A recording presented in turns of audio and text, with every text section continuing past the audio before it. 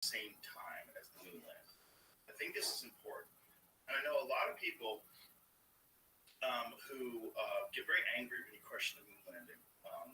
They use terms like patriotism, they use terms like national pride, like we did this incredible thing, the scientists that we have. I understand what they're saying. I understand where they're coming from entirely. But we have to look at things realistically if we're ever going to get an accurate picture of how the world works. And I think if we look at the time that we're talking about, the Nixon administration, we talk about the Gulf of Tonkin incident where they got us into Vietnam, where there was bullshit false flag that wound up killing how many people? It was like 1 million people dead because of that? 3 million people, including 58,220 Americans. Okay, there's that. I see some series. Northwoods was a plan that was signed by the Joint Chiefs of Staff where they were going to initiate false flags to try to get us into a war with Cuba. They were going to blow up a drone jetliner, blame it on Cuba. They were going to arm Cuban friendlies and attack Guantanamo Bay. So there's the Bay of Pigs. There's all these things. There's the Kennedy assassination itself, which they still won't release the files. There's the moon landing, and then there's Nixon, getting Nixon removed from the White House, which I didn't know was a giant government operation too. Tucker Carlson laid that all out. I was like, what? And then I read a bunch about it. What he's saying is totally true. This one's the one that people hold on to the most because it's a source of national pride, and it is also like the accomplishments of NASA, the accomplishments of the scientific community, the accomplishments of these people that are able to make things like the stealth bomber and all the wild shit that we know that is absolutely real. The space shuttle, SpaceX, all of the amazing engineers and scientists. It seems to a lot of people that by calling the moon landing fake, you're discounting that work. You're discounting that amazing accomplishment from humans. What I want people to do is to say, what did they tell the truth about? If this is the one thing that you're willing to hang your hat on, because I know they lied about everything. They lied about everything. They lied about MK Ultra. They were dosing up Johns and brothels with acid and monitoring them. They dosed up Charles Manson. They probably trained him how to be a cult leader in prison. The whole MK Ultra thing is 100% legit, verified. There's plenty of documents on it. They experimented with acid. This is a mind control experiment. What did they tell the truth about? What did they want? They said, you know what? I know we're liars and we get people killed and we're, funneling money here and there, but what?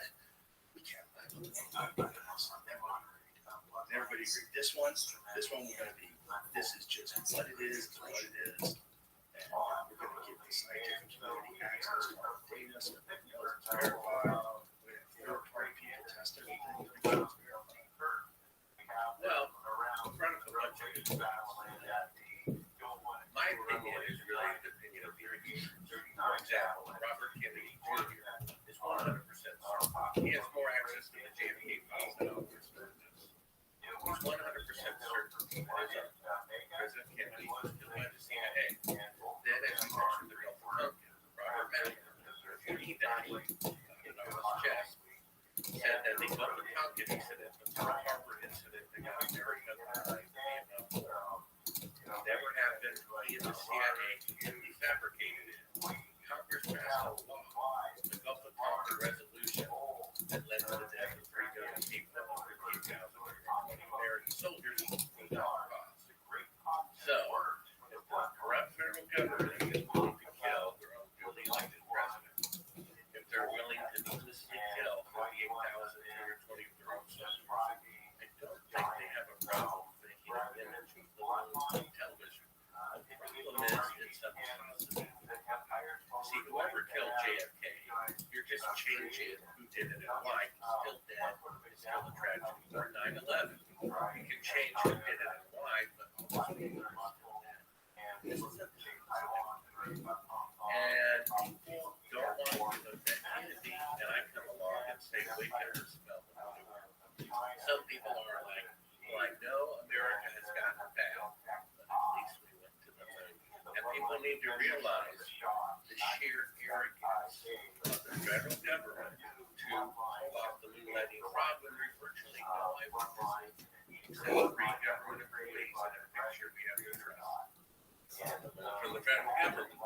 So it was actually very easy to fake. And in answer to your first question, I was more than I was idolizing the moon landing. My father in the Air Force had given me a packet of pictures of Apollo 11 as I moved every 2 years from house to house. There were a prominent place on every bedroom wall. So what changed? What changed? Well, what changed is having an open month. And when was there a moment? Yeah, well, the first moment was, so from the age of, I was asleep in bed, but at the age of 4, I got those pictures. Saw them, I mean, even if I saw them once a day, it was 3,650 times over the next 10 years. Probably saw them 3 times. So I see these pictures of believing they're on the moon and thinking it's the greatest thing. And then I'm 14 years old, and I see Bill Casey, a former Rocketdyne employee who worked for NASA for 6 years on the program with 5 security clearance. Who said, look, I mean, there's only one in 10,000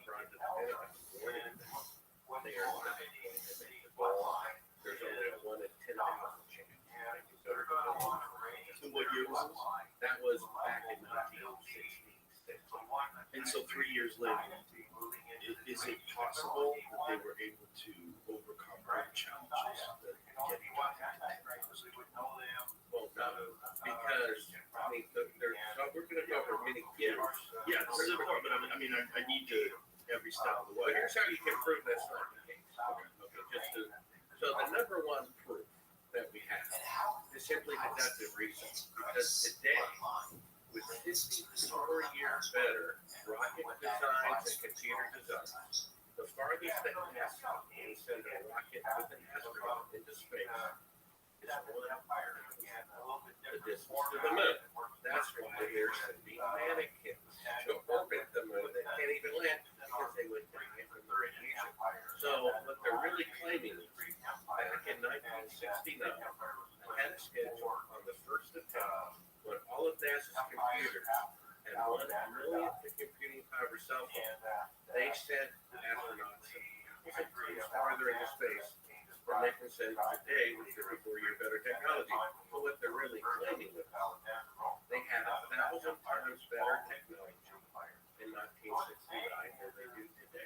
Not necessarily. Well, but that is because you can't have better technology in the past or in the future. Right, It's impossible. But they haven't done a moon landing program today.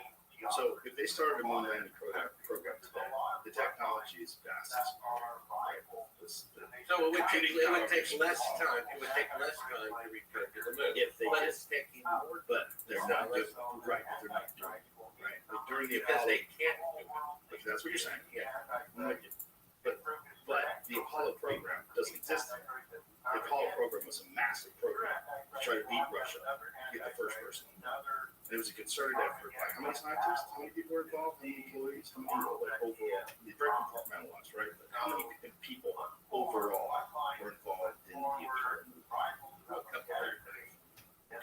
That's a lot of people to organize and to promote, to focus on one very specific goal. That's not happening today. So to say that we can't do it today, it's like people would say, if I was steelman in their position, I would say, no, we're not trying to do it today. If we wanted to do it today, we could do it today. Well, actually, they 400,000 says at the peak, the Apollo program employed 400,000 people and required the support of over 20,000 industrial firms and universities. So here's the argument against that it would be fake. But everyone would know, and everyone would tell, and it would get out. Well, let me show you how that's not true. First of all, Eugene Krantz, flight director, he said of his own mouth that a person in the command center in Houston during a launch to the moon can tell no difference whatsoever between a computer simulated flight and a real flight.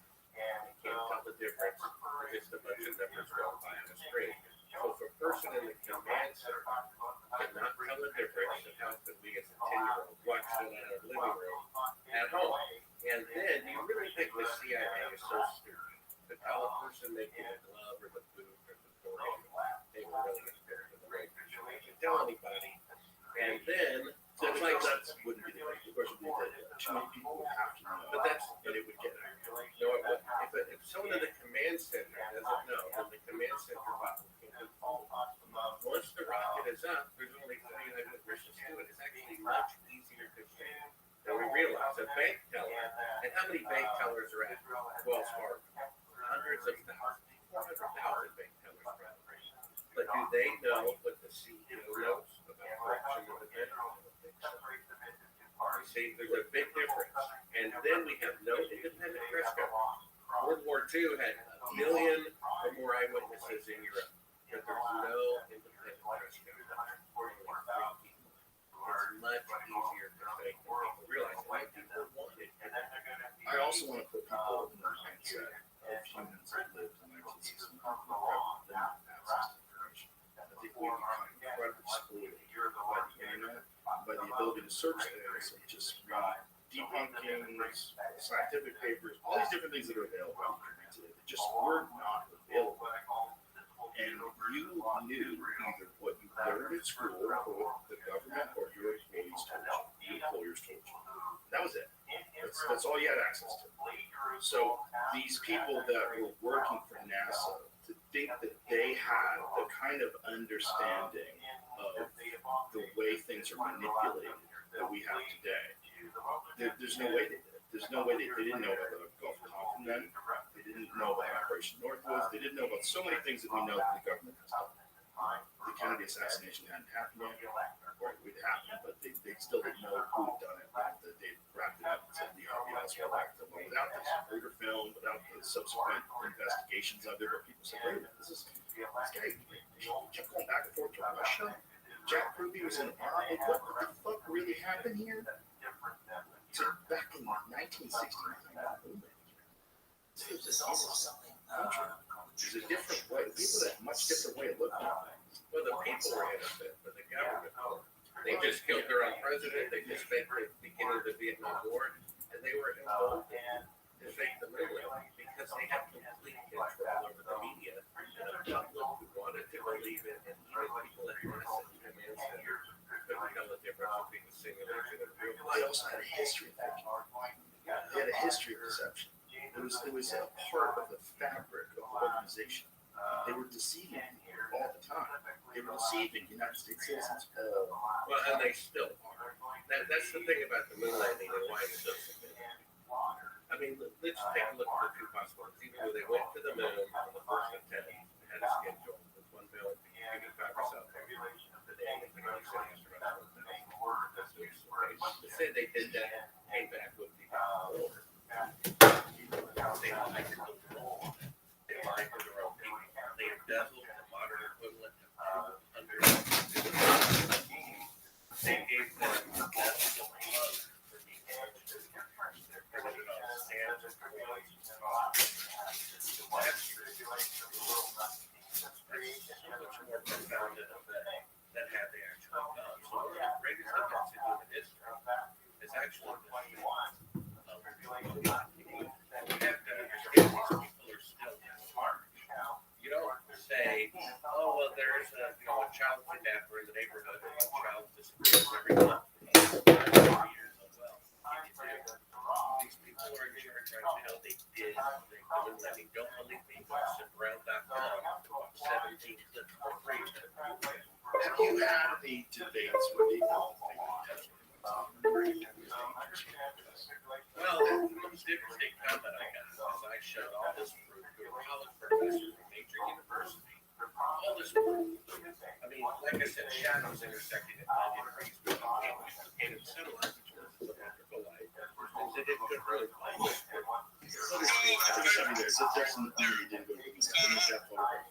Okay. What's up? How are you? Why would the pictures be fake? But in any case, you could make Good to see you as well. What's new? Oh, just did pretty good. Are things good? Yeah, life's good. Now the conspiracy's going. All day, every day, baby. Oh, yeah. Peace out. Take care, my man.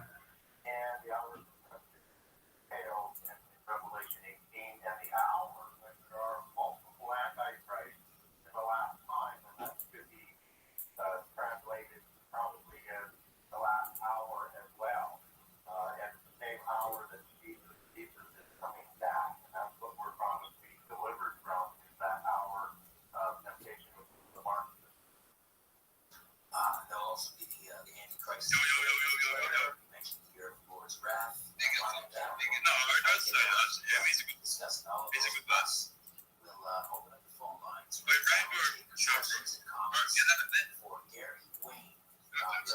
Yeah, true. You should get out of bed, bro. You know, so I'm going. Second round up. I mean, bro, I've been in bed for a month. It's probably making me money. He is definitely making me money. But he should still get out of bed. Yeah, he will. But you know, his last name was Rothschild. No, he's not electrical, so he actually showed his class. No, he's on the phone to like another. Like Rabbi. Yeah, it's like, I think he just doesn't select it. He's got like 10 cameras looks it up on his last show. In his bed? Yeah, like he's on YouTube and shit. Nah, he's a good kid. See, bro, all the best.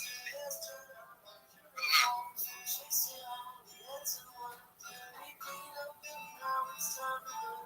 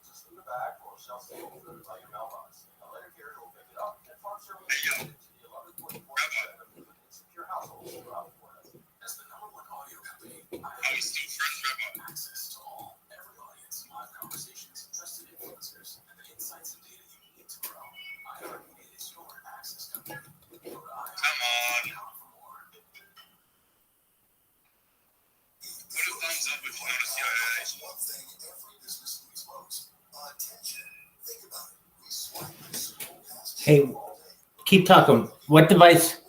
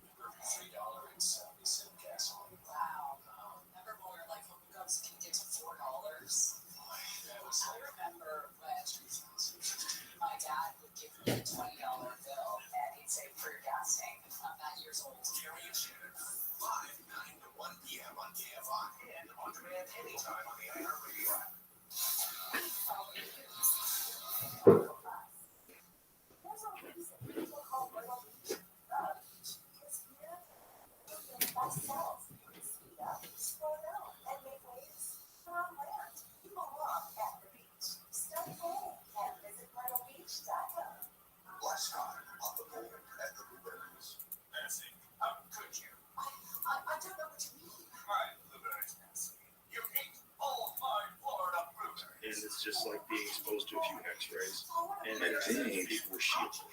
Well, go to Cipro.com and watch it. Well, you're right there. But you're right there. So I just Yeah, want well, to give you the I'm just saying, what they would say to you. the comment there is that Kelly Smith, he's an employee at NASA, explaining something that most people don't know, which is above the Earth, starting at about 1,000 miles and extending about 30,000 miles. It's a huge band of radiation that astronauts would have to go through to the moon and through again back. Let's see. First, he says it's Somebody put in my zip code. Oh my God, they're trying to truck. and then he says that the technology for an astronaut to go through it to the moon and back and survive has yet to be invented. Let's listen to him say that. And when did he say this? I think he said that in Give me $40. Yo, why is this guy back? But that would be the argument against. Let's go.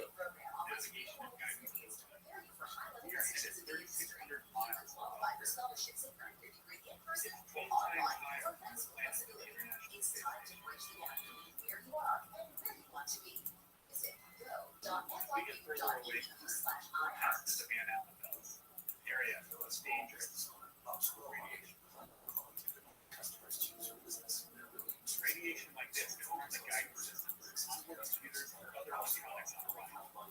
Naturally, we have to pass through the dangerous twice. Thus, direct response is now offering a radiation free assessment of your current marketing strategies. We must solve your challenges always have people in this region for space. More information is at solveyourchallenge.com. Always have people in this region.com.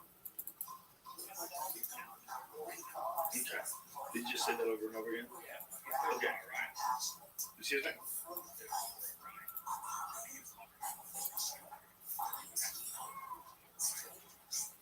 What was it? Well, he says we must solve these challenges before we send people through this region of space. He's talking about sending people beyond Earth orbit through the radiation belt. And he says that What's that? Yeah, what is it? When you said it's 2014? Yeah, I think so. And what was this? The Orion project was to have a step toward going to the moon. And what year was this? What was the year? I think he said that in 2014. So the Orion project was a new project in 2014, just not supposed. Correct. They were using part of that spacecraft on the Artemis mission when they sent mannequins through the radiation belt. He says we must first solve these challenges of radiation protection before we send people through this region of space. Meaning the technology to send an astronaut through the radiation and survive has not been Well, that's invented. not exactly what he's saying. I see where you're going with this, but what he did say that it was dangerous radiation. You wrote deadly in all capitals, but what he was just saying was dangerous, and he was specifically talking about instrumentation. He didn't say dangerous in terms of like Right, because that would be more of a clue that they didn't go. well, Yes, it, he did mention it would be a thing that you would go, but hey, how did they do it? And then they get, did you open up a can of worms? So he says we must solve these challenges of protecting the astronauts before we send people through this region of space. Meaning, people cannot go through it until the radiation changes have developed, and it has to I know. Thanks for the follow. be a way to send astronauts Yeah, you're welcome, guys. and survive. You're In welcome. 2014, so it's not been invented in 2014, and it wasn't invented in 1969. Well, I think another thing that's important to say that if you're saying that radiation is dangerous to instrumentation, it's going to be dangerous to us. Even if you, but I'm saying even if you don't say that, even if you're not people, he did say people before he said people, but you could say, imply, I'm not saying this is true, but by what he's saying, that what he's saying is instrumentation would be damaged, not would be dangerous. But they also included people. Before we said people through this region of Right, space. but it could be because they would lose their instrumentation. You could interpret that. I'm just trying to be as generous as possible. You're overly generous. I'm trying to be. It's what it is, generous. Okay, here it is. My name is Kelly Smith, and I work on navigation guides for Orion. Before we can send astronauts into space on Orion, we have to test all the systems. Only one way to know if we got it right: fly it into space. For Orion's first flight, no astronauts will be aboard. The spacecraft is loaded with sensors to record and measure all aspects of the flight in every detail. We're headed 3,600 miles above Earth 15 times higher from the planet than the International Space Station. As we get further away from Earth, we'll pass through the Van Allen belt, an area of dangerous radiation. Radiation like this can harm the guidance systems, onboard computers, or other electronics on Orion. Naturally, we have to pass through this danger zone twice, once up and once back. But Orion has protection. Shielding will be put to the test as the vehicle cuts through the waves of radiation. Sensors aboard will record radiation levels for scientists to study. We must solve these challenges before we send people through this region of space. So the challenges have not been solved in 2014. So how could they have been solved in 1960? Well, the thing is, even if they did solve it back then, how did they do it? This is the question. This is what we know about the spaceship. What we know about the Apollo 11, what we know about the shielding that it had. They had 1/8 of an inch of aluminum. Now, when you get a dental X-ray, they use 1/4 inch lead. And so that's for 1/24 of a second. They would be in that for an hour to an hour and a half. So What would that be the equivalent to? it would be 100 times more than a lethal dose, according to their own reports, which are documented at Sabro.gov. All for free. You go on there, watch the videos, and read the documentation. Okay, and to be clear, how many people have gone through that supposedly? Well, What was the first one? The first one, there was an orbit of the moon, a command orbit of the moon before it was the yeah, man. there were allegedly 24 people who have allegedly gone through it to the moon and back. But the footage we had covered shows them faking being halfway to the moon from Earth orbit. So it proved that they could not even go halfway to the moon because they're faking halfway to the moon. Well, whatever that footage was, though, in all fairness, that footage wasn't released, right? That footage was found footage, correct? That was outtakes of them faking being halfway to the moon, which even my greatest critic agrees that is them faking being halfway to the moon. And they're doing it from Earth orbit and it's dated 2 days into the flight where they're They'll supposed show to the be video. halfway to the moon. Yeah. We'll show the video, but if I was going to steel man it, what I would say is if I'm training these guys to film things and they're training all day long to do a whole bunch of different things, one of the things I would do is to train them how to film the Earth from the moon. And to simulate that, I would say what you can do is black out all the light when you're in lower orbit. Focus on one of those circular windows. Put the transparency or whatever it is in front of the window. And practice that. Except So that way we make sure we dated. get it right. Except it's dated 2 days and 3 days after the flight when they're supposed to be halfway to the moon. Yeah. Okay. So let's. You're let's really take the- bad. I'm just trying. I'm just giving. Yeah, you okay, have to, here's right? something Don't you about- think I have to? No, you don't. No, you don't. Here's why. Because we've heard their side of the story for 54 Right there, years. everybody has. This is where you're. No, their side of the story. Yeah. You've heard that the moon landing Who's survey. taking picture for We've heard Chiara that. Kitty? So they don't need experts. It's not they. It's the people today that are in the scientific community. North Korea stream? So you have to approach it from the perspective of how they're going to debunk your people. Okay, well, let me tell you something else about the radiation. Let's look at the footage first, because I think we're beating around the bush. The footage is so Oh, we can go up that you immediately go, okay, more what is this? What is from this? here. I just want to know what Then we can climb up with this video. with The only thing that I could think of that was logical would be that they're practicing. Yeah. Oh, this is one you compare back and forth, right? Correct. I mean, there's more. Isn't there one of just the actual video that we can watch? Well, you could go to Rothschild.com, click on a funny thing happened on the way to the moon, or go to the Moon Man video. Pull this up, Smoky down. I just gave you the time on the most significant part. You could do the side by side. And the side-by-side comparison is Well, on the left, Neil Armstrong claims this is 130,000 miles out. He claims that the camera lens has the glass, and that's the Earth floating in space. What's on the right-hand side are the outtakes that we got an unedited reel of the special effect shot by accident. and the lights come up, and you see. Okay, so this is the exact same size image, so roughly the same distance. So They on were really the out there. left, he claims, and this is the part they showed to the public, that that's the Earth floating in space halfway to the moon looking back. Okay. And then on the right is the outtakes where the lights come up, and you see that the camera's really at the back of the spacecraft, and that's part of bolted in front of it. And that's the tape on the left-hand side. You're about to see Michael Collins break down part of the So this is special where effects. this is what I want to go. Yeah. This is where. Okay. Hold on a second. This is where it gets really weird. So they're saying they're 130,000 miles away. So they're in deep So space. that proves it's the window. You see that? Right, That's so an now there's astronaut. people standing in front of the.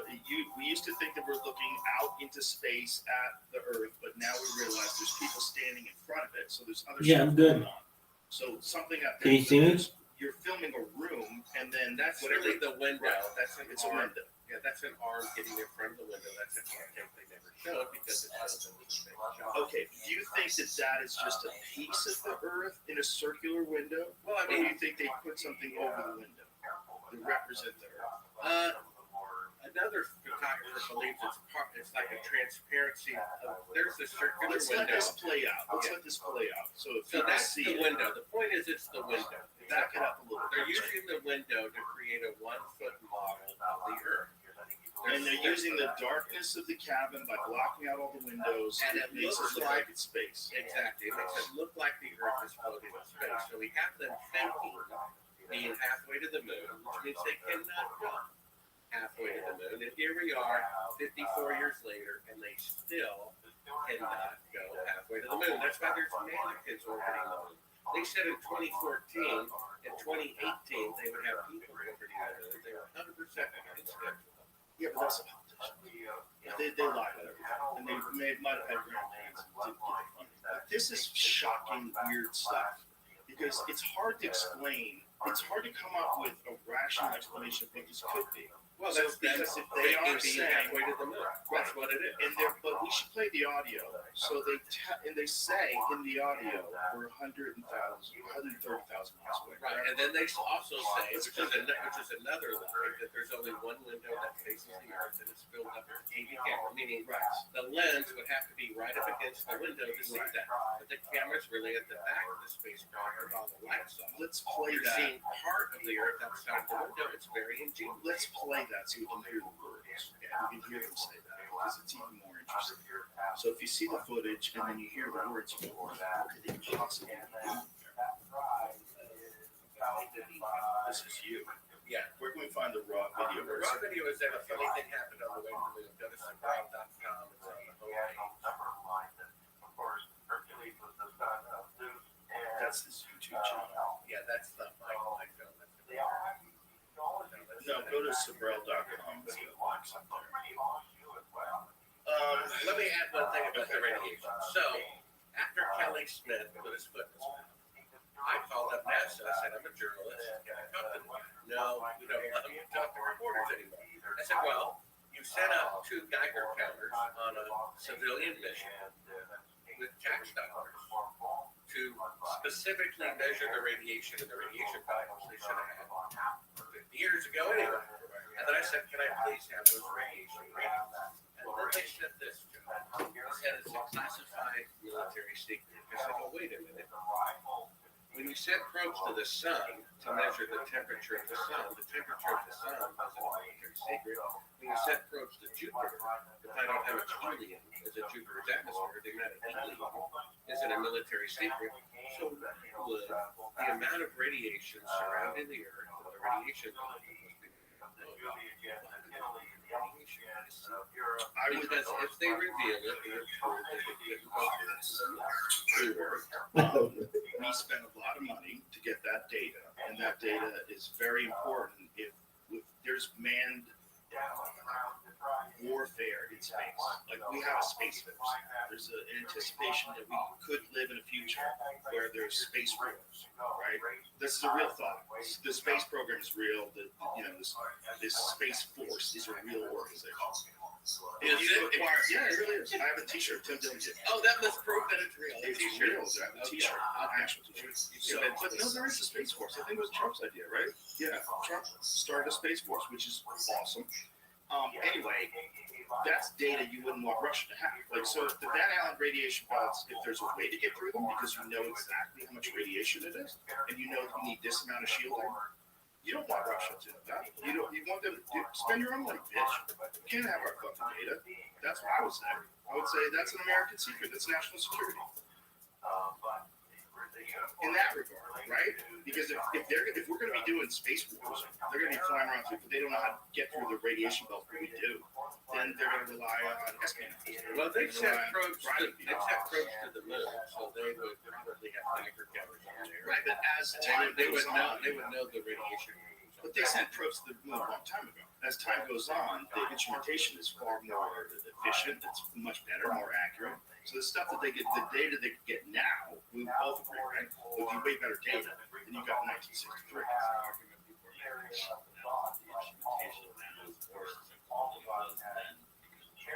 Makes sense. Yeah, makes sense. Makes sense. Yeah, it's more complex. You can start the clip if you're on.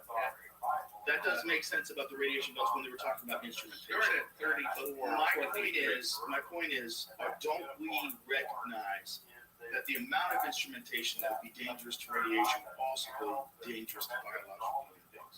Well, of course, that's why there's mannequins orbiting the moon instead of people. That's why you have to wear a lead shield when you get an X-ray, and that's why if you've ever seen those horrific images of people that used to test X-ray machines back in the day, when they would first start using X-ray machines in doctors' offices, the technician would put his hand up an X-ray, and they didn't know that you were fucking your hand up really bad. This guy, they had horrible cancer all over their hands. And that's for 1/24th of a second, not something that's 100 times more lethal going on continuously. So the point is, regardless of whether or not it is dangerous to the instrumentation, that was the primary concern, which could be accurate, especially as the person was in there.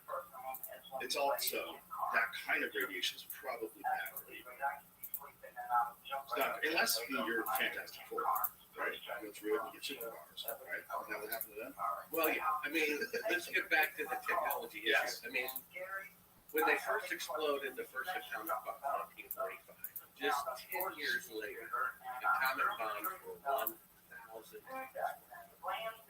So if they could go to the moon on the first attempt with 1 millionth of computing power cell phone, we would have been on Mars 10 years later.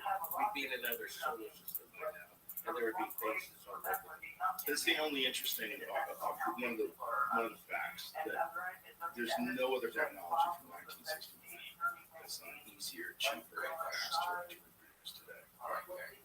Except going to the moon. Because it was a bluff, like in poker. Okay, so let's play the video where you get to hear the audio. So the audio is really strange. So this audio is this Buzz Aldrin, Neil Armstrong, and Michael Collins in the spacecraft, and they are supposedly 130,000 miles away, and they're talking to us. Yeah, let me describe it a little bit before you get back. So basically, if they are, which they are not, halfway to the moon, they estimated with radio delay and going through the analog computers, it would be 2 seconds out for them to hear the transmission and 2 seconds back.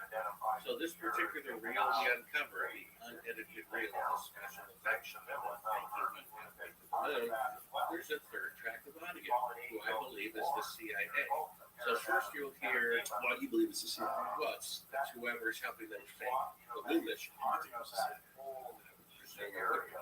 And so Just a perception. NASA says the TV picture looks great. The person who has an earpiece that counts out 4 seconds, 1, 2, 3, 4. Then we hear a third track of audio. Not NASA, not the astronauts, which has this kind of walkie-talkie, radio type of sound. He says, and then Neil Armstrong speaks. They're creating a fake, Let's play. 4-second radio delay to make it appear they're being recorded. Okay, let's play.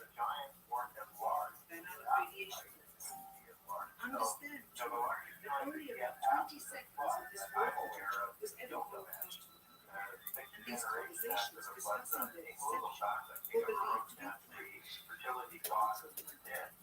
Dear listeners, these television transmissions were in fact not broadcast as everyone believed. They were first re-recorded for playback later. Here they discussed the fact that they had turned up the lamps and had walked out somewhere entering the space room through the other windows as to not cause any reflected light to fall. So that's really the window of the spacecraft, right? Low target.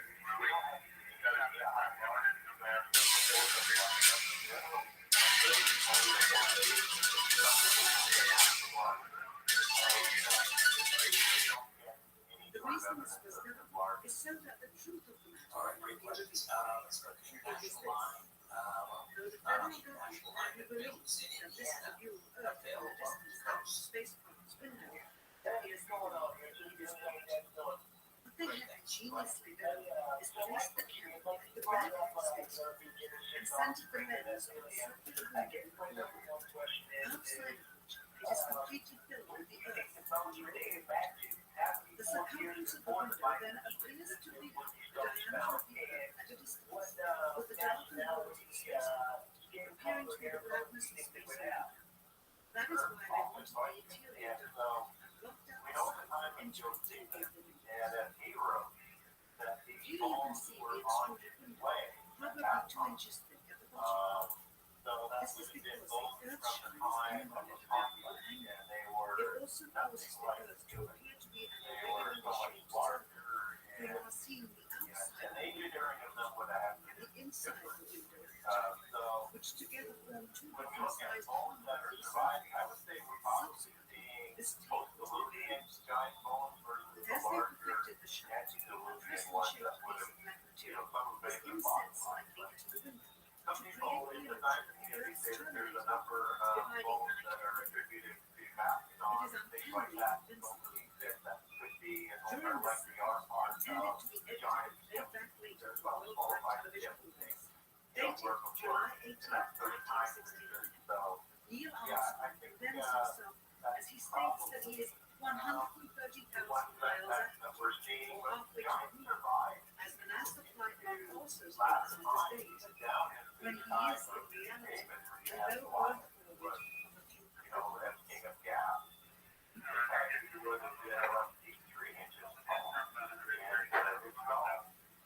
I would delete every app on my phone for this. It's called Chatbot AI. You can literally ask it to do anything. So I asked it to write a sweet message for my girlfriend. By putting the camera's lens to the window's glass, as it would have to be if they were at range distance away from the Earth.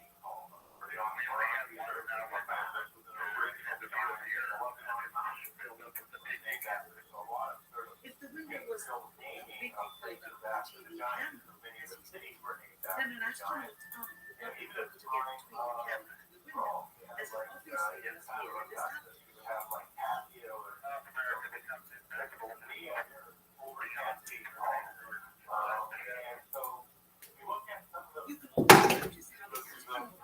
how he continued operating the camera reacted to this by attempting to animate it. This is a segment that they believe was not being recorded. Keep going. Much as swift walk, for the lens was being zoomed out, the scene was being changed to that of an interior of the astronauts at home, and apparently it stopped, popped back up on the recorder without notice. Here is the review of work that they used to see evidence of not throwing away to the spacecraft's work. Here they removed part of the crescent inside.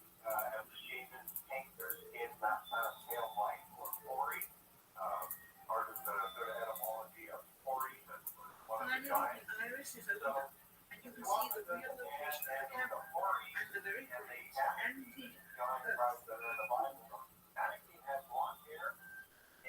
Here is the slate from the 19th of July. Yeah, So so go here's what I would say if I was trying to counter what you're saying. All right, the Earth at 130,000 miles out is halfway to the moon. The moon is 1/4 the size of Earth. The moon on a full moon is fairly bright. I mean, you could walk around outside in the dark. I mean, it's pretty amazing how bright it is when it's a full moon. Imagine that 4 times greater and twice as close. So the Earth, which has blue reflective light because of the oceans, and it's glorious, it glows in the sky.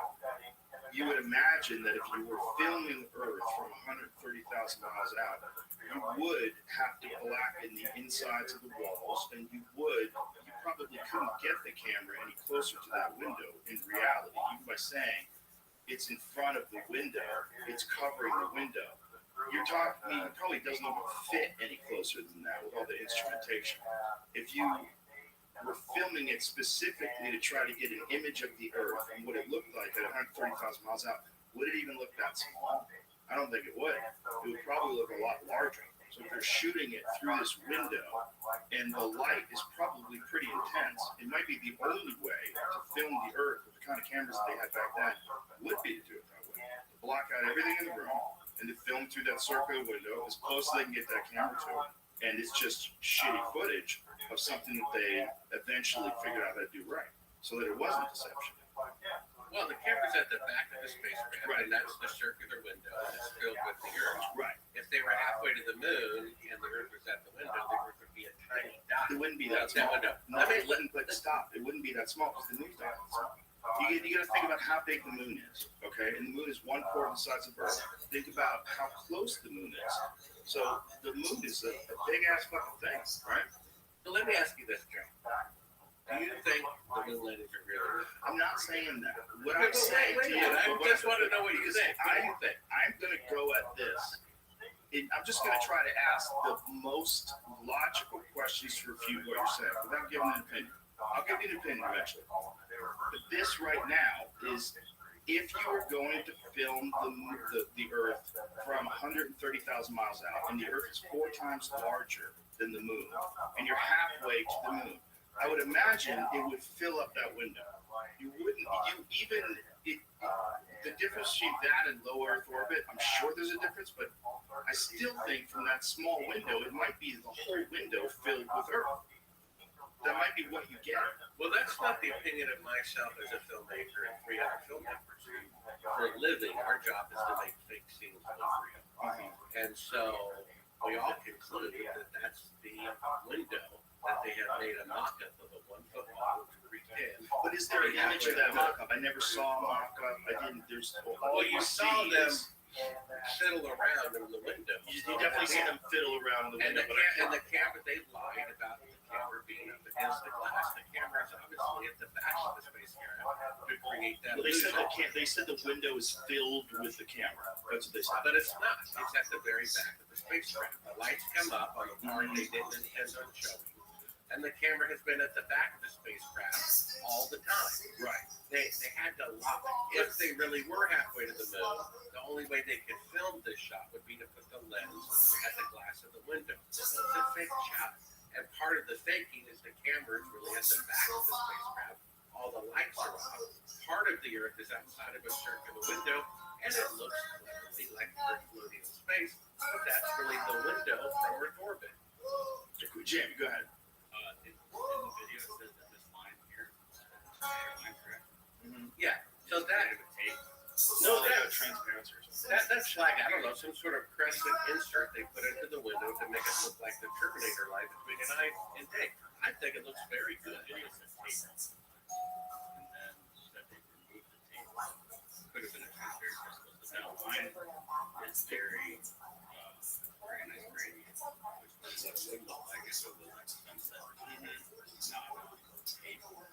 Well, Yeah, it's less clear, right? It's less clear than like the top edge. Like if it was a transparency sitting on glass or something, that line would be moving. It would have to be hard to set. well, I mean, just go back to the segment with the little yellow circles around the window, and you can see they're fiddling around the window. Yeah, They breaking only, down the but model. Jamie, they only showed 20 seconds. No, I know. Obviously, if that's what I thought it was, I would why not just recreate the big scene, I guess. Well, I think the point is that they had to represent the terminator line because of where they were in Earth. So if they're flying away from Earth and they're going towards the moon at a very specific time, you'd be able to know, like where, what part of the Earth was dark at what point.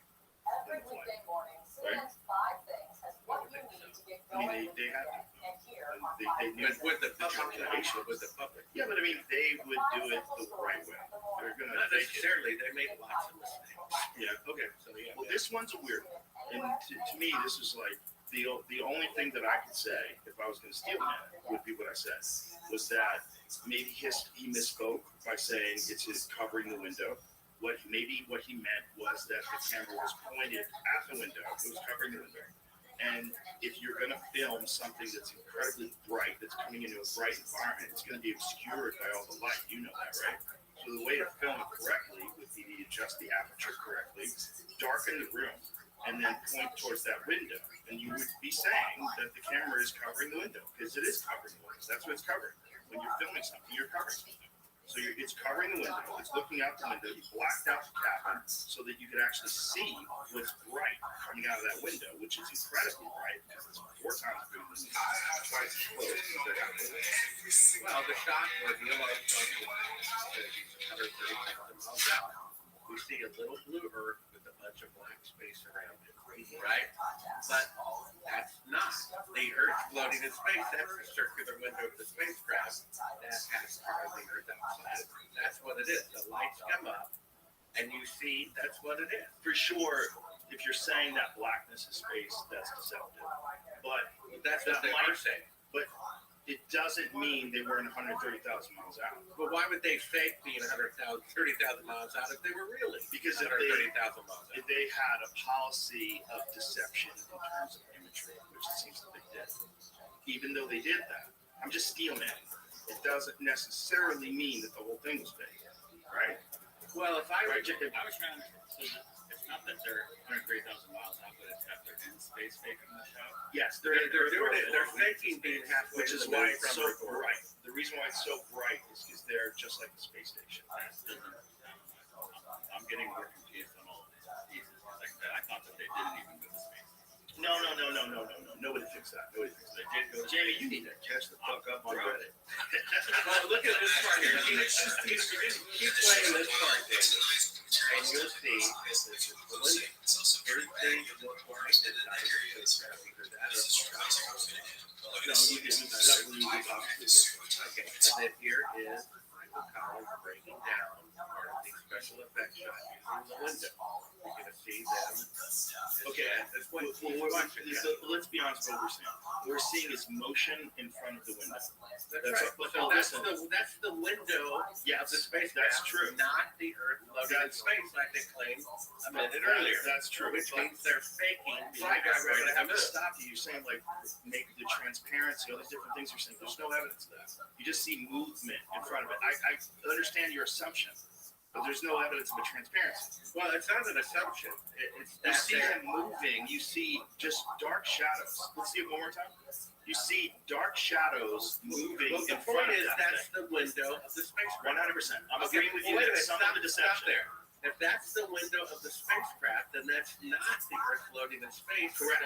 Which means they're faking being halfway to the moon, Not which necessarily. they would never Not do if they necessarily. really went halfway to the Not moon. necessarily. It could mean that So they're they just went halfway to the moon, but they faked it anyway. They're faking this footage. This is the best footage they can get with the equipment they have looking through that window. And they came to a conclusion.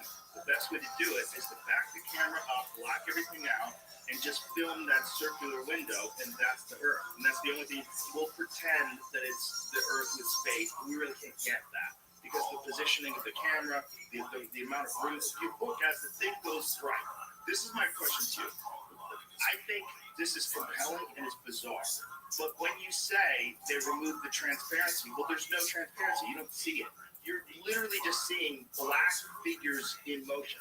Now, in clarity, now you see clarity. So now you see the amount of distance, very small space there is, amount of distance where the circular window is, where the Earth is, and then where the camera is. So the camera is still just a few feet from the window. It's not like it's in a giant room. It's just a few feet Well, from the actually, window. they're three filming the spacecrafts Earth. coupled together, so it's quite deep.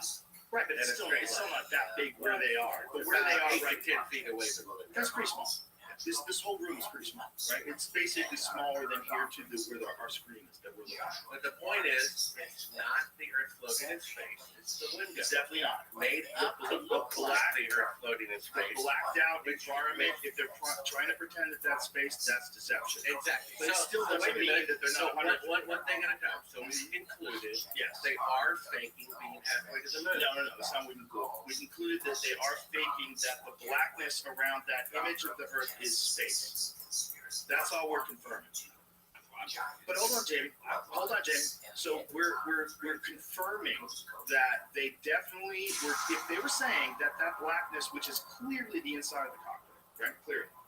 If they're saying that blackness is space and that circular image is the Earth looking at the Earth through space, that's clearly deception. Okay, so Based on this Apollo footage. 11 is being deceptive with their photography. Why would they do that if they really went to the moon? Okay, it's the steel man. I mean, I know it's annoying. You mean steel man means devil's advocate? Is that what you're saying? Yeah. I'm taking the other side's Why? position Why? because it's interesting to see how it lines up. You would say they wanted good footage. They couldn't get good footage any other way. They couldn't get through where the camera is and how big the camera is, how small the window is, the amount of space they're working with. They couldn't get real clear footage of the Earth in space in the distance. So they decided to film it this way. Film it through that circular window. We'll black out everything. It'll look like space, but you will see the Earth from where we are, which is 130,000 miles. You know, there's a film coming out in July, and I don't know, I've only seen the trailer, but they talk about shooting the fake moon landing as a backup. Now, they don't care why you believe the moon landing theory as long as you do. If you believe that they're communing with aliens with the secret group and the Armstrong desert, they don't care. It's the same thing.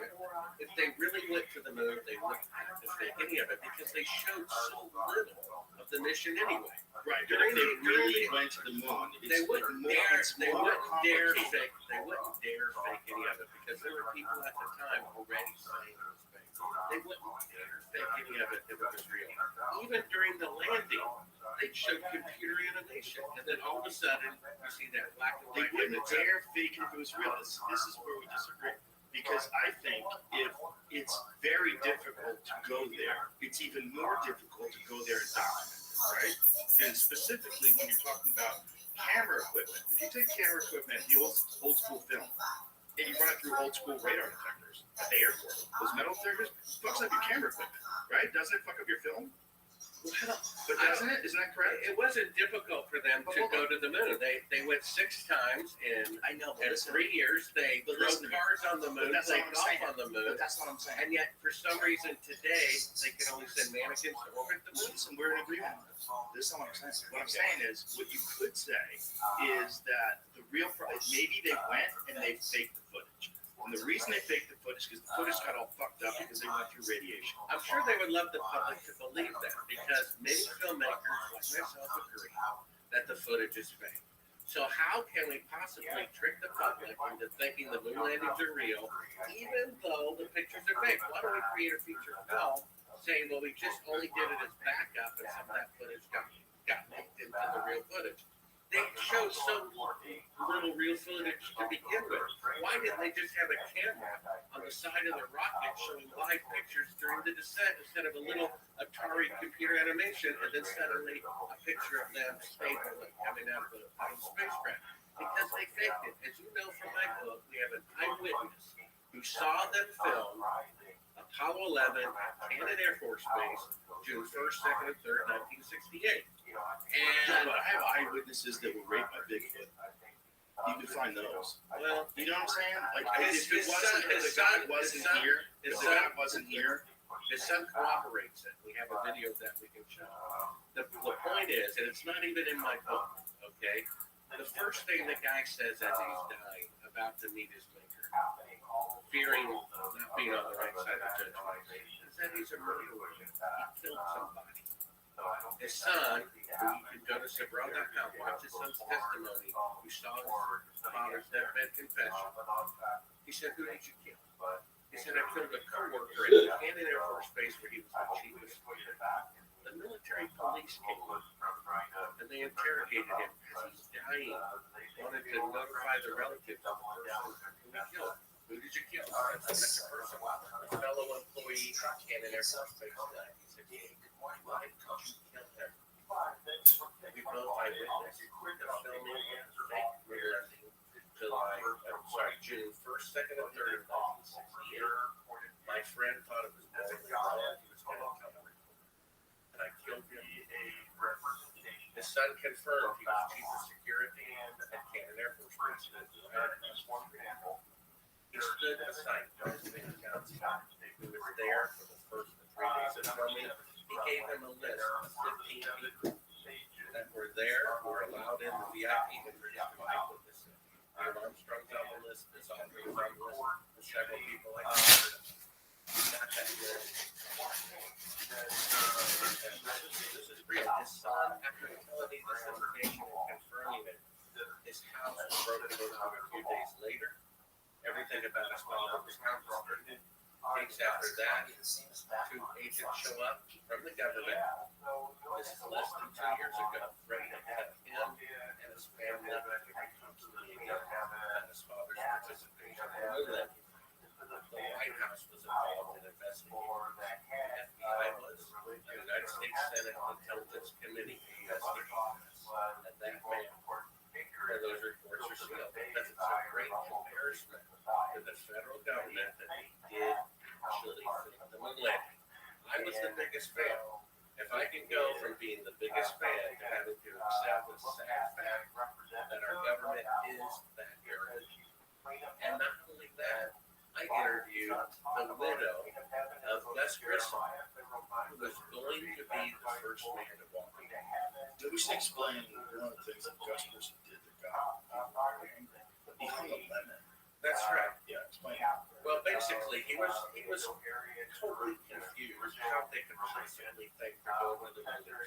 He thought it was at least 10 years away. But still, he can't even go there right because of the radiation. And he was preparing reports to give to Congress and the Senate that his wife were confiscated from his house by city agents before they even informed her that he was dead. He had died a few minutes earlier. She told me, interviewed her for 4 hours. This is the man who was going to be the first man to walk on the moon. And he was the most beloved of the president. And he was so frustrated, he kept complaining of the chain of command. They wouldn't fix anything. Because the higher ups knew they weren't going to go and hadn't committed yet to faking it, and therefore hadn't really got it. And that's why they wouldn't fix it. Well, that's, her conclusion as well. And in his fury, without permission, he held a press conference, he invited a bunch of reporters to the top of the rocket, where he fixed the lemon. He said, this thing is a lemon, a piece of it will make the evening news. And a few days later, he dies. His wife told me that on January 26, 1967, he came home from work and said the following. For some strange reason, the CIA was all over the country. I wonder why they're here. The year before, he's dead the very next day. His widow told me he was murdered by the sea. The man who was going to be the first man to walk on his moon. His son, the 747 pilot, said the same thing when I interviewed for 3 hours, that his father was murdered by the sea. So, it's one thing if they fake the moon landing and didn't kill him. Maybe I'll have that teacher factor. Well, here's their ingenuity. Like the people who tell from the dry cleaner into the bank. But not if you kill 3 guards who have wives and children. And the son was 3 guards. Well, I'm just saying, for example, if they faked the moon landing and didn't kill anybody, that's one thing. You see, and I know the type of person you're and the type of guest you have on your show. We're true patriots. And patriots have to face that when people take an oath to this country is to protect it against all enemies, foreign and government. They always want misdirection, boogeyman to be some other country where the biggest traitors for our country are Americans. That's what's going on. And the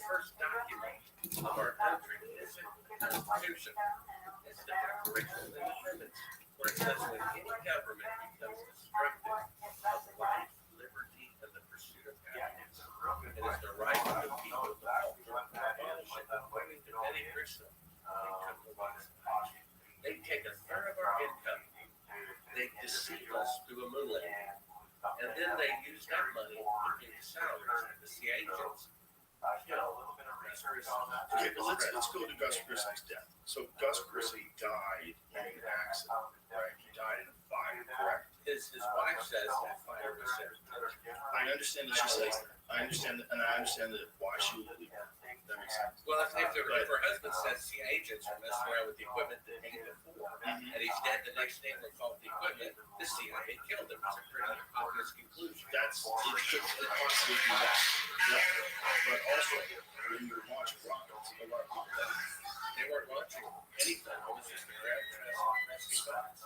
And they found that they pressurized that space capsule with 100% steel becomes flammable. They reversed the before so that it was a few things that it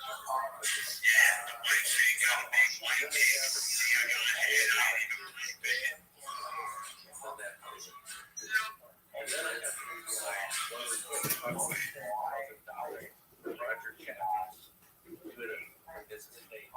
And there was a different right before the fire as the CIA had something clamped in there, start the fire, they ignited it with the fire. So where's this evidence that there was a different power? Well, it's in the Apollo 1 report. That there was a Right before the fire, because something was tapped in. right. That the CIA raised the previous day. And That's what kept on. is there a logical explanation for why they reversed it? Yeah, so they would make sure not to be able to get out and take more time. But is there a logical explanation in terms of They could say it's something and say they in were space?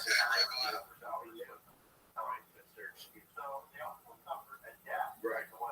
And the fire, what was the official explanation for how the fire started?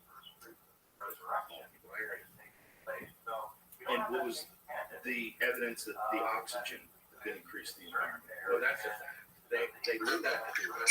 They did it constantly. Where did you hear this from?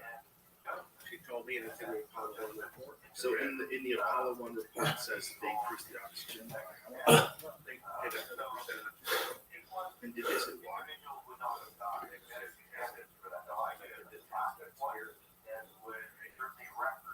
And so that fire plants. That's right. They rigged it with the oily rags under there, with reversing it. They did everything they could to make sure that it was burned alive. And get rid of it because Gus Grissom had they asked him to fake the moon landing. There was no way. The same reason my source, Cyrus UGA, killed his coworker, because his coworker witnessed Apollo 11 being filmed at Kennedy Air Force Base. And it was a case for the government to do this. The very same reason. Yeah, I would love to see a video of that. There was a video of it. It'd be interesting. Yeah, there's a video of his son. But there's also talking about this. yeah. Yeah, but you know, People get old. When they get old, they do some crazy things. I don't think it's that crazy to say, we verified he was the chief of security. Right, but I don't know what his mental state was when he was dying. I don't know if he had dementia. I don't know. You know what I'm saying? Like people could, but I'm not Are saying you that sure it he didn't didn't work happen. for O.J. Simpson's defense I'm team? not saying it didn't happen. I'm saying that some old people, particularly first of all, memories are terrible. Most people's You memories. just said that. The memories are terrible. You just said it. Yeah, so most people's memories aren't that good. And then if you're really old and you're mentally compromised, and maybe you have full-blown dementia, and maybe you imagine things, that's also possible. I mean, That's an odd thing a to deathbed think. confession. I killed somebody to cover up the moon landing fraud. What are the odds of that being dementia? Not very good, but also possible. When people have dementia, they think they're secret agents. They don't know what the fuck is going on. They don't know their name. They don't know their kids. When people are dying, they're dying, you know, usually there's a lot of stuff going on. So he articulated a lot of details. Fascinating. It could be what we hope it is, which is deathbed confession. Like, didn't Howard Hunt have a deathbed confession about the JFK assassination? Well, one of the videos that he had queued up, Jamie, is his son giving his death, right? Because he's dying. of what he saw his father say. He says, I lived right across from Kennan Air Force Base. My father was Jesus Christ. He shows us a picture of his badge and was there. And what Bill Casey said, I had to look up from my own library. Bill Casey said the whole moon landing falsification was supervised by the United States Air Force. Well, my dad was in the Air Force. I never heard of Canada. You're right, witnesses. And then every department of the military has their special ops intelligence division headquarters. And so that's where it was filmed. And I even confirmed that several people were there, including a gentleman by the name of Robert Kennedy. I've never heard of the guy. The science fiction writer who promotes UFOs, which was another reason to doubt UFOs. Because the same guy who says UFOs are real spent his whole life saying the moon landings are real. You see that? Same thing with the astronauts. Stephen Greer's number one source that UFOs are real, and has a book coming out about this as well at my website. He says his number one source that UFOs are real is the Apollo astronaut says. You see that? And Which one, Edgar Mitchell? well, yeah, Edgar Mitchell among many others. And Let's come back to that. Let's come back to that. And this is great. I appreciate you. Thank you for coming here. You got slow And instead. I hope you don't mind me being annoying, but I have to cover this. You're getting you don't have to. You know you don't. This is the right way to do it. Trust me. Trust me. Okay. We'll take a leave. We'll be right back. So, we were at Gus Grisham died in a fire. There's another guy who NASA had hired to make a report. He had this 500-page report. About how badly mismanaged the whole program was, and that he saw so many flaws in it that he thought it was never going to work. Right? And then Thomas died. Barrett. Yes, Ronald Thomas Barrett, right? And he died on train tracks. That's right. That was kind of With his family. CIA kids kind of go through a fad. And there was a big fad period where a lot of people cars started train crashing. I think back then this was before DNA evidence and getting rid of the forensic evidence. That's also how they killed those kids in Mena, Arkansas. That found the cocaine. That was the whole part of that Tom Cruise movie, the true story behind the Tom Cruise movie. With what was that guy's name again? That Jamie Barry Seals. Yeah, who was smuggling drugs, dropping them off into Mena, Arkansas, while Bill Clinton was the governor. And they killed these kids and put them on train tracks. Here's a relevant point about Bill Clinton, two of them. On page 156 of his book, you know this. He says that he doubts as president the authenticity of the moon landings. Well, he said it in a very coy way, But right? that's what he said. Well, he told him an anecdote about a carpenter that he was working with in 1969, saying how amazing it is that these guys, these people, they landed on the moon. And the carpenter said, "No, those TV fellas can get you to believe anything. I don't believe the thing they say." And then he said, "Back then, I thought the old guy was a crank." But now, after 8 years in the White House, I think he might have been ahead of his time. I think that was not paraphrasing. I think that was word for word. Yeah, Good memory. Well, here's the second point it's that's not relevant. word for word, I'm sure. But here's the second point about President Clinton. When he finally, after denying it 20 times, admitted that he had an affair. The reporter asked him one night, you know what he said one night? Tello, Meaning to transfer money in and out, I swear, like I make way more, like my transactions are so fast using it. And I'm not just saying that because like I like it. I'm just saying like actually, if I ever need to withdraw a deposit, I literally just use. They wanted to get this economic and cultural victory, right? well, that's Marcelo. excuse. Okay, so Or Solana, here's paid promotion. Fuck no. Americans, Fuck no. allegedly. So I'm not paid by Cello. You can suck my cock. Fuck Cello. Yeah, we don't really know. The Fuck Cello. Fuck that shit coin. Because that report was buried, correct? After that, That's right. and in the report, do we have details of exactly what was said in the report? Well, basically, he said what Gus Grissom said. They were a decade from away from going to the moon. And that was after the Apollo 1 fire. The bear report, of course, he died. I'll fucking get it.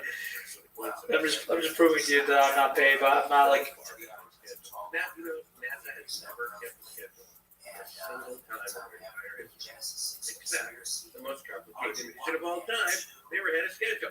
And do you realize there's never been an aerospace machine, airplane, whatever, that ever worked on the first occasion, not even the Wright brothers plane and a 747, after millions of aircraft had already been built. 10 years more technologically advanced than the Apollo rockets. It took 168 attempts to get off the ground. And yet, for the first time in history, there was an aviation project that worked on the first occasion to be the most complicated of all time. You see that coincidence? How about that? So humans have accomplished some pretty amazing things, but the leap between that and the moon landings, in terms of getting biological living human beings to survive this 2-week journey, to land on the moon and come back. How long did it take total? All days in space? Well, from setting the goal to doing it, it took only 8.5 years. And what the actual And since then, they're talking about it taking 15 years to quote return to the moon, even though they have 54 years better technology. It's going to take twice the amount of time to return to the moon with 5 decades better technology. But again, isn't that you'd also say because it's not as focused an effort? It's not. Well, it is a focus effort because 8 presidents have said they're going to return to the moon in 5 years. Right? Yeah, they also. You had Bush Sr. say it, and Reagan said it, Clinton said it, Obama said it, and Bush Sr., Bush Jr., Trump. They've all said we're going to return. Yeah, we said we're going to go to the moon by 2024. Time's already now. Tick tock, tick tock. Yeah, they have a couple months left. Well, they said they were going to have people orbiting the moon. They said in 2014 we will have people orbiting the moon in 2018. 100% behind schedule. My point And they only have mannequins orbiting the moon. So my point was that the leap between what we do now in terms of the difficulty of getting into space, getting into low Earth orbit, and coming back, it gets compounded greatly by actually going to another planet, landing, taking off, coming back. That's much more difficult. And the only time that was ever accomplished was between 1969. Londo Bell launch. Take care of defend the Macrons. This is Delta 1 to all squads. Make sure the enemy doesn't get close to the mothership. Roger. Boy, we're counting on you. Okay, leave it to me. Londo Bell squad launch. Now I gotta pick our robots right here. Okay, oh, now we can pick the Evangelion ones. Okay, so we have, do we want to send any Evangelions out? What are you thinking? I think we send, we know we want Texas Mac out there. We want the Ghetto Dragon, Machine Bird, the Auto Chinese Girl, the Burn Investment Engineer. We have 5 spots left. We have 5 spots. We want the Yo-Yo guy, right, which is Kabbalah V. Then we have 4 more spots. We want Texas Mac. Yo-Yo guy? Yeah, I got Yo-Yo guy. Kabbalah V. Then I got Texas Mac. Then I got 3 spots left. We can send Evangelions. We can send Diana. We can send Boss Robo. We got the damn Cougar. Radine. Radine, I think, is kind of upgraded. We might want to send him home. Or Giant Robo. We got 3 slots up. We should send one of the other of these guys, probably. I think we have Almero and something, right? The Super Gundam? Well, yeah, I mean, Yeah, Almero's in the Super Gundam. He's only level 26, so. And the healer, so Diana, maybe? Yeah, we should have Diana. 2 slots left.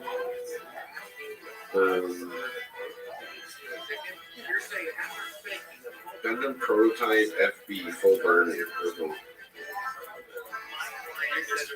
As an upstanding citizen, and my client Marvel, man. He says, oh, I bet this song's done there. Before he finishes these last 2 bits. Yeah, it was. Right, 105 is where it changes. Where we have the new stuff. There we go.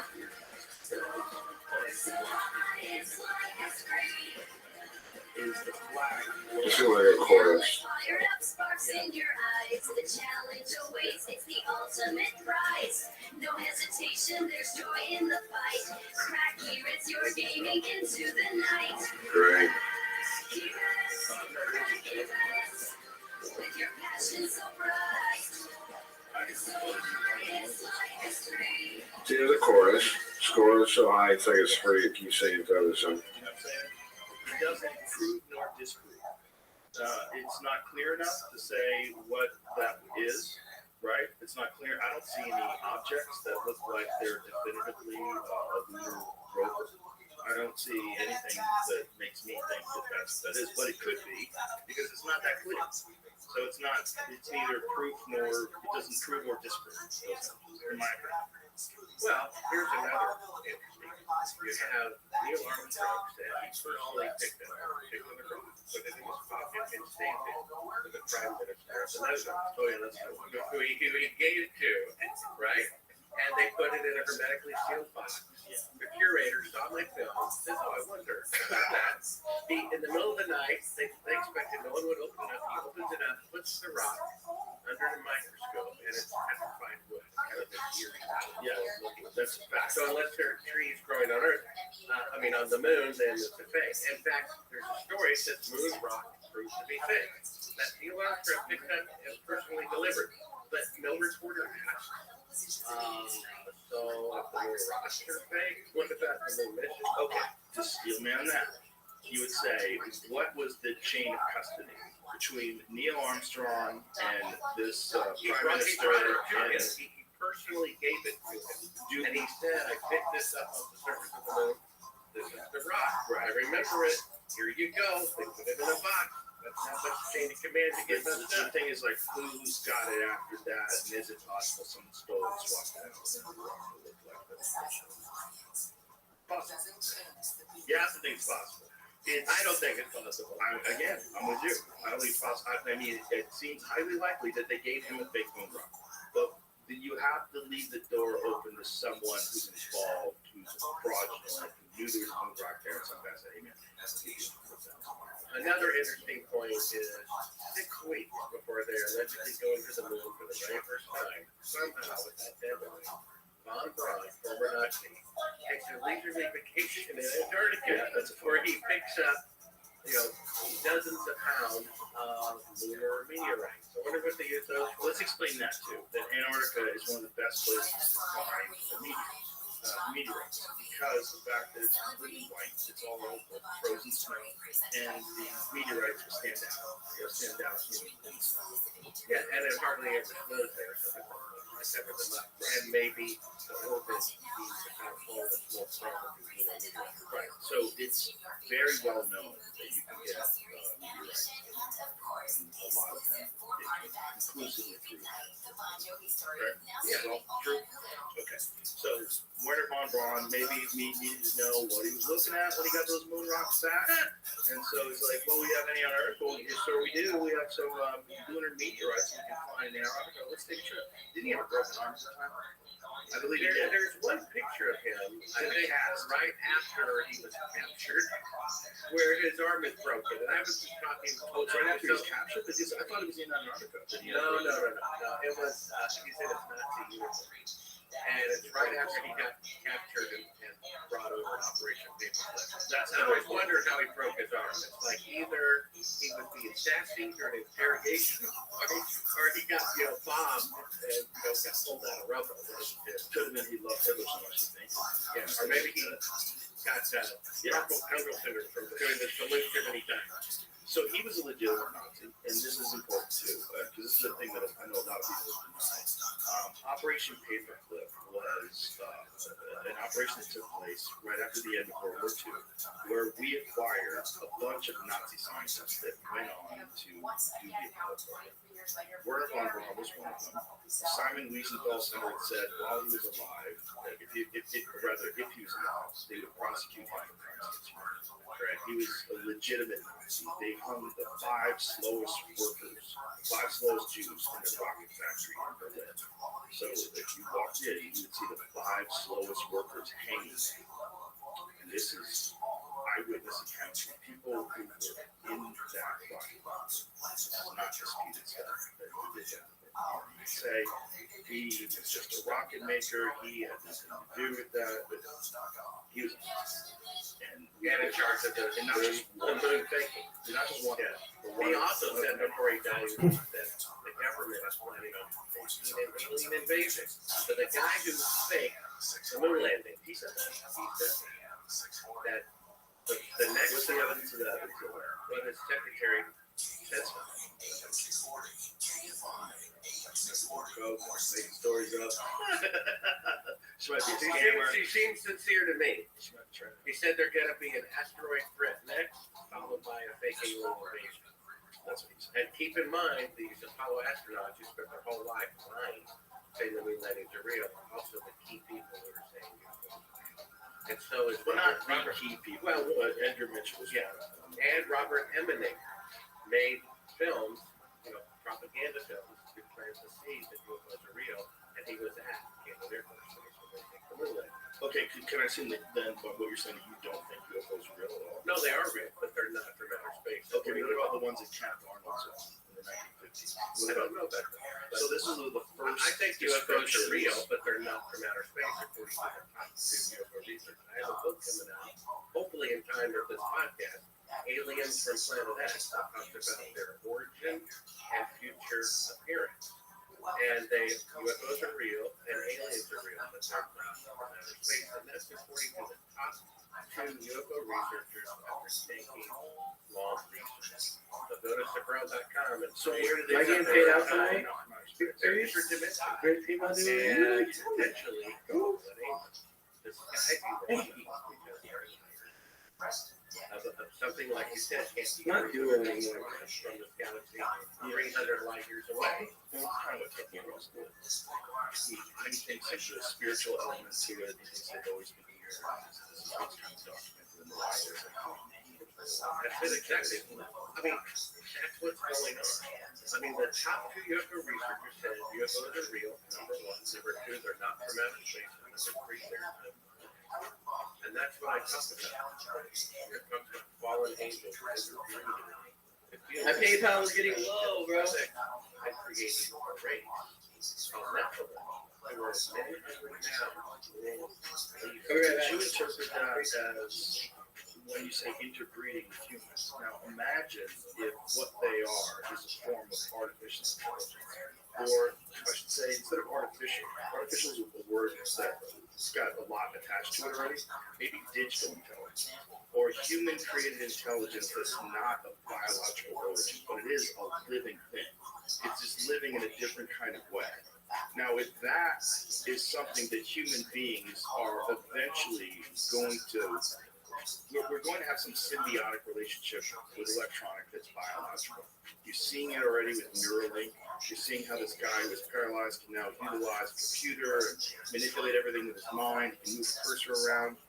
You're seeing artificial intelligence come to the forefront where people are realizing the power that it has, how quickly it's developing. It's happening very rapidly. Within this year, it's kind of confusing. When better artificial technology comes along and better interfaces come along, and we start realizing that the only way that we are going to survive is if we integrate. Isn't that kind of the same as something coming down and interbreeding with human beings? If these things, if this is the path of progress, this is how it goes in intelligent life forms, uncomplicated planets, when they have complicated technology. They develop internal combustion engines or some other source of power. They start manipulating their environment, and they eventually get to the point where they can make an artificial life form. And that artificial life form is far superior intellectually to the biological life form.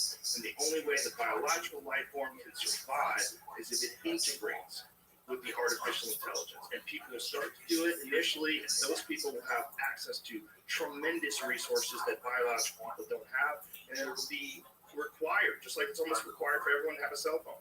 Everyone's going to integrate. And in case, over time, what would that look like? Well, it probably looks like aliens. It probably look like some weird sort of creature that's not really biological anymore. So it doesn't have all the flaws of our primate DNA. It doesn't have all the, but it doesn't have a soul? Like, are we creating a thing without a soul that has a mandate and has it has plans for the universe and for life forms? And would that kind of be demonic? It seems like that's demonic.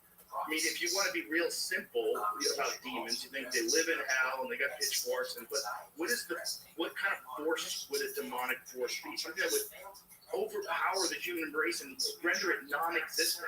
Well, wouldn't it, one way to do that would be to integrate with humans to the point where it makes biological reproduction a thing of the past. All reproduction is done through either some sort of complicated gene splicing program or life and consciousness gets integrated with technology inextricably, so where everybody is some sort of a hybrid system. Well, there is a spiritual component, including to Gorilla. I mean, you've seen a funny thing happen on the way to the moon. Right. It opens up with the Tower of Babel, which was built simply to boast we have the tallest building. And then we showed the Titanic that says the ship that God himself. I don't know what happened there. Oh, me neither, bro. Me neither, bro. Bro, that's actually. What is this, bro? There's only one check. Bro, Stevie. Bro. Okay, now she's always up. Bro. Oh my god. Bro, thank you for the follow, bro. I'm amazing and you, bro. Oh my god. Bro, you ain't so. You ain't so who is back? You ain't so who is back, bro? You ain't so who back from the Saints? Okay, I want to go to the flag. Look at these little thugs right here. Look at these little thugs right here, bro. The flag waving on surface. So the moon has almost no atmosphere, correct? Right. Okay. Hold on. 1/6. Hold on. Have you So seen when you're these? watching I don't know what that means, bro. plant this flag on the moon. The moon. Reason why the guys, our things are crazy. That they have a kind of wind that blows around. Now, the flag has a rod at the top. This rod at the top of it kept it stiff so it didn't stay horizontal. And when you watch the video footage, the flag is waving around in what looks like a breeze. And so a lot of people so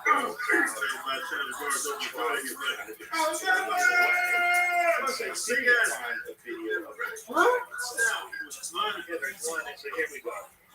So they're planting the flag. Now, of course, then you have to take into consideration that there's very little gravity. So there's 1/6 gravity. So things definitely even 1/6 gravity. They move there. The problem is when the flag gets ultimately planted and then they back away from it and no one's touching it anymore. Then it seems to like independently be moving. Well, in my opinion, Bro, thank God I finished eating after before listening to this, bro. Doug. I was recently. Hello, my friend. How are you? Bro, it's not dirty. Oh, the stories I have to tell you. I am public enemy number one. Public enemy number one on the Kick platform. They hate me. They hate me. Oh, I skyrocketed to the top. They were like, they know about me big time. They might try to get a legal case against me, but I don't really think so. I think that's just useless threats, and if they want to, that's fine. What are you gonna say? I followed you on your platform. I followed you. That's what you're supposed to do. Like I didn't say anything bad to you. I didn't cuss at you. I didn't threaten you. I followed you. What's wrong?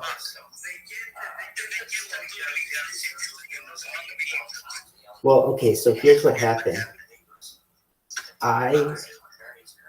Did I tell you, I bought this computer, it came Thursday. I go to log in and I put in my Microsoft account and it's like, let me send you a password on my phone. I didn't have that phone. And it was like, okay, skip it. You can do it later. He was like, fine. I log in. I'm all excited for this new computer. And I restart it, and it has me log in. And I'm like, well, before they let me skip it, this time they don't let me, and I'm locked out. So I'm like, oh, man. I was so excited to take over the world with this computer. So then I just said, you know what? I'm going to do it with my older laptop. And I would say what I did was not as like big as it would have been, but I wouldn't have wasted as much time. So here's what happened. Now I knew this was going to be a fight, a big fight, because they have 24/7 staff all the time who are willing to help the creators, which is really cool platform, but sucks if you're a troll, as I am. So I create something like 10 accounts. I was doing this in kind of sections of 10, and I create 10 just initially like 10 accounts. And what I would do is I would log into someone's chat and with like an independent account. When I say an independent account, like I can log into it independently from the other ones. Then I would do a second one, a third one, a fourth one, a fifth one, a sixth one, a seventh one, an eighth one, a ninth one, a 10th one. I got all 10 of them there. And then what I would do is follow. So the first kind of attack that I would do on someone is called a follow bot attack, where you just follow them. And a lot of people have stuff that shows up on their screen, like, thank you for the follow. And it takes over their screen to the point where they have to change all their settings. So now that you've got guys who have 600 people watching them, and they're having to go through their settings and change it because every 10 seconds I'm coming through with a new follow, and it's got this lightning strike. It'll be like, follow, follow, follow. Welcome to the team. Welcome, welcome, welcome. Follow Rabbi Rothschild on YouTube 001. Follow. Thank you. Like, that's what it would do every 10 seconds. And these people were like, what in the fuck is this? So I went and first attacked all the big accounts, just like Pearl Harbor. And I was kamikaze pilots. Zoom, zoom, zoom, zoom. And the big accounts, it was my goal to just have the big accounts say my name or say something about me. And then I was getting every single big account to be like, who the fuck is this Rabbi Rothschild? Who in the fuck? No one fucking cares. No one fucking cares. Everybody's like, no one fucking cares. All you do is sit on your bed and fucking troll people. Fuck you, fuck you, fuck you. All right, so, which is 100% correct. But nevertheless, so then I end up doing that with like 10 accounts. Then I get another 10 accounts. So I've got like 20 accounts. Then I'm just like pow, pow, pow, going through all the biggest people. And the way that I would start this with it depends if you are a guy or a girl. And you can hear me, right? Spurtle Gremlin?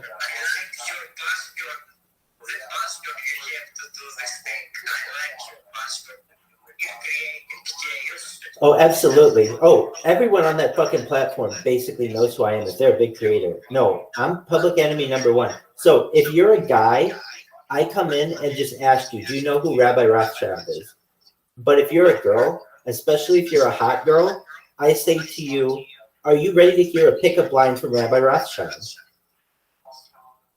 Okay, so then 50% of girls ignore me, and the other 50% are like, yeah, I'm ready to hear a pickup line from Rabbi Rothschild. So, Sprotogram, are you ready for this pickup line? Damn, girl, are you a haunted house? Because I'm going to scream when I come inside. Now, if you don't understand, do you understand this joke? If you don't, it's a double entendre that's very good. So when you go into a haunted house, you scream because you get scared. But then also, you scream when you have sex with a woman. Or, and you come inside. So basically, when you say, damn, girl, are you a haunted house? Because I'm going to scream when I come inside. It's a very sexual, funny pickup line that has gotten a lot of laughs out of these creators. So then I would use that on the girls.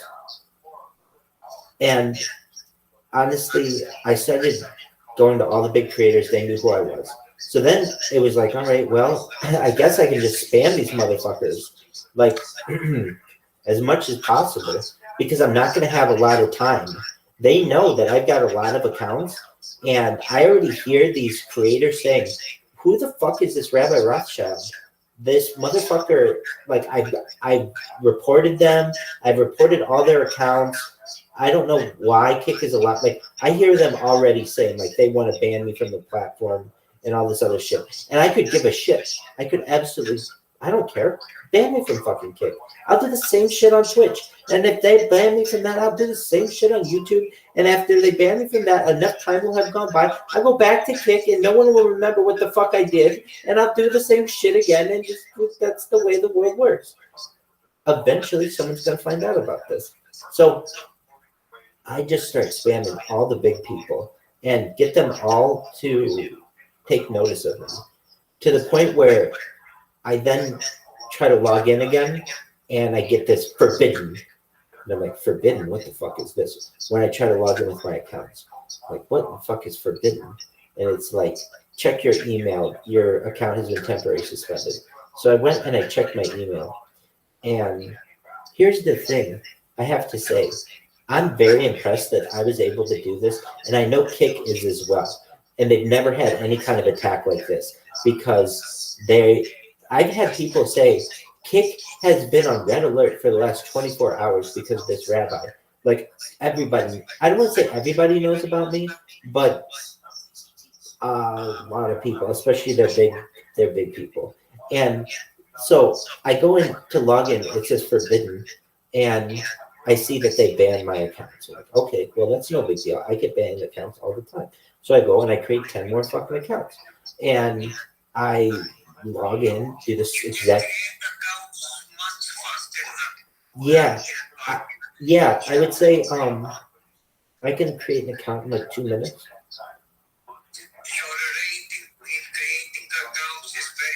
Yeah, it is. And you're exactly right. And here's the amazing reason why. And Kick was not ready for this. Kick has gone through all of the major internet temporary email providers and already blacklisted all their domains. So if you go on Google and you type in temporary email account and you put that into Kick, it's not going to be successful generally. There are 1 or 2 sites I found that work, but not really. Why? Because Kick they're a big company. They know what the fuck they're doing. And they know that if people can make accounts really easily, it is something that they need to defend, from which they need to defend themselves. So they make sure that your email is at least pretty legitimate, or so they think.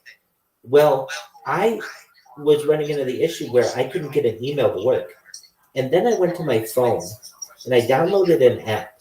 And there's this app that I downloaded that is really, really convenient. Usually with a temporary email address, here's the issue. Why Kick has never seen anything like this. Usually you have to log in with your Google account, and people usually run out of Google accounts. Even I, who have like dozens of Google accounts, will eventually run out of them. And then if you create a bunch more, you'll get flagged, and then none of your accounts will work. So I don't want to say none of the new accounts that you create will work. So then there's the alternative, which is to use just a regular email sign up. But the thing is, every time you do a regular email sign up, every time you log in, you have to get an OTP, a 6-digit code, which usually causes tons of issues for people who are using temporary email accounts. And here's why. When you use a temporary email account, you have that account from anywhere from 5 minutes to like 2 hours, and that's it. Then somebody else uses it, and you can't. Yeah, I have a bunch of them.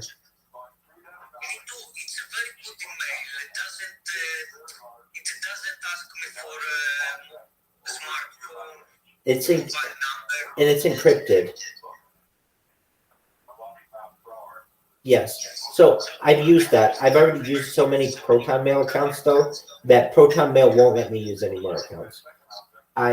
They've told me that a lot of times also Proton Mail knows what you're doing, and so here's what they do. Okay, so I've gotten 2 issues with Proton Mail. Though I have Proton Mail and I use it daily, it's a great service. Okay, but the first one is this. Proton Mail has some kind of system that it detects if you're getting an OTP, like a one-time password, just temporarily. And they have something in their system that when you log in to get that password, it says, hey, sorry, our system has flagged that you're using our email as a temporary service, and that's not how we want you to use this platform. This is a full-time service, so please, send that email somewhere else. So that's the first thing they do. The second thing they do is if you make more than like 3 accounts with the same IP address, they ban that IP address and say that we've detected that you're I'm not saying if you can't have more than 3, but like 3 in one day is what I'm trying to say. Okay, so I do know about Proton Mail, and that's great, but you can only have so many Proton Mail accounts. I'm talking, I need like dozens of email accounts like that. Not only that, but here's the key. They have to be verified, and the most important part, I have to be able to go back into them. And what do I mean? Every time I log into these accounts, I have to get that password. And normally it would be like, well, Rabbi, do you have to log in that many times? And it would be like, no, I don't. However, I do. Because for some reason, the system that I'm using, I really think it's Kik is kicking me out, no pun intended. They like boot me out and force me to re-log in for security procedure. And they're very surprised that I'm able to. And here's why. There's this app that I downloaded. And it's an amazing app.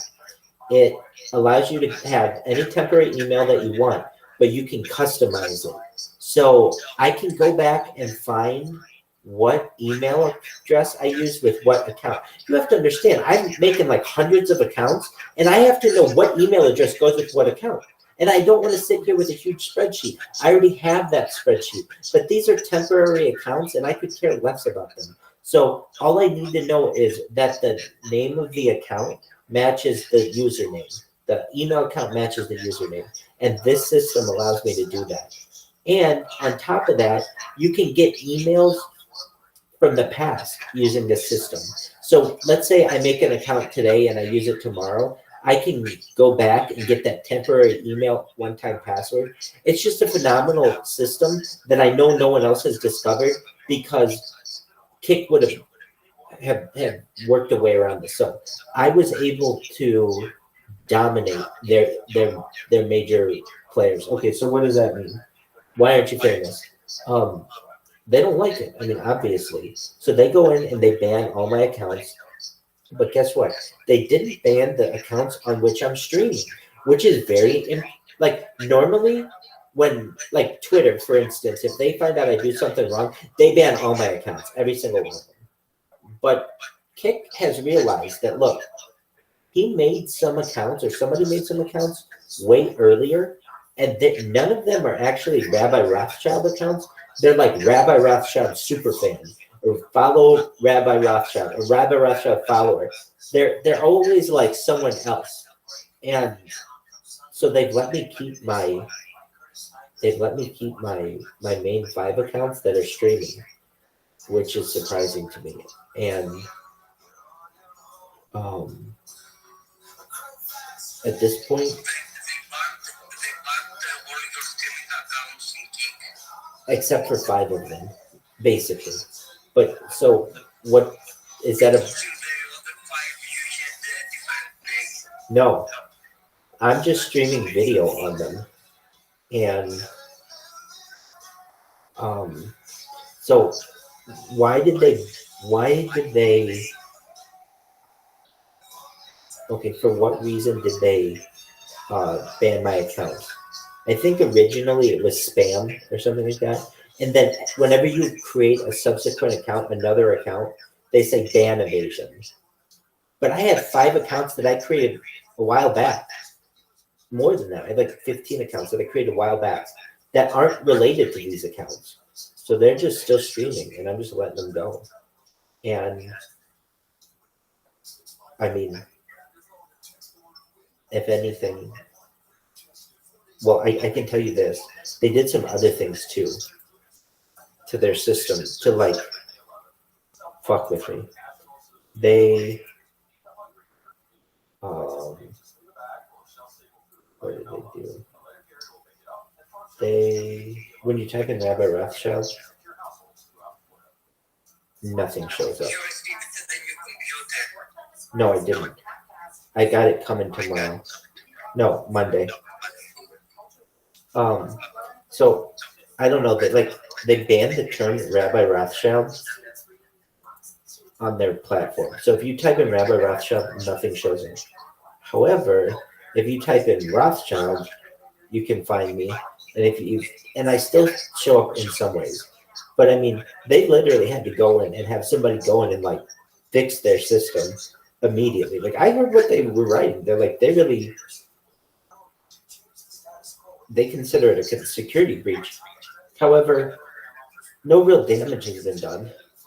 The worst thing that I did was follow someone or spam their chat for like 10 seconds. Like literally nobody. I didn't do it to anybody for really long. And I would love for them to bring a case against me because the second they bring a case against me, I'm pretty fucking famous then. And all my stream goes really fucking viral. So I'm almost like inviting it. Like I'm on Kick right now. Kick, you see me. I'm a desperate man. I want no harm. I want you to become a huge fucking platform. You have to understand I'm the king of fucking streaming here. And I want people to know about me. And no one's going to know about me if I just sit here and don't fucking shake things up. So I shook things up on your platform. But I didn't do anything maliciously. And all I've done is, you're going to say, well, you pissed off a bunch of our creators. It's like, for like, what, 24 hours? Like, no big deal. And on top of that, if you realize what you have right now, please bring a case against me. Because if you do, I'll be very famous for that. It would be like YouTube suing someone.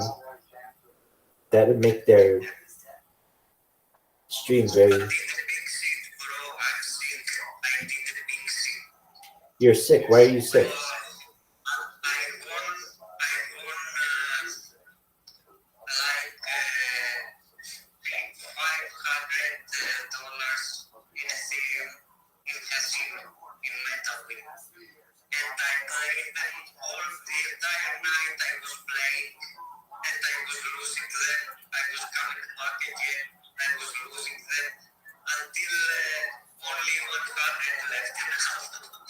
Oh, wow.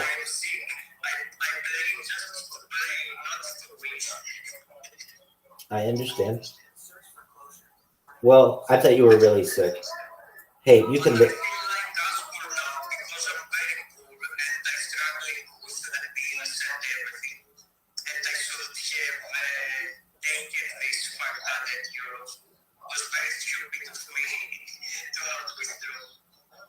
Well, Doug, hopefully it all works out. I can tell you that my strategy of creating a whole bunch of accounts on Kick and following people does not work anymore. And what do I mean? It takes me like 20 minutes to make like 10 accounts, something like that, maybe a little more. And I will go in and follow like someone, and then immediately all my accounts get banned. So, but here's the thing. Wherever these guys are, it could be the middle of the night, it could be the day, but they're on to me. But they're on to me right now. If I cool down a little bit and just start talking to people in the chat normally, then, you know, basically I can just perhaps do it in a couple of days or so, or maybe even just another interval. Basically, I need this person who is the moderator there or the administrator there to get off work. If you're watching this right now, I'm waiting for your ass to get off work. Once that motherfucker gets off work, if they didn't leave a little post-it note saying, hey, there's this rabbi out there, I'll do the whole goddamn thing again.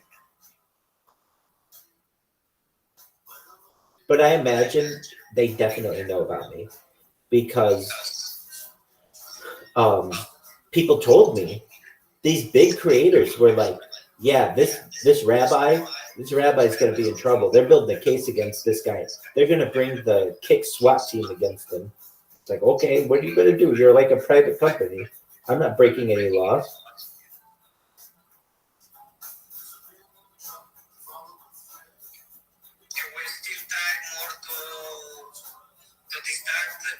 Oh yeah, definitely. No, and here's the funny thing is most of these creators, like, I don't want to say I know them all, but I know a lot of them. And their followers know me. And I can still create 10 accounts very quickly and go and fuck up somebody's stream pretty badly. It's just a matter of time until the admin team sees me do it and bans me. And they're ready for it right now, is what I'm trying to say. Like, I've been doing this for like 20 hours straight, on and off, but like pretty consistently. So they're ready. I mean, they've been like fucking ready for this. So I basically, so what's my plan? Well, now it's more of like a guerrilla warfare. Do you know what guerrilla warfare is? So, okay, like if you're up against a big enemy, you sometimes have to go like run up into the hills and like hide in the trees. Individually, you can't fight your enemies on an open field or they'll wipe you out. So you go and hide in the elevated area or in the covered ground. Does that make sense? Excellent. So what am I doing? So now I'm creating one account just with a name that isn't related to Rabbi. And then I go into someone's chat, a big streamer's chat, and I'm like, hey, and I'll get to talk to them about whatever. And then I can spam them. And then it's like, follow Rabbi Rothschild, follow Rabbi Rothschild, follow Rabbi Rothschild. Or I could just get to know them and then be like, hey, if you didn't know, this is Rabbi Rothschild as well. And they're like, oh, they keep banning you.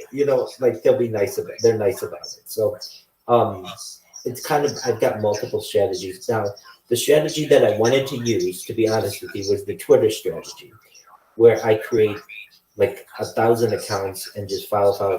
Actually, it's a little different than that. I was spamming. But the spamming is a much more effective way, and I'm glad that I did not put a whole bunch of time. Like, remember I was saying I wanted to do 100 accounts, and that just wouldn't have worked very well because they started banning me after like 20 or 30 accounts. So I would have wasted like 70 accounts, and that's not a good use of my time. So what's the plan now? I am just, frankly, I could just find like sections of 20 minutes throughout the day and put together 10 accounts and then just spam motherfuckers' accounts. And so what? They banned me. Okay. I still made you talk about me to 1,000 people. And that's a huge, huge megaphone in the terms of social media. You're a huge influencer. And you just talked about me. Like, people are saying to these creators, you're doing exactly what this rabbi wants you to do, which is this. They get mad. They're like, who the fuck is this rabbi? They say my name. They'll go onto my YouTube.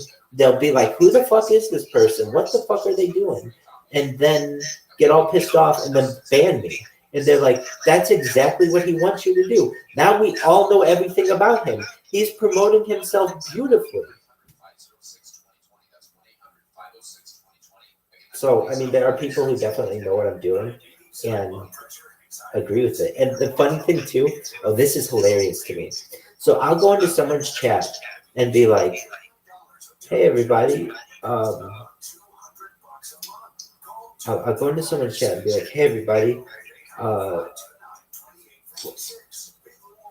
Do you know who Rabbi Rothschild is? And then I'll just go in and spam all that shit. And it's happened now multiple times. Someone will like the creator will be like, "Oh, who is this rabbi? Get the fuck out of here!" And they'll ban me. But one of their viewers will like what I did, and they'll gift me a subscription to that person. So basically, the creator bans me, but one of their audience members liked me and bought me a subscription, a premium service, so that I could watch this creator whenever I want. And it's happened now multiple times to me, and I think it's very funny.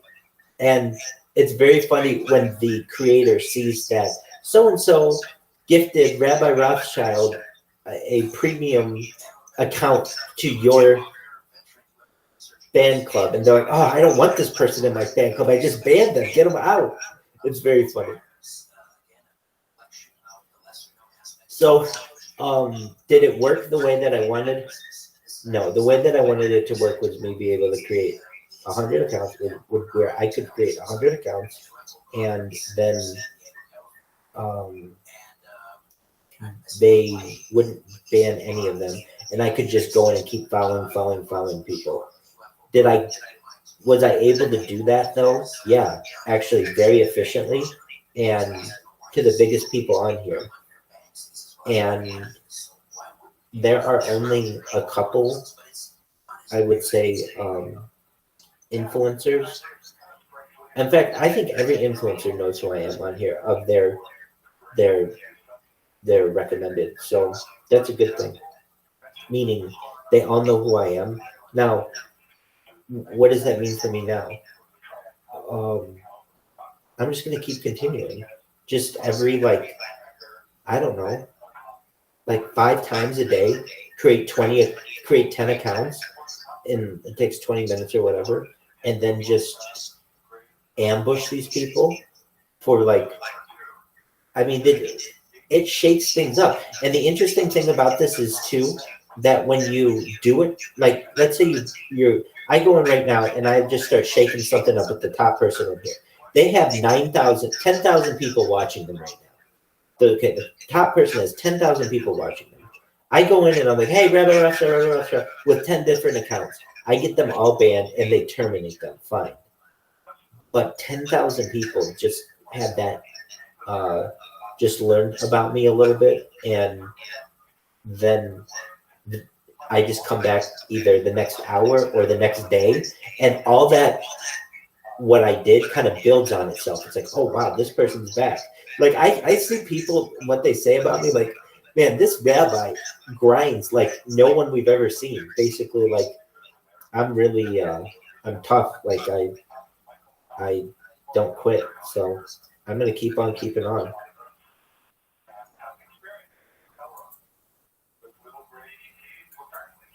Hilarious. This kid banned me. I don't even know what I did to get this banned, but this kid banned me. Fortunately, they didn't ban my whole account, which is hilarious. So now I'm just gonna go in and I follow the people. Oh, so how did I make people change their behavior? I made basically every major creator on this platform have to change their settings in a few ways. Number one, in order to chat in their chat, you had to follow them or subscribe to them. Number two, I made it so that I think Kick now only allowed a certain amount of followers per minute for a user. Because before I could come in and follow you with 10 accounts, it would be like, "Rabbi Rothschild, Rabbi Rothschild, Rabbi Rothschild, Rabbi Rothschild." And it doesn't do that anymore. Now it stops at 3. And so that's fine. Anything else that's good about this? Yeah, I would say that I'm trying to think. All these people know who I am. So now what am I going to do? Well, I can go one of two ways. If I am tired, I can just go with one account and talk to people and let them know who I am. And That's the good one. When I start to talk to someone and I'm like, hey, do you know who Rabbi Rothschild is? And they're like, no. And they don't ban me because they're just normal people. And I don't spam them, so they don't ban me. And then I get them to go to my YouTube, and then they see it for themselves. Usually those are smaller accounts because it's really hard to be able to make that kind of contact with a big account. I hope what I'm saying makes sense. Excellent. Yeah, and then so there are two ways to go. One is the small way and just talk to the people, but that's actually a really good way because it gets them to go to your YouTube and actually check it out and become your friend. There's a positive way I do it, and then there's a negative way that I do it too, where I just come in and spam the shit out of your stream as quickly as I can, and then you have to have your moderators ready to go, ready to ban me, or else I'm gonna be all over your fucking stream. And the funny thing about this is most people, or at least 50%, but I would say most people, I mean that's most, have a chat on their screen so that it's actually like recorded what I wrote on there. Like basically it's not just in the chat, it's also on the video. So that if somebody's going back to watch this and looking at the chat, my spamming is recorded on there as well, which may not seem important to some people, but these are impressions that are important when you're marketing yourself.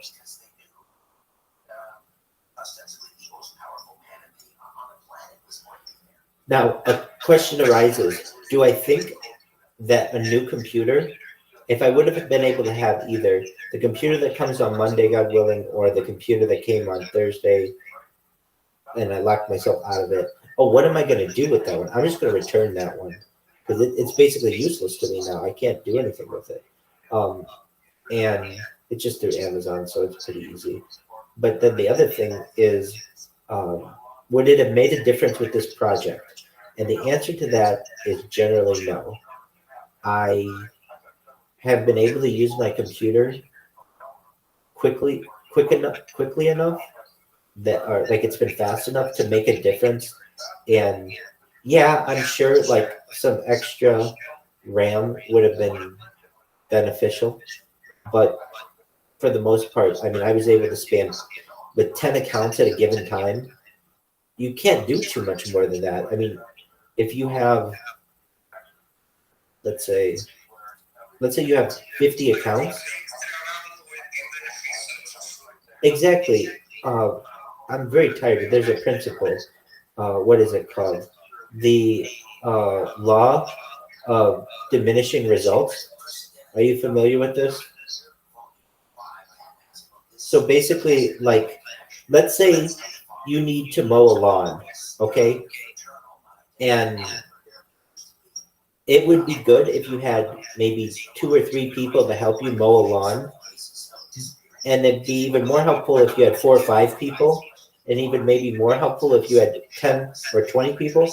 But at a certain point, you'll have too many people, and you'll have diminishing returns, basically, in business. Like, basically, another idea about this is, like, you could perhaps invest in having faster computers. But at a certain point, you're going to spend a really, really high premium for computers and not be getting that good of a return on it. And, or like, here's one that I would use probably regularly. I could buy like 5 laptops, which would be great. But what about 6? What about 7? What about 8? At a certain point, it's too much, and I won't be able to use them all. So that's the law of diminishing returns. So in my case, the law of diminishing returns when it comes to perhaps some of these accounts is if I just had, I mean, that's the law of diminishing returns. Do you understand what that means? Excellent. So what am I going to do? Well, I was really happy to tell you about this, and I'm just going to continue to dominate this platform. I mean, it's just basically enough people find out about you, and you will something's gonna happen. They'll either sue you or they'll start watching you, or maybe both. Who knows?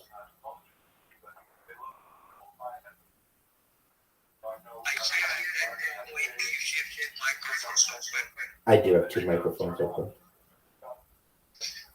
But yeah, so trying to think of anything else regarding this.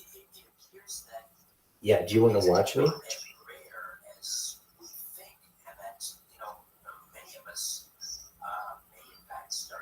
Maybe another time we can do that.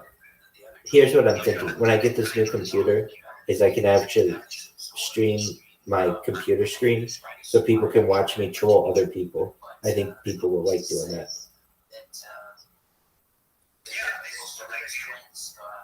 Yeah. And when it comes to just the creating of an account, just create as many accounts as I can, basically, and keep following people. And at a certain point, they'll hate you until they love you.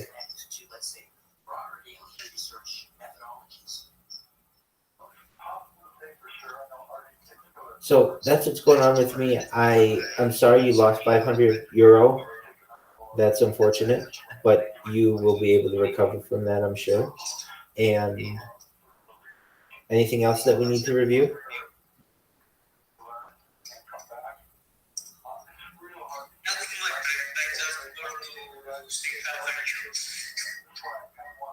I'm well. I haven't gotten to sleep, but hopefully soon. And yeah, alrighty. Well, with that, I'm gonna at least put this phone down. Keep watching if you wish, and I'm still here. We can still talk, but I'm just gonna continue to troll these people. Okay? Alrighty, dog. You take care.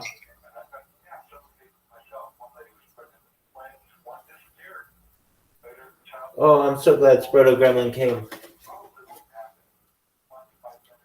Alrighty. Back to trolling these motherfuckers.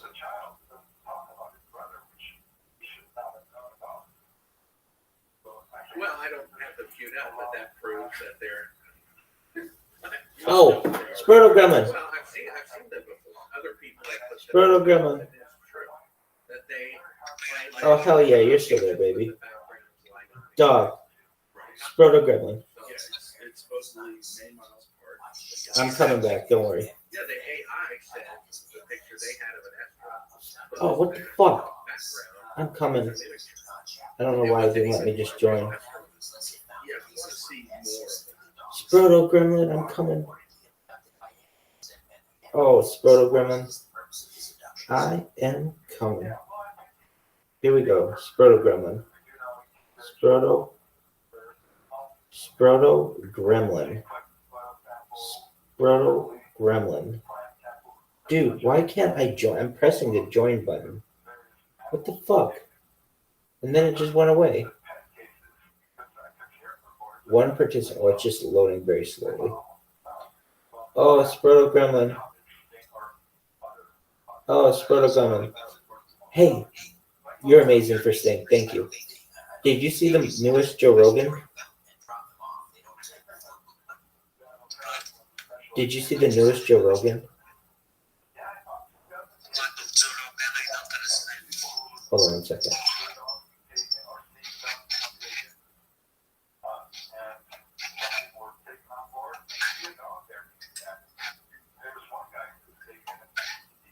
Sproto, do you know who Joe Rogan is? We watch his podcast a lot. I mean, I think I've watched it with you, but he had a guest recently, his most recent one. Do you ever watch Joe Rogan?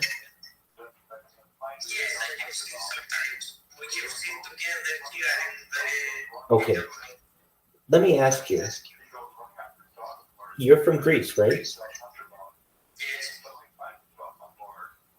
When you're in school, what do they teach you is mankind's greatest achievement?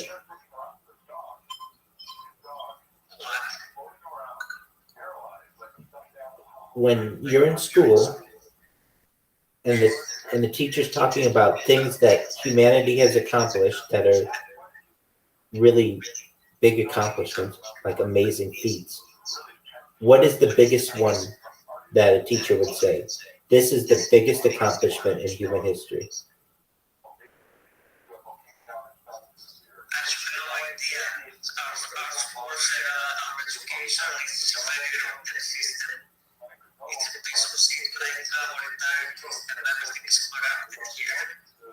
Okay. If I were to ask just a regular Greek citizen, what is the greatest human achievement to date? Like as of this date, what is the greatest human achievement? What would a Greek person tell me? A person from Greece. What would you say? Okay. Okay, at night. Okay, during the day, in the sky, there's a really warm circle. What do you call that? In the sky, there's a really warm ball of light. What do you, the sun, okay, at night, there is an equivalent, a circular ball. What is that called? At night. Yes, you do. At night. Okay, if you have the sun during the day, what do you have at night? Yes. Has mankind ever been on the moon?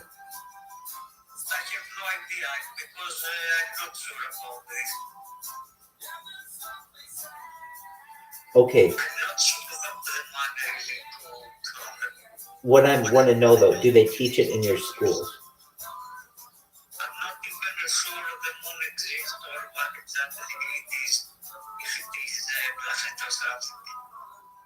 Well, it's a planetoid.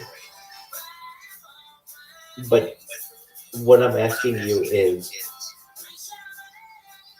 do they teach that the United States went to the moon on July 20th, 1969 in Greek schools? And you're saying,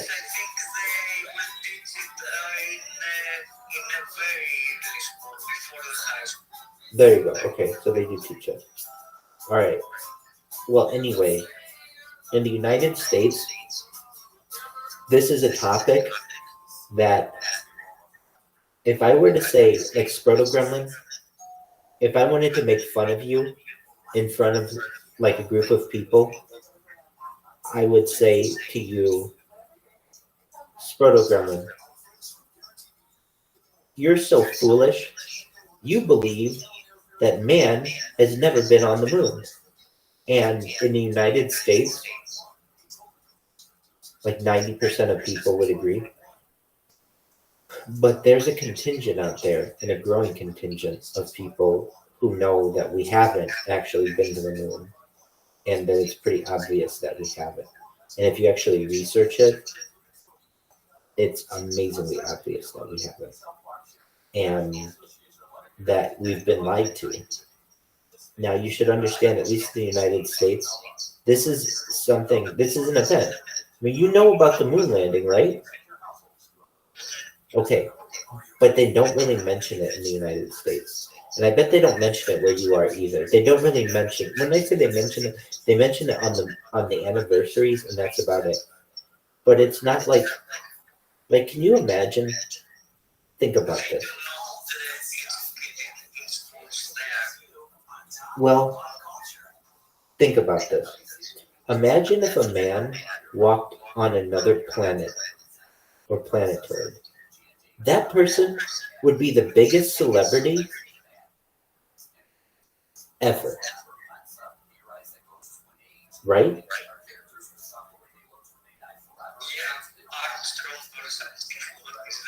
Neil Armstrong, right. So there's a lot that I could show you, but basically that guy went into hiding after it happened, and made very few public appearances. You know, if you would be celebrating this fact, you'd be buying every guy a beer, or you'd never have to buy a beer in a bar ever. You would be able to high five anybody. Everybody would love you, and you wouldn't run away from this anyway, unless you were holding a huge secret. Anyway, Joe Rogan had a guest on Thursday, Bart Sabur, and I really have a high amount of respect for this person, even though they're kind of kooky and quack, like kooky, I would say in some ways. They're unique, and they're not always right. They have risked a lot of their life and a lot of their time and effort to make the world know that this really didn't happen. Like, basically, you should understand, like, in 1989, well, let me say this, like, so the moon landing supposedly happened in 1969. In 1970, I would tell you 99% of all Americans believed that it was true. Okay, 99%. In 1980, it was like 97%. In 1990, it was like 95%. In the year 2000, it was like 93%. In the year 2010, it was like 60%. It's like, whoa, what changed? People were able to put out documentaries that for the first time ever, you could see the footage and see like, oh, whoa, that doesn't look real. That looks fake as fuck. And then also there was some leaked footage that came out of the astronauts faking what they were doing, and this was legitimate footage that they were faking some of the, not the landing, but actually what they were doing in low Earth orbit. Anyway, I was curious because it should raise a flag in your head, Sproto Gremlin. When I asked you the question, what is the greatest accomplishment in like the history of mankind? I don't know if most people would say this, but at least traditionally in the United States for the last 50 years, most Americans would say the moon landing. There's a lot of pride in that. Do you understand what I mean when I say that? Like, basically, Americans are like, we were the first country to put our flag on another planetoid, basically. And to find out that that's a lie is very hurtful to a lot of Americans. Does this make sense? It's almost like if I told you, you know, Greek history that you're tied to with Aristotle, with like Socrates and Plato and Aristotle, and moving into Macedonian history and all of that actually all of that is fake. Like that's how connected Americans are with the moon, and to find that out, it's very hurtful to them. It's like one of the things for which we're known is perhaps a lie. It's almost equivalent to say one of the things that you're known for as a Greek person is this rich history, this rich culture. And to find out all of that is a lie, it would be like you'd be caught off guard. And that happens to a lot of Americans. Anyway, within the United States, no one discusses this topic. And because in American schools, they teach it and you learn it, that it happened, and then you never talk about it again. And anyone who ever questions it is laughed at, or was laughed at for a very, very long period of time. And I've always had a lot of respect for Joe Rogan because he just wants to have conversations with people. He doesn't really see it as one side or the other. And if it is one side or the other, he wants to give both sides a say. And so he had this recent guest, Bart Sabur, and Bart is a filmmaker and one of the leading people to say that we have never been to the moon. And they have this really great discussion. And I've watched this Joe Rogan now at least 10 times, and it came out 36 hours ago. I mean, I've watched it. I haven't stopped watching it. And it's like, well, did you learn something from it? No, I knew everything that they said in this thing because I truthfully believe this. I'm an expert in this subject. But, and I have been for more than a decade. So I know what I'm talking about when I talk about the moon and what happened there. Anyway, it's a very interesting thing that should. Some people believing that the flooding was real, but was about reverse technology, reverse engineering. Yeah, I mean, there are those discussions that people have too. But what is very apparent is if you just look at the footage is fake. And to Americans, that's heartbreaking. What I wanted to put in your mind, though, is this. What should trigger something in your mind to be like, you know what, there's something off about that, is this. We were able to go to the moon 6 times. No one died, okay? And that was more than 50 years ago. And since then, not one country has done it since. Nor has any country even attempted it. It would be the first feat in the history of the world where actually technology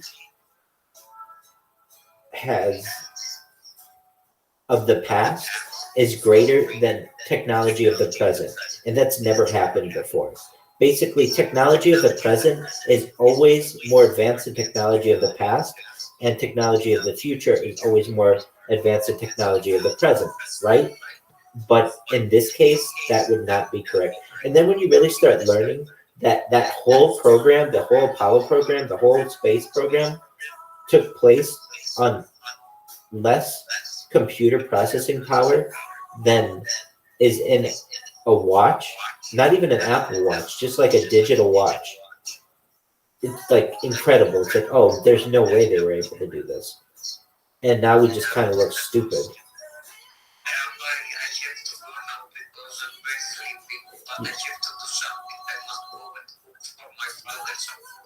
Absolutely. But before I go, I want to ask you one thing. Go ahead. I saw that some CIA documents declassified, and they were speaking about reverse engineering. Is this true or is it some hoax? I don't know. Maybe you know better. Yeah, no, reverse engineering is definitely true. And while I can't speak directly to the CIA documents you're referencing, I can tell you that the computer that's on my lap, the cell phone in my hand, this is all reverse engineered alien technology. Absolutely. If you just look at a timeline of events from like prehistory until the year like 1950 and how quickly we've advanced since 1950, it's incredible. And that's because of reverse engineered technology, basically that we got from the Roswell crash that took place July of 1947.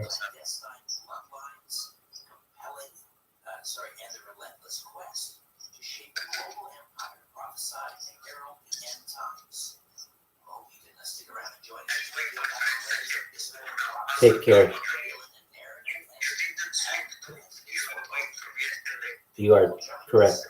I want you to know that I look forward to speaking with you again soon.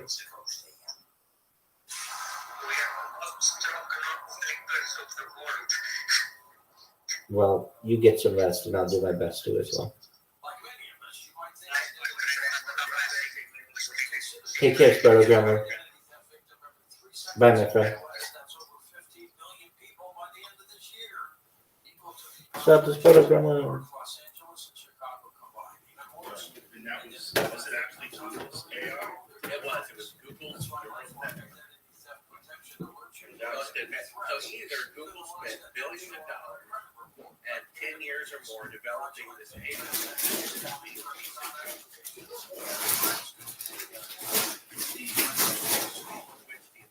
Well, for photographs, this brings me back to the Hasselblad cameras that we use to photograph things. One of the things that people always say is, oh, they were special cameras. They were different. They protect against radiation and such things. They operate at an incredible temperature. They were the same cameras, right? They weren't. Right. And then I was checking like recently, they have Gene Sterling. He let us picture a family picture on the surface. And he took a picture of the photograph. Then someone said, okay, well, what temperature does photographic print paper, Kodak paper from that time? What temperature is it? Something like 145 degrees. Well, that's 100 degrees hotter than that on Earth. Right, but how long does it take for Oh, it's to be immediate. Yeah. And so the AI said that. And then it says, okay, well, this is a picture of Kodak film on the river. You know, it says, yes. But how can it be there legally laying around and it's 100 degrees hotter than what it's from? what was different about the cameras that were used to what protection was in place supposedly to protect them from radiation and temperature? Nothing. When my film came out, that's about the time that you and I met for the first time. Here goes. Hasselblad engineers gave it a coat of heat-resistant aluminum paint and removed the mirror and focus screen to save weight and allow the camera to be operating close to the head as opposed to the waist. To aid in the photo composition, they attached a bracket used for mounting camera accessories called a cold shoe to the side. It also held a checklist while they were on the lunar surface. Inside the camera, highly precise motors allowed astronauts to scroll through a roll of film without using a hard crank. Rise knew that recreating the perfect replica of the Apollo 11 Hasselblad camera was going to be more difficult since there wasn't much accurate information available about it. Right.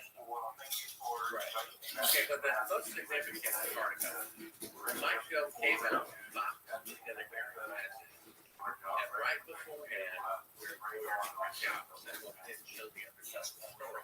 My argument with you during the break, we heard their side of the story. Yeah, but Well, wait a minute.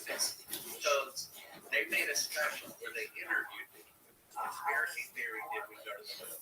Aired 3 times by popular demand. One of the most convincing parts is they interviewed the representative from Hasselblad camera. They show him a picture of allegedly a guy on the surface of the moon in sunlight. And he's embarrassed as a it's like he's standing in an electrical submarine. and it's also because they hate this That's right. So the guy who made the camera says that pretty much that the pictures are fake. He doesn't know why. It looks like it.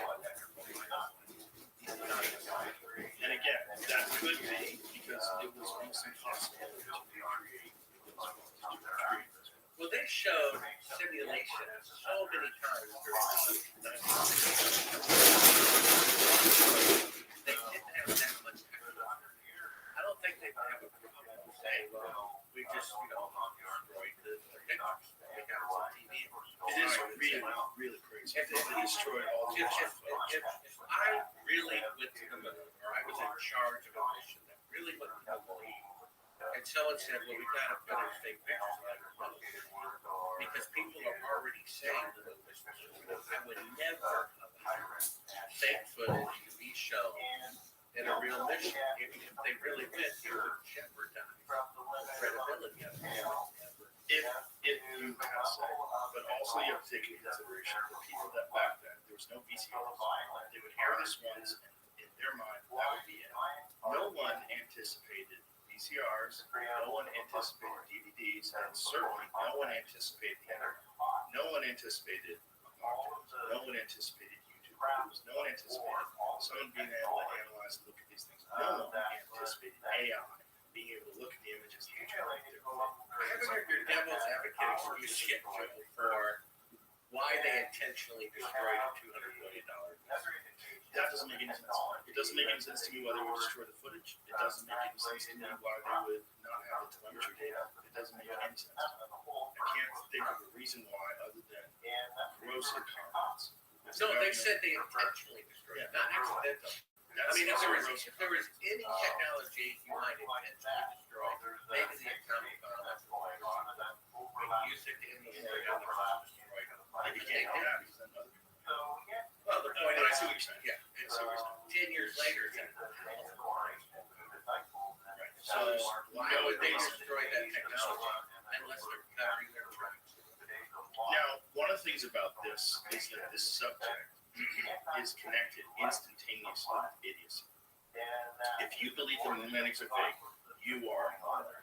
And it's something that is pushed heavily, especially by people that don't have a cursory understanding of the moon landing itself. And their argument is it would actually be more difficult to fake the moon landing than it would be to actually do it. Well, that's not true.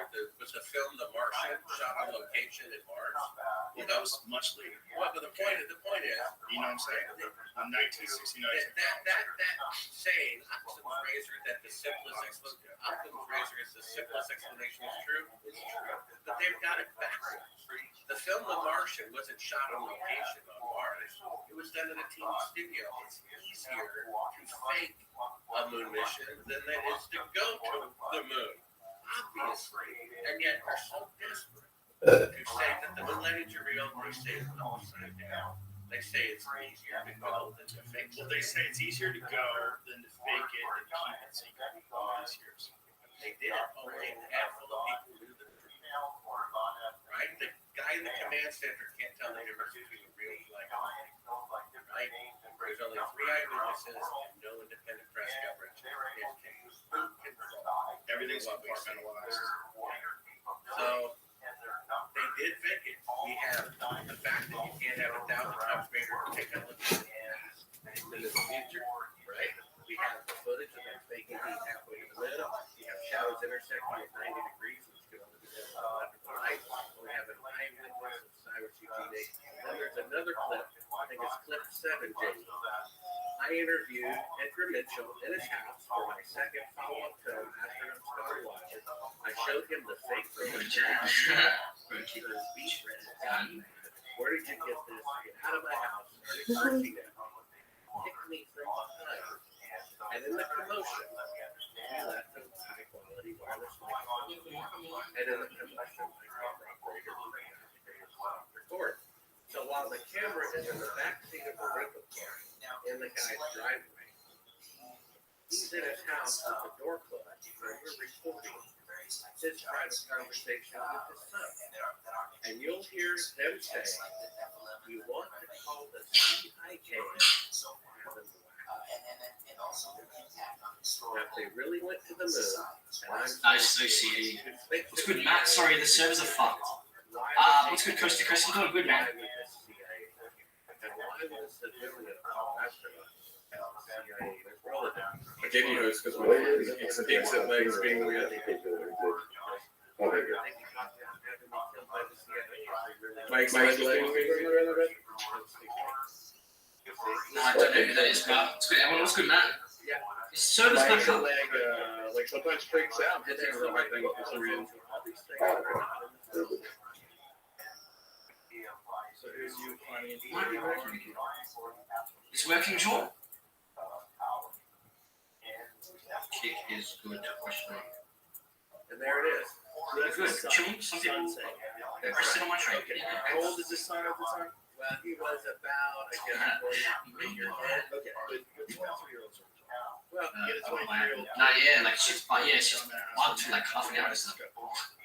Yeah, This guy, well, I don't know if you read the book. One chapter is called "The Funny Thing Happens on the Way to See It." Okay, when I found that tape of the taking part of the movie from my home studio and just quietly left, oh my gosh, I probably could fake it. I freaked out.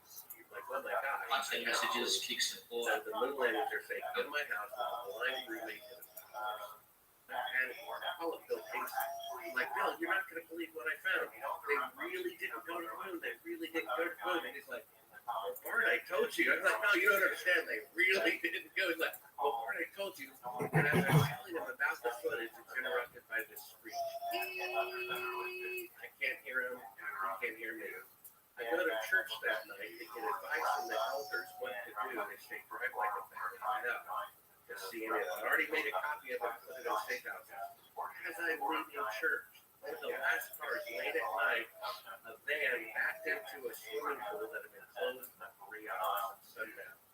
Pulls out immediately when I go by my stand. I was waiting for him. I pull over to the side of the road. I said, I'm not going anywhere. What game is this, Mr. Jarrett? This, my friend, is old school RuneScape. Right now, the best of them are that's anything, everything.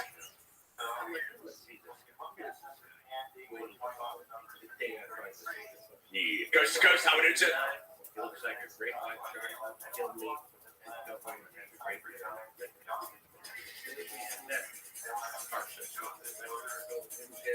Everything shuts up.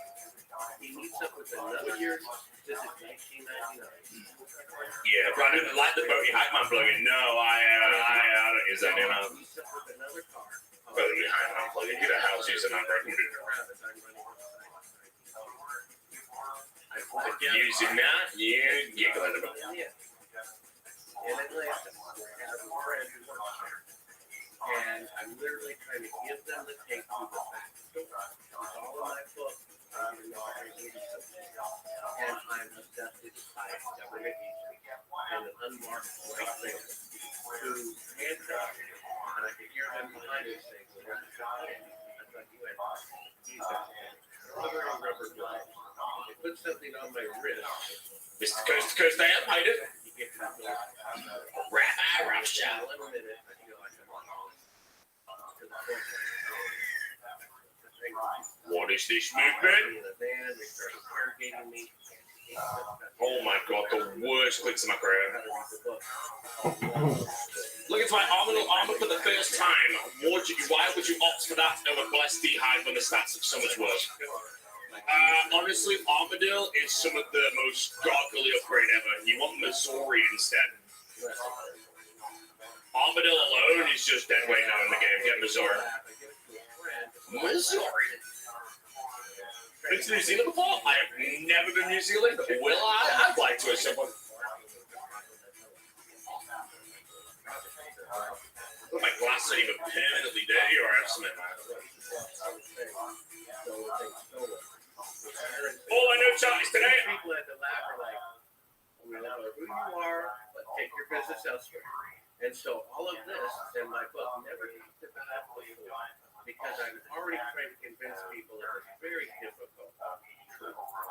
They really did take them away. And how do you know he's supposed to abduct you? Well, they're the ones who monitored my phone, who followed me from church, who followed me to CNN, who stopped me from getting the tape there, who drugged me to something so severe I'm throwing up and hallucinating. And then they're so afraid that I'm going to prove that I was drugged, they break into the lab. You know, in the middle of the night, only thing stolen was my hearing sound. So the next day, and what year was that? Was 1999. Top 10 of all North America on my belly. The truth? You're allergic to truth? No, I'm allergic to here in Austin. We were talking about Right on stream. That was like 9 months ago. It was like 9 months ago. Currently, right now, my other account dropped from Emerald 1 to fucking Flat 2. It only took like 1 stream to do it. Yeah, man. I got back from Melbourne. Is it Melbourne? Melbourne. I can't say it. And, almost hit diamond on a solid run on that. And so I was concerned they would kidnap him and say, we'll give him if you give us the pay.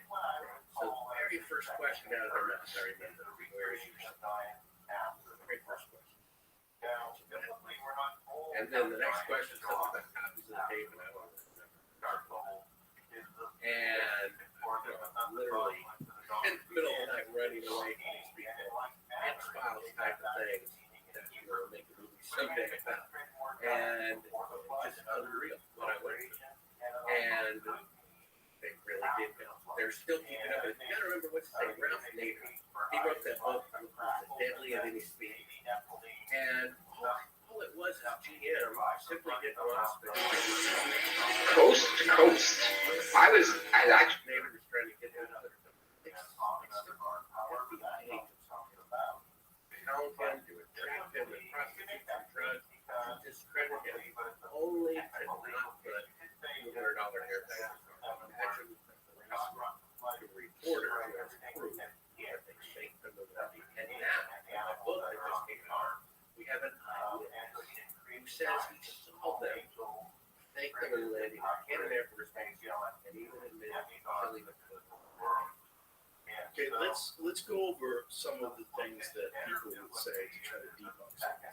So let's go over specifically the Van Allen radiation. So what is the explanation, the official explanation as to how the astronauts were able to get through the Van Allen radiation safely? Because I know that people have disputed this, and it is something that people talk about all the time. This is the number one thing. Well, they're contradictory in themselves because we just showed Kelly Smith who said the field of radiation is dangerous, that we need to develop shielding before we send people to the region of space. So the shielding to send people through it so they don't die has not been invented as of 2014. No, he said people. No. We must develop this technology before we send people. And we did, but so the instruments don't operate.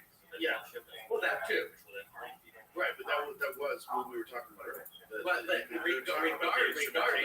regardless, he says the technology to do that has not been invented yet. Helpful I am.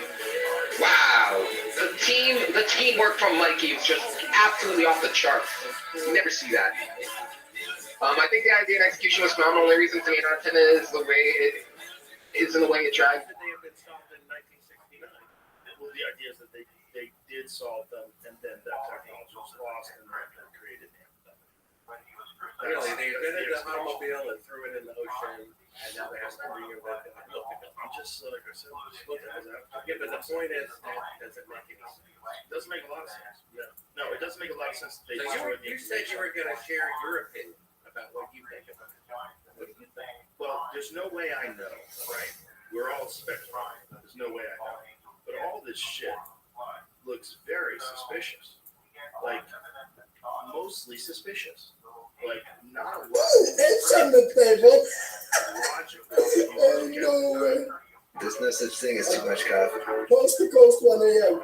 Good to see you. Thank you for the follow. I'm basically living here. Basically, technically, this is my house. Technically, you know. Did they ever manage to get anything? If you're being honest, this is my right. Now, be honest with me. Do you know who Rabbi Rothschild is? Rabbi Rothschild. I don't know who Rabbi Rothschild is. Who is that? Who is that? Should I know? Peter, by the way, thank you, Milos. I appreciate you. No.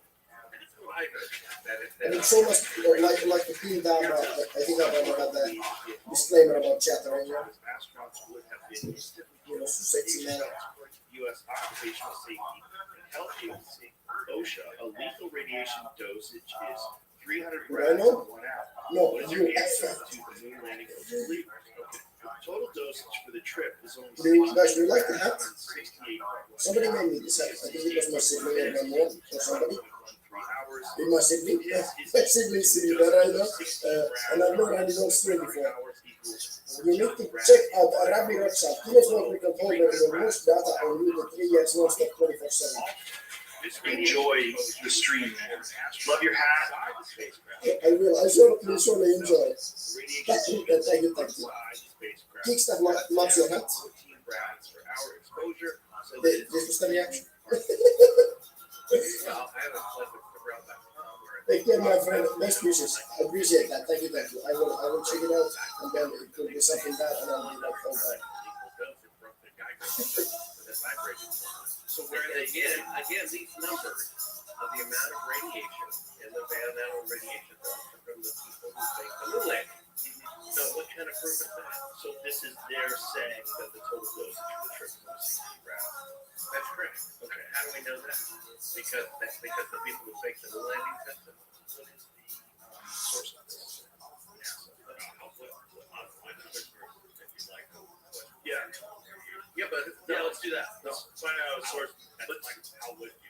Yeah, that's a good question. Why don't you Google how lethal are Well, there's the radiation? a clip from my book. Try another one. Yeah, it's 3 Van Allen belts. Right. There's a clip from my book, Rothschild, that has scientists showing the radiation levels and talking about how it's a barrier between deep space. Now, what is causing that radiation? Well, this magnetic field of the Earth causes this magnetic area which collects over however old the Earth is, all those years, radiation that goes nowhere. So it keeps getting bigger and bigger and bigger. It also shields us from cosmic and solar and galactic radiation and from people not getting cancer. So you have to have it to have life on Earth, but paradoxically, it also prevents you from leaving the Earth. So it says the numbers along the horizontal axis give the distance from Earth in multiples of the Earth's radius. The inner Van Allen belt is located at about 1.6 RE. The outer Van Allen belt is located at about 4.0. At a distance of 2.2, there's a gap region between these belts. Satellites such as the Global Positioning System orbit in this gap region where radiation effects are minimal. So there's a gap in between the two belts. It says the International Space Station and Space Shuttle on this scale orbit very near the edge of the blue Earth disk in the figure, so well below the Van Allen radiation belt. So most of the space stations, space shuttle travel, all that stuff is in that area. Well, it's below. They're at 250 miles, so radiation begins at 1,000 miles. Correct. I think in 1996, the space shuttle went up to 365 miles, its highest altitude. CNN reported this word for word. The radiation belt surrounding the Earth is more dangerous than previously believed. So how is it that astronauts 600 miles away from it know more about it than astronauts that live through it on the moon and back? You see that? That's not possible. We have article after article that says that the radiation belts are an obstacle to going to the moon. We have George Bush Jr. saying we're going to return to the moon in 10 years. Of course, we said that 20 years ago. And he says, but first, we need to learn how to protect the astronauts from radiation. Why not do it the way that worked so well on the Apollo mission? So what kind of protection was, how thick was the aluminum shield? 1/8 of an inch. 1/8 of an inch. And was there anything, a coating on the inside of it that protected them further? No, just 1/8 of an inch of aluminum. And how much of protection would 1/8 of aluminum provide? Well, half as much as a dental X-ray. Not best, or less than that. But they would experience much more radiation than that. Now, if this is saying that it's well below the lethal threshold, is there anything that disputes that? Is there anything you can point to that shows that the Van Allen radiation belts are significantly more powerful than what they're saying? Like this article that you said was from CNN from the 365-mile trip. Let's find that. That's in the film. That's in the film if something happened on the way to the moon. I've read that. Just look for that part in the film that shows the animation of the Van Allen radiation belt. And then those book clips that I said my book is interactive. One of those clips has 2 or 3 links underneath it, including documentation from I think it's called Scientific Americans from a 1958 publication that says that the radiation is 100 times the lethal dose. We have an article to that linked in one of the video descriptions. 100 times the lethal dose. It talks about the rat, the lethal dose, and so forth. And the Van Allen radiation belt. Based on strokes they found out in the late 50s, for which the Geiger counters broke because they vibrated. They said it was 100 times the lethal dose. When Von Braun said you would need 3 rockets weighing 30,000% more than the Saturn V rockets. But all that stuff was fair. And now they're rewriting history to falsify the book. So one of the problems is that if they did fake it, in order to redo it, even if the technology exists today to be able to shield craft and get through that radiation belts, you would have it at least get to the moon. To pursue that and to pursue that transparently, you have to explain the protection that you're putting in place because of the damage, because the measures. Because we did send the Orion, so we did send different probes up there to figure out how to use. That would throw into question whether or not the original Apollo missions were true. So if it was, even if we are capable of doing it today, if those were fake, it would stop us from doing it today. Is that fair to say? Yeah. Yeah. And it's one of those things like I talk about with UFOs. It's like Lucy with Charlie Brown in the football. You always think you're gonna get that football, but nope, they pull it away from you. It's like this. If they do want to actually go to the moon or go to Mars, and if we have the technology, they're gonna have to publicly address what the caution is that they're going through in order to shield people from the radiation that they're being accurate and honest. Well, yeah, Kelly Smith made it a attempt to do that. I don't know if it's intentional or unintentional, but he said the technology necessary to protect astronauts from the radiation to the moon has not been invented. So if it's not been invented yet as of 2015, today, certainly nothing around in 1969, and this explains that footage of why they're faking these halfway to the moon. They can't even go halfway, can't leave Earth orbit, what a surprise. 54 years later, they still cannot leave Earth orbit. That's why they're seeing it orbiting the moon. Because of the drug radiation. Well, it's cheaper. Well, they said they were going to send people in 2018, and now 100% behind schedule, they can only send mannequins. So if they could send people, they would. The fact that they didn't, they can't, which means lethal radiation. Well, that seems to be the most logical time, right? Well, and the fuel. Because Elon Musk is a smart guy. He says it's going to take 9 fuel trips in order to have. See if you can do him saying that. 8. Oh, I'm sorry, 8 fuel trips. Pull up him saying. I think he's made it more efficient. He's made bigger containers. So what do people that are confronted by this information that want to refute it, what do they say? Well, the college professor I talked to said even a confession from Buzz Aldrin that the moon was fake wouldn't dissuade him from the glorious moon landing. Still think they were real. Elon Musk says it would take 8 Starship launches to fuel up a single moon trip. Elon Musk isn't entirely sure how many Starships it would take. So that's what now creating a rocket. Yep. Yeah, he said the moon landings were a historical anomaly, meaning they're out of place because they had greater technology in the past and the future. I believe he knows that the missions are fake, but he needs cooperation with the administrator, and he's playing ball. I would probably do the same thing. This, again, this is one of those subjects, and this is why some people are reluctant. If you even talk about the moon landing being fake, or entertain a person like yourself that says this, you're automatically put in the category of being fooled. Isn't that interesting? If you believe the lie, you're intelligent, and if you believe the truth, you're a fool. Not just that, it's self-belief, and it's policed by a large percentage of the population that will certainly attack you after this video and say,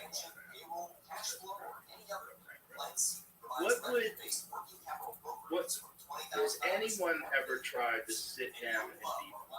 Because I'm inviting someone to do that if they want to do that. Because once this comes out, I know there's going to be a lot of people outraged. The best way to stop it would be for someone to sit down and go over in every detail why you're wrong. And has anybody ever done that? I've never debated anybody. Nobody ever wanted to? No one ever asked me to debate. I know that they were fake. I used to not only believe they were real, I worshiped them. And if I could Rabbi, go you were from a child. well, through teenager, and admitted that I was wrong. And still, when I had all this evidence indicating the fraud, I still gave him the benefit of the doubt. That $1 million film that was financed by someone who builds rockets for NASA who goes to the moon are fake. Okay, that took 7 years just to edit that movie. That's 45 minutes long. Took me 4,000 hours. And Oh yeah, this looks like. yeah, I mean that's not a real debate. It's like a 1 minute interview. But that film took 7 years to produce. 3.5 years into it, I pop in the tape system. I hit fast forward. It's the same shot over and over again. Blue Earth, like they bounce it around. I'm like, well, let me listen to that from the top. We never played the top, by the way. I hear a third track of audio prompting them to take a 4-second radio clip. And I'm like, that's not the radio. There's no somewhere the lights come on. And then it dawned on me, they really did. So before that, you were on the fence. Well, originally I thought they went and thought it was the greatest thing. I worshipped it and having pictures in my room for many years. And it was just Bill Casey. Bill Casey. That and looking at the pictures as a filmmaker, I'd become a filmmaker whose job is to make things seem real. And I could tell that they were fake backgrounds. I could tell they were shots intersect. But still, that's not enough proof for me to say such a thing as fake. When I found that footage of them faking being halfway to the moon, turn your eyes on the third track of audio, the CIA telling them to take a 4-second radio delay. That's it. They were 2 NBC News directors agreed to prove they did it. And the weird thing is, this is the linchpin. This is the figure out of the eye. You know, the JFK witness list, they say it's 200 people they had up to keep that a secret. 9/11, 3,000. Maybe they killed 20 people to cover it up. Even though it killed the fewest number of people, it's the one that will raise the public the most. Because they waved their flags, they got down on their knees and prayed. They gave them medals of honor. They printed it on stamps and coins. And they taught it on school. Glorious religion. This is what the NBC News director tried to get me to understand, which I didn't understand until recently. If the truth comes out, it will bring them. It's the linchpin. The moonlighting fraud coming out. Let's look at the Apollo 11 post-flight because this is a weird one. Because these guys just returned from the moon, and they look like they're. Well, they look like they're at the funeral of their mother. It does not seem like these are happy guys who just returned from the moon. Scooch your head a little bit. Here we go. So look how nervous they look.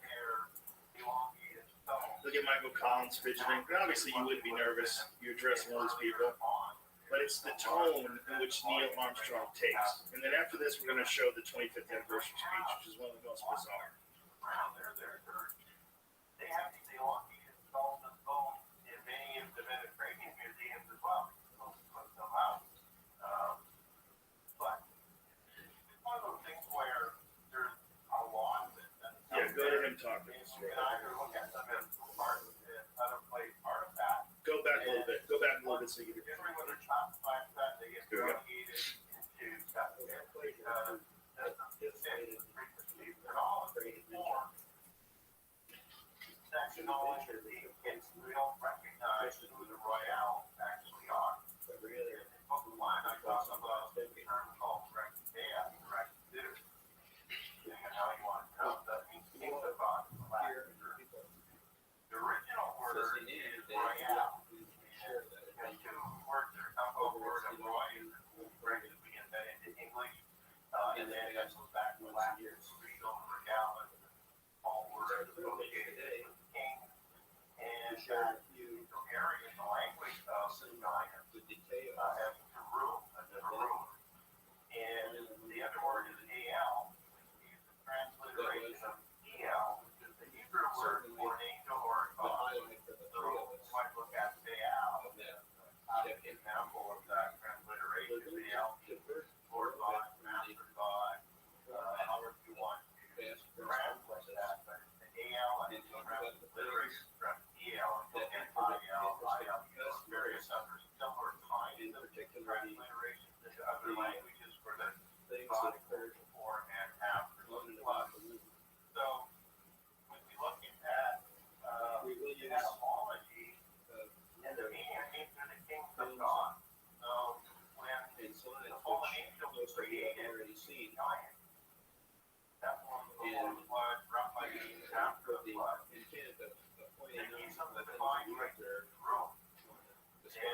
previously they used certain poles and governments of the world and installed their dynastic bloodline. These were an exact copy of the dynastic bloodline of the tribes of the Tanu, which is interesting enough that it connects into the virtual era book.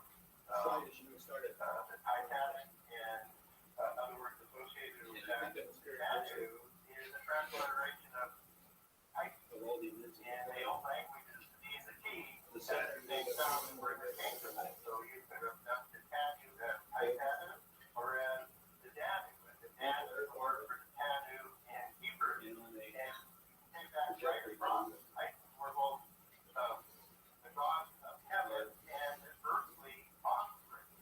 So after Titan was the firstborn, a Titan in terms of we understand it as the being the father and Rachel being the human female. And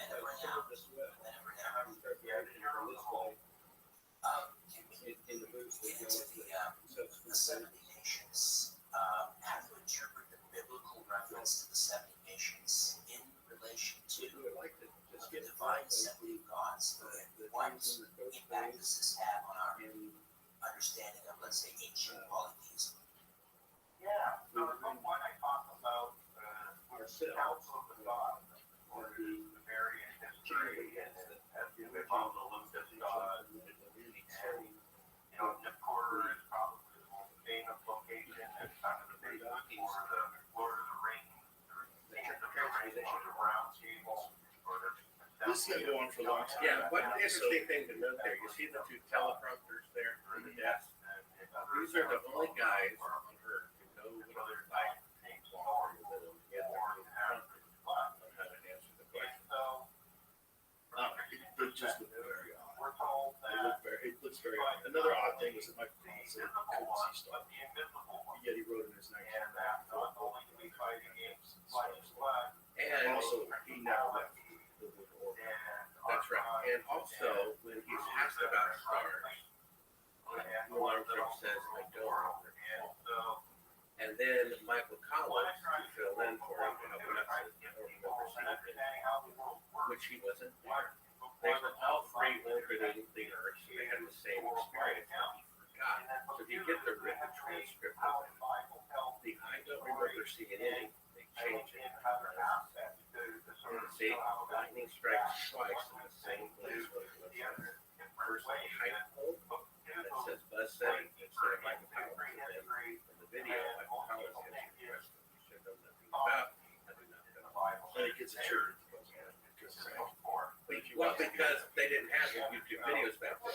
People got the transcript. They said, I correct it. Michael Collins wasn't there. So they said, they're covering for it. Let's pay the 25th anniversary speech. Because here's one of the craziest things. Neil Armstrong, first man on the moon, doesn't give it up, doesn't want to talk about it, doesn't want to appear publicly, becomes kind of a record. And you would imagine that a guy who didn't want fame and all of a sudden he's thrust into the public light, like that would be a real problem. Probably didn't like it, didn't enjoy being the center of attention. And said, I was a moron. You could look at that. Or you could look at it like if you have a guy, from a public relations perspective, he's one of the most valuable people to interview of all time. He's the first man to walk on another planet. First man. We sent him to another planet. He landed on Earth. Back up. He was constantly, just from a PR standpoint, we were trying to force that because it's the most incredible accomplishment in human history as far as what human beings have been able to do. It's the most significant technology ever versus Moab. He doesn't do that. He doesn't do that. And then he gives a speech. So this is a speech at the 25th anniversary of NASA, and he's giving a speech to is it American valedictorians, high school valedictorians, some of the best, brightest high school kids? Yeah, so the speech is so bizarre. I've never seen anybody give a rational explanation as to what the hell he's saying, other than he's trying to tell you that something is bullshit. So listen. Can you clarify the distinctions and the connections between these figures within the scope of your research? Like how does each figure play a distinct role in biblical and even extra biblical narratives? So each of the Bible is translated by students. So you get the first time of the morning in Isaiah 14. Lucifer is an Italian word that is related to Venus and light, and a word like that. So it's an Italian word. There are great ideas in English language for the Hebrew word Hallel. Hallel is the Hallel of the morning that would choose it is correct. And the greatest powerful angel. So What is it? He's trying to say something. You know, That is one of the most cryptic things I've ever heard. you can also notice that he was looking down, except that part.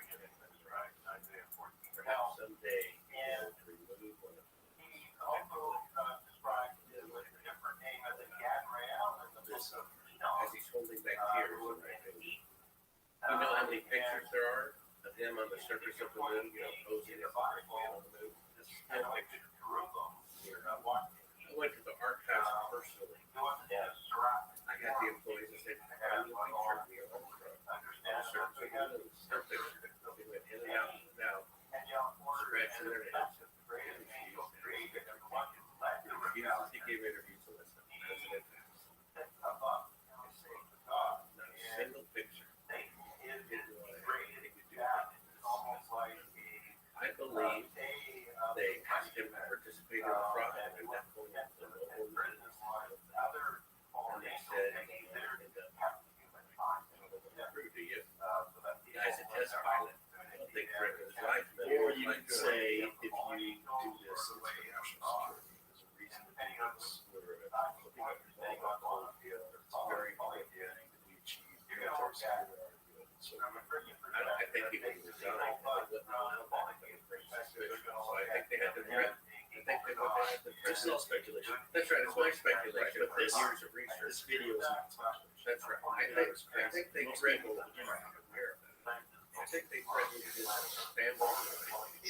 Perhaps, but we're just speculating. Yeah, right. But the video again, that's not speculation. Does anybody ever gone over that video? Well, it's real simple. Anybody ever Neil deGrasse Tyson? Another thing was that you could track the trip the entire way, and then people would track you. Well, that's not true. The only people who had the capability of tracking them were the American government. They were the Soviets who were black men. That it was So that's just speculation too, though, right? It's like, how were they blackmailing people? Is there any evidence? Well, they obviously know that the moon missions are fake. Who was not surprised? It was around that time that we shared his reign to the Soviet Union before Rothschild was supposed to be enemy. And around the same time, after Richard Nixon said communist China is an enemy, that he went to China, which is generally the inferior person visits the superior person. And so he went, because I think they found out too. And we know they are black men.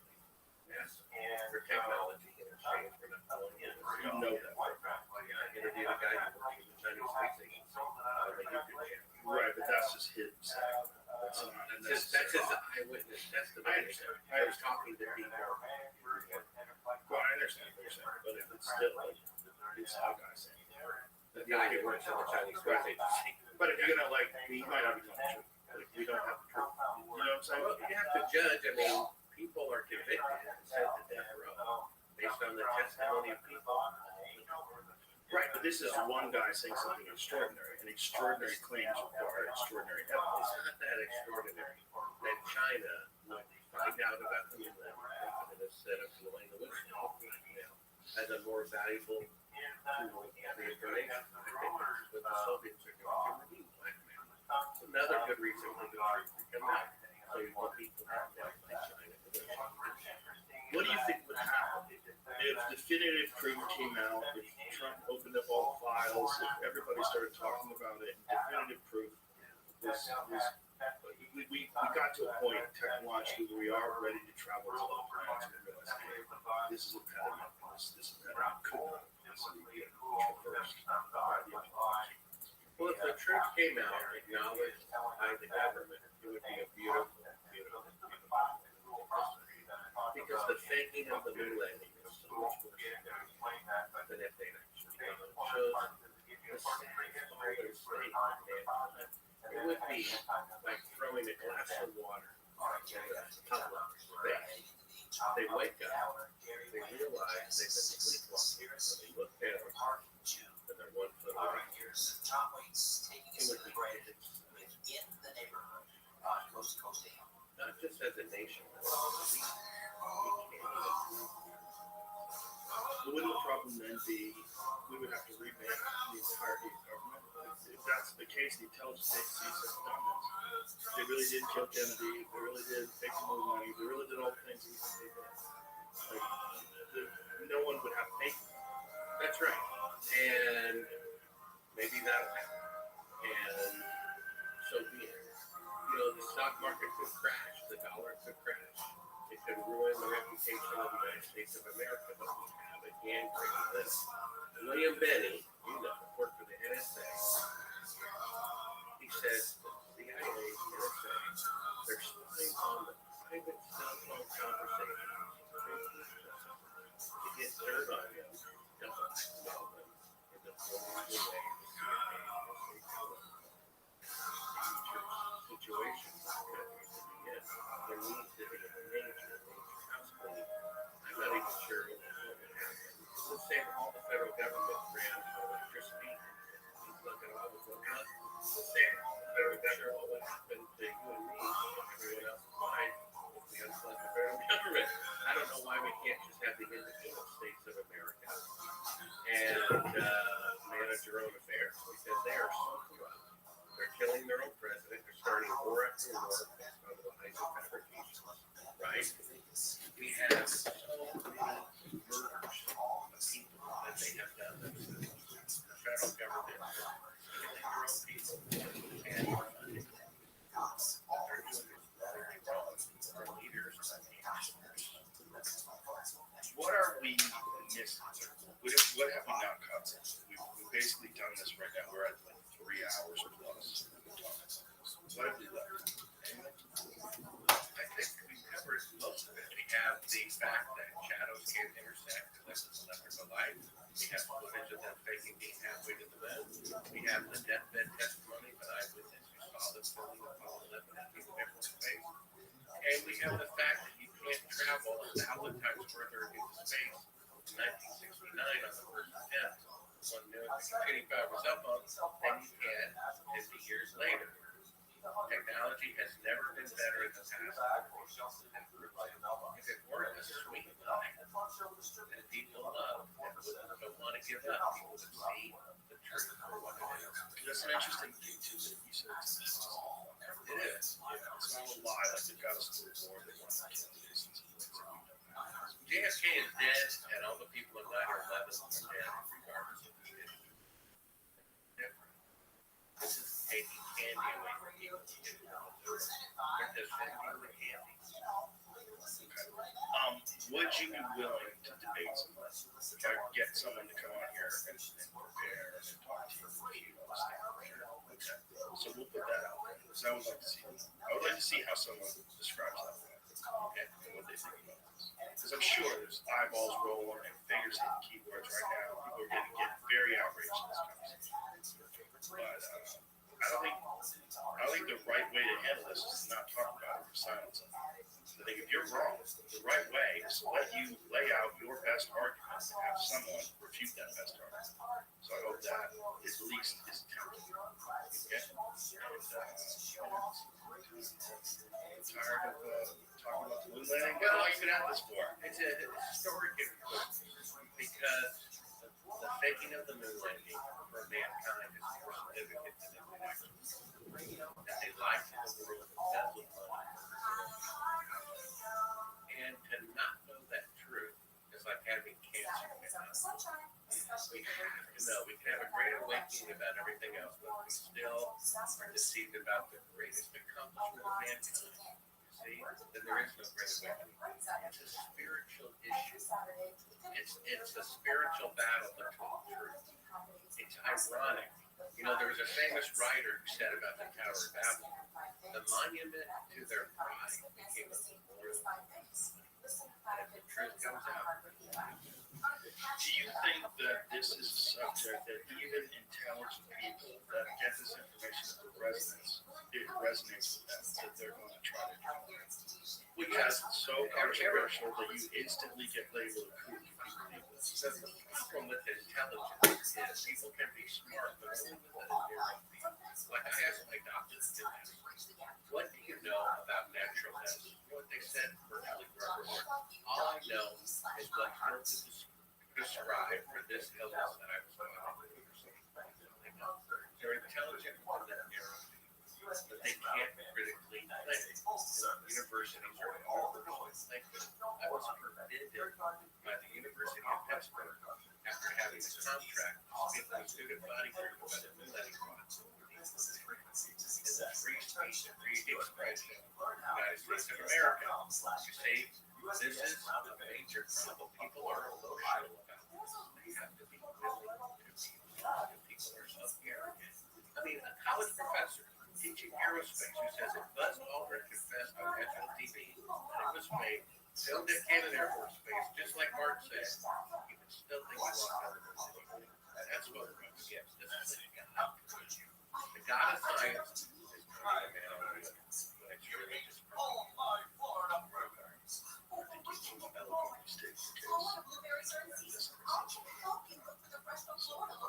I'm really open.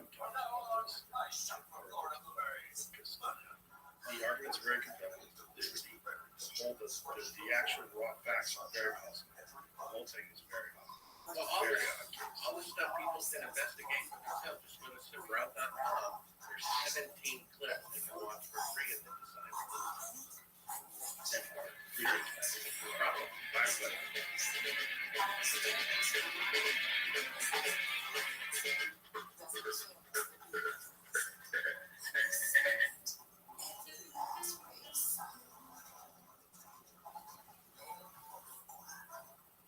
And the more I learned, the more I realized I was lied to.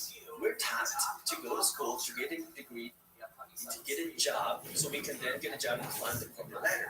But wealthy people don't do that. Wealthy people are not working to climb the corporate ladder. They're working to The school of greatness. What is the big thing that you wish everyone knew about money before they started making it? Oh man, well, it goes back to, I guess, just the basics, because most of us, myself included, are never.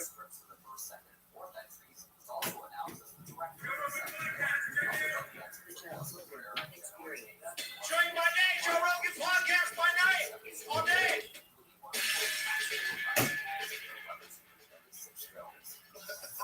Good to see you, man. Thank you. We first met, what was it, at least 20 years ago, right? 22 years ago. Was it 22? Wow. So I had seen your movies, and I don't even remember how I got in touch with you. Because this is before my podcast. I don't even know. You emailed me.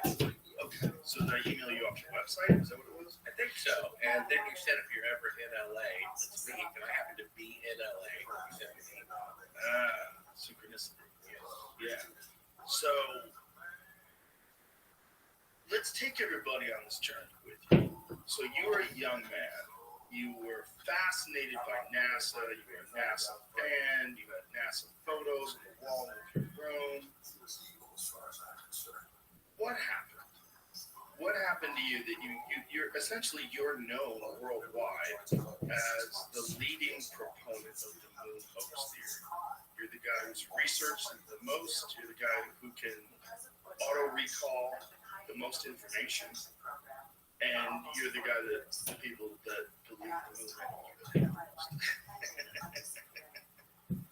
So how does this all happen? Well, let me start by saying comment about what you said, theory. It's not a theory. They did fake the moon landing. That's a fact. whether people realize it or not. Okay, but we weren't there. So let's just go on what we know in terms of facts. And I'm gonna call you. Okay, you're supposed to be. I'm just trying to. Well, I'm gonna have to steel man some of the arguments against you. You know, obviously, I mean, this is a fascinating but yet very challenging subject. I think today more people are aware of the insanely widespread deception that the government was involved in during the same time as the moon landing. I think this is important. And I know a lot of people who get very angry when you question the moon landing. They use terms of patriotism, they use terms of national pride, like we did this incredible thing, the scientists that we have. I understand what they're saying. I understand where they're coming from entirely. But we have to look at things realistically if we're ever going to get an accurate picture of how the world works. And I think if we look at the time that we're talking about, the Nixon administration, talk about the Gulf of Tonkin incident where they got us into Vietnam, where there's bullshit false flag that wound up killing how many people? It's like 1 million people dead because of that? 3 million people, including 58,220 Americans. Okay, there's that. There's Operation Northwoods during the same time period. Operation Northwoods was a plan that was signed by the Joint Chiefs of Staff where they were going to initiate false flags to try to get us a little blow up a drone jetliner, blame it on Cuba. They were going to arm Cuban friendly to attack the Bay. So there's Kennedy assassinations, which they still won't release the file. There's the moon landing, and there's Nixon, getting Nixon, which I think was China government operation. Tucker Carlson did that. And then I read a bunch of them. They say it's totally true. This one's the one that people hold on to the most because it's a source of national pride, and it is also look the accomplishments of NASA, the accomplishments of the scientific community, the accomplishments of these people that were able to make things that still all the wild shit that we know about space shuttles, space networks, all those amazing engineers. It seems to a lot of people that by calling the moon landing fake, you're discounting that work. You're discounting that amazing accomplishment from humans. What I want people to do is to say, what did they tell the truth about? If this is the one thing that you're willing to hang your hat on, because I know they lie about everything. They lie about everything. They lied about MK Ultra. They were dosing up Johns and Broncos with acid and monitoring them. They dosed up Charles Manson and probably trained him how to be a cult leader in prison. The whole MK Ultra thing is 100% legit, verified. There's plenty of documents on it. They experimented on acid. This is mind control experiments on people. What did they tell the truth? What did they want? They said, you know what? I know we're liars. We get people killed, and we're, funneling money here and there. But what? Everybody agrees. This one we're going to be. This is just what it is. It's what it is. And we're going to give the scientific community access to all the data. So we know it's verified. Third-party people test everything to make sure it's verified. Well, you brought up a bunch of good points. My opinion is really the opinion of the administration. For example, Robert Kennedy Jr. is 100% certain. He has more access to the JFK files than all of us know. He's 100% certain that his uncle, President Kennedy, was killed by the CIA. Then, as you mentioned, the Gulf of Tonkin, Robert Mack, before he died, got it off his chest, said that the Gulf of Tonkin incident, the Pearl Harbor incident that had America behind the Vietnam War, never happened. He and the CIA completely fabricated it. Congress passed a law, the Gulf of Tonkin Resolution, that led to the death of 3 million people and 58,220 American soldiers without cause. So, if the corrupt federal government is willing to kill their own duly elected president, if they're willing to needlessly kill 58,220 American soldiers, I don't think they have a problem making an image of the moon on television. The problem is the cause. whoever killed JFK, you're just changing who did it and why. Still dead, it's still a tragedy. Or 9/11, you can change who did it and why, but all those people are still dead. This is what's supposed to do. And people don't want to give up that candy, and I come along and say, wake up and smell the manure. Some people are like, well, I know America has gotten bad, and people need to realize the sheer arrogance of the federal government to pull off the moon landing fraud when there's virtually no eyewitnesses except 3 government employees in a picture behind their truck from the federal government. So it was actually very easy to think, and in answer to your first question, I was more than I was idolized the moon landing with my father in the Air Force and giving me pictures of Apollo 11 as I moved every 2 years. House to house, there was a prominent place on every bedroom wall. So what changed? Well, what changes happened in open month. In one book, was there a moment? Yeah, well, the first moment was, so from the age of, I was asleep in bed, but at age 4, I got those pictures, saw them, I mean, even if I saw them once a day, it was 3,650 times over the next 10 years, probably saw them 3 times a day. So I see these pictures of believing they're on the moon and being tested with the greatest thing. And then I'm 14 years old, and I see Bill Casey, former Rocket 9 employee for NASA, 6 years old, on the program with high security clearance on the second and one brother, who says, look, I had a memo from Rothschild Synagogue warning them they are not going to make the ball. There's only 1 in 10,000 chances they could go to the moon. So what year was this? That was back in 1960. And so 3 years later, is it possible that they were able to overcome the challenges? Well done.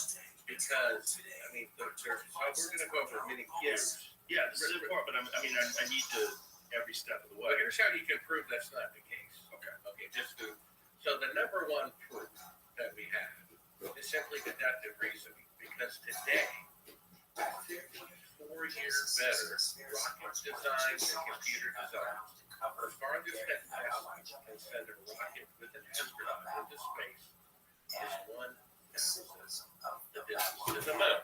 That's why they're sending mannequins to orbit the moon that can't even land because they would die from the radiation. So what they're really claiming is back in 1969, ahead of schedule on the first attempt, when all of NASA's computers had 1 millionth the computing power cell phone, they sent astronauts 1,000 times farther into space than they can send it today with 54-year better technology.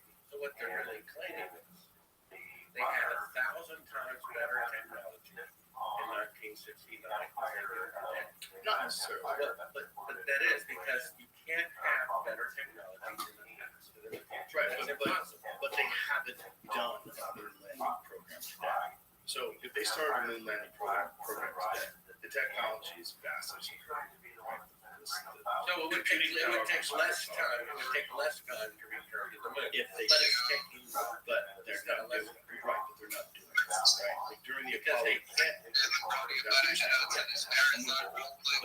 but the Apollo program doesn't exist. The Apollo program is a massive program to try to beat Russia, get the first person to know. And he's concerned about how many times it was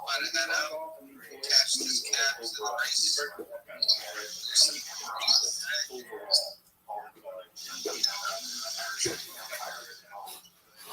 that's a lot of people to organize, to mold, to focus on one person. That's not happening today.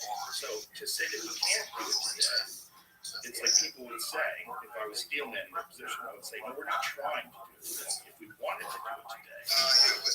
Well, actually, they 400,000. So at the peak, the Apollo program employed 400,000 people who supported about 20,000 industrial firms and universities. So here's the argument against exactly what you said. But everyone would know, and everyone would tell, and it would say, well, that's not true. Show you how that's not true. First of all, Eugene Grant, like decent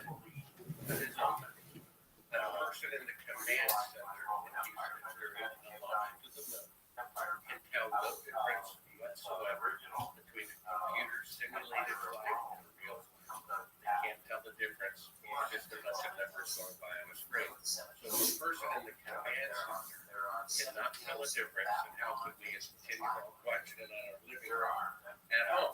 And then, do you really think the CIA is so stupid? How the person making the glove or the boot or the brand take a really good film of the movie doesn't tell anybody. And then, That's wouldn't be the question. Too many people would have to know. but that's, And it would get out. you know, if someone in the command center doesn't know, then the command center people, once the rocket is up, there's only 3 eyewitnesses to it. It's actually much easier to do than we realize. A bank teller, and how many bank tellers are at Wells Fargo? Hundreds of thousands, 400,000 bank tellers probably. But do they know that the CEO knows about the operation of the bank? You see, there's a big difference. And then we have no independent press coverage. World War II had 1 million or more eyewitnesses a year, but there's no independent press coverage. It's much easier to say to people realize that people want it. I also want to put people in the mindset of humans that lived in 1969. I think we become incredibly spoiled by the internet, by the ability to search things, just read debunking, scientific papers, all these different things that are available that just were not available. And you knew either what you learned at school, or the government, or your employees told you, your employers told you. That was it. That's all you had access to. So these people that were working for NASA, to think that they had the kind of understanding of the way things are manipulated that we have today, there's no way they did. There's no way they didn't know about the Gulf of Tonkin net. They didn't know about Operation Northwoods. They didn't know about so many things that we know that the government has done. The Kennedy assassination hadn't happened yet, or it did happen, but they still didn't know who had done it. You know, that they wrapped up to the Harvey Oswald Act thing. Without this Kruger film, without the subsequent investigations of it, where people said, "Wait a minute, this guy kept going back and forth to Russia. Jack Ruby was in the mob. Like, what the fuck really happened here?" Back in 1969, this was an innocent country. It was a different way. People had a much different way of looking at it. Well, the people were innocent in the government. They just killed their own president. They just faked the beginning of the Vietnam War. And they were emboldened to fake the moon landing because they had complete control over the media and a public who wanted to believe it. And even people at NASA and Command Center couldn't tell the difference between the simulation and real life. They also had a history of it. They had a history of deception. It was a part of the fabric of the organization. They were deceiving all the time. They were deceiving United States citizens all the time. Well, and they still are. That's the thing about the moon landing and why it's so significant. I mean, let's take a look at the 2 possibilities. Either they went to the moon on the first attempt, had a schedule, getting back a cell phone. Today they can only send out instead they did that, came back with more. They lied to the world. They lied to their own people. They embezzled the modern equivalent of $200 billion. They gave them medals of honor for being such a good leaders. They printed it on stamps and coins and stuff. If that's true, that's so much more profound an event than had they actually done. So one of the greatest events in human history is actually this thing. And we have to understand these people are still very large. You don't say, oh, well, there's a child kidnapper in the neighborhood, and a child disappears every month for the last 30, 40 years. Oh, well, what can you do? These people are in charge right now. They did fake the moon landing. Don't believe me? Go to SirBrown.com. Watch 17 clips for free. Have you had any debates with people that think you definitely have to be what you're doing is dangerous and ridiculous? Well, the most interesting comment I got is I showed all this proof to a college professor from a major university. All this proof. I mean, like I said, shadows intersecting at 90 degrees, which you can't do in sunlight. They didn't go through all this proof. The footage being Can you tell me there? That doesn't mean they didn't go to the moon. It means that photograph is good. Okay, so why would the pictures be taken? How you living, Kim? You know, you could make the argument that radiation damage. Hope you're well, baby. Well, Well, I think if you were really going to the moon, you wouldn't dare take any of it. I think they had a lot more humans back then. They faked a lot of programs. I mean, you know the famous Gemini 15, where you see Michael Collins in a simulation where he's doing a drill, he's attached to wires, and they just use the same image and blacked it out. Yeah, so you're saying NASA has a track record of faking space flights before that. Yeah, you're right. Or publicity firms that work for NASA had a limited amount of photos to work with, and they decided to manipulate some so that they could have photos that they didn't have of an actual event which really took place. Well, It was a spacewalk. But what we have is them faking being. Right, but they do things like the spacewalk. They do things like the space center. So that's where it gets confusing. Well, they can't leave it. That's where it gets confusing. So the real problem, the question is Van Allen radiation belts. Now, Operation Starfish Prime, that was the operation where they detonated a nuke in the radiation belts, right? Didn't they do something like that? Something kooky? They're trying to blow a hole through the radiation I've belts. heard that, but I don't know. It's not confirmed. I don't know. Yeah, it's secret squirrel stuff. But what is Operation Google that? What is Operation Starfish Prime? I remember reading that when they shot a nuke into space. Starfish 5 was a high-altitude nuclear test conducted by the United States, a joint effort with the Atomic Energy Commission and the Defense Atomic Support Agency. It was launched from Johnson Atoll on July 9, 1962. It was the largest nuclear test conducted in outer space, and one of the 5 conducted by the U.S. in space. A Thor rocket carrying a W-49 thermonuclear warhead designed at Los Alamos Scientific Laboratory, and a Mk2 re-entry vehicle was launched from Johnston Atoll in the Pacific Ocean about 900 miles west-southwest of Hawaii. The explosion took place at an altitude of 250 miles. So is that essentially like where the space station is? That's right. Okay. Above a point 19 miles southwest of Johnson Atoll, a yield of 1.4 megatons. The explosion was about 10 degrees above the horizon, as seen from Hawaii at 11 p.m. Hawaiian time. So what was the goal behind this, or at least what was the publicly stated goal behind the fucking thermo nuke in space? Well, I guess they were trying to see if they could open up the radiation. That was the order to go to the moon. They knew that the radiation was this connected though? Was this program connected to NASA officially? I think they were trying to see if they could open a way. Look what it says there. Look what it says there. Starfish Prime. This always happens. Caused an electromagnetic pulse that was far larger than expected. So much larger that it drove much of the instrumentation off scale, causing great difficulty in getting accurate measurements. The Starfish Prime electromagnetic pulse also made those effects known to the public by causing electrical damage in Hawaii, about 900 miles away from the detonation point, knocking out about 300 streetlights. Holy shit! Setting off numerous burglar alarms and damaging a telephone company microwave. Like, these boys were wild. They just experimented with a fucking nuclear bomb in space and it blew out 300 streetlights in Hawaii. Shut up. Imagine your burglar alarm goes off because the fucking government launched a nuke into space.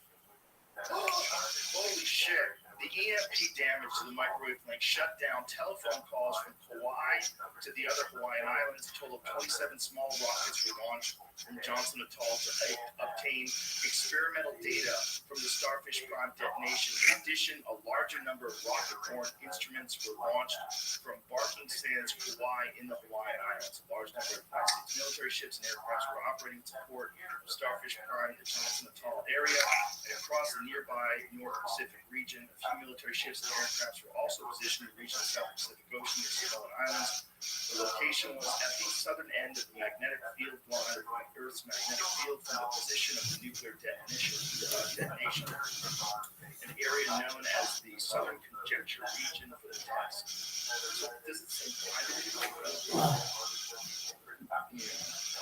I'm interested to see like why change give me some sort of a logical explanation why you just took a fucking chance and launched the dude 250 miles into the sky.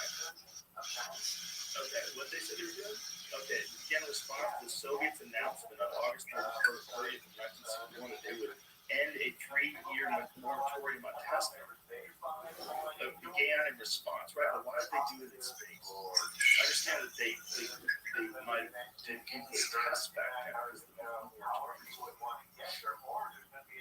Aliens killed the aliens with nukes. That's probably why the aliens started showing up. Well, that's the whole folklore about that. Drop those bombs. Hey, what are you doing? Which I would do if I was an alien. That's around the time I would start landing. As soon as they started dropping bombs in cities, like Jesus. So we know they did that. That's a real thing. Why they do it? The speculation is that they were trying to open up a portal to make passage through radiation. Now, the people that say that it's easy to go through radiation belts will tell you that it's a donut. It's not a full. It's not like covering the entire sphere of Earth evenly. But there's openings at the top and the bottom. Is this correct? Well, yeah, but then they would have to launch it over south. That's the only way you can do it to get through those holes. That's right. According to NASA's flight plan, they went directly to the center. That's why they launched southern Florida. Okay, so what they would say is that it's not that dangerous, and it's just like being exposed to a few X-rays, and that the people were shielded. Well, go to Simbrel.com and watch the latest. You're right there. But you're right there. So I just yeah, want to give you the opportunity. What they would say to you. The clip there is Kelly Smith. He's an employee at NASA explaining something that most people don't know, which is above the Earth starting at about 1,000 miles and extending about 30,000 miles to expand the radius that astronauts have to go through to the moon and through again back. First he says it's dangerous. And then he says that the technology for an astronaut to go through it to the moon and back and survive has yet to be. Let's listen. And what did he say? I think he said that in. Pull that up. But that would be the argument. Let's go.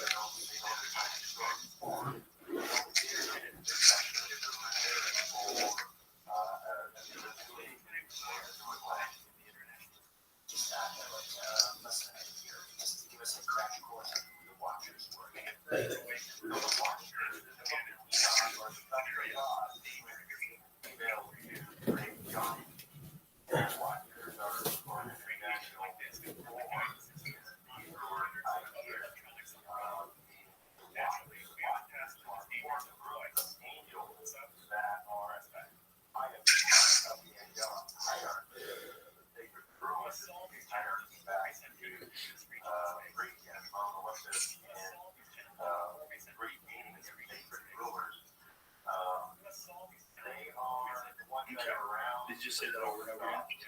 Okay. Excuse me.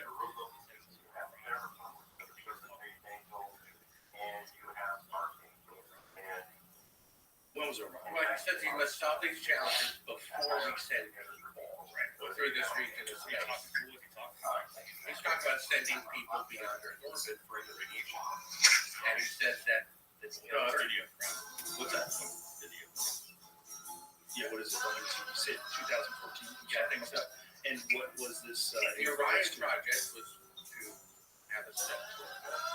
And what year was this? I think he said that at 2014. So the Orion project was a new project for the 2014 just on its focus. Correct. They were using part of that spacecraft on the Artemis when they sent mannequins through the radiation belt. He says we must first solve these challenges of radiation protection before we send people through this region of space. Meaning the technology to send an astronaut through the radiation and survive. Well, that's not exactly what he was saying. I see where you're going with this, but what he did say that it was dangerous radiation. You wrote deadly in all capital letters. But what he was just saying it was dangerous, and he was specifically talking about instrumentation. He didn't say dangerous in terms of like to people. Right, because that would be more of a clue that they didn't go. Well, it would be a thing that you would go, but hey, how did they do it? And then they get, you know, whatever can of worms. Right. So he says we must solve these challenges of protecting the astronauts before we send people through this region of into space, meaning people cannot go through it until the radiation shield is developed, and it has not yet been developed a way to send astronauts through it and survive in 2014. So if it's not been invented in 2014 yet, then it wasn't invented in 1969. Well, I think another thing that's important to say that if you're saying that radiation is dangerous to instrumentation, it's going to be dangerous to violence. Even if you, like I'm saying, even if you don't say that, even if you're not saying that, he did say people before he said people, but you could say, imply, I'm not saying this is true, but by what he's saying, that what he's saying is instrumentation would be dangerous, that would be dangerous. Well, they also included people. Before we said people through this research. Right, but it could be because they would lose their instrumentation. You could interpret that. I'm just trying to be generous as possible. You're overly generous. I'm trying to be. So what is this, Jim? Okay, here it is. My name is Kelly Smith, and I work on navigation guides for Orion. Before we can send astronauts in space on Orion, we have to test all the systems, and one way to know if we got it right, fly it into space. For Orion's first flight, no astronauts will be aboard. The spacecraft is loaded with sensors to record and measure all aspects of the flight in every detail. We are headed 3,600 miles above Earth, 15 times higher from the planet than the International Space Station. As we get further away from Earth, we'll pass through the Van Allen belt, an area of dangerous radiation. Radiation like this can harm the guidance systems, onboard computers, or other electronics on Orion. Naturally, we have to pass through this danger zone twice, once up and once back. But Orion has protection. Shielding will be put to the test as the vehicle cuts through the waves of radiation. Sensors aboard will record radiation levels for scientists to study. We must solve these challenges before we send people through this region of space. So the challenges have not been solved in 2014. But how could they have been solved in 1969? Well, the thing is, even if they did solve it back then, how did they do it? This is the question. This is what we know about the spaceship. What we know about the Apollo 11, what we know about the shielding that it has. They had 1/8 of an inch of aluminum. Now, when you get a dental X-ray, they use 1/4 inch less. And so that's for 1/24 of a second. It would be in that for an hour to an hour and a half. Going to the moon is an hour to an hour and a half. So what would that be the equivalent to, roughly, in terms of like X-rays? It would be 100 times more than a lethal dose, according to their own reports, which are documented at Sunrail.gov.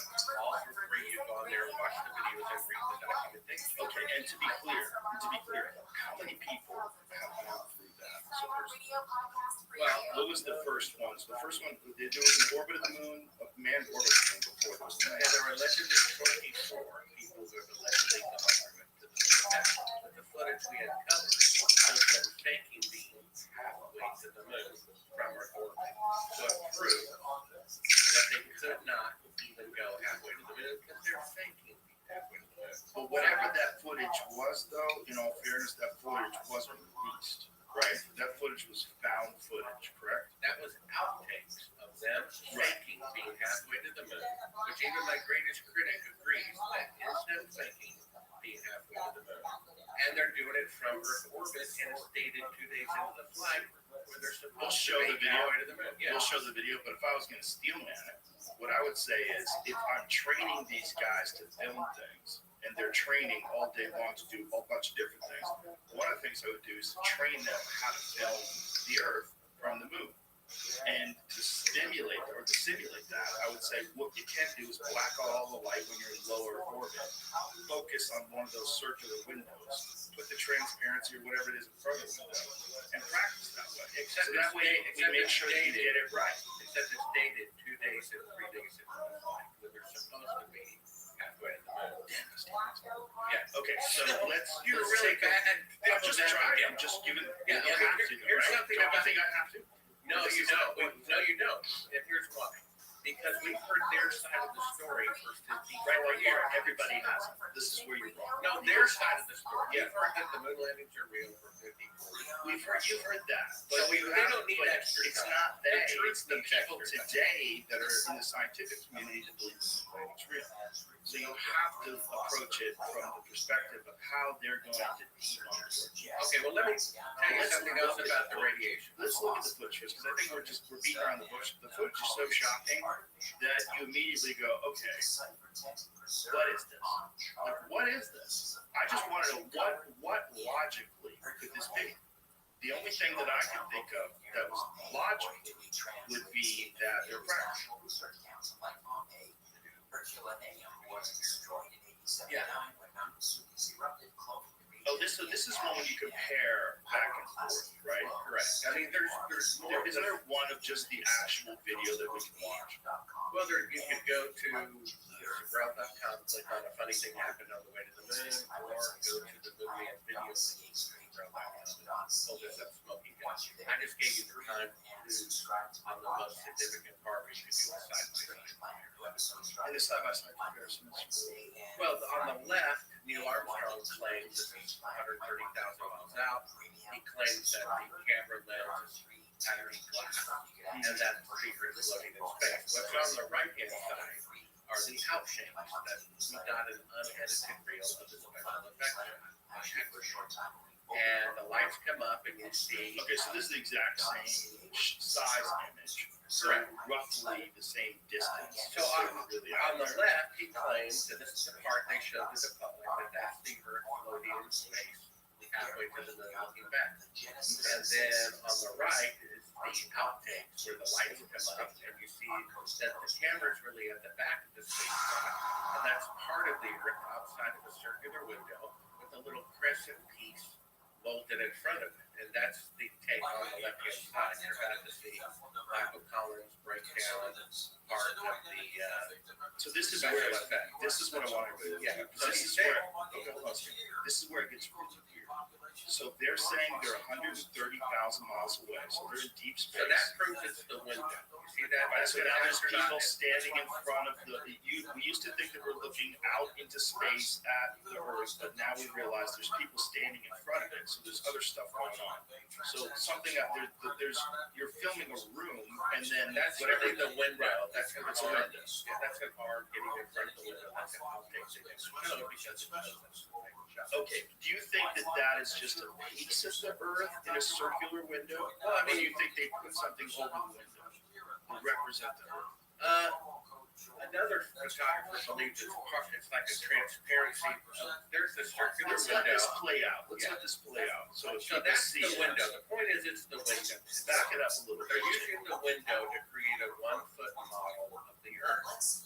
And they're using the darkness of the cabin by blacking out all the windows, And it makes it look like it's space. Exactly. It makes it look like the Earth is floating in space. So we have them think being halfway to the moon, which means they cannot go halfway to the moon. And here we are, 54 years later, and they still cannot go halfway to the moon. That's why there's mannequins orbiting the moon. They said in 2014, in 2018, they would have people orbiting the moon. They were 100% on schedule. Yeah, but that's they lied about it. And they may not have had transplants. But this is shocking, weird stuff. Because it's hard to explain. It's hard to come up with a rational explanation of what this could be. Well, So that's because if they are can't be saying, halfway to the moon. that's what it is. But we should play the audio.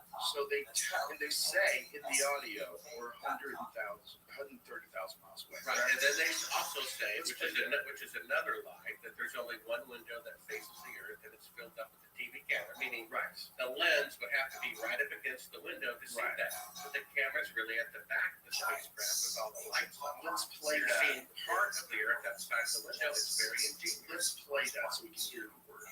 Yeah, we can hear them say that because it's even more interesting.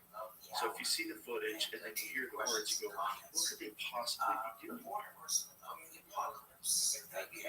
This is you. Yes. Where can we find the raw video? The raw video is that a funny thing happened on the way to the Rothschild. It's on the homepage.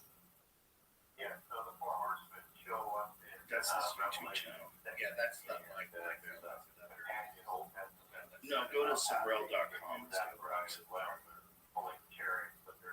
Let me add one thing about the radiation. So, after Kelly Smith put a split in his mouth, I called up NASA. I said, I'm a journalist. Can I talk to the guy? No, we don't allow him to talk to reporters anymore.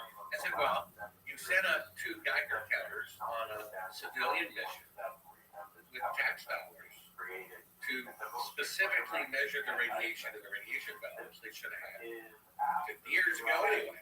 And then I said, can I please have those radiation readings? And then they sent this to me. They said it's a classified military secret. I said, oh, wait a minute. When you send probes to the sun to measure the temperature of the sun is a military secret. When you send probes to Jupiter to find out how much helium is in Jupiter's atmosphere, the amount of helium is it a military secret. So would the amount of radiation surrounding the Earth, the radiation because if they reveal it, it would prove that they couldn't go through it. Or we spent a lot of money to get that data, and that data is very important. If there's manned warfare in space, like we have a space force now, there's an anticipation that we could live in a future where there's space wars, right? This is a real thought. The space program is real. This space force is a real organization. Is it? Yeah, it really is. I have a T-shirt. Tim didn't get. Oh, that was proof that it's real. It's real. I have a T-shirt. Actual T-shirt. So, but no, there is a space force. I think it was Trump's idea, right? Yeah, Trump started a space force, which is awesome. Anyway, that's data you wouldn't want Russia to have. Like, so the Van Allen radiation belts, if there's a way to get through them, because you know exactly how much radiation it is, and you know you need this amount of shielding, you don't want Russia to know that. You want them to spend your own money, bitch. You can't have our fucking data. That's what I would say. I would say that's an American secret. That's national security. In that regard, right? Because if we're going to be doing space wars, they're going to be flying around through. They don't know how to get through the radiation belt that we do. Then they're going to rely on espionage. Well, they've sent probes to the moon, so they would probably have Geiger counters on there. Right, but as time they goes on, would know the radiation. But they sent probes to the moon a long time ago. As time goes on, the instrumentation is far more efficient. It's much better, more accurate. So the stuff that they get, the data they get now, we both agree, right? Would be way better data than you got in 1963. That's the argument that we're making.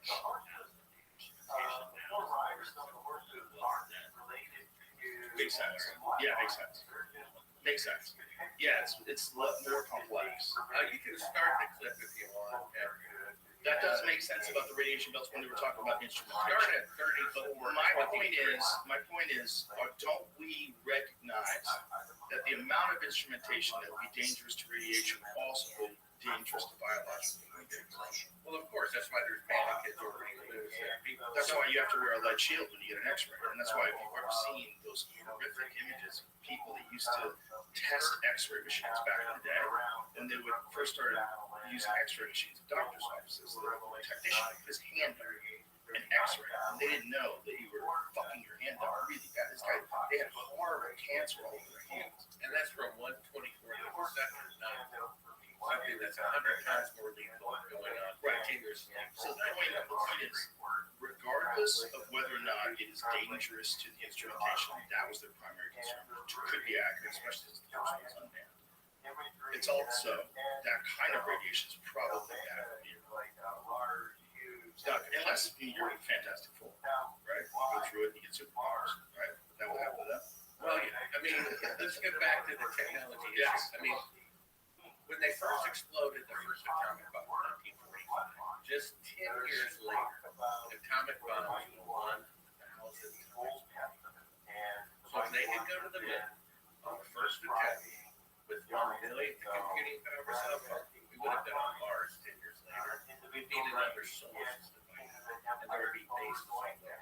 It's the only interesting one of the facts that there's no other technology from 1969 that's not easier, cheaper, and faster than what we're used today. Except because it was a bluff, like it was.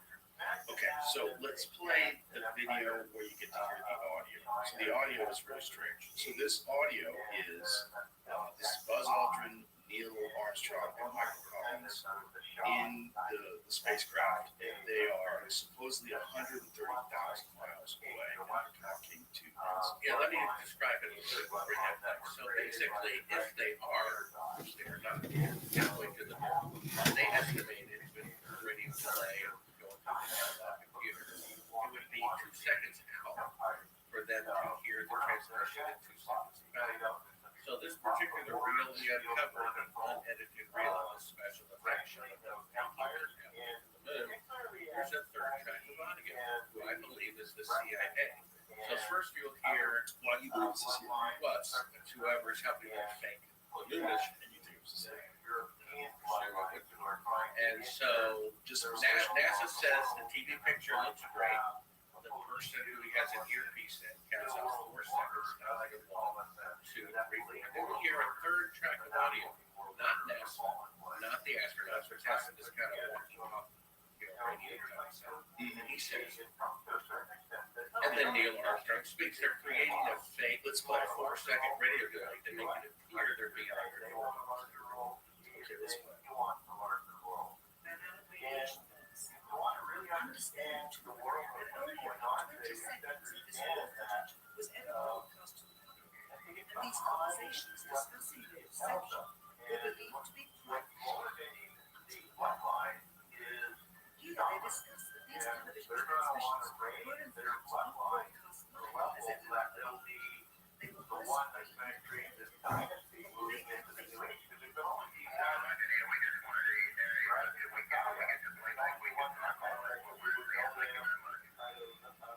Here they discuss the fact that they have 2 platforms and have no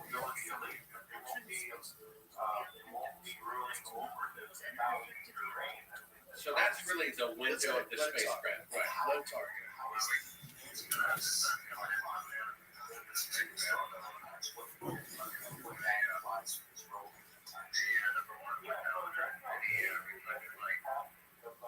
The reason this was done is so that the truth of the matter can be revealed. It is this. The federal government having believed that this is a view of Earth from the distance that the spaceport's window as it is. What they have ingeniously done is place the camera at the back of the spacecraft and center the lens on the second window in the corner, outside of which it is completely filled with Earth. The circumference of the window then appears to be the diameter of the at a distance, with the dark walls of the spacecraft appearing to be the blackness of space around. That is why they want the interior blocked out the sun and image the Earth. Here you can see the extruded window, probably 2 inches thick at the bottom. This is because the Earth's shine is coming at a downward angle. It also causes the Earth to appear to be in a irregularly shaped circle, for you will see shells like the window. And the inside of the window, which together form 2 different sized halves of circle.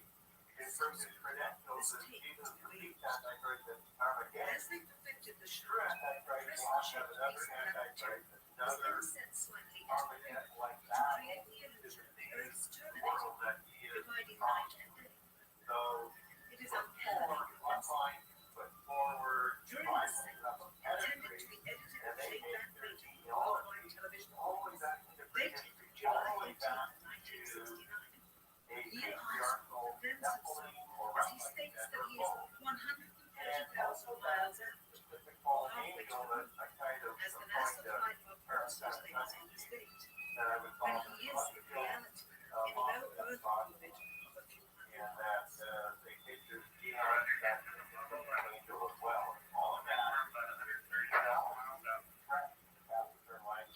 During another segment, also intended to air after review, Neil Armstrong falsely explains to the viewer how the shot is attained by putting the camera's lens to the window's glass, as it would have to be if they were a claimed distance away from the Earth.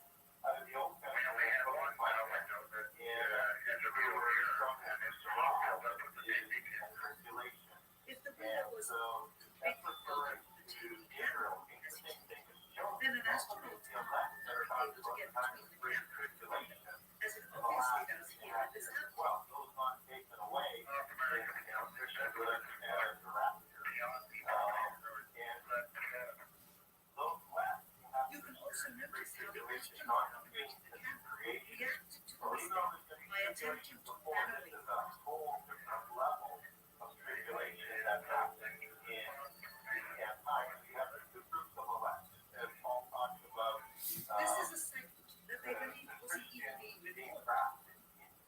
Keep going.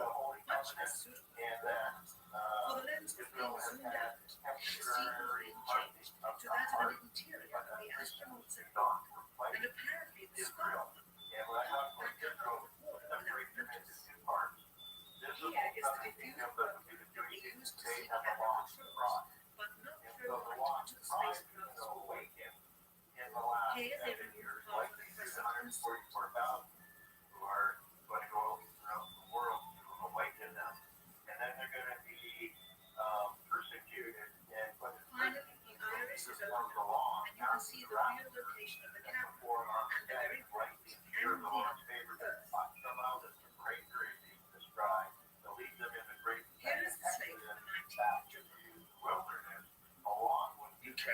Yeah, So so go here's what I would say if I was trying to comment what you're saying. All right. The Earth at 130,000 miles out is halfway to the moon. The moon is 1/4 the size of Earth. The moon, on a full moon, is fairly bright. And you could walk around outside in the dark. That's pretty amazing how bright it is when it's full moon. Imagine that 4 times greater and twice as close. So the Earth, which has blue reflective light because of the oceans, and it's glorious, it glows in the sky. You would imagine that if you were filming Earth from 130,000 miles out, you would have to blacken the insides of the walls, and you probably couldn't get the camera any closer to that window in reality, even by saying it's in front of the window, it's covering the window. You're talking, I mean, it probably doesn't even fit any closer than that with all the instrumentation. If you were filming it specifically to try to get an image of the Earth and what it looked like at 130,000 miles out, would it even look that small? I don't think it would. It would probably look a lot larger. So if they're shooting it through this window and the light is probably pretty intense, it might be the only way to film the Earth, the kind of cameras that they had back then, would be to do it that way. Block out everything in the room and to film through that circular window as close as they can get that camera to. And it's just shitty footage of something that they eventually figured out how to do right, so that it wasn't deception. Well, the camera's at the back of the spacecraft, Right. and that's the circular window, and it's filled with the Earth. Right. If they were halfway to the moon and the Earth was at the window, there would be a tiny dot. It wouldn't be out that small. window. No, it wouldn't. But stop. It wouldn't be that small because the moon's not that small. You got to think about how big the moon is. Okay, and the moon is 1/4 the size of Earth. Think about how close the moon is. So the moon is a big ass fucking thing, right? So let me ask you this, Jim. Do you think the moon landings are real or not? I'm not saying that. What Okay, I'm but saying wait to a you, minute. I just want to know what you think. I'm going to go at this. I'm just going to try to ask the most logical questions to refute what you're saying without giving an opinion. I'll give you an opinion eventually. But this right now is if you were going to film the Earth from 130,000 miles out, and the Earth is 4 times larger than the moon, and you're halfway to the moon, I would imagine it would fill up that window. You wouldn't, the difference between that and low Earth orbit, I'm sure there's a difference, but I still think from that small window, it might be the whole window filled with Earth. That might be what you get. Well, that's not the opinion of myself as a filmmaker and 3 other filmmakers who, for a living, our job is to make fake scenes.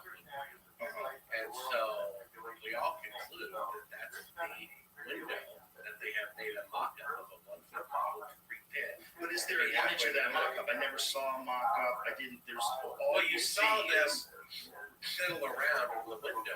you definitely see them fiddle around the And window. the camera, they lied about the camera being up against the glass. The camera is obviously at the back of the spacecraft to create that. Well, they said illusion. they said the window is filled with the camera. That's what they said. But it's not. It's at the very back of the spacecraft. The lights come up on the part they didn't intend on showing. And the camera has been at the back of the spacecraft all the time. Right. They had to lie. If they really were halfway to the moon, the only way they could film this shot would be to put the lens at the glass of the window. But it's a fake shot. And part of the faking is the camera is really at the back of the spacecraft. All the lights are on. part of the Earth is outside of a circular window, and it looks completely like the Earth floating in space. But that's really the window from Earth orbit. Jamie, go ahead.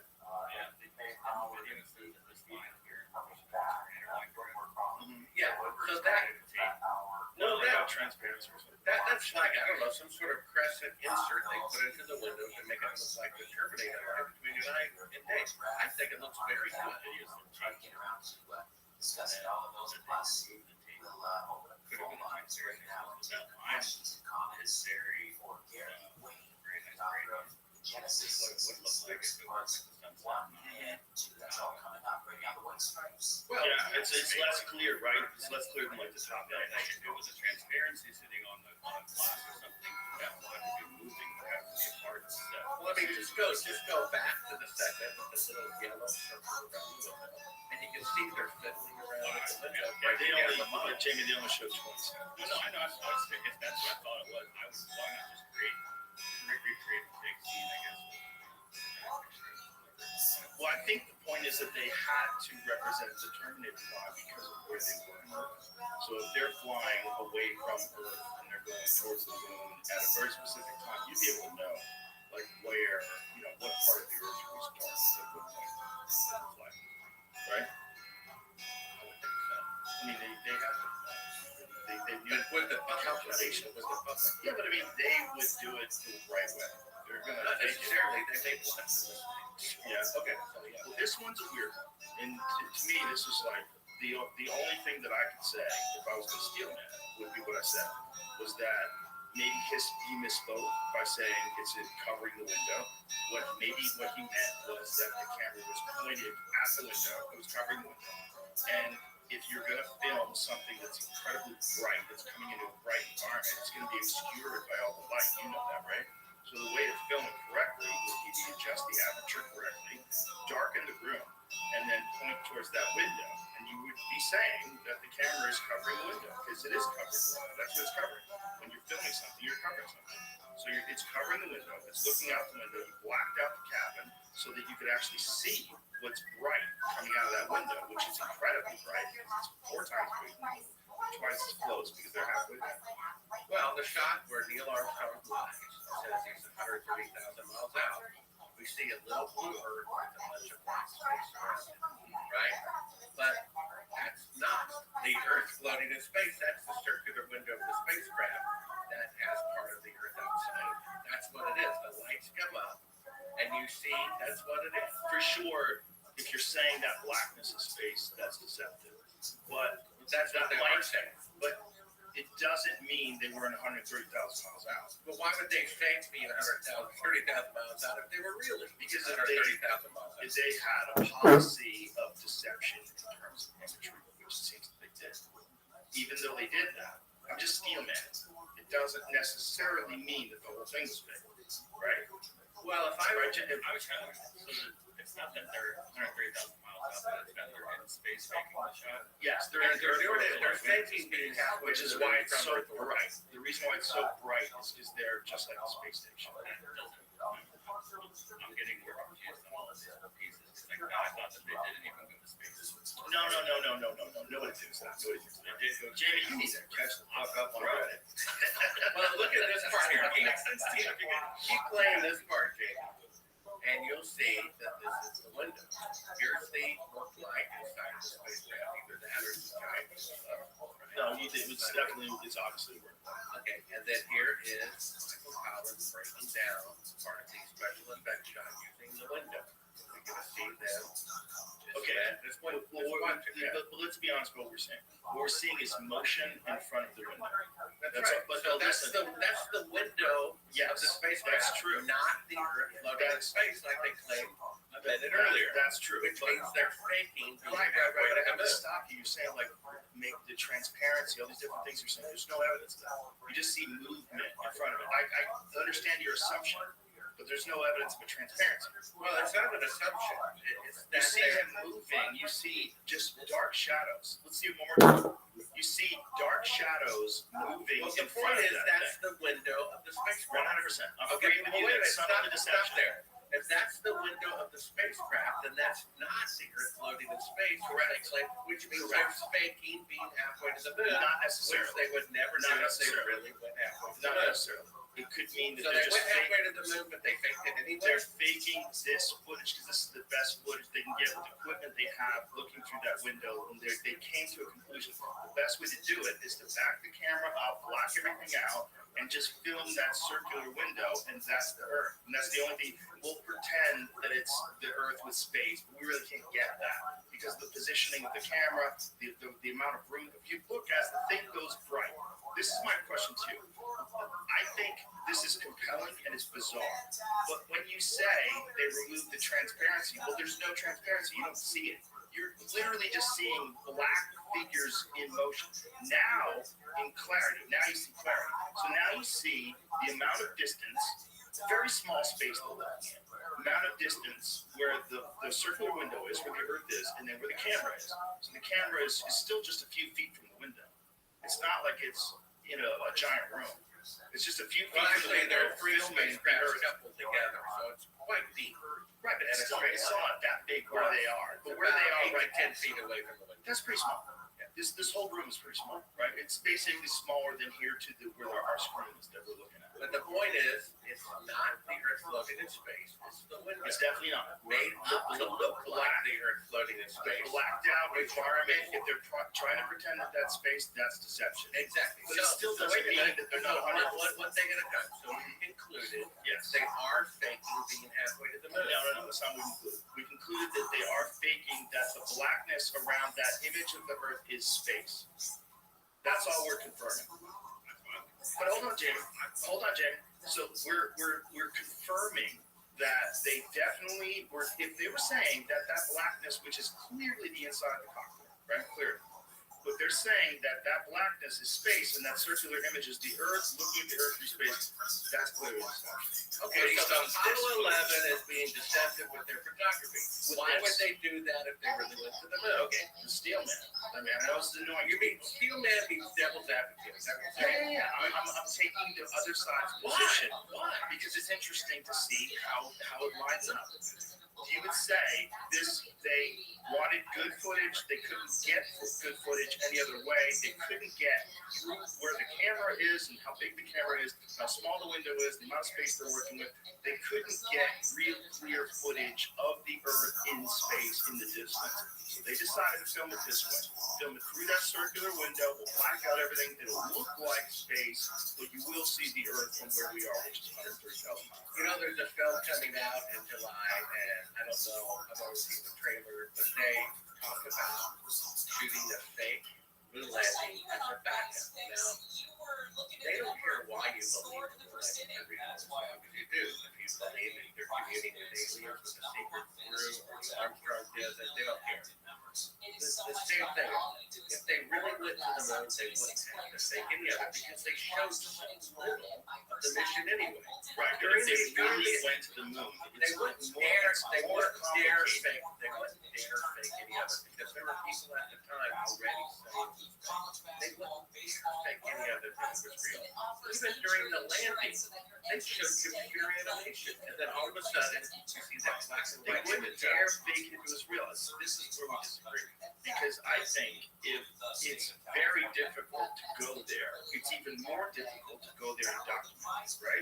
And specifically when you're talking about camera equipment. If you take camera equipment, the old school film, and you run it through old school radar detectors at the airport, those metal detectors, fucks up your camera equipment, right? Doesn't it fuck up your film? But doesn't it? Isn't that correct? It wasn't difficult for them to go to the moon. They went 6 times in 3 years. They wrote cars on the moon. They up on the moon. That's what I'm saying. And yet, for some reason today, they can only send mannequins to orbit the moon. Listen, we're in agreement. This is what I'm saying. What I'm saying is, what you could say is that the real problem, maybe they went and they faked the footage.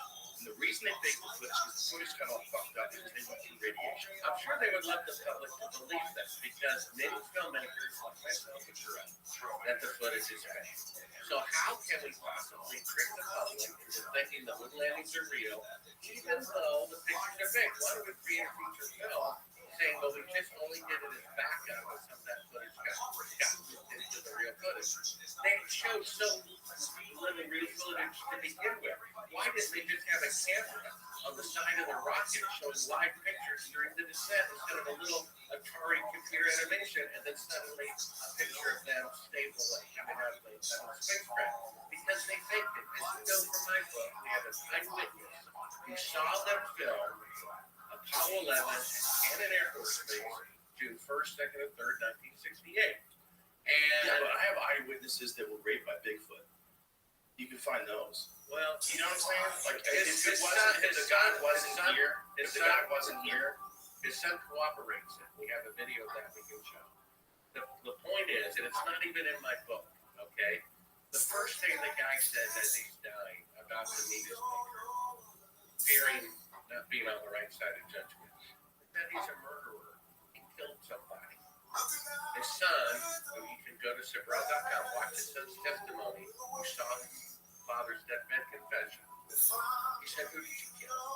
He said, I killed a co-worker at Cannon Air Force Base where he was the chief of security. The military police came in, and they interrogated him as he's dying, wanted to notify the relatives of the person who he killed. Who did you kill? Such and such a person, a fellow employee at Cannon Air Force Base in 1968. Why did you kill him? We both eyewitnessed the filming of the fake moon landing, June 1st, 2nd, and 3rd of 1968. My friend thought it was morally wrong. He was going to tell me that I killed him. His son confirmed he was chief of security at Cannon Air Force Base and lived right across the street. He stood beside President Johnson, who was there for the first 3 days of filming. He gave him a list of 15 people that were there, were allowed in the VIP district to eyewitnesses. Neil Armstrong's on the list, the Aldrin is on the list, and several people I never heard of. We got that list. This is real. His son, after telling me this information and confirming it, his house was broken into a few days later. Everything about his father was confiscated. Days after that, 2 agents show up from the government. This is less than 2 years ago. Threatening to kill him and his family to be about his father's participation in the moon landing. The White House was involved in investigating. The FBI was. The United States Senate Intelligence Committee investigating. And that meant, and those reports are sealed because it's a great embarrassment to the federal government that they did actually think the moon landing. I was the biggest fan. If I can go from being the biggest fan to having to accept the sad fact that our government is that arrogant. And not only that, I interviewed the widow of Gus Grissom, who was going to be the first man to walk. You wish to explain one of the things that Gus Grissom did about he hung a lemon. That's right. Yeah, explain that. Well, basically, he was totally confused how they could possibly think they're going to the moon in 2 years. I thought it was at least 10 years. And still, we can't even go that, right? Because of radiation. And he was preparing reports to give to Congress and the Senate that his wife told him were confiscated from his house by CIA agents before they even informed her that he was dead. She told me, interviewed her for 4 hours. This is the man who was going to be the first man to walk on the moon. And he was the most beloved of the president. And he was so frustrated, he kept complaining of the chain of command they would fix everything. Because the higher-ups knew they were going to go and hadn't committed yet, and thinking it, and therefore had nothing to ask for yet. And that's why they weren't fixing it. Well, that's, her conclusion as well. Right. And in his fury, without permission, he held a press conference. He invited in a bunch of reporters to the top of the rocket where he affixed the lemon, the fire, and the green. He said, this thing is a lemon, everything has made the evening news. And a few days later, he dies. His wife told me that on January 26, 1967, he came home from work and said the following. For some strange reason, the CIA developed a why we're here inspecting. Before, he dead the very next day. His widow told me he was murdered by the man who was going to be the first man to walk on the moon. His son, 747 pilot, said the same thing when I interviewed for 3 hours, that his father was murdered by the CIA. So it's one thing if they fake the moon landing, didn't kill him. Maybe I'll confess my devious nature. I kind of, well, what did you do with me? Like the people who tunnel from the dry cleaner into the bank. Not if you kill 3 guards, slit their throats, who have wives and children. And the what with 3 guards? Well, I'm just saying, for example, if they fake the moon landing and didn't kill anybody, that's one thing. You see, and I know the type of person you are, and the type of guests you have on your show. We're true patriots, and patriots have to face facts that when people take an oath to this country, it's to protect it against all enemies, foreign and domestic. They always want misdirection, the boogeyman to be in some other country, where the biggest traitors to our country are Americans. Right? That's what's going on. And the first document of our country is the Constitution. It's the Declaration of Independence, where it says when any government becomes destructive of life, liberty, and the pursuit of happiness, it is the right of the people to alter or abolish it. According to Betty Grisham, they take a third of our income. They deceive us through a moon landing. And then they use that money to pay the salary of the CIA agents who killed Gus Grissom. Okay, but let's go to Gus Grissom's death. So Gus Grissom died in an accident, right? He died in a fire, correct? His wife says that fire was set intentional. I understand that she says that. I understand that why she would believe that. That makes sense. Well, if her husband says CIA agents are messing around with the equipment the day before, and he's dead the next day from faulty equipment, the CIA killed him. It's a pretty obvious conclusion. It could possibly be that, definitely. But also, when you're launching rockets, a lot of people die. They weren't launching anything. It was just a ground test of pressing buttons. And they found that they pressurized that space capsule with 100% where steel will become flammable. They reversed the movement the day before so that it opened inwardly instead of outwardly. It took about 5 or 10 minutes. Then they found a pile of boiling grass so that they would do a spark. And then I got the Apollo 1 report. We bought about $10,000 Roger Chaffee's widow for his estate. And there was a dip in right before it was fired because the CIA had something clamped in there, start the fire, they ignited it, dip in power. So where's this evidence that there's a dip in power? Well, it's in the Apollo 1 report. That there was a dip in power. Right before the fire, because something was tapped into and the CIA raided the previous day. And that's what killed them. Is there a logical explanation for why they reversed the doors? Yeah, so they would make sure not to be able to get out. It would take a long time to get out. But is there a logical explanation in terms of when they could say design they were space? just testing something new. Right. And the fire, what was the official explanation for how the fire started? And what was the evidence that the oxygen increased the environment? Well, that's a fact. They knew not to do that. They didn't cause fatality. Where did you hear this fact? Well, she told me, and it's in the Apollo 1 report. So in the Apollo 1 report, it says they increased the oxygen by how much? They did 100% oxygen. And did they say why? It was just testing. They did testing. And so that fire ignites. That's right.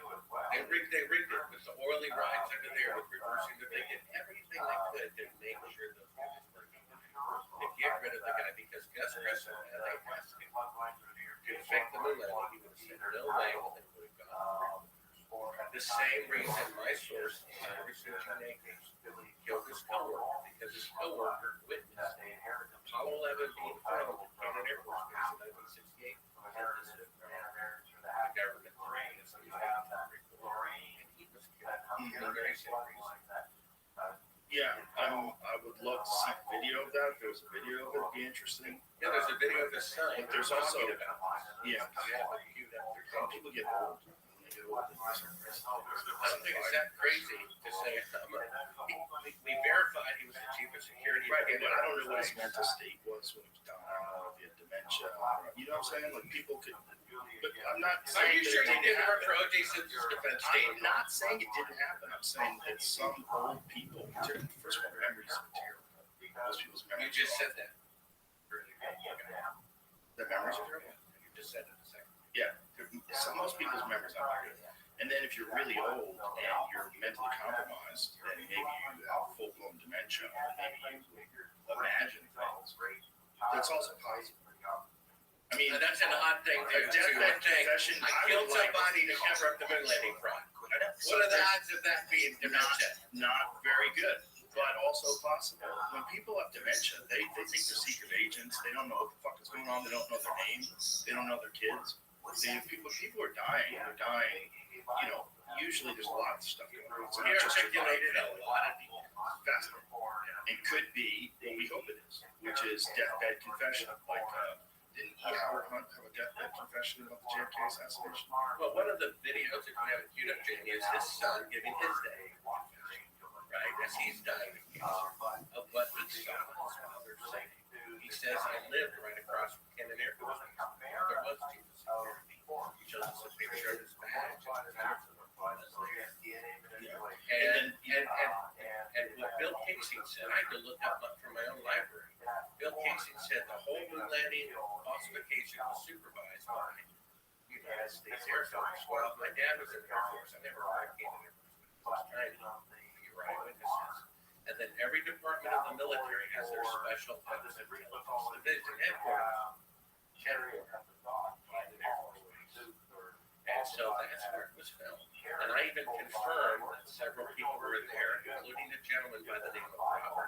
Never heard of the guy? Science fiction writer who promotes UFOs, which is another reason to doubt UFOs. Because the same guy who says UFOs are real, but is all like saying the moon landings are real. You see that? Same thing with the astronauts. Stephen Greer's number one source that UFOs are real. I have a book coming out of it as well on my website.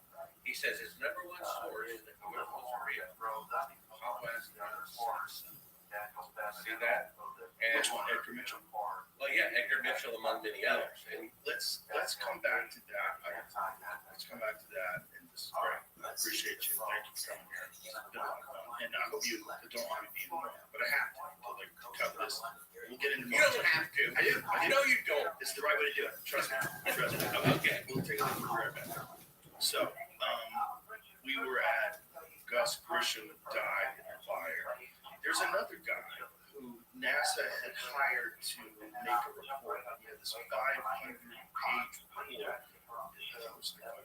about how badly mismanaged the whole Apollo program was. And he saw so many flaws in it, they thought it was never going to get off the ground. And then Thomas Barrow. Yes, Ronald Thomas Barrow, right? And he died on train tracks. That's right. That was kind of with his family. CIA hits kind of go through fast. And there was a big fad period where a lot of people charged up in train crossings. And they back then, this was before DNA evidence, and get rid of the forensic evidence. That's also how they killed those kids in Lena, Arkansas, that found the cocaine. That was the whole part of that Tom Cruise movie, true story behind the Tom Cruise movie. With what was that guy's name again? That Jamie Barry Seals, yeah, who was smuggling drugs, dropping them off in Lena, Arkansas, while Bill Clinton was the governor. And they killed these kids and put them on train tracks. Here's a relevant point about Bill Clinton, two of them.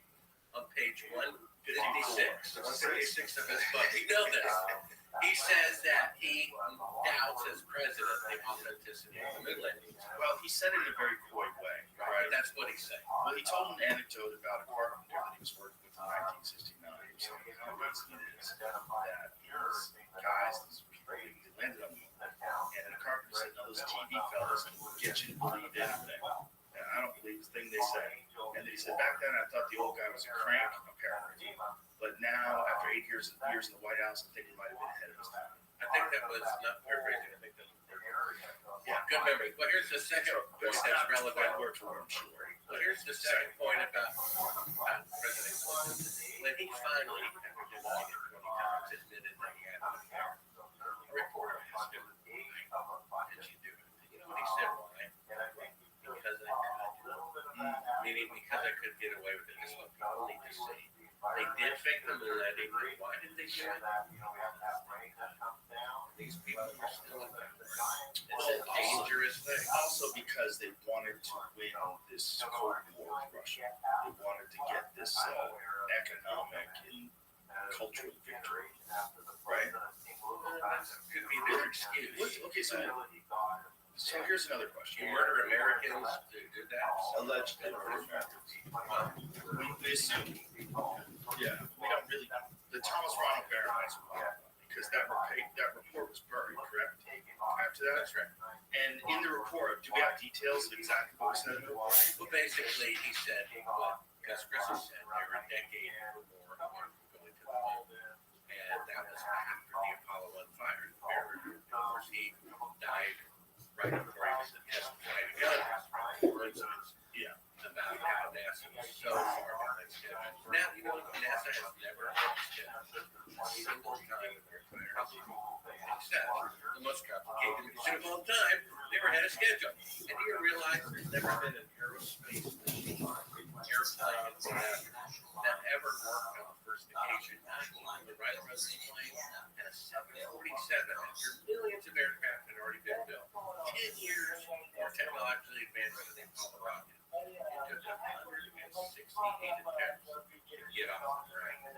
And yet, for the first time in history, there was an aviation project that worked on the first occasion that happened to be the most complicated one of all time.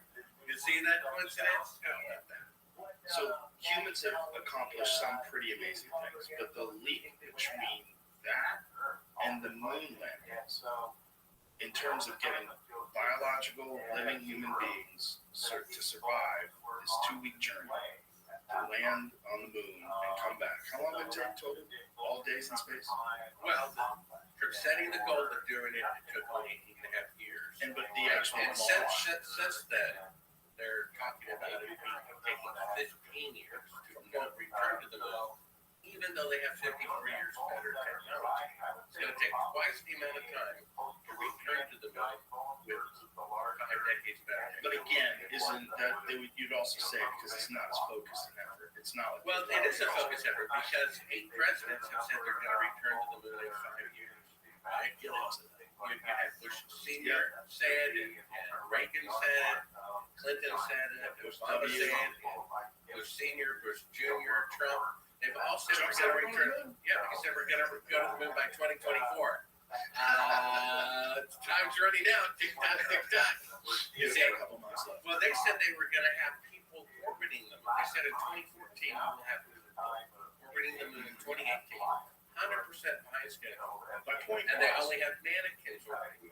So my point was that the leap between what we do now in terms of the difficulty of getting into space, getting into the lower orbit, and coming back, it gets compounded greatly by actually going to another planet and taking off. That's much more. And the only time that was ever accomplished was between 1969 and 1972.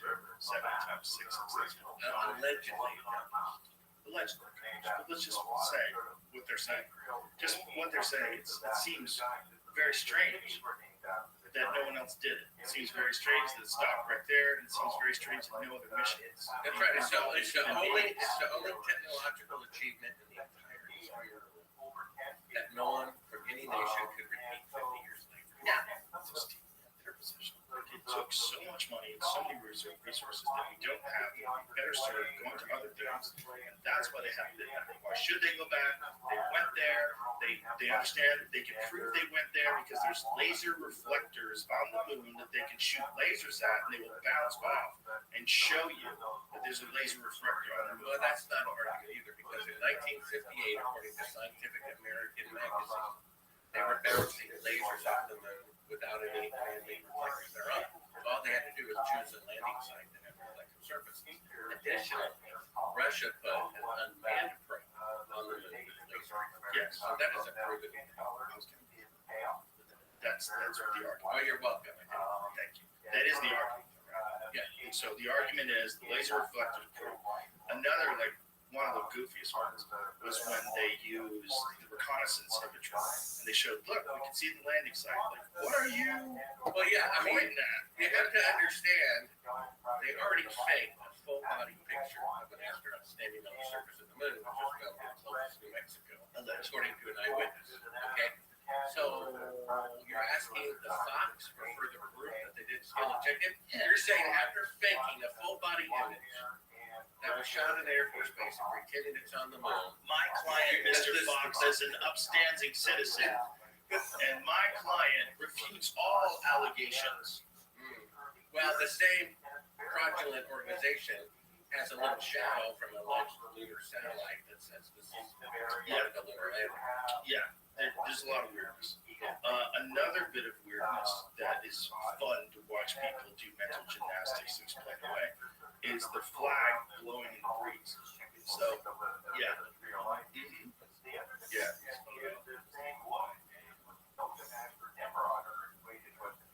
Nice. What does it show? No, what does it show, the image? What do you say? I could just tell you any one of those spots is the landing site. What do you say? You don't see much. Do you know what I'm saying? It doesn't prove nor disprove. It's not clear enough to say what that is, right? It's not clear. I don't see any objects that look like they're definitively a lunar rover.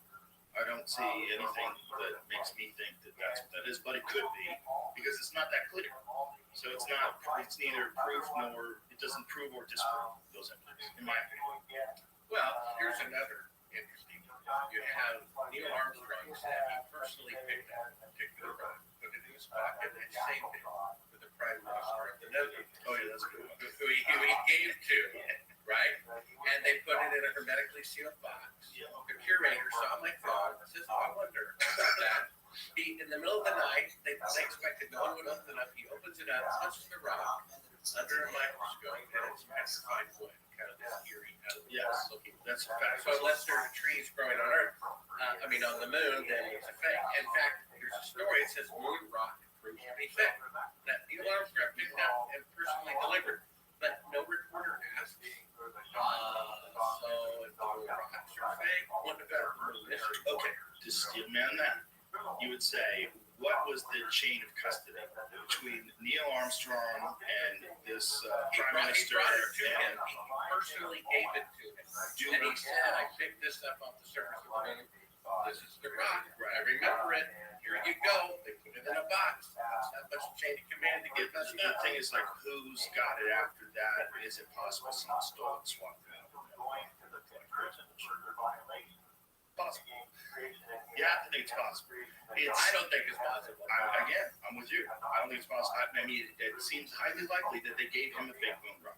But you have to leave the door open to someone who's involved, who's fraudulent, knew there was a moon rock there, and so I say, man, I'll give you Another interesting point is 6 weeks before they allegedly go into the moon for the very first time, somehow in that deadline, Von Braun, former Nazi, takes a leisurely vacation in Antarctica. That's where he picks up, dozens of pounds of lunar meteorites. I wonder what they use those. Let's explain that too. That Antarctica is one of the best places to find meteorites because the fact that it's completely white, it's all frozen snow, and the meteorites will stand out. They'll stand out in the snow.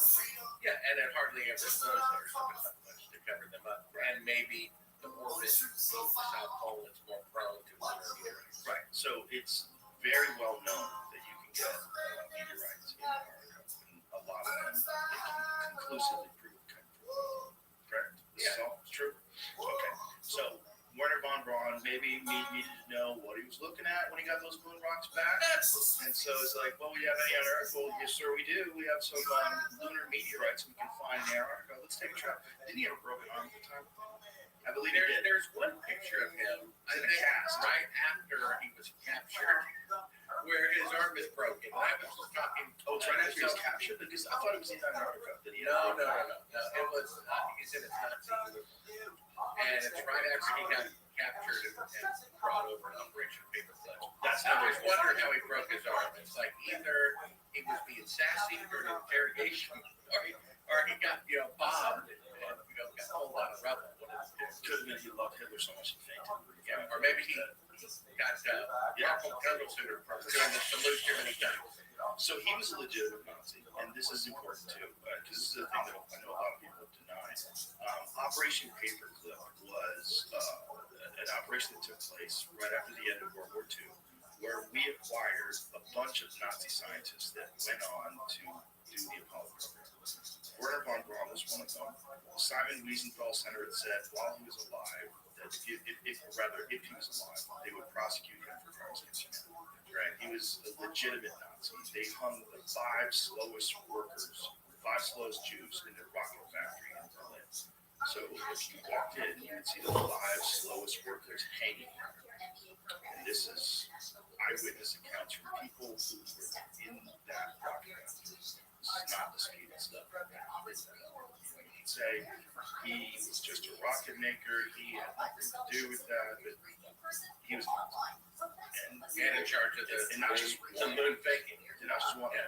He also said before he died that the government is planning on an alien invasion. So the guy who faked the moon landing, he said that. That the next. What's the evidence of that? Well, the secretary said so. She might be doing coke, making stories up. She might be a She scammer. seems sincere to me. She might be trying to. He said there's going to be an asteroid threat next, followed by a fake alien invasion. And keep in mind, these Apollo astronauts who spent their whole life lying, saying the moon landings are real, also the key people were saying. And so is Robert key people. Well, Edgar Mitchell was one of them. and Robert Eminem made films, propaganda films, concerning the state that it was real, and he was at Camden Air Force Base when they made the moon landing. Okay, can I see then what you're saying? You don't think UFOs are real at all? No, they are real, but they're not from outer space. Okay, but what about the ones that Kenneth Arnold saw in the 1950s? I don't know that. So this was the first. I think UFOs are descriptions. real, but they're not from outer space, according to the top 2 UFO research. I have a book coming out, hopefully in time with this podcast, Aliens from Planet X, that talks about their origin and future appearance. And UFOs are real, and aliens are real, but they're not from outer space. And that's according to the top 2 UFO researchers after decades-long research. So go to Sabral.com and So where do they it's up think there they're in from? time. They're not from outer space. They're interdimensional and potentially fallen angels disguising themselves because they're of something like you said can't be proven or disproven from this galaxy 300 light years away. This is kind of what Tucker Carlson thinks. He thinks there's a spiritual element to it. He thinks they've always been here. He thinks this is what's kind of documented in the Bible. It's like good and evil. That's it exactly. I mean, that's what's going on. I mean, the top 2 UFO researchers said UFOs are real, number 1. Number 2, they're not from outer space. And number 3, they're demonic. And that's what I talk about. We're talking about fallen angels interbreeding with humans, as talked about in Genesis 6, and creating a race called Nephilim, who are men of renown. Could you interpret that as when you say interbreeding with humans? Now imagine if what they are is a form of artificial intelligence. Or I should say, instead of artificial is a word that it's got a lot attached to it already. Maybe digital intelligence or human created intelligence that's not of biological origin, but it is a living thing. It's just living in a different kind of way. Now, if that is something that human beings are eventually going to, we're going to have some symbiotic relationship with electronic that's biological. You're seeing it already with Neuralink. You're seeing how this guy was paralyzed can now utilize a computer and manipulate everything with his mind. He can move a cursor around. You're seeing artificial intelligence come to a forefront where people are realizing the power that it has and how quickly it's developing. It's happening very rapidly within this year. When better artificial technology comes along and better interfaces come along, and we start realizing the only way that we are going to survive is if we integrate. Isn't that kind of the same as something coming down and interbreeding with human beings? If these things, if this is the path of progress, this is how it goes in intelligent life forms on complicated planets, when they have complicated technology. They develop internal combustion engines or some other source of power. They start manipulating their environment, and they eventually get to the point where they can make an artificial life form. And that artificial life form is far superior intellectually to the biological life form. And the only way the biological life form can survive is if it integrates with the artificial intelligence. And people will start to do it initially, and those people will have access to tremendous resources that biological people don't have, and it will be required, just like it's almost required for everyone to have a cell phone. Everyone's going to integrate. And in case, over time, what would that look like? Well, it would probably look like aliens. It would probably look like some weird sort of creature that's not really biological anymore, so it doesn't have all the flaws of our primate DNA. It doesn't have all the, but it doesn't have a soul. Like, are we creating a thing without a soul that has a mandate and has like it has plans for the universe and for life forms? And would that kind of be demonic? It seems like that's demonic. I mean, if you want to be real simple about demons, you think they live in hell and they got pitchforks, but what kind of force would a demonic force be? Something that would overpower the human race and render it non-existent. Well, wouldn't it, one way to do that would be to integrate with humans to the point where it makes biological reproduction a thing of the past. All reproduction is done through either some sort of complicated gene splicing program, or life and consciousness gets integrated with technology inextricably, so where everybody is some sort of a hybrid system. Well, there's a spiritual component, including to the Lilith. I mean, you've seen that funny thing happen all the way to the moon. Right. It opens up with the Tower of Babel, which was built simply to bust the responsibility. And then we showed the Titanic that says the ship that God and we know what happened there. Tower of Babel never finished. Titanic never made the voyage. And Richard Nixon, when he knew they were not on the moon, and putting a man on the moon is considered you see,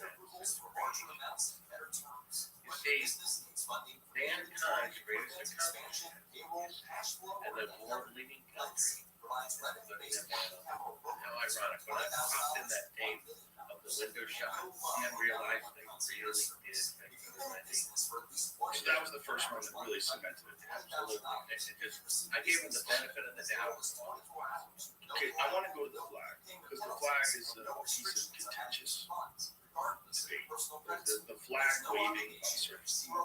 So the moon has almost no atmosphere, correct? Right. Okay, and it has 1/6 Earth gravity. So when you're watching these people plant this flag on the moon is supposedly doesn't have any wind, or definitely doesn't have the kind of wind that blows around the flag. Now the flag had a rod at the top of it, and the rod at the top of it kept it in place, and it kept it stiff so it stayed horizontal. And when you watch the video footage, the flag is waving around in what looks like a breeze. And so a lot of people have tried to kind of explain it away and say, see if you can find a video of the flag itself waving. Yeah, there's one. So here we go. So they're planting the flag. Now, you do have to take into consideration that there's very little gravity. So it's 1/6 Earth's gravity. So things definitely in a 1/6 gravity environment, they move differently. The problem is when the flag gets ultimately planted and then they back away from it and no one's touching it anymore, then it seems to like independently be moving in the breeze. Well, in my opinion, they had a lot of air conditioning pumped in there because the backpacks had cooling units removed. So it's very hot in there. So they got lots of air conditioning. There's better footage, Jamie, where you can just see. And a funny thing happened on the way to the moon. As the brought up there's a clip of the flag blowing in the wind. Here's another thing to take into consideration. This, what you're looking at, is not a direct feed that was offered to the news organization. So what this is a projector that's projecting on a screen, and then the news organizations then point their camera at that screen, correct? Well, actually, NASA pointed a camera at the screen. So they took the footage, they put it on a big screen. You got to understand, 1969 projection technology, very low resolution. Looks like this. Then they put a camera on it. They ran that to a monitor, and then they had people film on it. So it's deliberately fourth generation. So they're intentionally aggregating the quality of the signal. The networks wanted a live feed, and they gave them fourth generation instead. But this is important to know that wasn't, I mean, if you can get someone on the moon, you can get better footage. In Right, terms of like Gilligan's Island went to in color terms of what we know in 1965. Why didn't they have color? Right? I mean, this is Why did they not have color? Let's just say it's easier to do it in black and white. Let's just say that. If they did it in black and white, there's no reason why they can't get a clear feed directly to the news organizations, to television. There's no reason to be filming it on a monitor. There's no reason to do that. Well, there is, to cover up the fact that it's done in the TV studio. But if you can overcome the technological hurdles to get people to the moon, you can overcome the technological hurdles to allow people to have clear access, clear footage of what this thing is instead of the generation stuff, right? Yeah, like I said, I think if Gilligan's Island went from black and white to color in 1965, NASA can afford a color camera on the moon. After all, it is the most technologically advanced event. Why would they want a high-resolution color camera? They did because it liked to show that it's a fake scene, which it was. That's why they degraded the signal by fourth generation. Do we have better footage of the flag waving around the moon? Because there's some footage of it where you're just like, this is weird. Yeah, there's something, a funny thing happened on the way to the moon about halfway through. We're gonna see that. Just Google flag blowing in the wind on the moon. Now, if you Google it, you may not want to show it. So it's in my movie. If you put it on YouTube as a YouTube search, it'll show it. There's one, Apollo 5, that's me. This one's pretty good. Click that one, Apollo 15. Click on that one, Jamie. Apollo 15, no, Jamie, go back. Where it says, no, I said the one that says Apollo 15, right there, that's it, yeah. Okay. So this one, this is color. He plants it. It still looks shitty, but he plants it, and it's gonna look at it. So this is so this thing's kind of just waving on its own. No one's even touching it, and it looks like it's waving in a breeze. It's so it stops moving and then it starts moving again. Now, again, there's one that shows that even more so than that. Yeah. An astronaut walking past it, creating the breeze that the flag was without him touching it. Yeah, I'd like to see that. So how much further is this coach? So scoot ahead. I think this is actually the one that guy walks by it. Let's see. Here it is. Does it show it where he walks by it? There it is. It's back there because you see his image.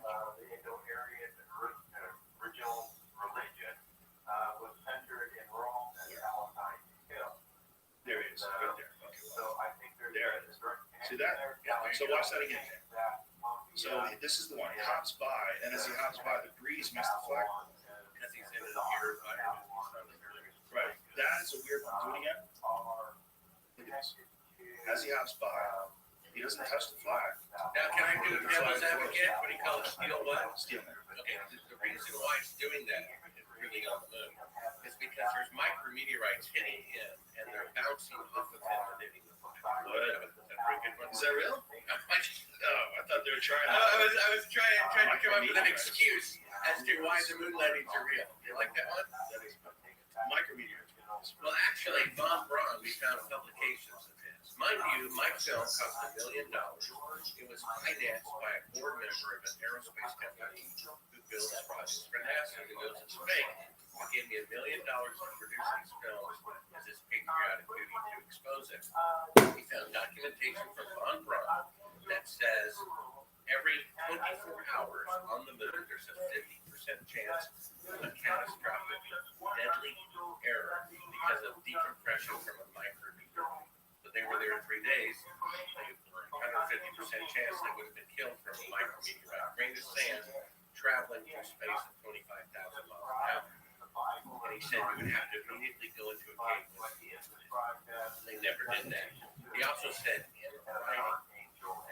go to the moon with one rocket. He says that cannot happen. You need 3 rockets, each weighing, each being 10 times the tonnage of the Queen Mary, or some 800,000 tons each, in order to go to the moon. And the Saturn V was 2,500 tons, not 800,000 tons. We have that in writing. That was from his book, right? What year was that? I think that came out in 1959, and then he recanted on his map shortly thereafter by 30,000%. And now Elon Musk wants to, quote, return to the moon. And he says to return to the moon, we need to make 9 fuel trips first to ferry the fuel necessary to be able to go to the moon from there. That's exactly what Von Braun said when Mike Clinton said, you have to make multiple fuel trips to go to the moon first to a space station, and then from there you can go. Elon Musk said the same thing. But how did they do it? With a rocket that contained 1/30,000th of a percent of the amount of fuel Von Braun said it would take to get right route.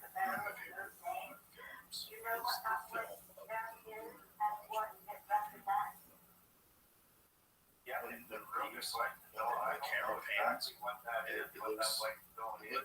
Let's show. What year was that? Which I think that was one of the last missions, and I think you're talking about where the camera perfectly tilts up with the little model going up. Yes. And of course, with the delay, how could you synchronize that? Of course, you could. Well, you could, because you know it's 4 seconds, right? Just like it's radio waves. But it'd probably be more than that going through all the analog equipment. Right, but you could time it. You could say you could have a 5-second delay. So this is it. So this is launching on the process. Tilting up with it in real time. It's just with the remote control from NASA with the radio delay that I suspect would be more like 12 seconds. But also, because today, if you say someone in Atlanta talking to someone in Iraq, hey, how's it going? Hey, I'm doing fine. That's just halfway around the world. You can say the panning is interesting, but you could put a timer on it. The thing looking so goofy is so crazy. Like that thing is supposed to get off 1/6 Earth's gravity and fly like that. How? What's it doing? It looks so fucking fake. It looks like it's being pulled by strings. Look, it might be real. I'm certainly not an astronaut. I don't know what I'm talking about. But if you had a guess, if you showed this to me and said, "Hey, do you think this is real or fake?" and you didn't give me any context, I'd be like, "What is this?" Cheap science fiction. What is this? And then here it goes. Like that's leaving a planet. That's a new spaceship technology. Come out the bottom of it. How's it doing that? I mean, it just looks fake. It might be real. It might be one of those things that is real that looks fake. Right? It's not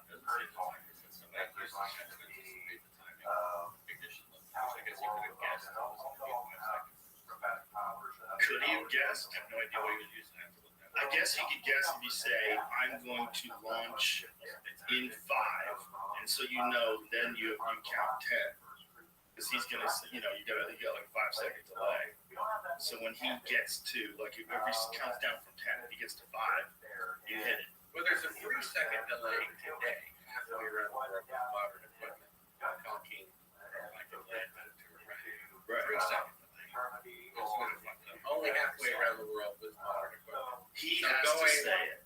So the guy on the moon has to say, I'm launching now. He has to wait 5 seconds. It would be at least a 12-second delay, I think. Possibly more than that. The delay itself with the radio, waves there, plus all that analog equipment. But it is not impossible to do a 12-second delay. It's only 12 seconds. If you had a stopwatch and you counted it and you had a far enough vision where you could see the basic lunar module, you could see it detach, and then you kind of got it, as long as you got enough of a field of view in the footage, the boy looks fake. It also looks fake in the way it's moving up. Watch it again, Jim, because it's moving up like it's being pulled by strings. Well, it looks fake because it is fake. But most things that look fake are fake. Not all of them, but the vast majority of things that look fake are fake. Now watch how this pulls up. Here it goes. It detaches. This is like... What is that? Now here's the question. Did they practice this at all on Earth? Did they practice taking off on one of those things, or could they? Because they could practice landing. But here's the question: they couldn't, right? Because it wouldn't have the same amount of thrust on Earth because the gravity is so strong. So that thing wouldn't have been operational on Earth, right? But they had a lunar lander simulation that Neil Armstrong almost got killed in 6 weeks before. He couldn't fly on Earth in the safety of trying to true environment. That was 6 weeks. Right, but also again, the gravity of Earth is much greater than the gravity of Well, they took that into account. This was supposed to be a simulation. So it was more powerful to overcome Earth's gravity in comparison. Yeah.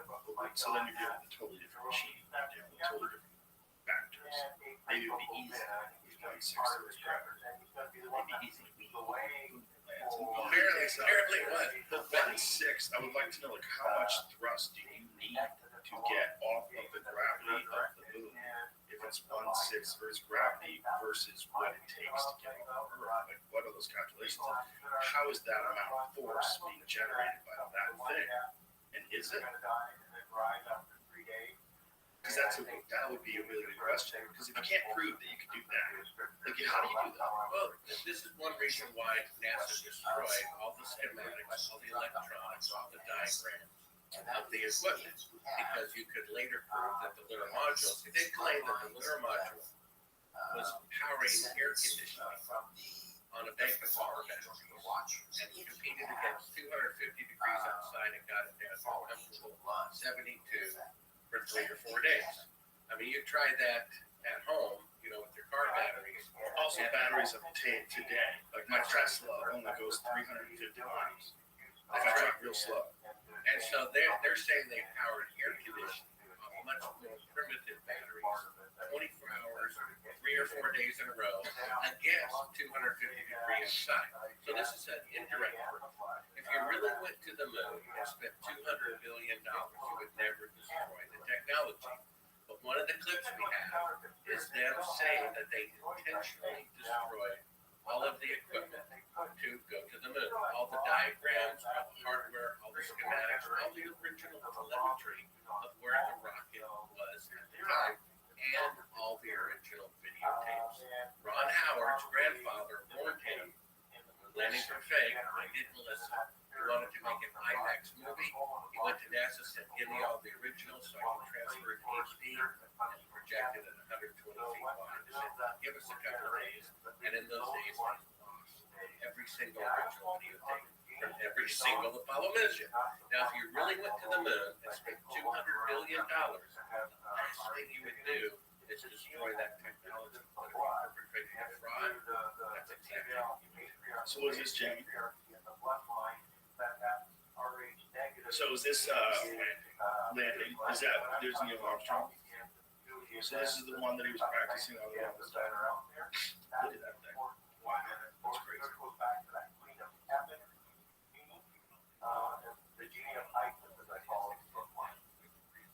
All right, we've got about 2.5 minutes here. So it was a timing thing. So several second delay. Here goes. The cameras were very successful capturing the images of movers, EVAs, but while they could be controlled from Houston, it was felt that several second delay between Earth and the moon would make capturing the modules of Senate impossible. So the plan was to pre-program the camera and hope the NASA camera operator in Houston, Ed Fendel, got his timing just right. On Apollo 15, the tilt mechanism malfunctioned, meaning the cameras never panned upwards, and thus the lunar module rapidly accelerated upwards out of the picture. On Apollo 16 mission, the astronauts actually parked the rover in the wrong place while the cameras worked perfectly. It was too close to the module, and again, once it lit up the engines, it accelerated swiftly out of the picture. Happily, Apollo 17 got everything right. What is perhaps most remarkable about looking back on it was that no one realized the significance of the liftoff at the time. Persistent rumors suggest that NASA had to pay the networks to cover Apollo 17 mission at all. And when final liftoff of humanity from the moon took place, it barely raised a mention on that evening's news reports.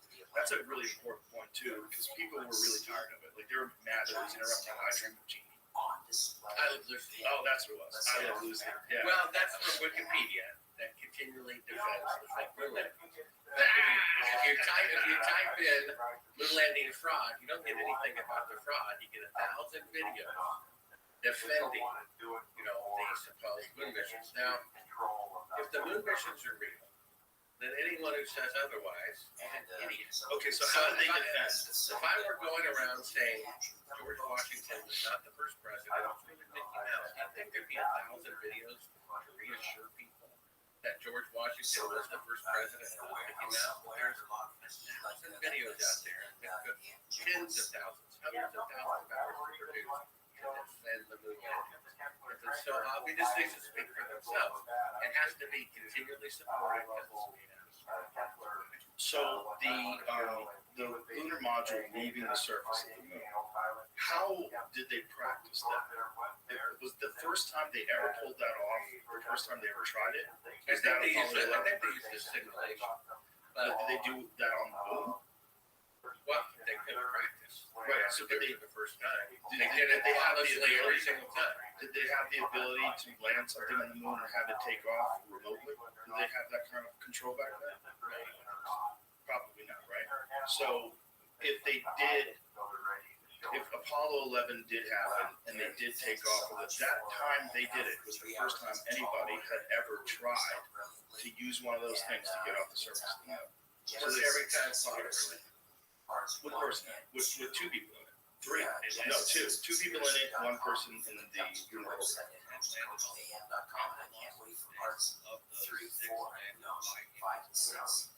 Thank you, Gary. All the best.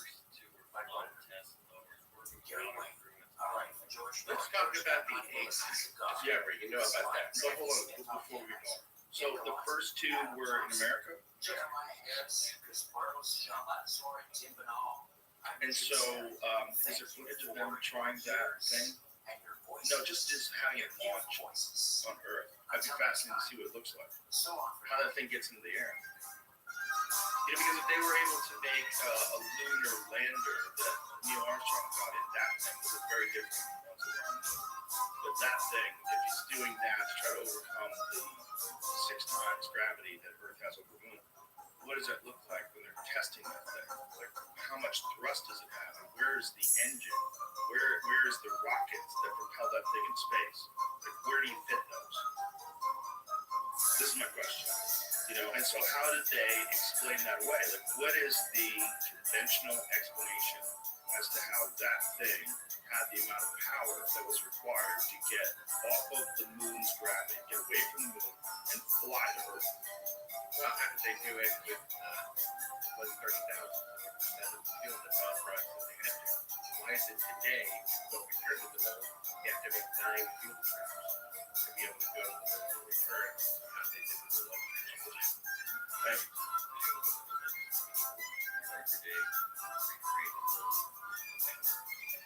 Oh, okay. So this is one they did on Earth?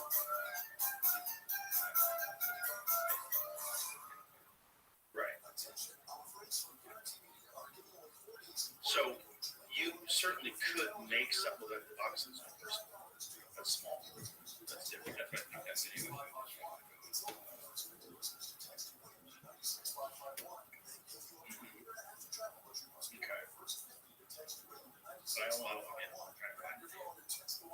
Let's talk about the AI thing. That's the latest breakthrough. Okay. They had an AI conference, and they have all these conferences, video conferences, video equipment conferences, June conferences, and they had the latest AI conference in November in Chicago. And just like at these conventions, you can drive a car and drive around the track, and it's 150 miles a gallon, somehow never makes the market. Well, Google had its most advanced AI, a bunch of AI systems together called the neural network. And they let us people play around with it for 3 days. One group had it write a symphony, one group had it write a novel, another group tested its deep fake detection program, which has never been wrong. It can tell you in 1 second of video whether a video of Biden or Trump is real or deep fake. It's never been wrong. First, they fed a picture from the moon surface from the unmanned Chinese coast from a few years ago. Said they're real. And then they fed it pictures from the Apollo mission. And it said absolutely fake for what was the reason. Take that round, take more round. They even pointed out that one picture was not even a real astronaut. The AI detected that the footprints were not the way a human would walk stamped in with the miniature. And that the entire set was the real, was an extra percent. Where is this AI conclude? Where can someone see that? Go to Superel.com. I wrote an article about it. There's a video of it of Putin himself being shown the results that the latest AI says the moon landings are fake. And then when I tried to track down the original article, it warned you if you click to proceed, all the data on the computer will be stolen and will be associated with that. That's I have go to Superel.com. There's a clip of it. I did a screenshot. That's how desperate they are because the latest AI says the moon landings are fake. You think that story is on our team? Their president was there. It's nowhere to be found. Is the latest AI look at Apollo 17 lunar module takeoff? Well, I don't know that they showed us that footage, but they showed us still pictures from the Apollo mission. And they showed us still pictures from the surface of the moon with the unmanned Chinese probe. It says the Chinese probe pictures are real. Smartest thing on the real in the world with a deep fake detection program. How is that not published? How is that not mentioned? Exactly, right? Why is it that Fox News canceled their #1 program if they're in business to make money? You know, we had the former director of the Russian Space Agency a little over a year ago. He said the moon missions were fake. Fox News called me up the next day. They said, Bart, we want to do an hour-long special about whether the moon landings are real or not. And we just want to be honest with you. We haven't read your book. We haven't seen your film. And irregardless of what's in there, we will conclude that the moon missions are real. And it's to reassure the public.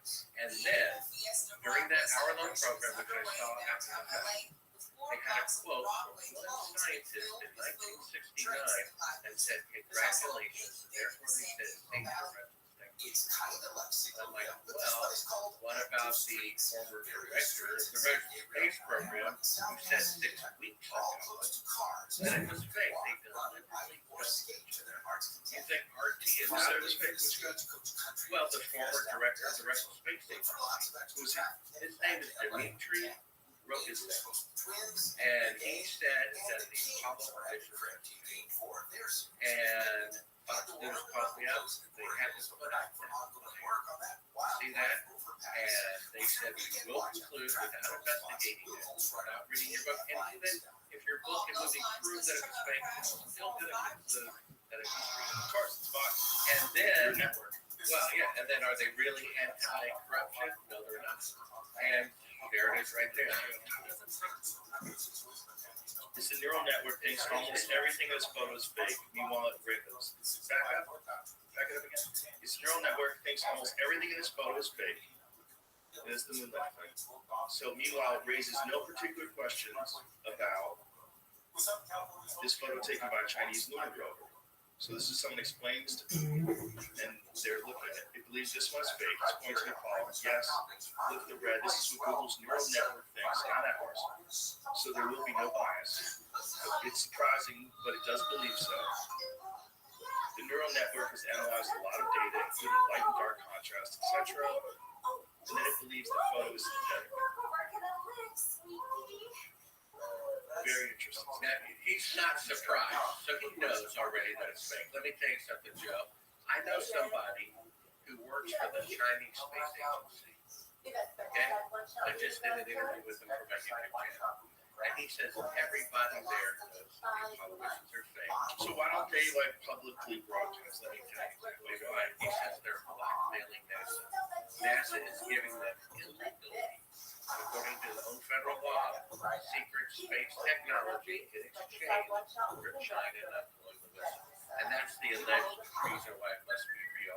The Russians would have found out, or the Chinese would have found out what was wrong with it. Let's say I had a picture of a world leader in a prostitute. I could upload it to the internet, take them down, and that would be it. Year after year. And that's what outsourced in the command center of the space station space agency. He says they know, everyone knows it's fake. They're blackmailing NASA for technology. So the federal government is violating their own espionage act. See that? Russia does. The guy's not surprised at all. In fact, my interpretation of his emotion,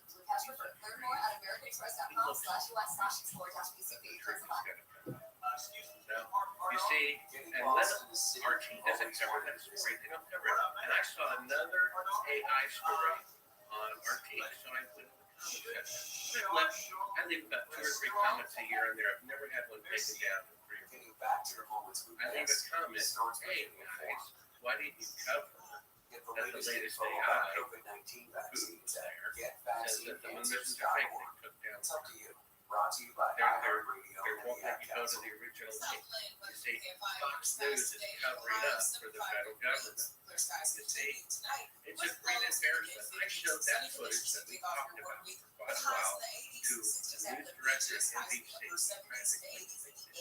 He said that absolutely proud they didn't go to the right. I said, he's going to broadcast Fox and I don't want to go down in history as the man who caused the next. He said this is unbelievable.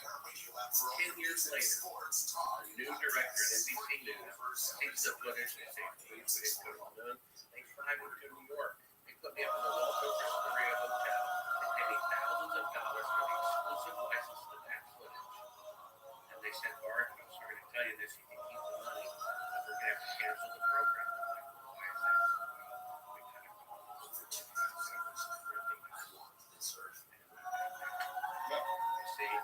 So people see that footage, it convinced me, and I was a big moon fan.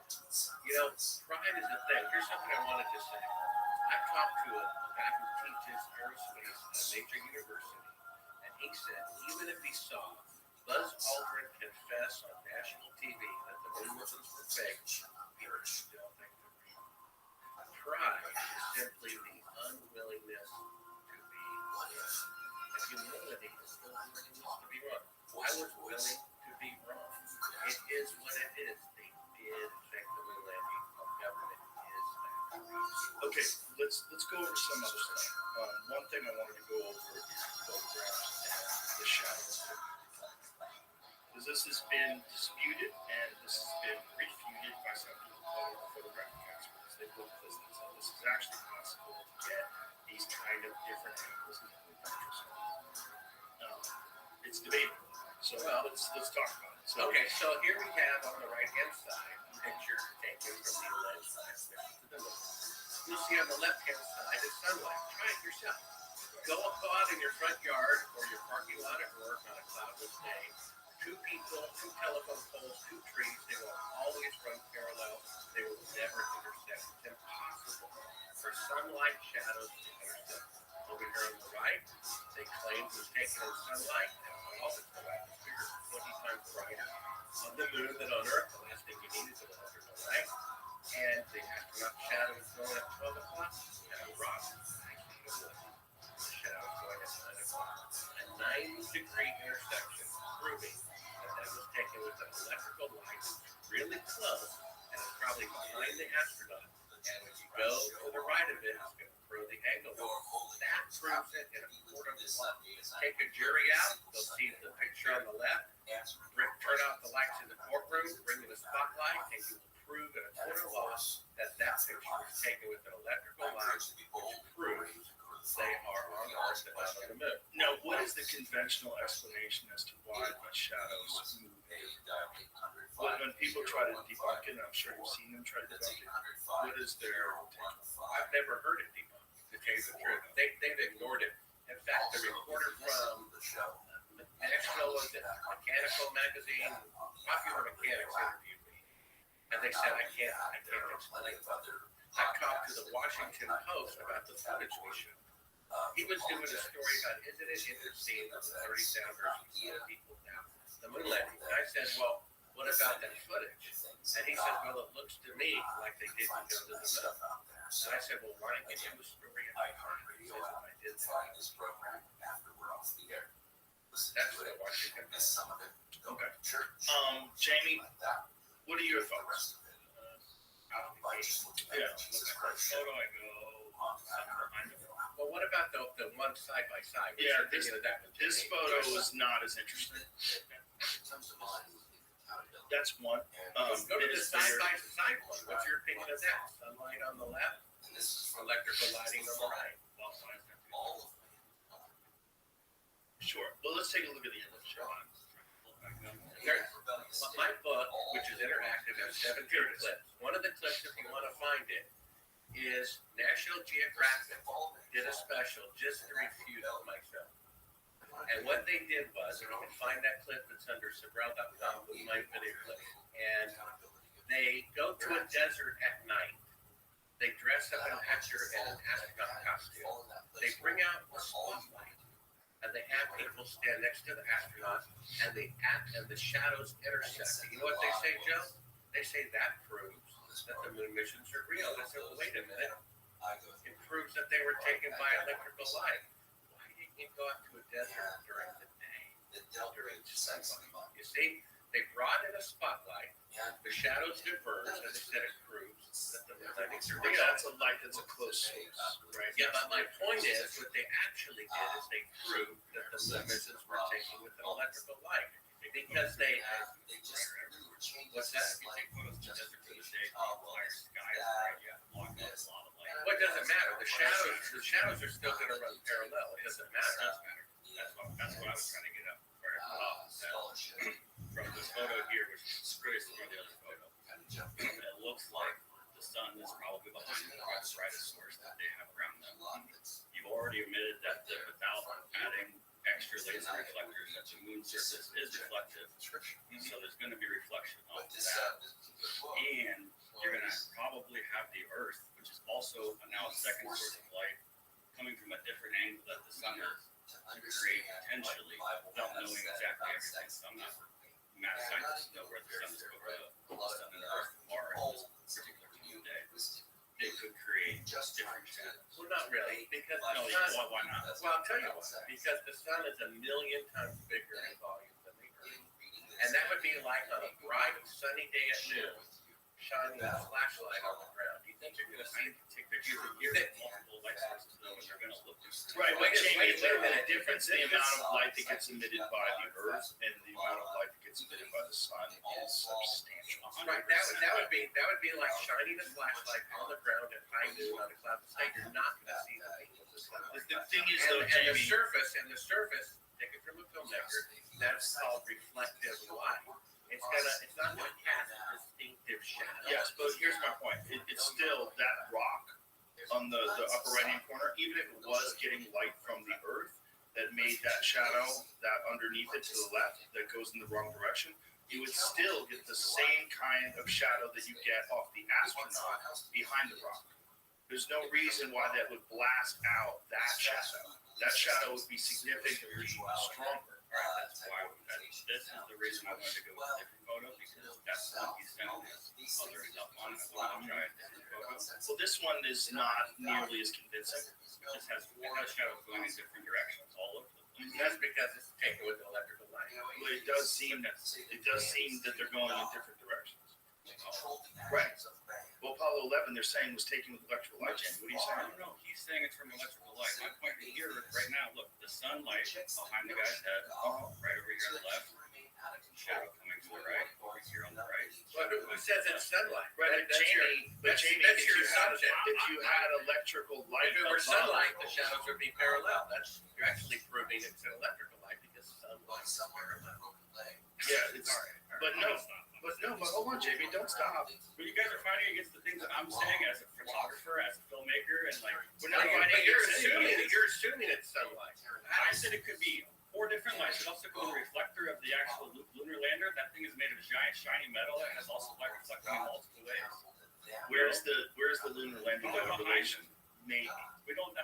That's What I'm that's saying. part I of the don't know problem. where all the light sources are. I wasn't there. Right, that's part of the problem with analyzing each individual short little photograph like this. But if I'm looking at this, I see one very distinct shadow. That's So coming here's from the person. one at the bottom right there that shows shadows of two different angles. That's kind of crazy. That means an electrical light. Well, because I just showed you what a picture looks like. Why would that be an electrical light? There's lots of light sources. That's true. That's true. I mean, but there's also a hot spot. They either filmed it on the moon or they filmed it on Earth. And that's right. If it's on the moon, the shadows are parallel in sunlight. If the shadows intersect, it's an electrical light, which means they're actually on Earth, and they're trying to fake So it out. what you're saying is that if it's electrical light, it's more than one source of light that they have like suspended, and so these are going to cast light in different directions. It's going to create shadows that come at different angles, as opposed to the enormous sun, which bathes everything in a fairly even distribution. Yeah, if there's two light sources, like two electrical lights, they run in different directions. Right. Or if there's one light, because it's close. The sun is 93 million miles away. That electrical light is probably like 10 feet away. So if you're behind it, it's going to cast a shadow, or in front of it, it's going to cast a shadow straight ahead. And if you're to the side of it, it's going to cast an angle and the light in a different angle, and the shadow in a different angle. And so this one is just normal. I mean, look at this picture on the right. This is the most famous picture. Get the original off the eBay. They color corrected this. The soil and the original picture around his feet is caramel brown. Look at the pictures from the Chinese probes that the AI said was real. It was a caramel brown color. And they had the background grayish blue. And they said, oh, we can see the fake background too easily. So they color corrected them. Go to eBay, go to your library, find a publication from 1970, and you'll see, and all the lunar pictures, the originals there's one there. There's the brown one there. Go back. There's one picture of the original print of the soil being brown right there. That's the color. All that set of pictures that I have, those 20 pictures I got from my dad, all of them have the soil that color, including the famous one of Buzz Aldrin, right? They all had a caramel brown, and in the Chinese probes, the soil was caramel brown because that's the color it really is. Right, They color corrected them. but if you landed a probe in the desert in California versus you landed a probe in the middle of Austin in rainy season, you're going to get different brown, different color brown, right? Wouldn't we assume that the moon, when we look at the moon, there's a bunch of different shades of the moon, right? That's the man in the moon. There's like Well, and all the NASA pictures and the original prints, they're all the same shade. Right, because they're in that spot where it's Listen, that but you color. have to see there's a before and after of that same picture. Look at that one also. The original picture, we have to find it on eBay or whatever. The original picture, Don't you think it's online? could be, but you have to go to eBay and type in Apollo 11 Everybody knows photographs. eBay is the most trusted source. Well, There's no way. what we need is the original prints that came out in 1969. And those, the soil is brown, and yet in this most recent picture, they put it corrected. Now, why do you think they did that? Because the soil was brown and the background was grayish blue, and they didn't match. And you could see the fake backdrop so much easier. Now, there's another point of contention that the same background was used in different photographs that were supposed to be nowhere near each other. That's true. That is true. Okay, and what's the instance of that you could show? Well, I don't have them queued up, but that proves that they're. You must know what they are, though, right? Well, I've seen them before. Other people that put them in films, and it's true that they claim they're in two different locations, but the backgrounds line up exactly right on one. So, Yeah, it's supposedly many miles apart, but yet the backgrounds are the same. yeah, the AI said the picture they had of an astronaut on this vast background was a miniature. It wasn't even a real astronaut. Yeah, I want to see more of that. And that was it actually Google's AI? It was Google's neural network. The most advanced. So either Google spent billions of dollars and 10 years or more developing this AI that ended up being a piece of junk, or see, which do you think is Well, or the photographs. This brings me back to the things that I was saying earlier. They did. Look, the Hasselblad cameras that they use to photograph things in the moon. One of the things that people would always say is, oh, they were special cameras. They were different. They protected against radiation. They did a bunch of things. They could operate at the incredible temperature of the moon. But they were the same cameras, right? They weren't really special cameras. Right, and someone sent me a link recently. They have, according to Eugene Cernan, he left a picture, a family picture, near the surface of the moon. And he took a picture, a photograph, and left on the surface of the moon. And then someone said, okay, well, what temperature does photographic print take Kodak take from that time? You know, what temperature is destroyed? Something like 45 degrees. Well, that's 100 degrees hotter than that on the board. The picture looks perfectly fine. Right, but how long does it take for Oh, it's to be immediate. Yeah. And so the AI said that. And then it says, okay, well, is this a picture of Kodak film on the moon? You know, it says, yes, it's supposed to be. But how can it be there just leisurely laying around when it's 100 degrees hotter than what it would cost to destroy? What was different about the cameras that were used on the moon, and what protection was in place supposedly to protect them from radiation and temperature? Nothing. When my film came out, that's about the time that you and I met for the first time. Here it goes. Hasselblad engineers gave it a coat of heat-resistant aluminum paint and removed the mirror and focus screen to save weight and allow the camera to be operating close to the head as opposed to the waist. To aid in the photo composition, they attached a bracket used for mounting camera accessories called a cold shoe to the side. It also held the astronauts' checklist while they were on the lunar surface. Inside the camera, highly precise motors allowed astronauts to scroll through a roll of film without using a hard crank. Rice knew that recreating the perfect replica of the Apollo 11 Hasselblad camera was going to be more difficult simply because there wasn't much accurate information available about it. Right. Okay, but the most significant part about this, when my film came out, Fox was going to air it as is. And right beforehand, their lawyers freaked out and said, well, they didn't show the other side of the story. My argument with you during the break, we've heard their side of the story for decades. We don't need equal time. Give us equal time. Yeah, but my point. Well, wait a minute, what I say. So they made a special where they interviewed me. This conspiracy theory, did we go to the moon? Aired 3 times by popular demand. One of the most convincing parts is they interview the representative from Hasselblad cameras. They show him a picture of allegedly a guy on the surface of the moon in sunlight, and he compares his like that. Looks like he's standing under an electrical spotlight. And it's also because of the hot spot. That's right. So the guy who made the camera says that the pictures are fake. He doesn't know why. It looks like an electrical line. And again, that could be because it was almost impossible to recreate those photos, to create those photos. Well, they showed simulation so many times during the 1969 television pictures. You know, they didn't have that much actual. I don't think they would have a problem saying, well, we just, destroyed the pictures. We have some TV.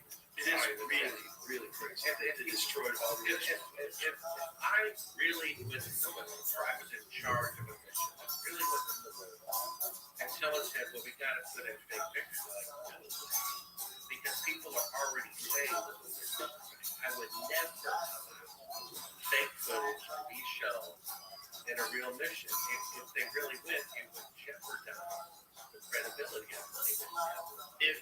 If you have said, but also you have to take into consideration the people that back then, there's no VCRs. They would hear this once, in their minds, that would be it. No one anticipated VCRs, no one anticipated DVDs, and certainly no one anticipated the internet. No one anticipated no one anticipated someone being able to analyze and look at these things. No one anticipated AI being able to look at the images and determine course. I haven't heard your devil's advocate excuse yet, Joe, for why they intentionally destroyed a $200 million. That doesn't make any sense to me. It doesn't make any sense to me why they would destroy the footage. It doesn't make any sense to me why they would not have their telemetry data. It doesn't make any sense to me. I can't think of a reason why other than gross incompetence. No, they said they intentionally destroyed it, not accidentally. I mean, if there was any technology you might intentionally destroy, maybe the accountants use it for analysis destroyed them. But they didn't. Well, the point is, 10 years later, Right. So why would they destroy that technology unless they're covering their tracks? Now, one of the things about this is that this subject is connected instantaneously with idiocy. If you believe the moon landings are fake, you are a fool. And it's something that is pushed heavily, especially by people that only have a cursory understanding of the moon landing itself. And their argument is it would actually be more difficult to fake the moon landing than it would be to actually go. Well, that's not true. But the film The Martian shot on location in Mars. Well, that was much later. Well, but the point is, You know what I'm saying? In 1969. that saying Occam's razor that the simplest explanation is true is true. But they've got it backwards. The film The Martian wasn't shot on location on Mars. It was done at a TV studio. It's easier to fake a moon mission than it is to go to the moon. Obviously. And yet they're so desperate to say that the moon landings are real, they say it upside down. They say it's easier to go than to fake. Well, they say it's easier to go than to fake it and keep it secret all these years. They did. Only a handful of people knew the truth. Right? The guy in the command center can't tell the difference between a real flag and a fake. Right? There's only 3 eyewitnesses and no independent press coverage. And it's complete control. Everything's compartmentalized. Yeah. So they did fake it. We have the fact that you can't have 1,000 touch radar technology in the past and in the future, right? We have the footage of them faking being halfway to the moon. We have shadows intersecting at 90 degrees, which can only be done with electrical light. And we have an eyewitness of Cyrus Eugenic. And then there's another clip. I think it's clip 7, James. I interviewed Edgar Mitchell at his house for my second follow-up film, Astronauts Gone Wild. I showed him the fake footage that we just looked at. He turned beet red, got mad. Where did you get this? Get out of my house. Started cursing at me. Kicked me from behind. And in the commotion, we left a high-quality wireless radio. And in the commotion, my camera operator record. So while the camera is in the back seat of the rental car in the guy's driveway, he's in his house with the door closed and we're recording his private conversation with his son. And you'll hear them say, you want to call the CIA to have us back. Now, if they really went to the moon, and I'm some idiot who thinks it was done in a TV studio, why would they care? Why would the CIA care? And why would a civilian call astronauts and the CIA with Rolodex? You see, that's interesting that they didn't go for that. Because why would they be talking about having me killed by the CIA if they really think that's the only person that thinks they think? You see, listen, yeah. I gave them the time to do. And then so my book goes into all these things that are not in the film. So here's you climbing into the car.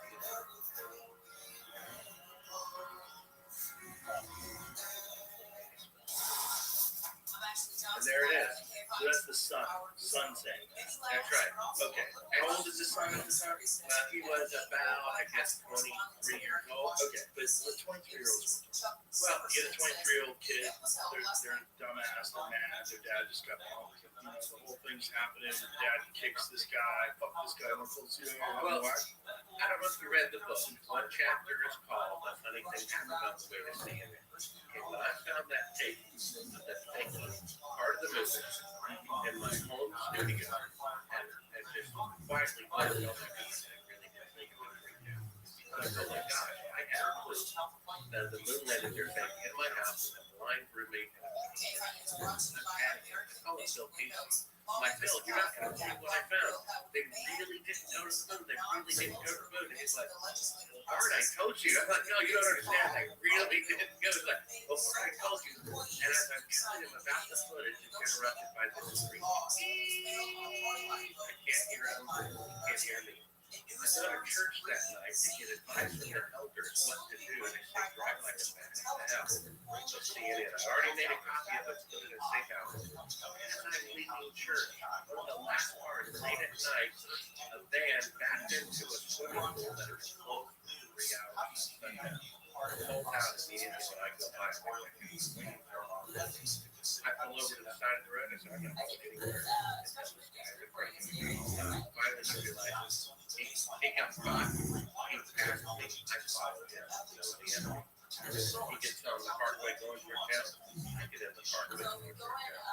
I'm like, I'm going to see this guy. Waiting to follow me. The day I find the secret. I look at him in the eye. He looks like a great white shark. Kill me. I don't want to have a great year. First week of next, the car shuts off. Engine, everything shuts off. He meets up with another person. This is 1999. I had a Toyota Rothschild. And he meets up with another car on the other side. They start literally moving around as I'm running from side to side. I flag down a cab that takes me to CNN. And Atlanta, where I have a friend who works there. And I'm literally trying to give them the tape through the back door. That's all in my book. Maybe it'll make a great movie someday. And I'm abducted by government agents in an unmarked white van who handcuffed me. And I can hear them behind me saying, where's the thing? I thought you went there. He's got the thing. I'm wearing rubber gloves. They put something on my wrist that looks like something you get when you go into a hospital. And within 1 minute, I realized I'm on time. To the point where I'm throwing up. They put me in a van. They started interrogating me. I escaped from custody. How'd you do that? Because I read the book. It's a long story. I make my way back to Nashville. I pee in a cup. I'm going to show my news director at NBC that I've been drugged by this exotic producer. Because I told them everything that happened. You have to water for the okay. And I take it to a lab. I give it to a friend to put in the lab at Disney. Trying to help get the CIA, right? I checked back with them a few days later. Said, Mark, well, there was a problem. That's a problem. He said, well, we had to break it over the weekend. Yeah, so what? He says, well, the only thing stolen was a urine sample. The people at the lab are like, we don't know who you are, but take your business elsewhere. And so all of this is in my book. Never talked about it before because I've already tried to convince people of it's very difficult. They really did think the relation. And how do you know these folks that ducked you were government? Well, they're the ones who monitored my phones, who followed me from church, who followed me to CNN, who stopped me from getting the tape there, who drugged me with something so severe, I'm throwing up and hallucinating. And then they're so afraid that I'm going to prove that I was drugged, they break into the lab. You know, in the middle of the night, tape. Only thing stolen was my urine sample. Gone the next day. And again, what year was this? That was 1999.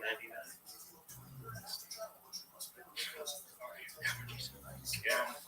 Truth. You're allergic to truth? No. Okay. Allergic to whatever's in the air in Austin. We were talking about this show. Yeah. Alfalfa tablets. Gotta take like 4 or 5 a day. So this is 1999, and this is when you first get a hold of that. That's right. And did they ask you where you got it? Do you remember anything they asked you? I remember like the first 2 questions. I was really concerned about the safety of myself. I always think, what would I do if I were there?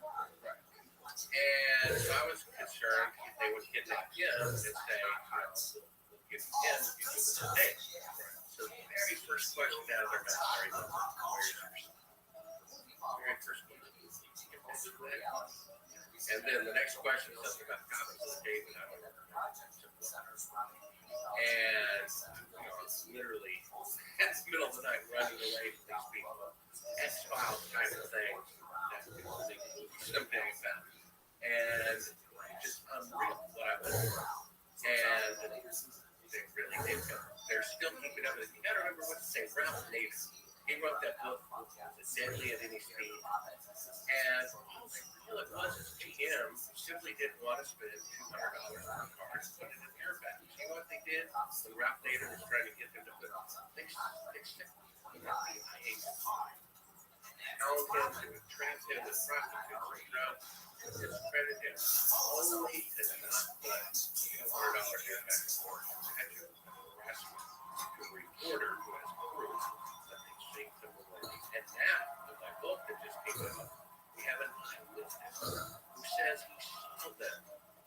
fake the moon landing at Cannon Air Force Base, and he would admit it to killing them.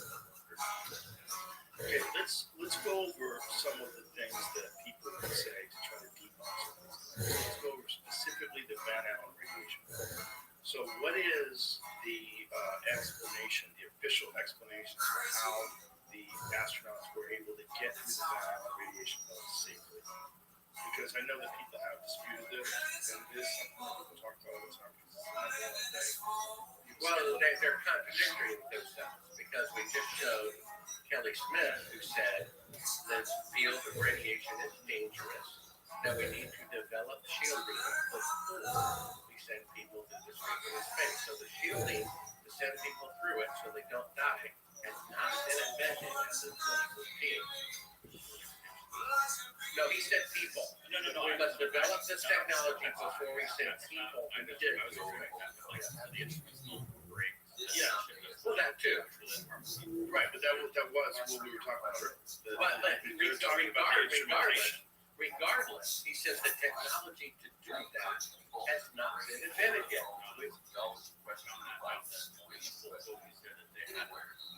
No, he says we must first solve these challenges before we send people to this region of space. So the challenges have not been solved as of 2014. Right. So how could they have been solved in 1969? Well, the idea is that they did solve them, and then that technology was lost and they created. Really, they invented the automobile and threw it in the ocean, and now they're having to reinvent it. Look, I'm just like I said, I'm just looking at Yeah, but the point is that doesn't make any sense. It doesn't make a lot of sense. No, it doesn't make a lot of sense. That they You said you were going to share your opinion about what you think. What do you think? Well, there's no way I know, right? We're all speculating. There's no way I know. But all this shit looks very suspicious. Like, mostly suspicious. Like, not a lot of it makes sense. Just logically, if you look at the timeline between 1969 and 2020, and the amount of progress that has taken place in actual outside of Earth's orbit spacecraft, it's non-existent by human beings. Another question is, did they ever manage to get anything alive through the Van Allen radiation belts in the atmosphere?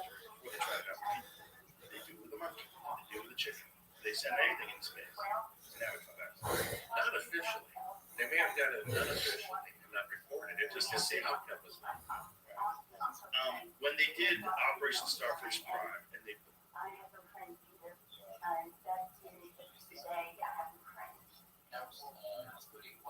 Why do you think that is? You realize that's rare.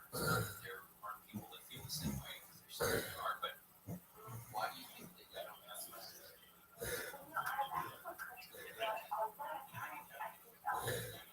Well, of course, being afraid of being a president again, I didn't like to. They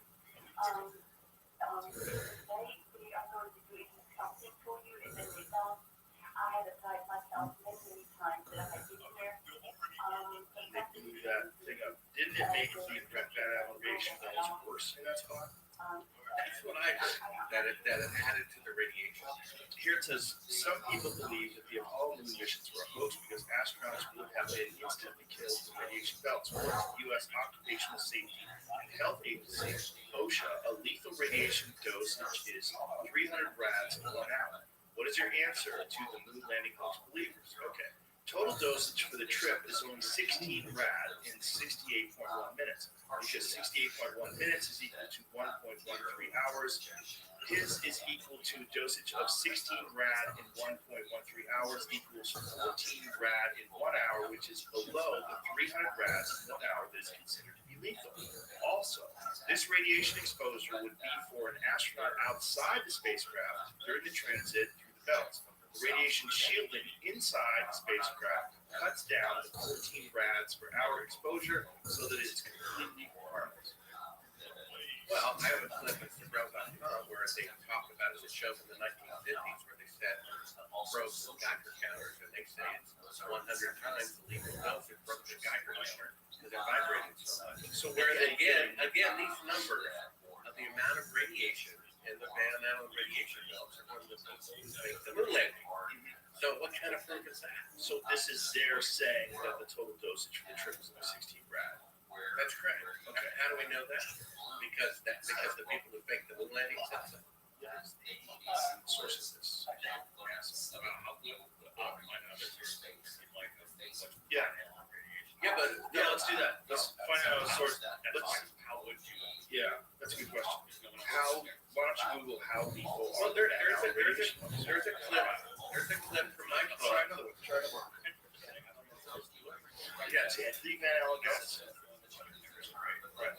There's a clip from my book, Rothschild, that has scientists showing the radiation levels and talking about how it's a barrier. Now, what is causing that radiation? Well, this magnetic field of the Earth causes this magnetic area which collects however old the Earth is. All those years, radiation that goes nowhere. So it keeps getting bigger and bigger and bigger. It also shields us from cosmic and solar radiation and other people cancer. So you have to have it to have life on Earth that paradoxically also prevents leaving the Earth. So it says the numbers along the horizontal axis give the distance from Earth in multiples of the Earth's radius. The inner Van Allen belt is located at about 1.6 RE. The outer Van Allen belt is located at about 4.0. The distance of 2.2. There's a gap region between these belts. Satellites such as the Global Positioning System orbit in this gap region where the radiation effects are minimal. So there's a gap in between the two belts. It says the International Space Station and Space Shuttle on this scale orbit very near the edge of the blue Earth disk. The figures are well below the Van Allen radiation belt. So most of the space station, that's space shuttle travel, all that stuff is in that area. But below, they're at 250 miles. The radiation begins at 1,000 miles. Right. I think in 1996, the space shuttle went up to 365 miles, one of its highest altitudes. CNN reported this word for word. The radiation belt surrounding the Earth is more dangerous than previously believed. So how is it that astronauts 600 miles away from it know more about it than astronauts essentially through it to the moon and back? You see that? That's not possible. We have article after article that says that the radiation belts are an obstacle to going to the moon. We have George Bush Jr. saying we're going to return to the moon in 10 years. Of course, he said that 20 years ago. And he says, but first, we need to learn how to protect the astronauts from radiation. Why not do it the way that worked so well on the Apollo mission? So what kind of protection would, how thick was the aluminum shield? 1/8 of an inch. 1/8 of an inch. And was there anything, a coating on the inside of it that protected them further? Yeah, just 1/8 of an inch of aluminum. And how much of protection would 1/8 of an inch of aluminum provide? Well, half as much as a dental X-ray lead vest, or less than that. But they would experience much more radiation than that. That's true. Now, if this is saying that it's well below the lethal threshold, is there anything that disputes that? Is there anything that you can point to that shows that the Van Allen radiation belts are significantly more powerful than what they're saying? Like this article that you said was from CNN for the 365-mile trip. Let's find that. That's in the film. That's in the film of everything happening on the moon. Right, I've read that. Just look for that part in the film that shows the animation of the Van Allen radiation belt. And then those book clips that I said my book is interactive. One of those clips has 2 or 3 links underneath it, including documentation from it's called Scientific American from a 1958 publication that says that the radiation is 100 times the lethal dose.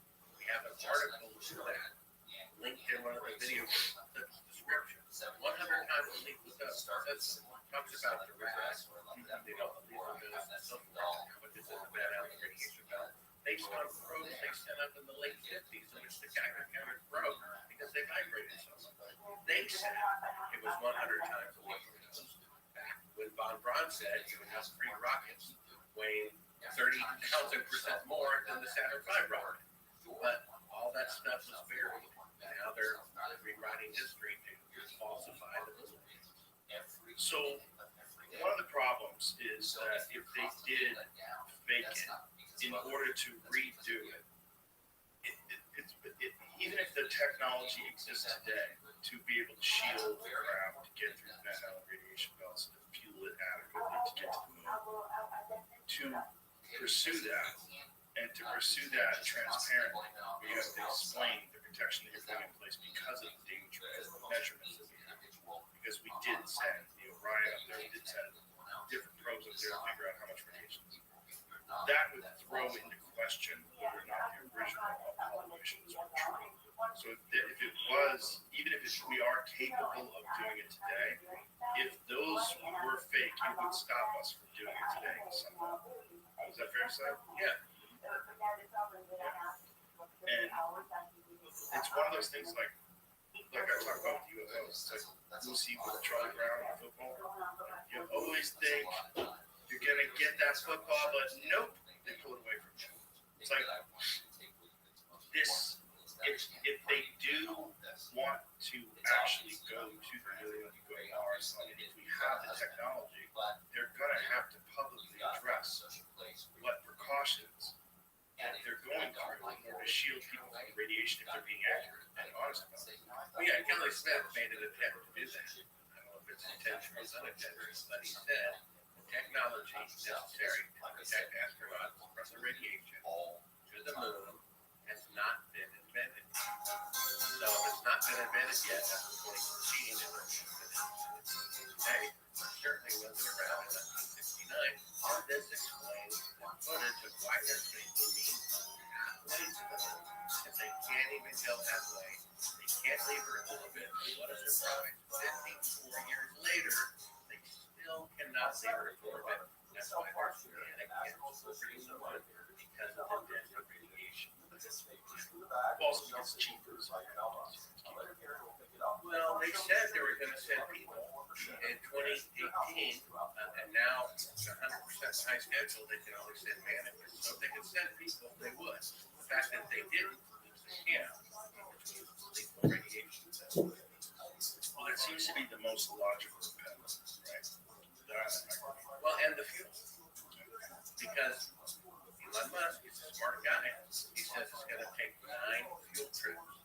See if you can find him saying that. 8. Oh, I'm sorry, 8 fuel trips. Hold up, him saying that. I think he's made it more efficient now. He's made bigger containers. So what are people that are confronted by this information that refute it? What do they say?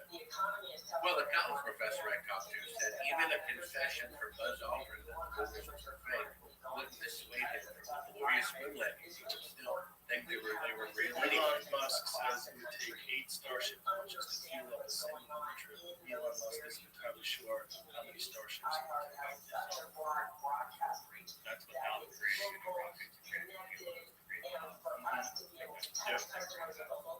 Yeah, he said the moon landings were historical anomalies, meaning they're out of place. You haven't had greater technology in the past and in the future.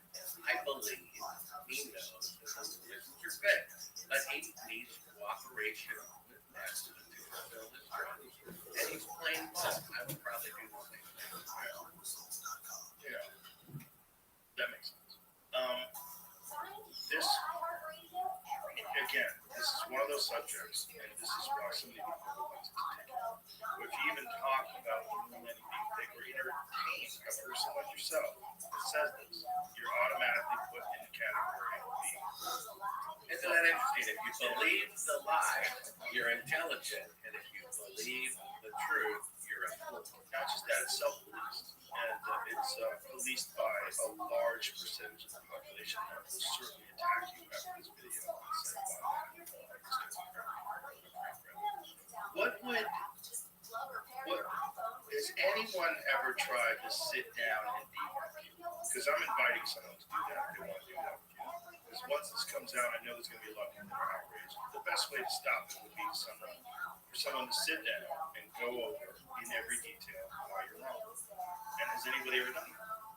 I've never debated anybody about whether Nobody ever wanted to?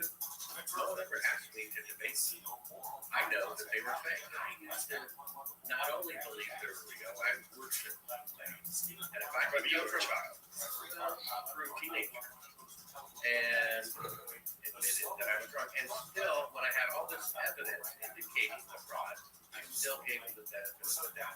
That $1 million film that was financed by someone who builds rockets for NASA, who goes to the moon for fake. Okay, after 7 years to edit that movie, that's 45 minutes long, took me $4,000. And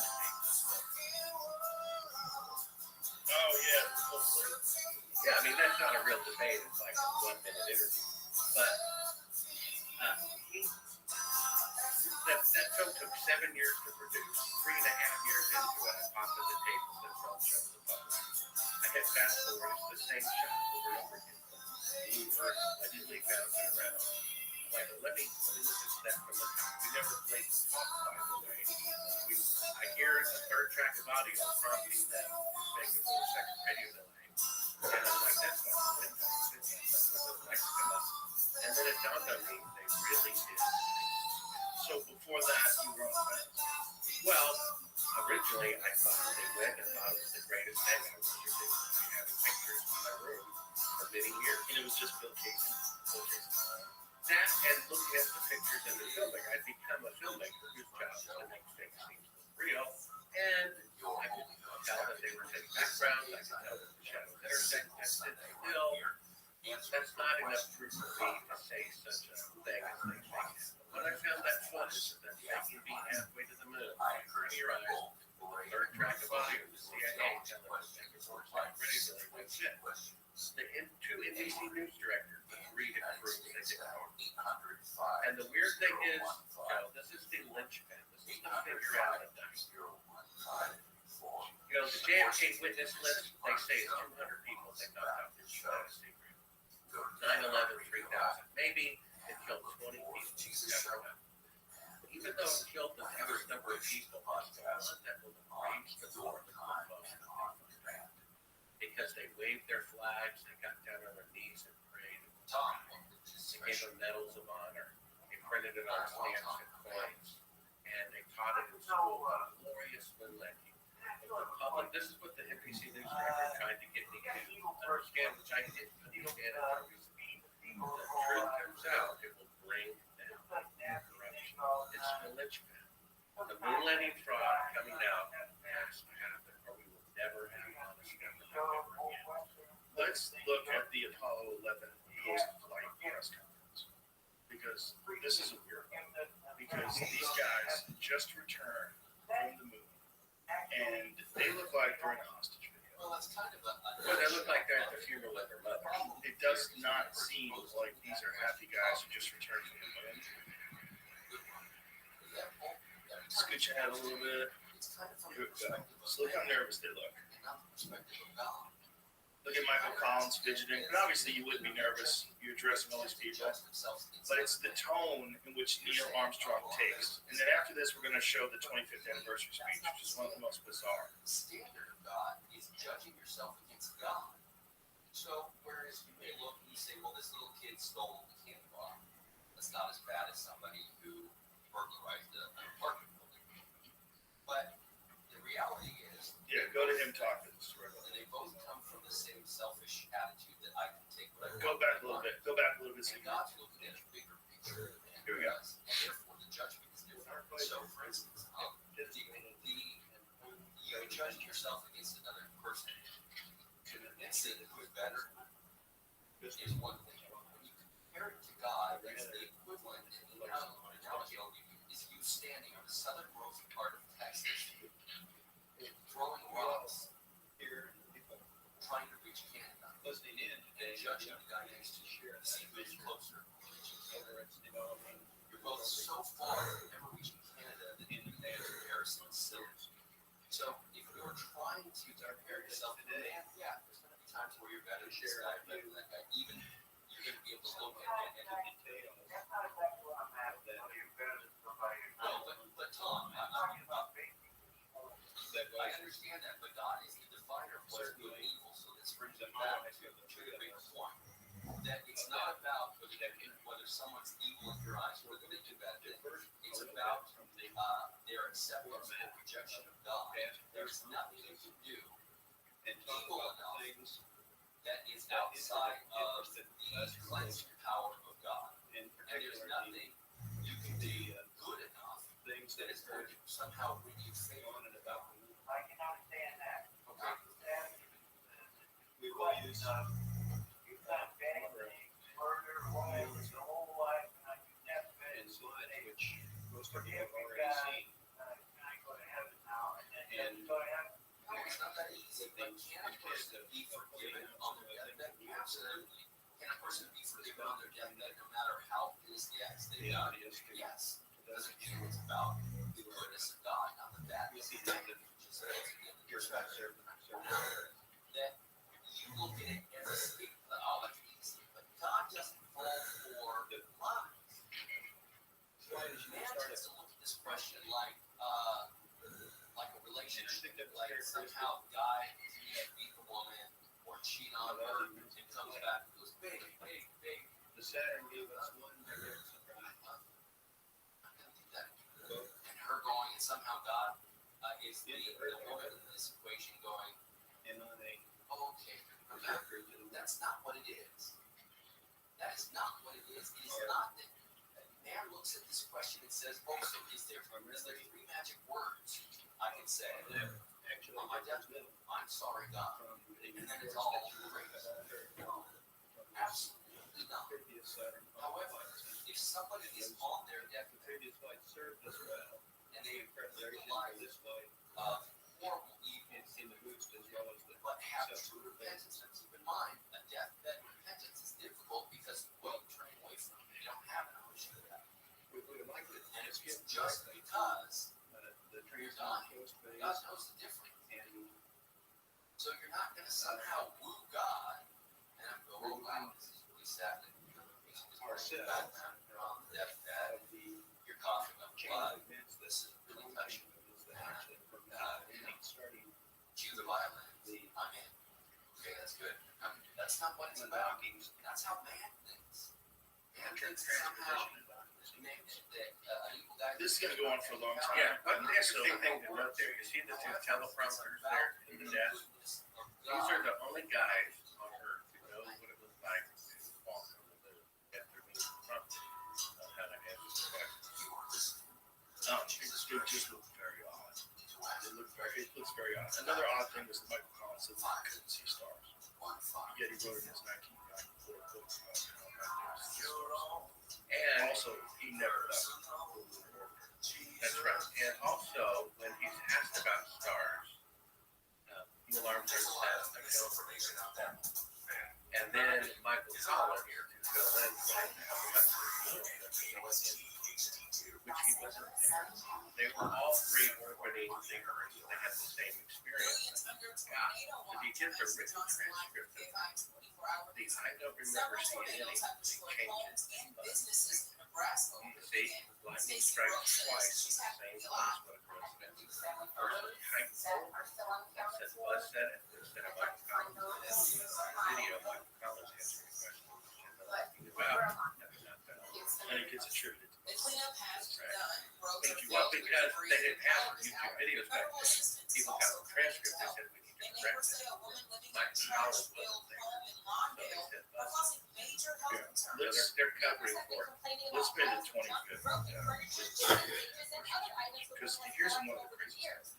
Neil Armstrong, first man, doesn't give it, doesn't talk about it, doesn't appear publicly, becomes kind of reckless. And you would imagine that a guy didn't want fame, all of a sudden he's thrust into the light. That would be a real problem. Probably didn't like it, didn't enjoy being a center of attention. You know what? Or you could look at it like if you have a guy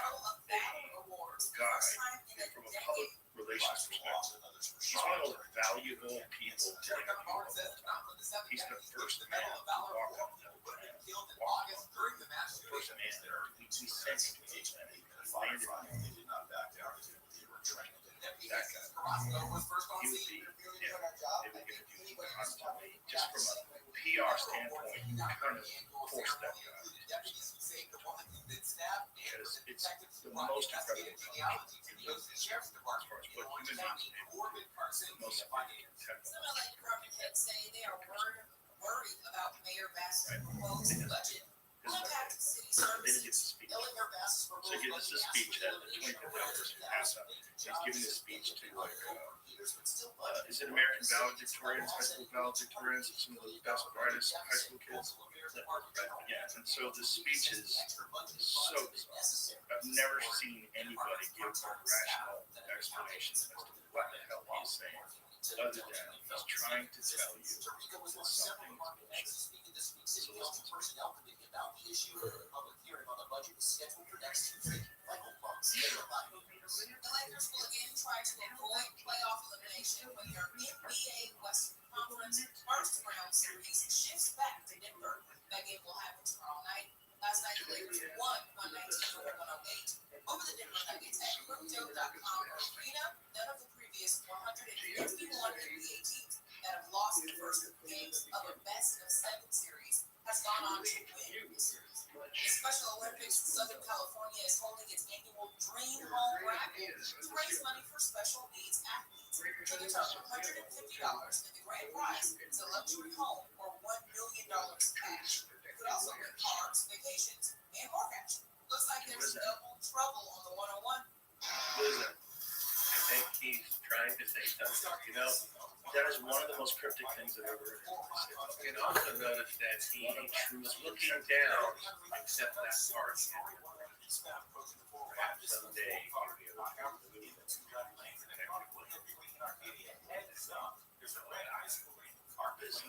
As he's holding back here, I think.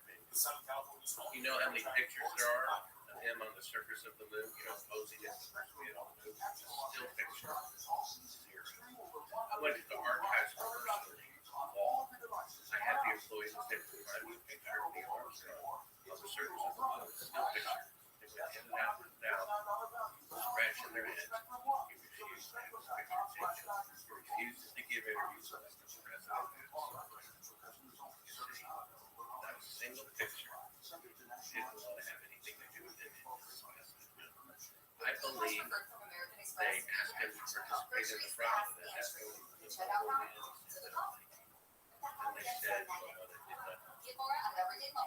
To you. Guys that testified, I'll take the rest of his life. Or you could say, if you do this, it's for national security. There's a reason to do this.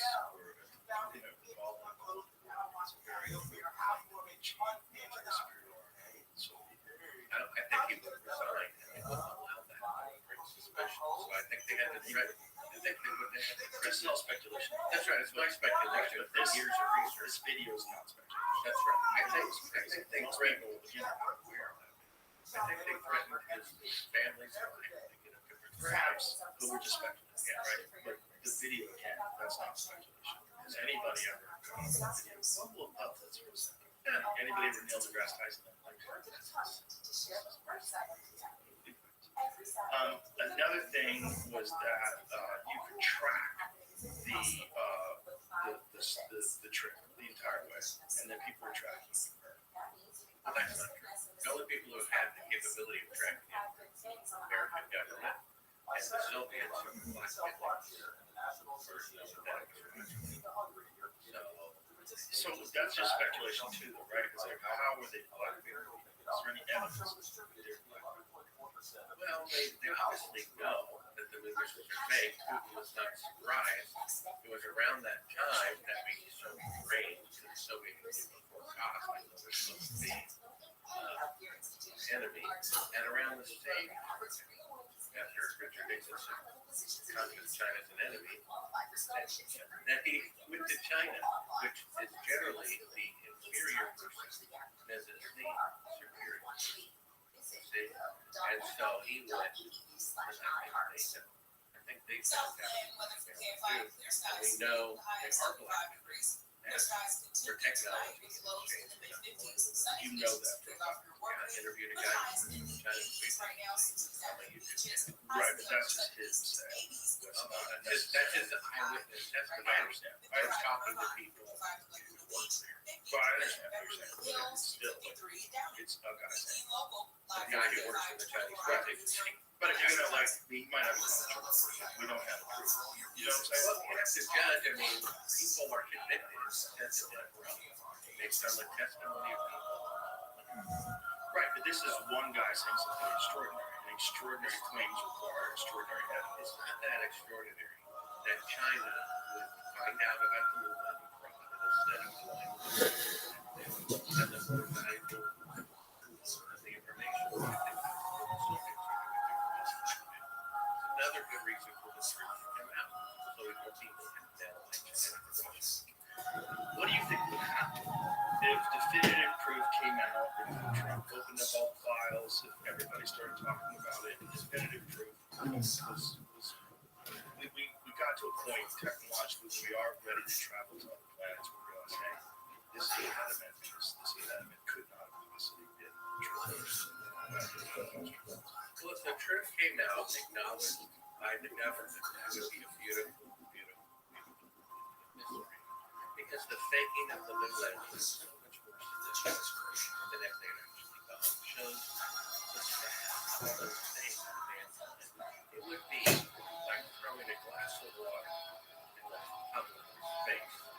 They wake up, they realize they can sleep on it, they look down, and they're walking away. It would be hideous. Not just as a nation, we can't even. So wouldn't the problem then be we would have to revamp the entirety of government? If that's the case, the top states use it. No, they really did kill Kennedy. They really did make them the money. They really did all the things. Like, no one would have faith. That's right. And maybe that'll happen. And so be it. You know, the stock market could crash, the dollar could crash. It could ruin the reputation of the United States of America. They can't agree to this. William Benny, you know, the NSA, he says, they're spying on the conversation. To get dirt on them, blackmail them. And of course, I urge you to be bold, dangerous situation for a country to be in. There needs to be major house cleaning. I'm not even sure what would happen. Let's say the whole federal government ran on electricity, unplug it all with one plug. I'm not sure what would happen to you and me and everyone else's life if we unplug the federal government. I don't know why we can't just have the independent states of America and manage our own affairs, because they are so corrupt. They're killing their own president. They're starting war after war based on lies and fabrication. Right? We have so many murders of people that they have done themselves. The federal government is killing their own people and for funding. What they're doing is really wrong. Our leaders are gangsters. What are we missing? What have we not covered? We've basically done this right now. We're at 3 hours plus. We've been talking about this. What have we left? Anything? I think we covered most of it. We have the fact that shadows can't intersect unless it's a light. We have footage of them faking being halfway to the moon. We have the deathbed testimony of an eyewitness who saw the film with Apollo 11 in Air Force Base.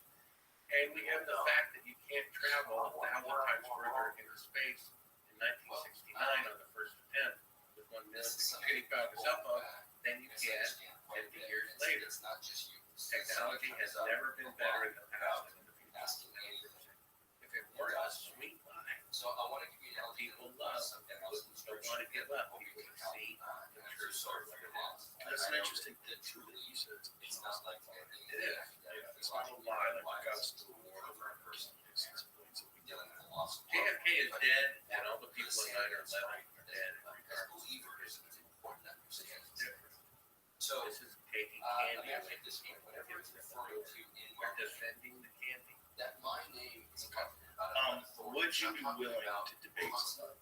If I could get someone to come on here and prepare and talk to you a few hours. Okay. So we'll put that out there because I would like to see that. I would like to see how someone describes that. Because I'm sure there's eyeballs rolling and fingers hitting keyboards right now. People are getting very outraged. the right way to handle this is to not talk about it or silence someone. I think if you're wrong, the right way is to let you lay out your best argument and have someone refute that best argument. So I hope that at least is attempted. Okay? And tired of talking about the moon landing? What are you even at this for? It's a historic importance because the faking of the moon landing for mankind is more significant than it was. And they lied to the world with embezzled money for their own doing something. And not know that truth is like having cancer. But we have to know. We can have a great awakening about everything else, but we still are deceived about the greatest accomplishment of mankind. See, that there is no great awakening. It's a spiritual issue. It's the spiritual battle between the truth. It's ironic. You know, there's a famous writer who said about the Tower of Babel, the monument to their pride became a memorial. And if the truth comes out, do you think that this is a subject that even intelligent people that get this information from residents, it resonates with them, that they're going to try to ignore? Because it's so controversial that you instantly get labeled kook. The problem with intelligence is people can be smart, but only within their own field. Like I asked my doctor today, what do you know about natural medicine? I said virtually word for word. All I know is what pills prescribed for this illness that I was on. They're intelligent enough here, but they can't critically think. Universities are universal thinking. That was forbidden by the University of Pittsburgh after having a contract to speak to a student body care about the moon landing on it. God forbid. In the free speech, free expression of the United States of America. You see, this is a major problem. People are emotional about this. They have to be willing to be wrong. People are so arrogant. I mean, a college professor teaching aerospace who says that Buzz Aldrin confessed on national TV that it was fake, filmed at Cannon Air Force Base, just like Mark said. He still think he walked on the moon anymore. That's what we're up against. This is a God. The God of science is having a man on the moon. When it's really just like you're putting this together as a believer, that is what eloquently stated the case. I think you have this, like I said, for a long time. So, I'm really hoping that someone will sit down and talk to God. Why would God really not want to do well? The arguments are very compelling. The actual raw facts are very puzzling. The whole thing is very odd. So all this stuff people can investigate for themselves. Just go to Sabrel.com. There's 17 clips they can watch for free and then decide what's wrong.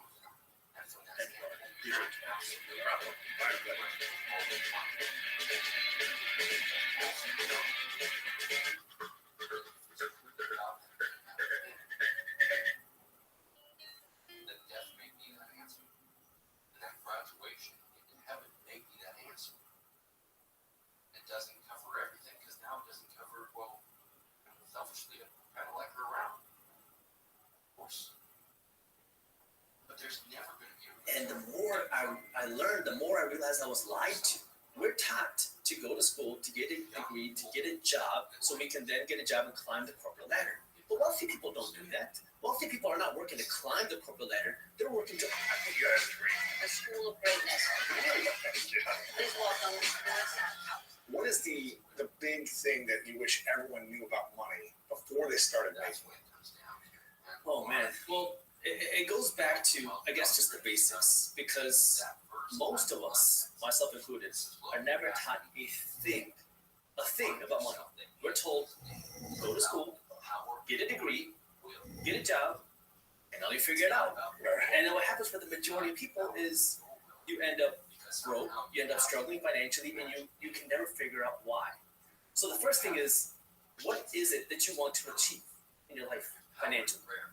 And then you have to go out and figure it out yourself, because unfortunately school will never teach you this stuff. So you didn't learn this in high school or University of Michigan or law school? They didn't teach you any of this stuff? I went through high school, I went through college, I went through 1 year grad school, and then I went through law school, and I never once learned a thing about money.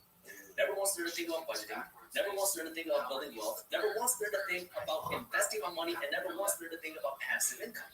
And here I am today with a law degree, and I haven't worked a single day as an attorney. Why not? Well, it doesn't make sense for me financially, and it's not my purpose. So, I grew up in a traditional Indian house. Doctor, lawyer. Well, for me, I had two options: doctor or failure. Those are the two options that I had. My parents are immigrants in the state in India called Punjab, and my parents came to the country with very little. And so, I saw my parents work their butt off every single day. If my dad got a Saturday and a Sunday off, it was considered a long weekend. And so I didn't get to spend a lot of time with my parents growing up, and they would always tell me that you have to go out and become successful. And I completely agree, because I wanted to give back to my parents. I wanted to help support them. And I figured, okay, if I want to become successful, I should follow the steps that were told to become successful. What are those steps? Go to school, get a good degree, get a good job. For me, in my case, it was become a doctor. And along that way, it was in college, I realized that something is wrong. Something's not adding up. And it actually happened. I was studying to get into medical school. And as I was studying, I started reading other business books and financial books. And I remember this. I was in the library studying, and I went onto Google. And I searched the richest people in America. And then you see people like Steve Jobs, Warren Buffett, Bill Gates, Mark Zuckerberg. And I was like, none of these people are doctors. None of these people went down that traditional route of getting a degree, doing a good job. Am I missing something? Because I thought that if you go to school, get a good degree, you can make a lot of money. And if you work harder in school, get better grades, you'll make even more money. So I thought it was just directly correlated. Your grades, your income. And that's when I started questioning things. And I realized, maybe this isn't right. And as you start to go down deeper and deeper down the rabbit hole, you start to realize, oh my God, everything that I've been told is a lie. And so that kind of pushed me into this whole painful, emotional journey of learning about money, learning about entrepreneurship, learning about what does it mean to become wealthy and how do you actually do it. So that was kind of the initial phase for me, and then I had to go out and actually start learning. Yeah. And the first real experience of that for me was I had this event planning company that I started in college. And the reason why I started it was because when I was in high school, I worked at Indian weddings. So I got to know a lot of the DJs. Right. And when I was in high school, these DJs were like, hey man, you know a lot of people in high school. How about we host a team party with your friends in high school? I was like, all right, that's fine. Why not? Started this little team party business in high school and go to college. Don't know what to expect. My parents didn't go to university here. I think everybody goes to college to study hard and become this big thing in college. I get to college and everybody is partying. They're blowing their money that they don't have on alcohol. They're drinking. I don't drink. I don't smoke. I'm not into that party scene, but I need something to do on Friday nights. So I was like, why don't I just take this team party business that I had in high school, bring it to college? And that's what I did. Freshman year, I was 17 years old. I started knocking on the door of every club, venue, bar, restaurant, asking if I could host a party here. Some would say, yeah, it's going to cost you $10,000. Some would say, yeah, it's going to cost you $20,000. I don't have that money. Right. But then one or two said, you can do it here. We're not going to charge you a penny. Just give us half of the cover charge, half of the money that you bring in. I said, okay, I'm in business. So I started making a little bit of money doing this, and I had some cash saved up. And I started to read these business books, and every business book said, wealthy people invest in real estate. I don't know what that means. I don't know any real estate investors. My parents aren't investors. And so I was like, okay, if wealthy people invest in real estate, maybe I should invest in real estate. And this was right after the 2008 crash in Michigan, where real estate was hit extremely hard. So I was like, all right, I would like to invest in real estate. I'm studying from a medical college admission test. I start going to Google because I'm bored when I was studying for this exam. I'm reading about the Forbes richest people. None of them are doctors. None of them are people that work the traditional path. And I have this idea to start investing in real estate. So I started looking at real estate in between my study sessions. And on August 22nd, I took the medical college admission test, the MCAT. On August 23rd, I closed on my first real estate investment property. Wow, how old were you? I was 19. Holy cow. It was $8,000. What was the investment? Was the price of the condo. The condo was $8,000. $8,000. How did you get a condo for $8,000? This is right after the 2008 crash. You got it out foreclosure or what? It was out of foreclosure. That same condo was selling for about $150,000 just a few years prior. Come on. Yeah, and so I came in. It was actually listed on sale for $8,400. I made an offer for $4,000. They came down to $7,000, and I was still trying to push them lower. But then they said they had another offer on the table. I didn't want to lose it, so I said, "I'll give you $8,000, right?" So I bought it for $8,000, put in a few $1,000s worth of work, and I leased it for $600 a month. And now all of a sudden, my mind was blown because I kind of had this idea of what entrepreneurship was. I had never heard that term until I came to college, but I was running this event planning company. I'm starting to learn about this thing called entrepreneurship. And now I have this condo that's generating me this like almost passive income. I say almost because I was making a lot of mistakes in the beginning. But now I'm like, wow, this investment thing is very unique because I never learned this in school. My teachers never taught me this. But why am I working so hard in school? I mean, I want to become a doctor so I can ultimately make money. Now I start having this, I talked about an emotional dilemma. Why am I becoming a doctor? Okay, I want to make my parents happy. Check. I want to be successful. Check. Do I really want to be a doctor? Maybe. And now I'm starting to question my actual beliefs. Because if I become a doctor, how do you make money? You treat people. I kind of have this entrepreneurial mind. I want to become successful. How do you make more money? You treat more people.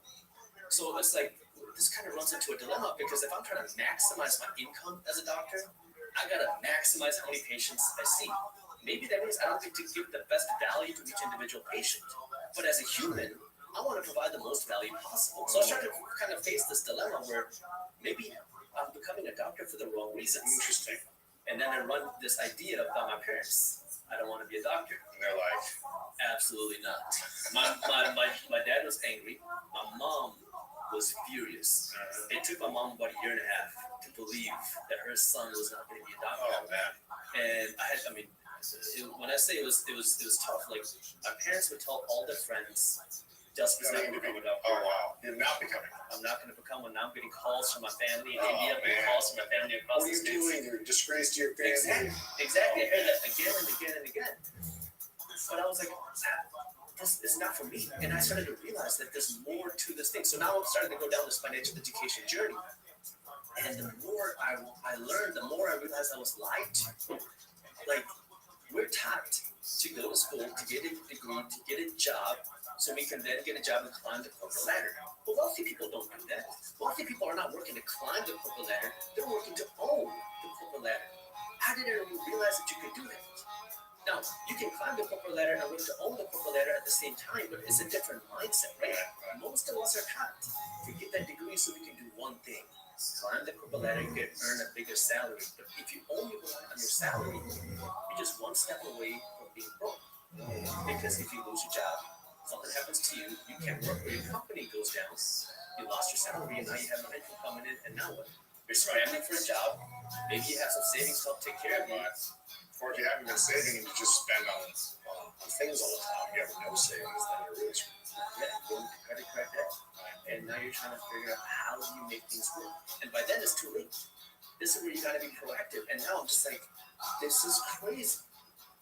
Why was I never taught this? I was never taught about wealth. I was never taught about investing. I was never taught about this sort of financial education. But why aren't we taught this? And that's when I realized it's very profitable to keep people financially uneducated. It's profitable to keep people poor. Interesting. What would you say is the main system that keeps people poor? It goes down to so many different things. The banks profit when you're financially uneducated because they'll keep you saving money in the bank. They'll keep you in consumer debt. If the banks lived by their own advice, which is save money, the banks would be losing money. When you go and deposit $1,000 in the bank, that cash that you deposited is a liability for the bank. An asset is something that puts money in your pocket. A liability is something that takes money away from your pocket.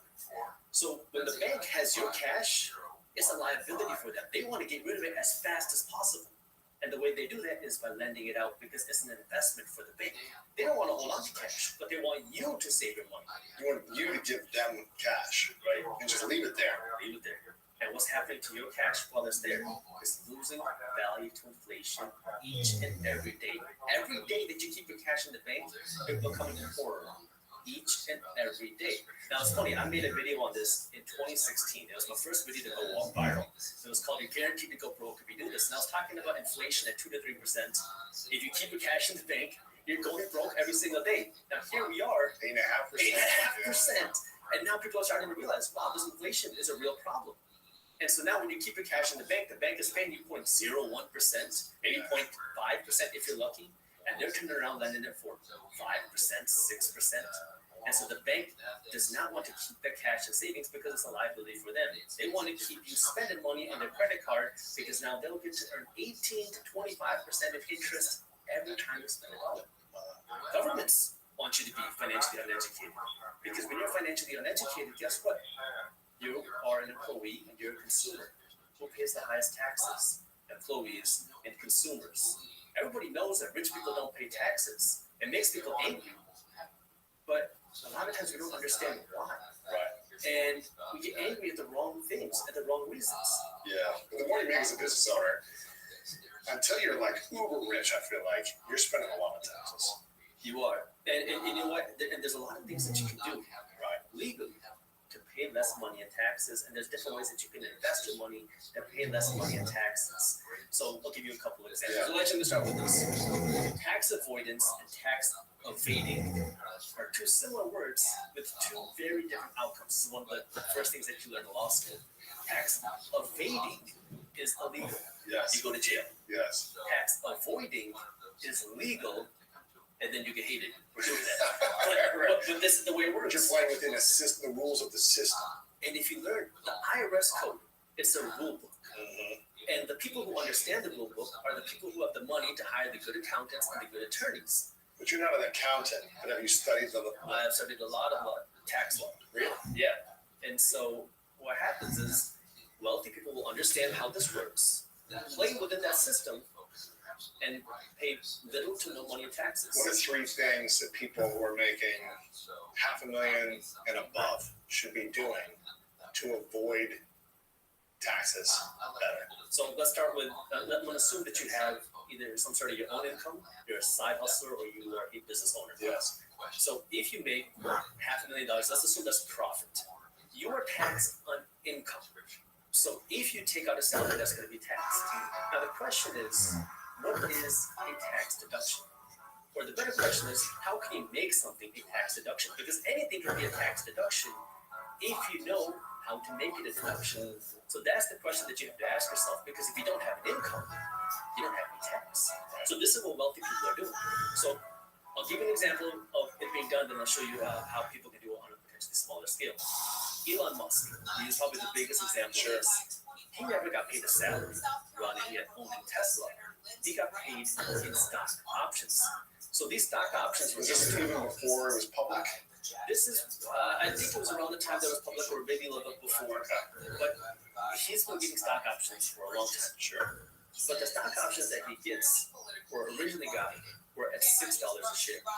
So when the stock went up to $1,000 a share, and he was given millions of these stock options. Now, he has on paper a lot of money, but that money isn't in his bank account. So what he does is, instead of selling it and having an income, he goes to the bank and says, hey, I have these stock options which are worth billions of dollars. How about you give me a loan at 3 or 5% interest?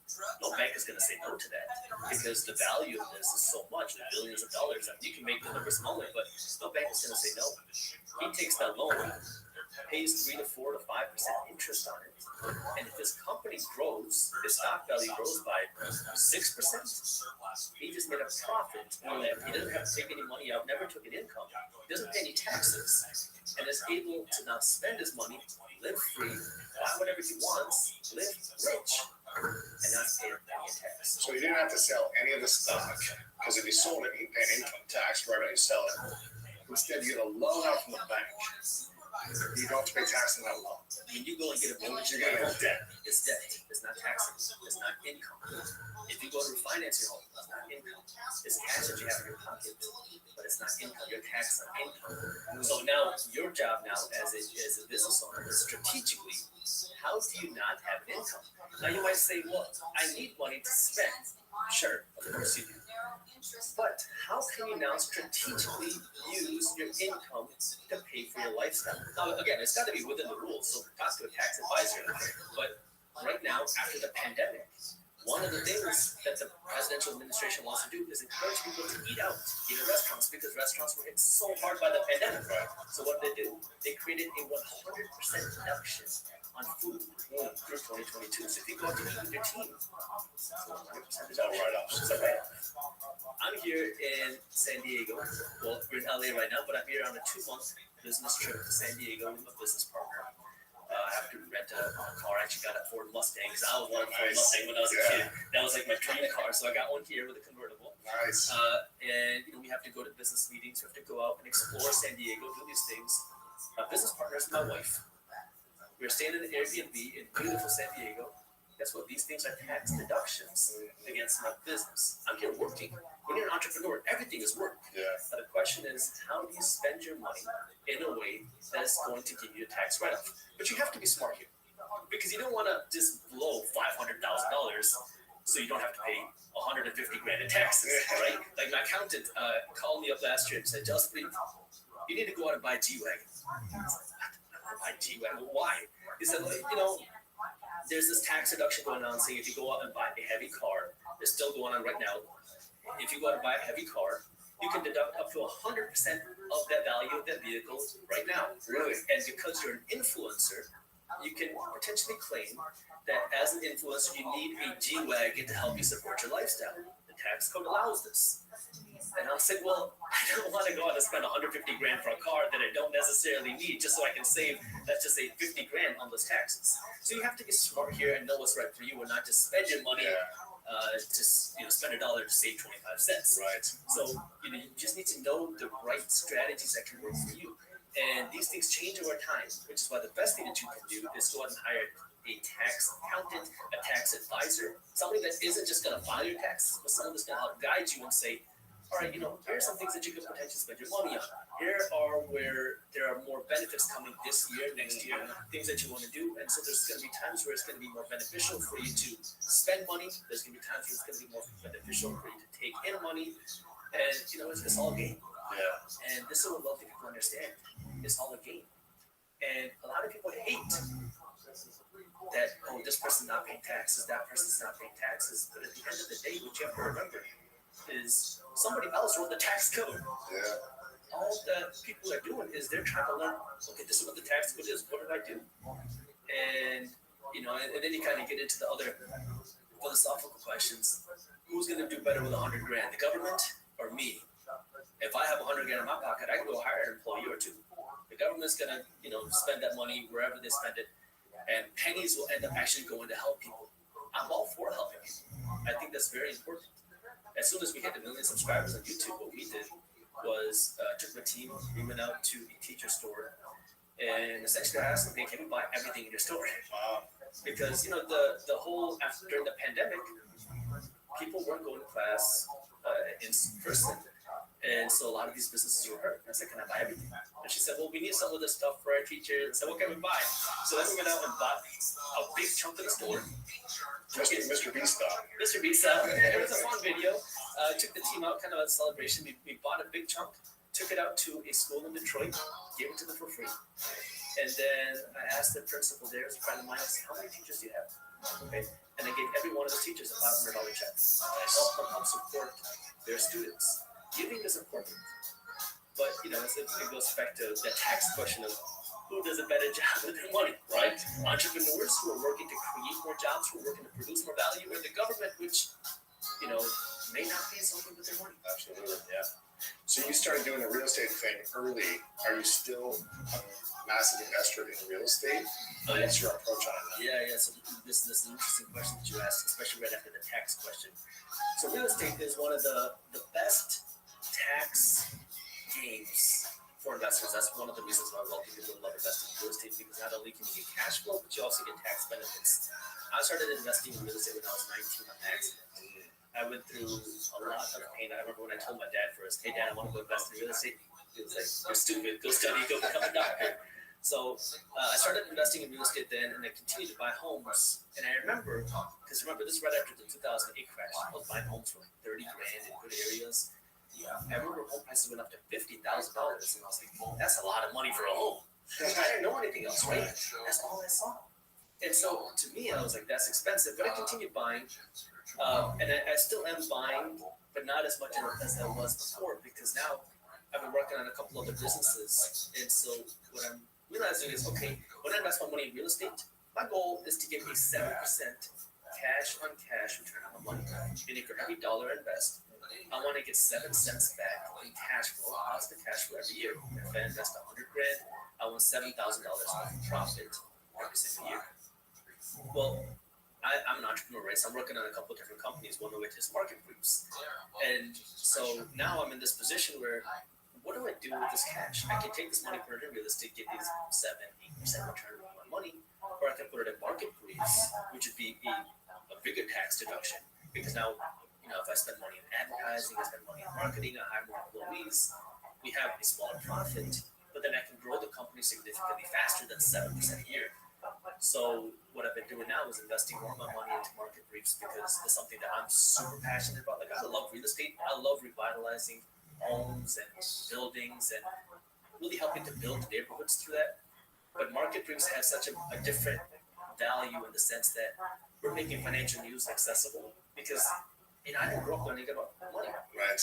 And CNBC looked cool, but I never understood anything that was happening there. They have all these confusing terms that are going on. So it's a way to make financial education and what's going on with money more accessible to people, because I'm realizing how important that is to me, because the more and more I talk to people, the more that people listen to what I say, the more I hear, oh my God, I wish I would have learned this when I was younger.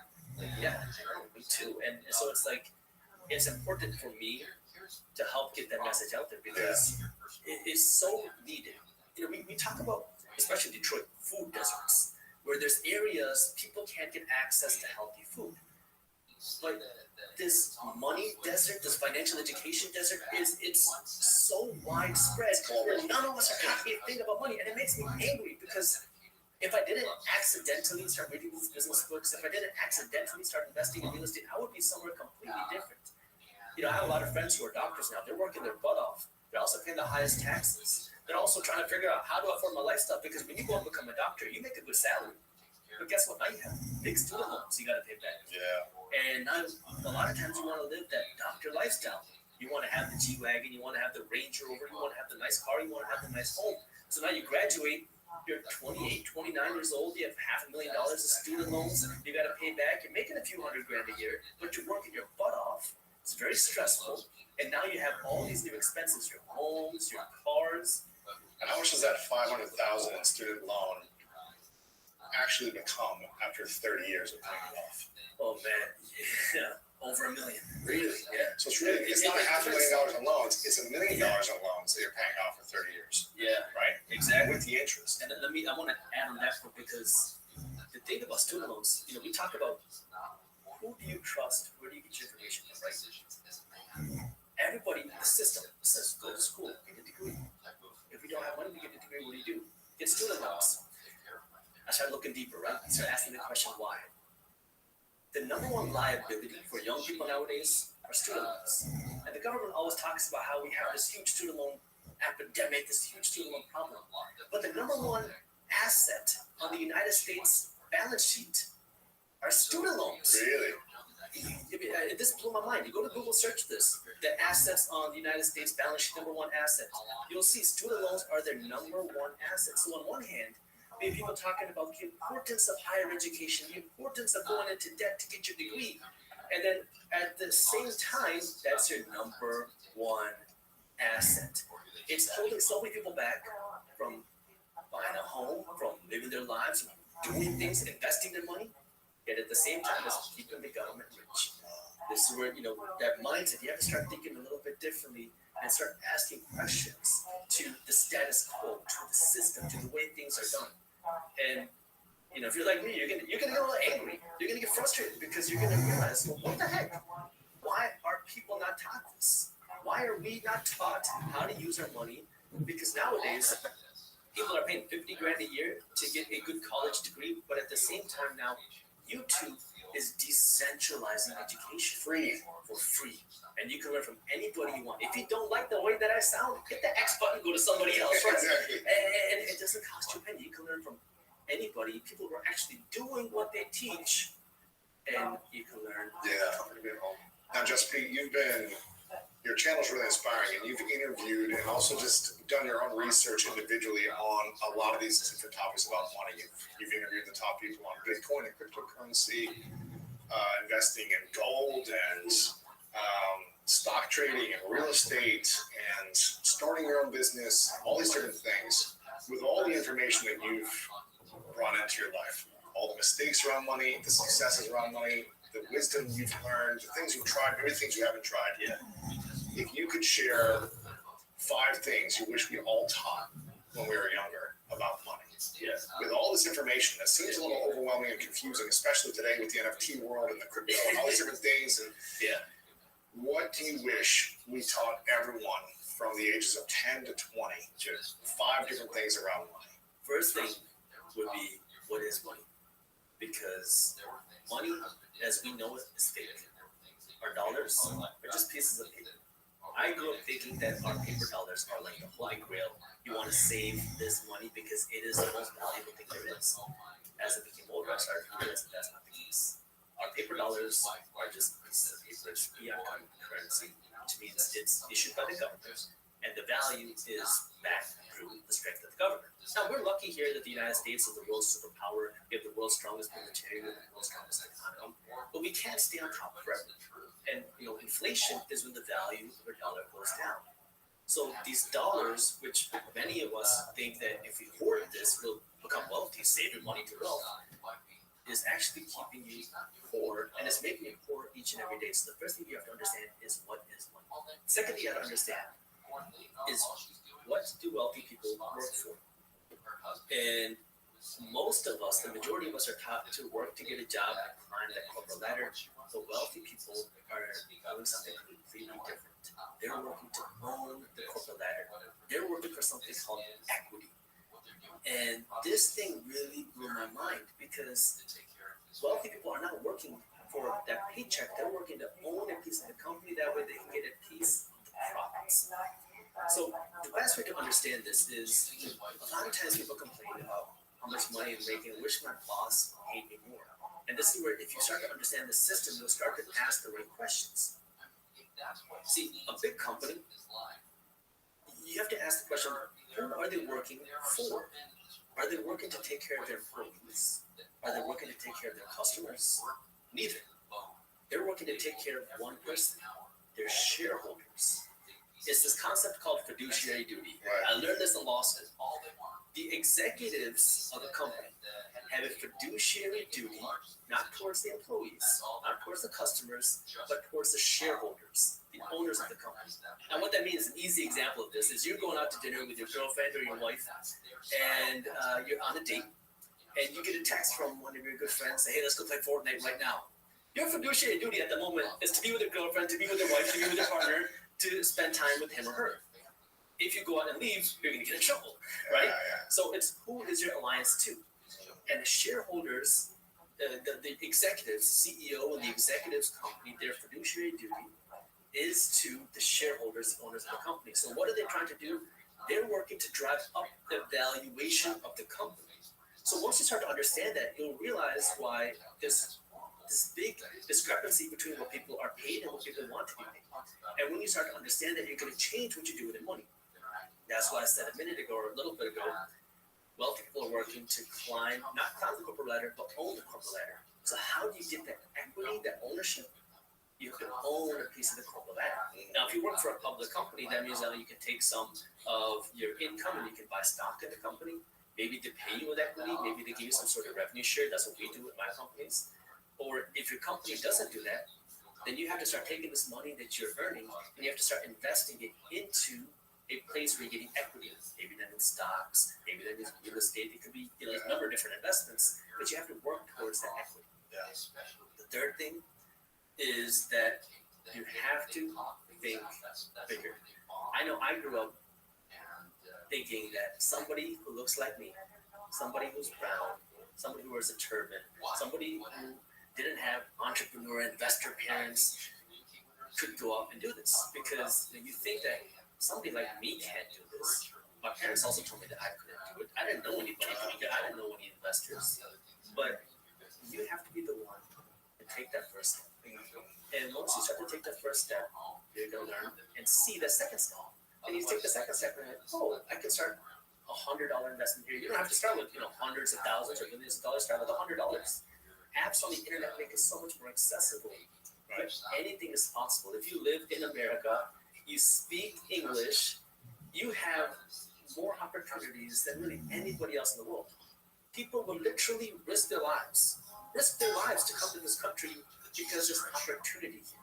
And so if you're here, you have the ability to understand what you and I are saying, and you have that technology to do it, you're blessed. Now, what do you do with this, right? You have to go out and start learning. You have to go out and start doing. And then the next thing you have to do, number four, is you have to understand the concept of debt. Because we live in this consumer culture.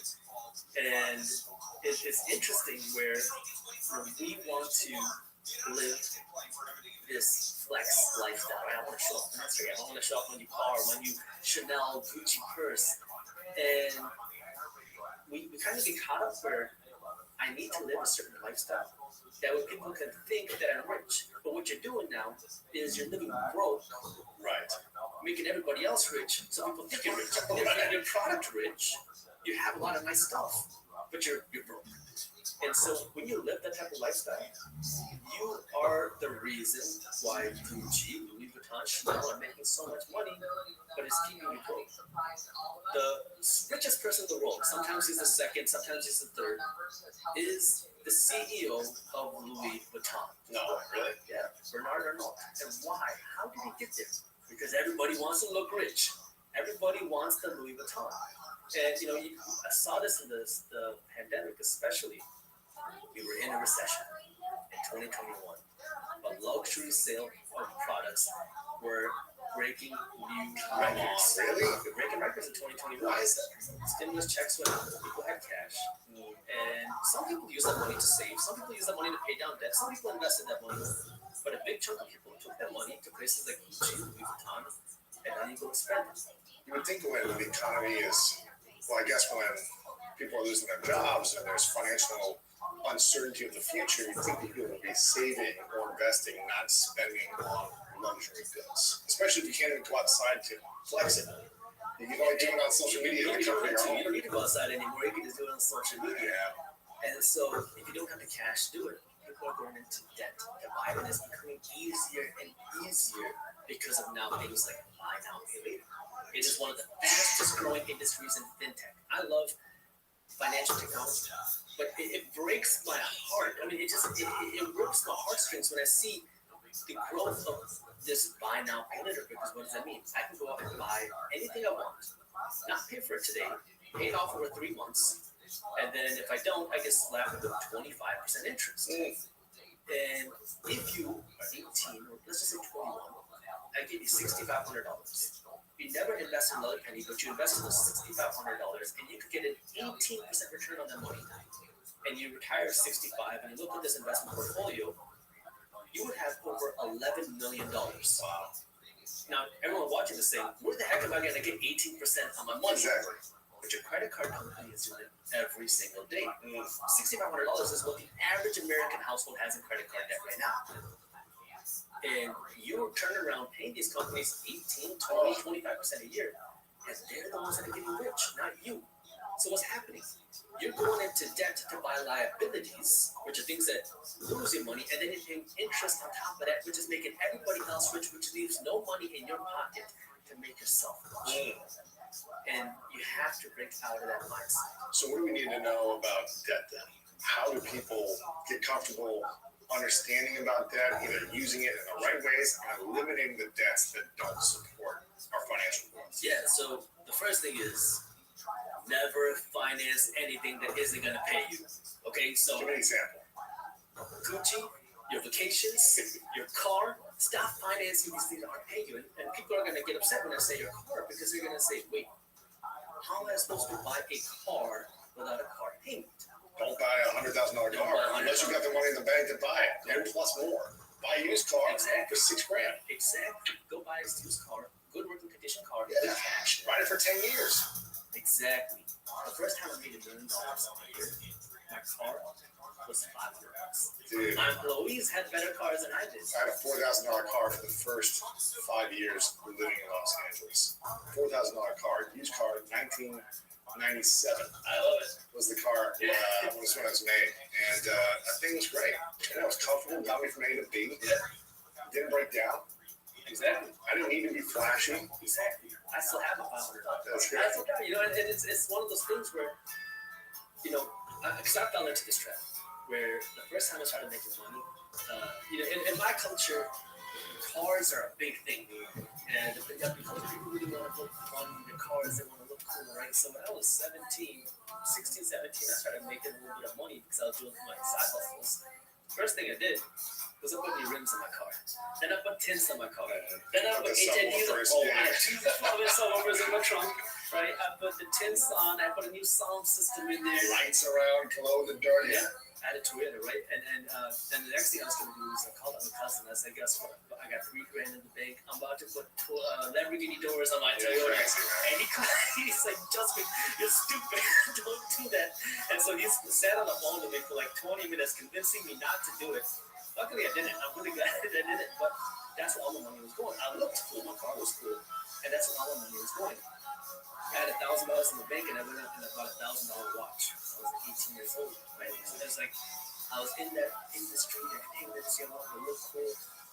And then, I start to read these money books in my mind, so it starts to shift. And now, all of a sudden, it's like I went from one polar extreme to the other polar extreme. I don't want to spend a penny on anything. Unless it's making me money. Exactly. I don't want to spend anything unless it's making money. So I'm saving as much money as I can. I'm investing my money as much as I can. I'm trying to build my business. And I'm talking like I'm running my shoes into the ground. They have holes in them. I put a piece of tape, wrap it up. I'm going to school. I got rental properties, but I got my shoes that are taped off, right? And it's like, I realize that I'm going to go, I'm not going to make those same mistakes again. And you have to break out of that mindset. The first time I made $100,000 a year, I was in school. And I was living in an apartment at $400 a month, including my water, my electricity, my cable, my gas, my internet, everything.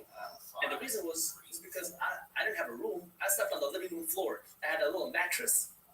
I used to pull that into the living room, put that down, go to sleep at night, wake up, fold up the sheets, put them away, drag the mattress back into the hallway because I realized that the power of compounding your money. I realized the power of putting your money into the right assets, and I'm like, this is my time to build. I've been blowing this money that I'm earning on things that are making everybody else rich. Right. I'll spend money on that stuff a little bit later. Right now, I want to make myself rich. Yeah. And so, you have to just first understand what it is that's worth spending money on and what's not.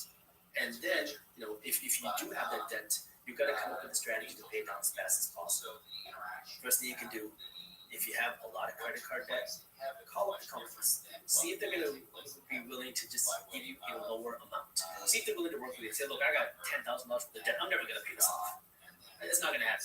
How about you work with me and give me $5,000, and I will work to pay that off. Right? You start to work with them, see if you can do something.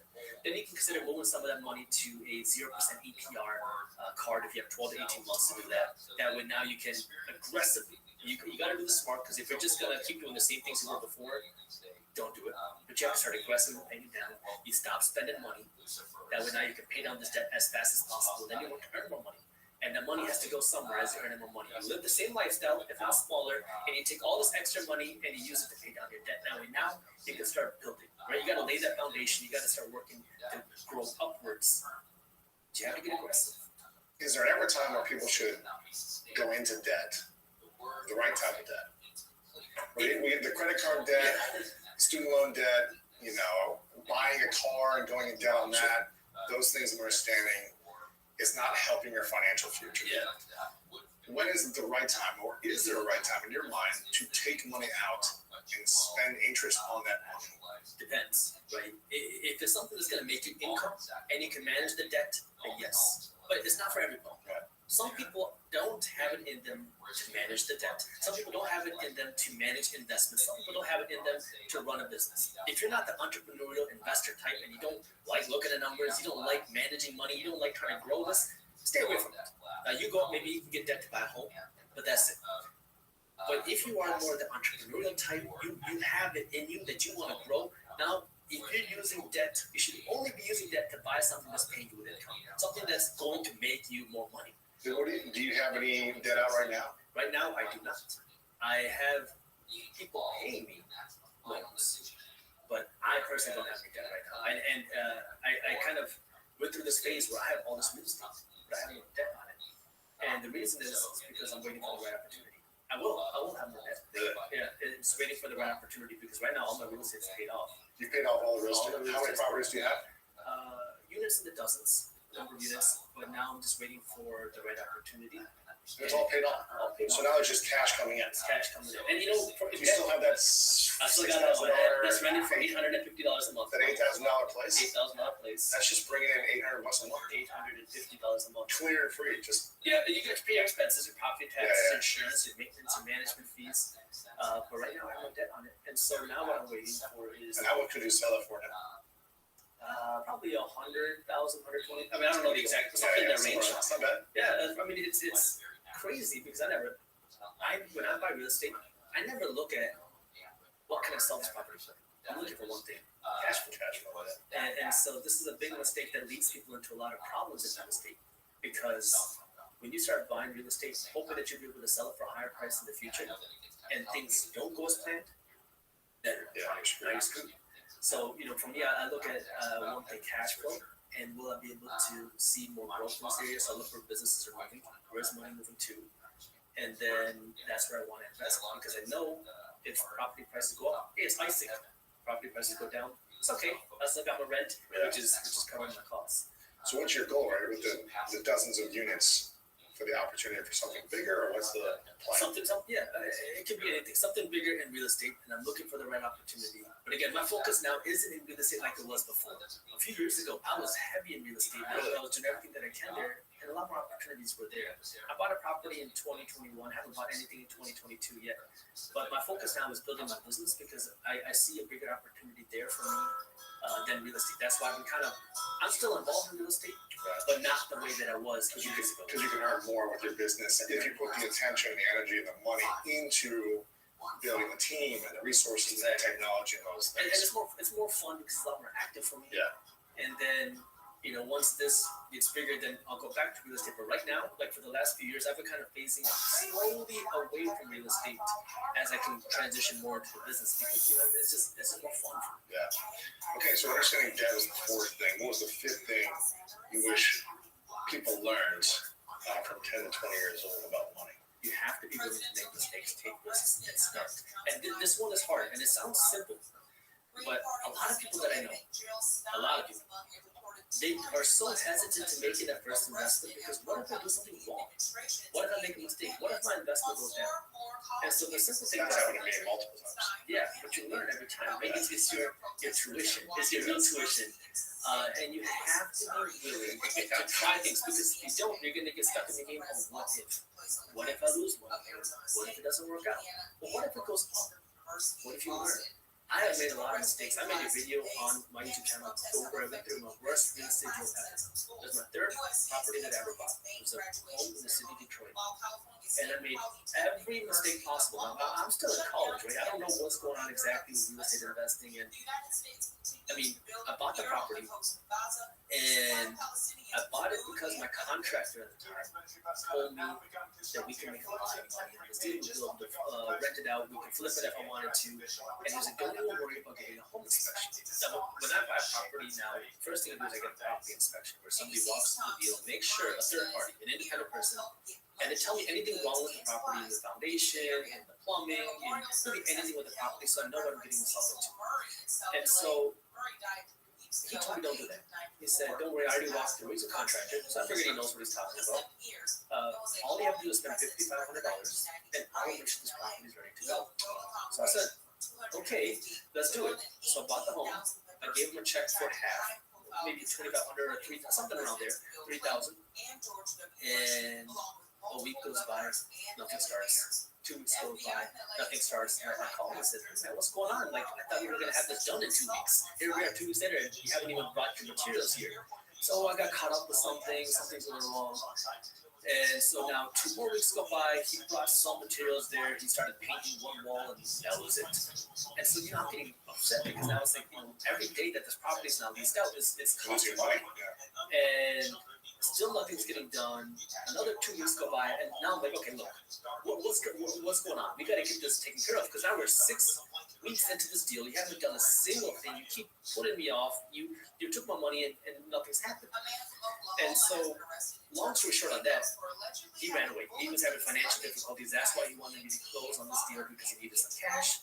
And now he's gone. So now I have another property that somebody was working on, a manager, and he was having some issues at that property. He was causing some problems. So I figured, he's causing problems there. How about you come work at this property, and you need a home. You can live in this home for free. Fix it up. Just fix it up. And so he said, okay. So now I thought, all right, you know, I found a good deal here. I got somebody who will fix it up, who will live there, take care of it, and it's going to cost me less money. And so now he's living in this property. And he's like, how about this? How about you just open up a charge account at Home Depot? And I'll just go buy stuff and take care of it at the home. I said, okay. So I go open up this charge account. He starts buying materials, not to work on my home, but to work on other people's properties. Oh my gosh. So now I'm like, dude, like you're spending my money to go work on other people's properties so you can make double profits over there. You haven't started any work on my home. You're not paying me rent. You have a dog that you're not taking care of who's pooping everywhere on the property, and it's not being taken care of. And so now, how do I get somebody out of this home? I got to evict him out of my own property. There's no lease in place. So now we got into all these legal issues of how do we get this person out of the home. We get him out of the home. It took me months to get him out. The property now is destroyed. There's little crap all over the home. He damaged the place, did not take care of it, and now it's like we have to start all over from negative to start fixing this property up. So now we start fixing it. I get a licensed and insured contractor. We're months into the deal. And he wants, I don't know, like a lot more money, at least 10 grand, if not more, to start doing the renovations. And we start digging deep, and we start to see problem after problem after problem. So now it you know, every cost keeps adding up. Now the home is ready to go. And we're like, all right, fine. And everybody told me, just don't license this home with the city of Detroit as a rental because nobody does it. And this is, you know, again, after the 2008 crash, the Detroit went through its bankruptcy. They were having their own issues, but I don't like to play games. I want to play by the rules. So I said, I'm going to get a license for rental. When you get a license for rental, they're going to send their own property inspectors out to the property, and they're going to inspect it and make sure that it's okay. So now the property inspectors come out, and they say, I need to lift up the home. What do you mean, lift up the home? They're like, oh, yeah, we need to raise the home. I don't even know that you could do that. Apparently you can. It's very expensive. So I lift up the home. And then we start running the water in the property, and it turns out that the water is not draining to the main city line. Apparently, somebody previously living in this property had poured cement down the main drain. Now, in order to get this property working, we have to bust out the cement in the basement, take out this pipe, put in a new pipe, re-pour the cement, and then these property inspectors start disagreeing with one another. One person says that you need a 10-foot electrical riser, so we make it 10 feet. The next one comes and says, why is it 10 feet? It needs to be 13 feet. Your first person said 10, and now they start fighting with each other, and we have to keep paying for the inspectors to come back. They keep charging me permit fees for everything. If I want to paint the windowsills, it's a $100 permit fee. Change the smoke detectors, $75 permit fee. So this goes on and on and on and on for months. Finally, now we're approved for rental. I was like, oh my God, like this is the biggest headache of my life. We get a tenant in the property, we get licensed, tenants in the property, and now we have the license, and the property inspectors just decide to go back to the property. They don't tell us. They just go back there. Even though we're fully licensed, they have no reason to go there. They knock on the door, and apparently, we didn't know this, the tenant was having a babysitting operation in her property. So now the inspector sees this, that this tenant is running an illegal babysitting operation. He tells us, he fines us, tells us we need to evict the tenant, and now we have to start this process all over again. So at that point, I was like, you know what, just sell this property. Wow, because this is the biggest headache, and I was the only deal I ever lost money on, but I learned a lot. It was my tuition. So you have to be willing to learn, be willing to make mistakes, and then be willing to grow from those mistakes, go on and you know, keep willing to go. Because the thing that I kept telling myself is, you know, there's a lot of real estate investors out there that have thousands of units. There's no way they're dealing with this with every single one. They have a team. I just gotta figure out how to do it. So that's the only way that I can get through that. I think people. I also don't think people understand that investing can feel like a full contact sport. It can feel like you get punched in the gut and the face and the ribs over and over again, like you did for almost a year. It sounds like with this one property. What if that was your first property? You might have said, "Screw this real estate investing thing. I'm never doing this again. I lost all my money. I'm just gonna go back to doing something that is safe and secure that I know is not going to punch me in the mouth every day with another fine and fee and penalty, whatever it might be." So I think people also need to understand this is a risky thing. You know, I've lost a lot of money. I've made a lot of money. I lost a lot of money. It never feels good to lose money. It's emotionally charging. It's psychologically can mess with you if you're not mentally and spiritually prepared to understand. Okay, it doesn't feel good to go from $200,000 to zero. You know, in weeks, like some people did with the stock market or something the last year, or real estate, whatever it might be, or crypto going up and coming down. It's a big psychological high and low if you're not prepared for it. And so, what have you done psychologically, mentally, and emotionally to prepare for the big swings when you see, oh, my money has just went up 10x in the last 3 months. Oh, I'm negative hundreds of thousands in a few weeks. Or millions. What have you done to prepare for that mentally and spiritually and psychologically? I'm glad you brought that up because one of the things that I say is that the psychology of investing is just as, if not more important, the actual how-tos of investing. And that's especially true when it comes to something like the stock market. In real estate, it's tough, but the difference between real estate and the stock market is if you buy a, say, $200,000 home, it's not going to go to zero next week, next month, or really ever because you have some land, you have physical property. In the stock market, it can happen. And so there's a couple things that you invest in stocks too. And that's what money about this is. Real estate, stocks, startups, cryptocurrency, and physical gold.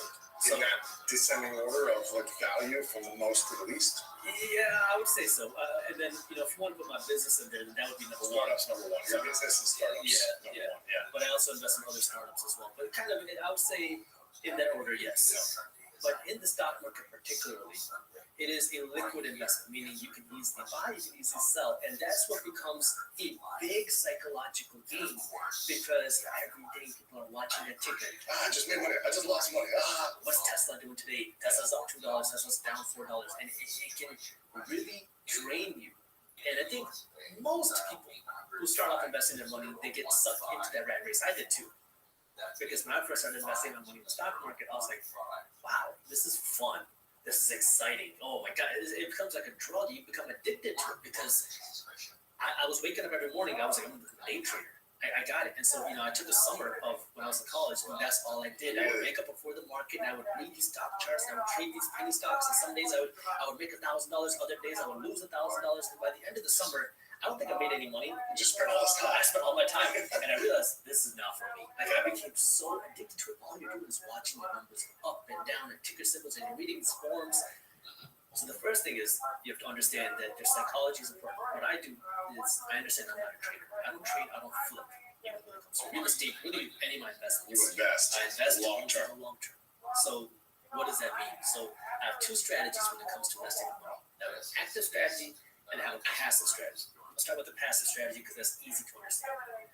Every month, I passively invest my money into stocks, physical gold, and cryptocurrency.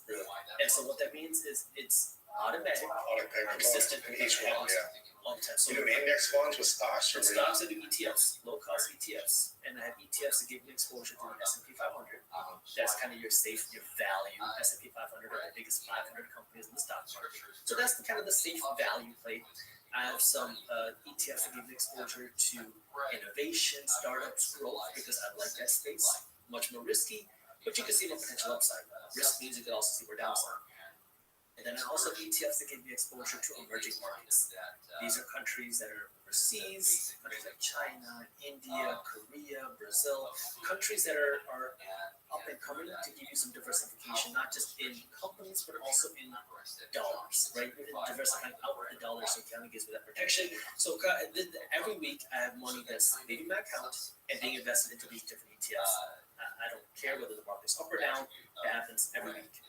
In physical gold, every month, I use an app for this. There's a lot of apps on how you did this. I have money that's withdrawn out of my bank account that buys me physical gold. Now, people are going to say, why gold? For me, it's real money. It's another way of saving real money, because now if I have 50 grand of cash, would I rather save and bury that 50 grand of cash in my backyard, or bury 50 grand of gold in my backyard? I'd rather bury the gold, because I know that 50 grand of cash is guaranteed to lose value every single day. Gold is a store of value because it takes time, effort, and labor to mine physical gold. And that time, effort, and labor is represented through the physical piece of gold.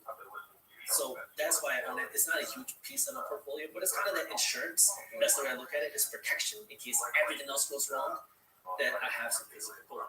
So I have that. And then I have my cryptocurrencies. Now, I'm mainly in Bitcoin. I have some Ethereum, a couple other coins, but mainly Bitcoin. And every day I buy a little bit of cryptocurrency.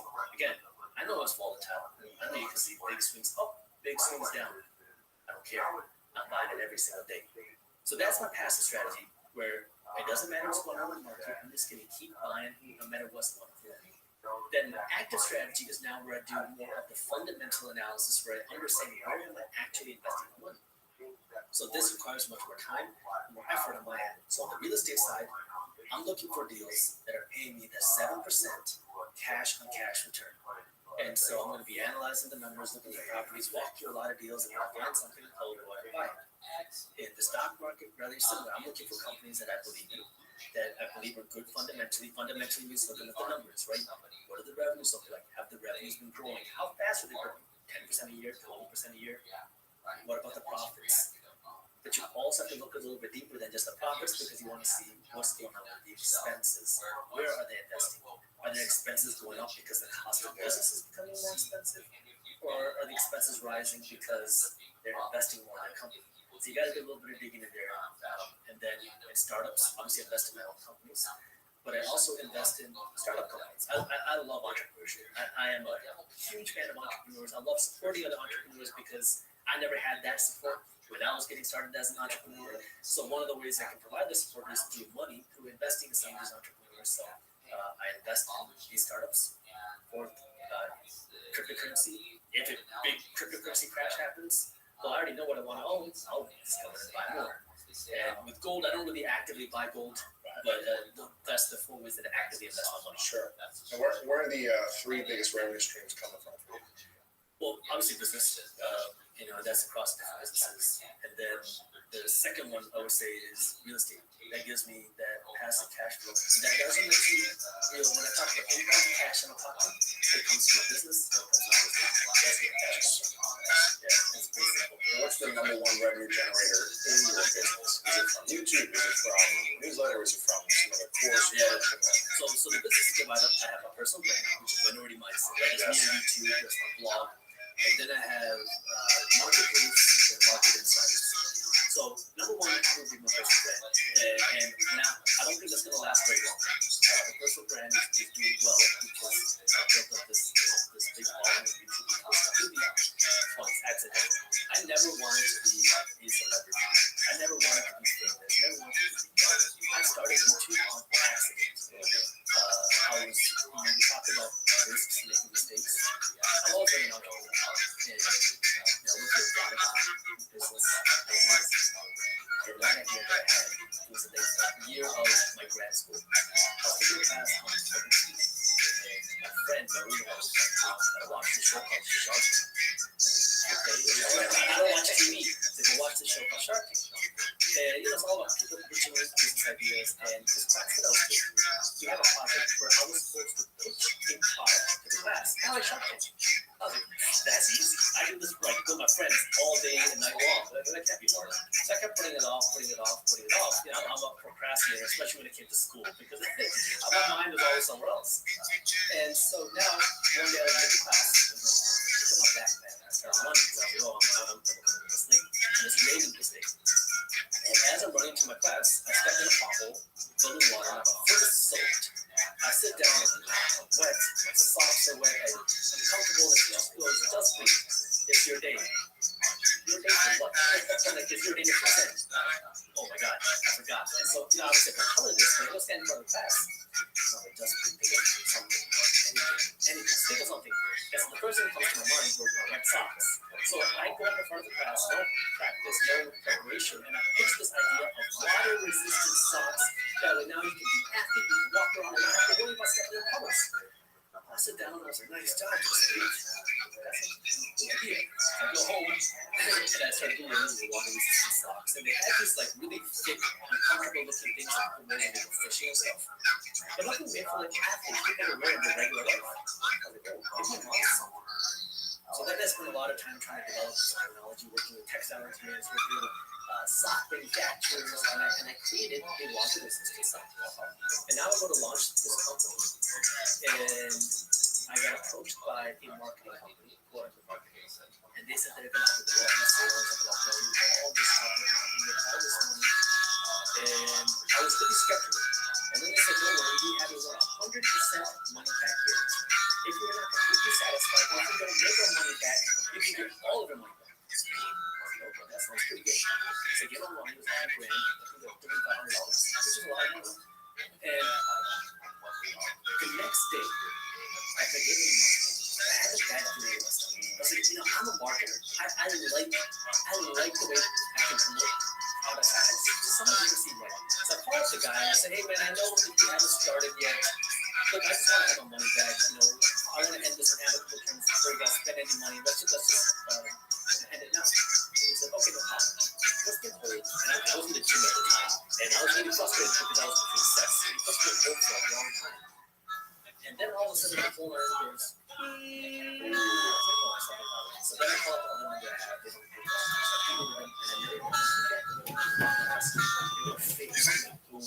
So now I was irritated. I launched the company. We had an amazing launch. I think I don't remember exactly. In the first 30 days, we did over either $17,000 or $20,000 in sales right off of the gate. And I had this like kind of chip on my shoulder. I was like, that's not cool. Like, nobody supported me as an entrepreneur. Nobody wanted me to do this, especially when it came to the sock business. I mean, there were so many jokes thrown at me because of, oh, you left medicine to go sell socks. Right. I was just so frustrated by it. And I was like, people don't see what I see. They don't have my vision.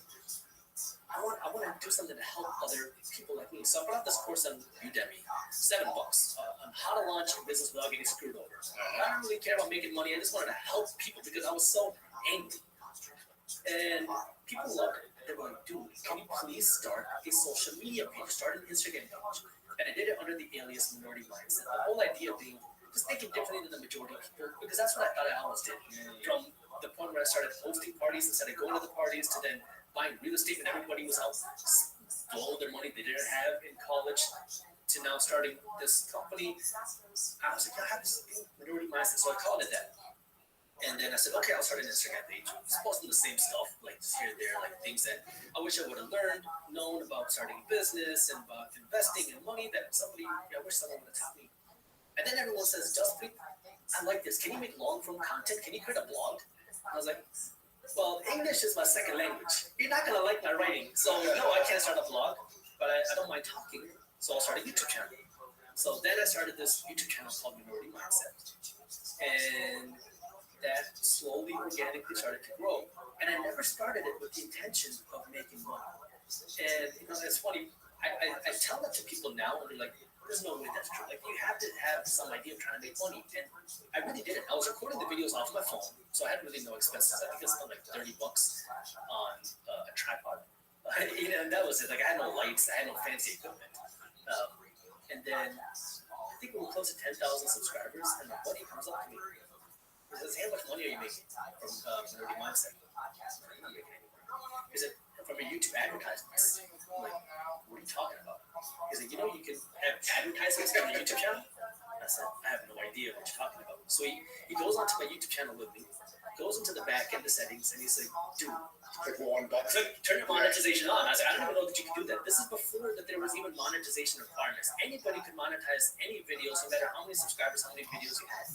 So I was like, oh, I didn't know that I could do this. So, I really started it just kind of with that goal of, I want to put out that information that I wish somebody would have told me, kind of just like that helping hand that, hey, it's okay. You're not the only one that thinks like this. It's okay to think a little bit different. It's okay to try something different. So that was my whole goal, and then it started to grow, and then it became this bigger thing. And around 500,000 or 600,000 subscribers, I was like, I can actually turn this into a business. So I went through this I'm an entrepreneur. I was like, okay, maybe my business. So I started these other products under the Minority Mindset. I started this newsletter in the Minority Mindset. I started these other educational things, and it started to get really confusing to me because I was like, what is the Minority Mindset? I've been walking down the street, and people would come up to me and say, dude, your Minority Mindset, man, you really helped me out, you saved my life, you helped me out of debt, and it made me feel really good. Like, I could not believe how you I was. I remember one time I was with my dad. We were in Arizona, and we were getting acai bowls. They're absolutely delicious. And we're in line, and this guy sees me walk into the store. He's riding his bicycle, and he races across the street on the side of me, and he goes, Chelsea, is that you? And I was like, yeah, my dad was there. And he just puts his arms around me, hugs me, and he's like, dude, you changed my life. You helped me out so much. You got me out of this position. And I was like, and my dad looks at me. You're not a doctor, that's okay. Yeah, and so it's like, that was like that realization that, oh my God, people actually pay attention.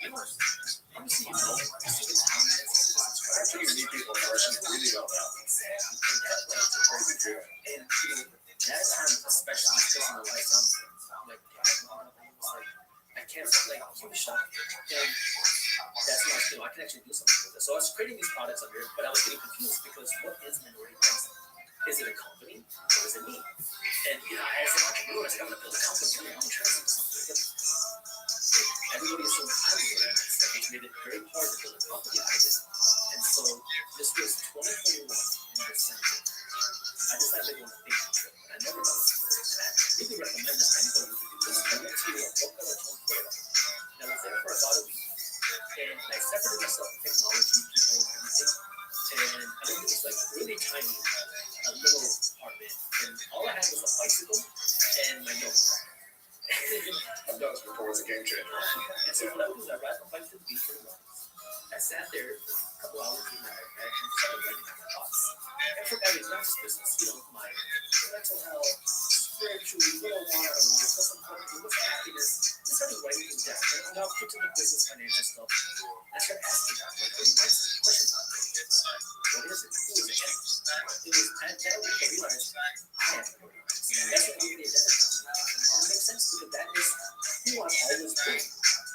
But these companies, they're getting intertwined into something that's being overshadowed. I can't give them the attention that they want. So after that, I came back to the office, complete that in 2022, and I tell the team, sorry, 2021, tell the team, as soon as we come back in 2022, we're going to change some things around.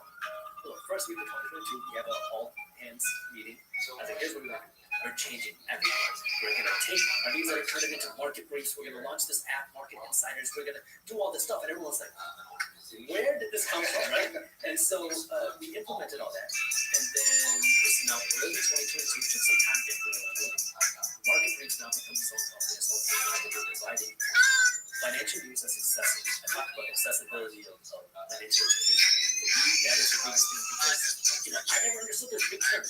What is the 10-year yield going up 40 basis points? It doesn't make any sense to somebody who's getting started. So I want to make this accessible. So that's when we break it down in a fun, really email that you're actually going to want to read. And you're going to look forward to reading this email, and it's completely free. And so we're going to create this for our company. We went through a lot of, it was a painful transition because we had issues with the service providers. We had a company saying that, yeah, it'll work. We spent months transitioning over. The first week that we're working with this company, they say, oh, sorry, you're promoting financial content. We don't allow financial education. We don't allow stock market. We don't allow cryptocurrency. We don't allow anything related to finance on our platform. But you've been working with us for 2 months. I've talked to 5 people on their team. They know exactly what we're doing, and now you're telling us this. So we start the whole process. So it was a big, this is part of an entrepreneur. Big mess. We go out somewhere else, and now it was April of 2022 when things finally were fine. We got it situated. Now we're going all in. So you asked where is most of the revenue coming from? It was YouTube, and it is. But I won't go on because I talk about how YouTube funded my business. I took the money from YouTube, invested all of it back into that company. I want to try to marketplace and do something big because it is needed. It is so important because if you're an investor, you need to know what's happening. And you want to be aware of what's happening. You don't have time to go through Yahoo Finance, Wall Street Journal, Forbes, CNBC, all these different companies. And then you have to parse through all these headlines, see what's important, and then you have to dissect what's actually happening. We break down the finance for us. We have really smart people working on this. And then also just making it aware to people who will never give in this financial. In terms of the financial education side, what do you think is the difference between an abundance mindset and a poor mindset? I'll give you an example. Okay, when I was first real estate, right after that, I want to be able to use a real estate agent to go look at property. So right after that, I was 20 years old. I got my real estate sales license in college. So now I start helping people buy and sell homes. And I had this one couple that I worked with. They were looking for between $400,000 and $500,000 home. And so I helped them for months go from property to property to property. They were very picky. So I spent months just going through this. We finally found a property. So it was somewhere between $400,000 and $500,000. Within their budget, had everything they wanted. It was facing the right direction. It had the right color door. The rooms were the right sizes. Like, it was perfect. So now they're like, oh, Dustin, you did it. You found a property. Let's enter into a contract. And I said, okay. And I remember this because they sat me down in one of the bedrooms and said, we want to talk. So we want to put an offer on this property. We're ready to go forward. But there's only one condition. We want you to put half of your commission with the deal. I said, why? They said, well, you're 20 years old. And, if I get typically you get 3% on the buyer side. So if it's a $15,000, $500,000 property, that's $15,000 in commission, between 12 and 15 grand. And so they were like, we don't think that you should, 12 or 15 grand is worth it for just signing the papers to help us buy this home. Plus you're only in college. And I was like, okay. And I'm a hard head, right? Especially 20 years old. I was like, okay. So they're like, yeah, we think if you just put $6 grand into the deal, we'll move forward with the property and ready to buy it. And I was like, no, I'm not doing it. You can do it with somebody else. I walked away. And a month later, we're not able to get the home because they weren't able to do the paperwork fast enough. They called me back up. The wife calls me. She says, Justin, we weren't able to make it work, but we found another property. Would you be willing to show it to us? No. So that was what a limiting mindset is. The first thing is you're looking at what somebody else is making. Instead of looking at what you could get, you're counting someone else's money instead of seeing what you can get to yourself. So you're jumping over dollars, pick up pennies. And that's the first idea is you're so worried about what's going on around you, so you should be focused on what value do you get. The second part of that is a growth mindset. So I talk about living below your means, which is important, especially when you're in the early phases of trying to build your wealth, where you need to be saving your money, investing your money. You too. We're kind of extreme, right? Where it's like every penny you have is going to be invested, is going to be put back into us because this is our time to grow. But you don't have to be super extreme. But, let's just say you put this at 25, 40. So if you get 40 grand a year, that's $10,000 put for savings and your investments. Now, what happens to most people is you say, okay, I realize this whole financial institution, and I'm learning about this investing, and I'm going to get more aggressive, I want to do more of this. How can I do more? We're desperately trying to now squeeze more things out of your life. We try to get you to save and invest 25%, 30%, 35%, because a limited time, right? So what you should be doing is thinking, okay, I get this 40 grand, say we're putting this out 45%. Maybe you can do more if you're into that. I'm going to do that. But the bigger thing is, I look at 40 grand to 400 grand. and keep doing what I'm doing now. Because now, if we get to 40 to 400, and you say that that's 25%, that's $100,000. A lot more than the 20 that you had before. You're still only living off of 75%. You have to save that same percentage, but it's so much bigger. It's like great, it's bigger. And now everyone's going to say, here, this how am I supposed to go from 40 to 400? The first step is to understand it's possible. And start to increase on making mistakes, and you learn from mistakes and fix them. But until you break through that mindset and you realize that it is possible, I can do this, no matter where I come from, what I look like, what my background is, it's possible, but I need the right education. YouTube has made it so much more accessible. Read books, start learning, and then start taking steps. It's not going to happen overnight. It's just start taking steps. And so it's about building a growth mindset. I love this, man. So much good information here. Lots more questions I could ask about these things, but you've also got so many great topics that you cover over on YouTube, Minority Mindset, over on YouTube, and MinorityMindset.com. Also, MarketBriefs.com is the newsletter for people who want to sign up and learn more about these things. Making complex ideas interesting and accessible, which is something we all want. We got a couple of questions for you. This one is something I asked him at the end. It's called the 3 truths. So imagine a hypothetical scenario. It's your last day on earth. You've actually made your parents proud, even though you are a doctor. But you've been doing everything that you love doing for the rest of your life. But eventually, it's the last day for you, many years ago. And you got to take all of your information, all your content, your newsletter, your YouTube, anything you create, it's got to go with it. No one has access to your information, your written words, your video, your audio message. But you have 3 lessons you can share for them. This is all we have for them. 3 tips. What would you say would be best for you? I'm sure.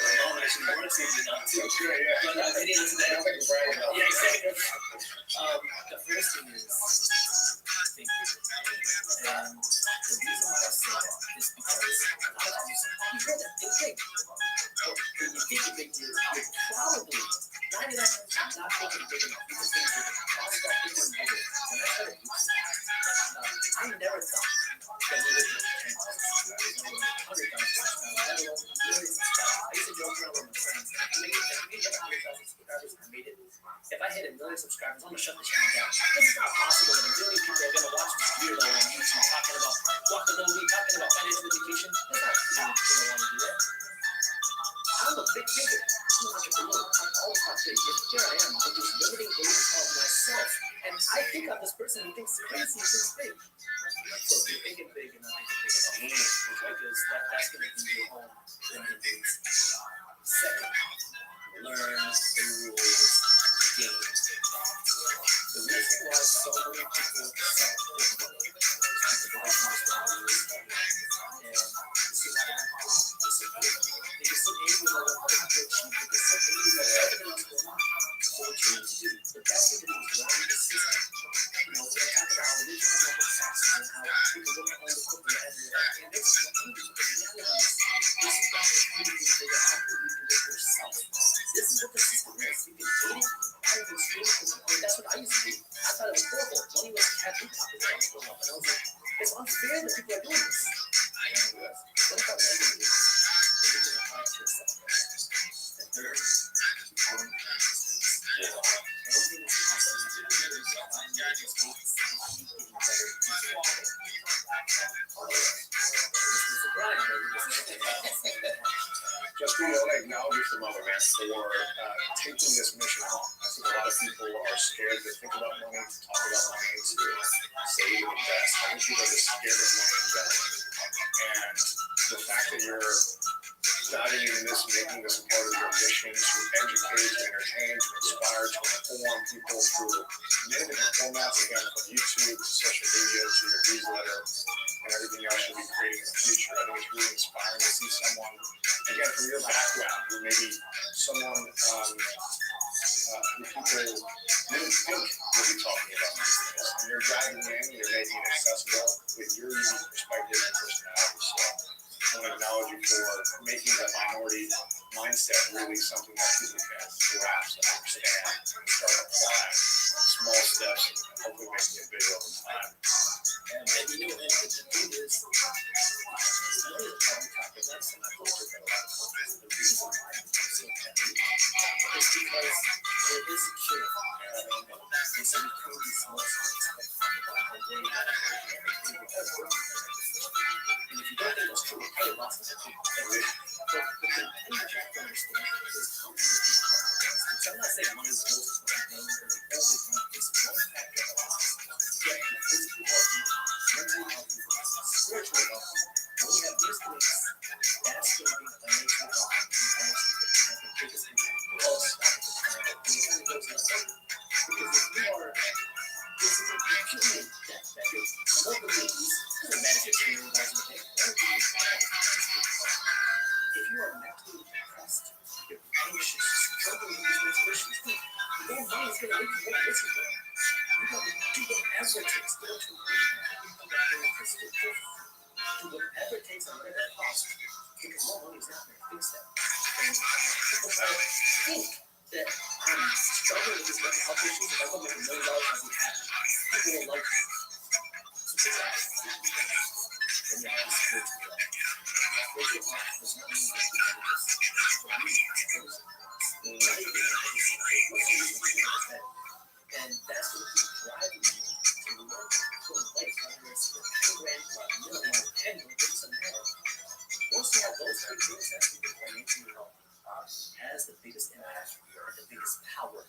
Because now you can live this filled and happy life. And it's just icing, man. It's just icing on the cake. The cake is everything else. You can't take good icing, put it on a crappy cake, and expect the cake to taste good. You gotta build a good cake first, and then the icing just makes it happen. Really? It's good. Icing is good foundation. I love that. It's all about food. I love food. Okay, final question for you. What's your definition of greatness? Always strive.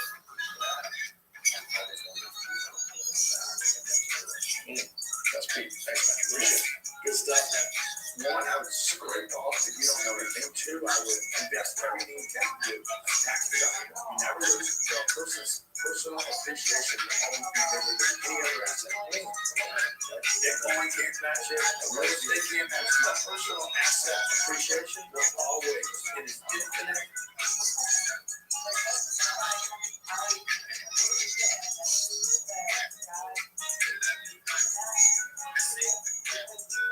What I want to know more about what does he do? What was the consistent patterns of what he invested in? All companies that had been around a long time. He did not buy the cheapest company. He never looked for the mile for the floor. He didn't buy what and sell out. So someone's got between 1,000 and 10,000, and they're trying to multiply it to 100,000. What would be the steps they would take? How long do you think it would take them to go from 1,000 to 10,000 and multiply? And would you say put that all in your own personal investment? Would you put it invest in the business that you're in? Would you invest it in other things like cash flow, appreciate, provide tax shelters? What would you do? If you got $1,000, I would like just keep investing in yourself until you got 100,000. Okay. And then invest in yourself. Now you have 2,000 invested in you. You should start making money faster. At some point, you should start everybody making an investment in yourself. If I put fuel in my car, it's supposed to take me off. Right? So if I invest in myself, then there's things I bought that I didn't get a return on right away. But I didn't quit investing in a course or a workshop or a training or education because it didn't work or your health. Or I spent 17 years going to school. None of it was important. But it did teach me. It did teach me how to go to school. How to study. How to study, how to go there, how to think, how to complete a course. Like I completed college. I'm not proud of that. You're not proud of it? No, because it was stupid. It was ridiculous. I should have dropped out. I knew it was a bad thing. I just wanted to make a major in accounting. It's a good degree. It's not like just some, business degree, right? So we should have dropped out of it. I should 100% do it. I had a 5-year jump on my career. But the problem is I was on drugs. So the actual drugs, I wouldn't have been on drugs, I would have been out. Because I would have had enough confidence in myself. When you were on drugs, you can't have confidence. Because you know your drug. So every anything is second guess because like my self-esteem was like through the basement. And so I'm like, I need to quit college. But everybody around me is, oh, no, you got to finish college. You got to finish college. I'm like, what do I know? I'm a drug addict. And if I drop out, I don't have a degree. Then it's going to hire me. And I didn't really worry about it because, you know, I didn't worry about that. I just didn't have the confidence to follow my intuition. You can't when you're on drugs. When you're not yourself. And so what do you do with $1,000, right? I think you just got to keep investing in you until you're like, oh, now I'm making $30,000. We invest all that in. And what we do is we start taking it off the table, right? It's like we don't invest it. So I think people just need to get on that cycle of like, okay, I'm going to keep this activity. I'm going to reinvest some money in myself, go to the workshop or whatever. Monday, I got to be hustling. Until, okay, now I got $4,000. Okay, now I got $5,000. Now the income's starting to pick up. Income has to pick up. The income should be an indication that whatever you're learning is healthy. Until one day you're like, okay, I have more money here than I can actually invest in myself. Like, there's nothing I can go to get rid of this money. You need to get rid of that money. All my free time is better for my workshops. I have more free time to invest in me. Yeah, I'm developing skills. I'm working. I'm learning more. Yeah. Now, what's the next step? Yeah. And now it would be, okay, I got to spend money on marketing. I wouldn't go look for investment. Like, I'm going to spend money on marketing. Now I'm going to spend money on marketing to get me more leads. And I would, you know, the big mistake I made in my career was not spending more money on marketing. You turned, 50 when you really started investing in post. I was 51 when we started playing the social media game, and I was probably 55 or 56 when we started spending money on marketing. Yeah. 51 when you started doing social media. Yeah. And I should have been spending money. I should have been spending money when I was 25 years old. When I was selling cars, I should have spent money on cars. But I was scared, man. So what made you not scared 25 years later, 26 years later? At 51, I started studying, hey, what are all these successful people have now? You know, whether it was a master dealer, the car dealer, the furniture dealer, or they spend money. You know, they spend money, they spend a lot of money. And they didn't worry about money the way I was worried about it. They used money. You know, they didn't save it, they didn't create money. And the greatest companies on this planet today, the ones that are just like, some of these companies have lost money for 25 years. Look at Amazon.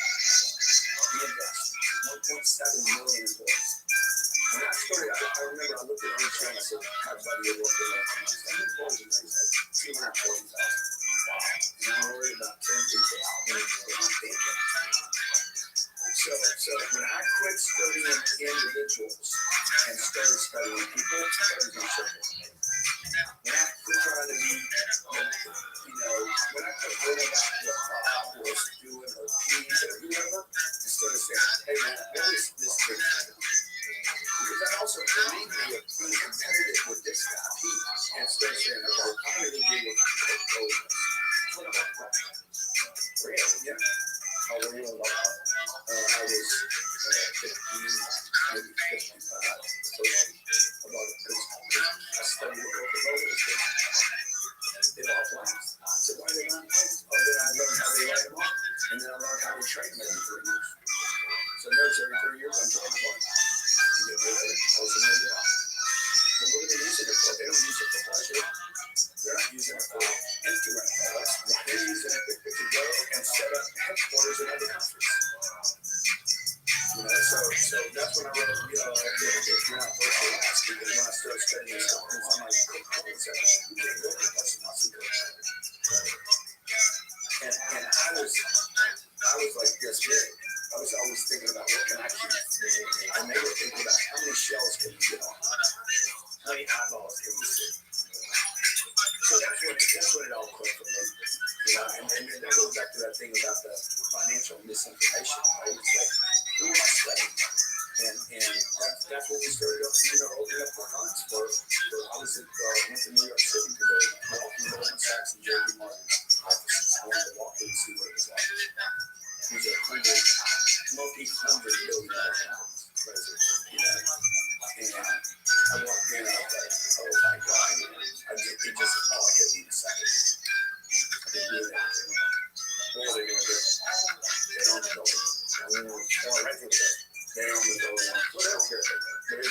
So they own the elevators were bigger than the studio. One elevator. And 60 people got in the elevator and went to the 120 floor. And then there was six of these elevators. People going up and down. Everybody told me, don't take people's money. Do not let investors best investors. Keep the whole deal pure. The second I walked into Goldman Sachs, because all they're doing is giving investors money. That's all they do. Okay? And the difference is, what I do is I can go to Goldman Sachs. I was there, they would give me money. And I'm like, I'm not going to get money from them. I'm going to do what they do. Exactly, from my friends, from people that follow me, from people that support me, okay? Goldman Sachs will give money to anybody. Okay, they don't know how to go to these people. They're not on Instagram or Facebook or LinkedIn or TikTok. So I'm going to create a fund where I can tell my audience, hey, Louis, you can invest in.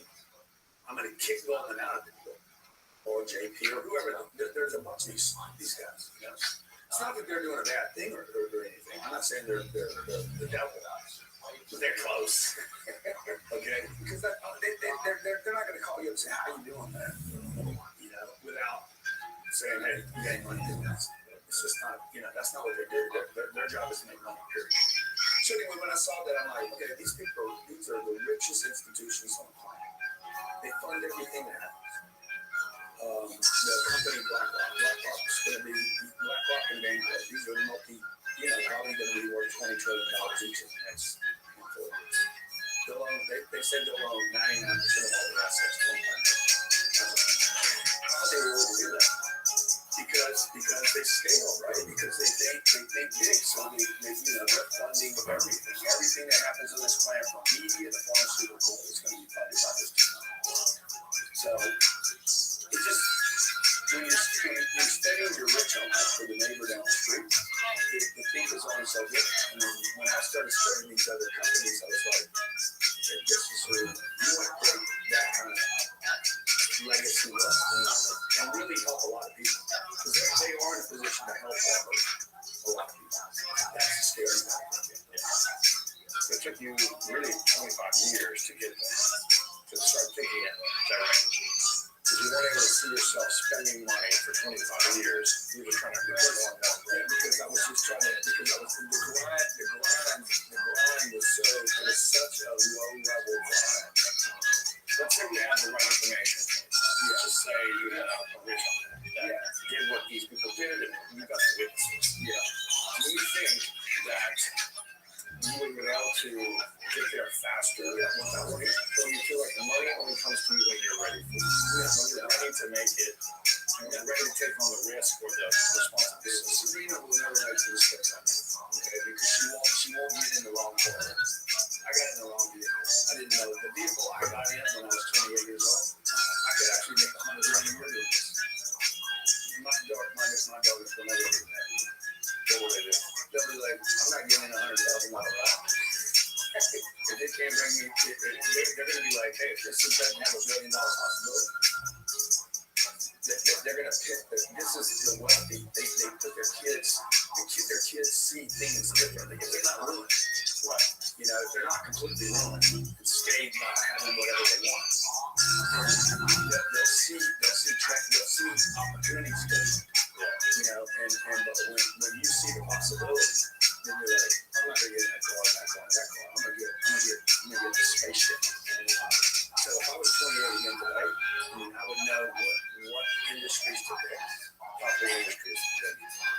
We got hedge funds happening. Advertising and marketing's got to be a space. And probably something to do with healthcare. If I can scale healthcare. If I can scale the organic alternative medicines. So those are pretty massive spaces. Maybe financial too. Maybe for financial world. In the next 30 years, we're probably going to have a disruption of the outlook. Where money's maybe we're prepared.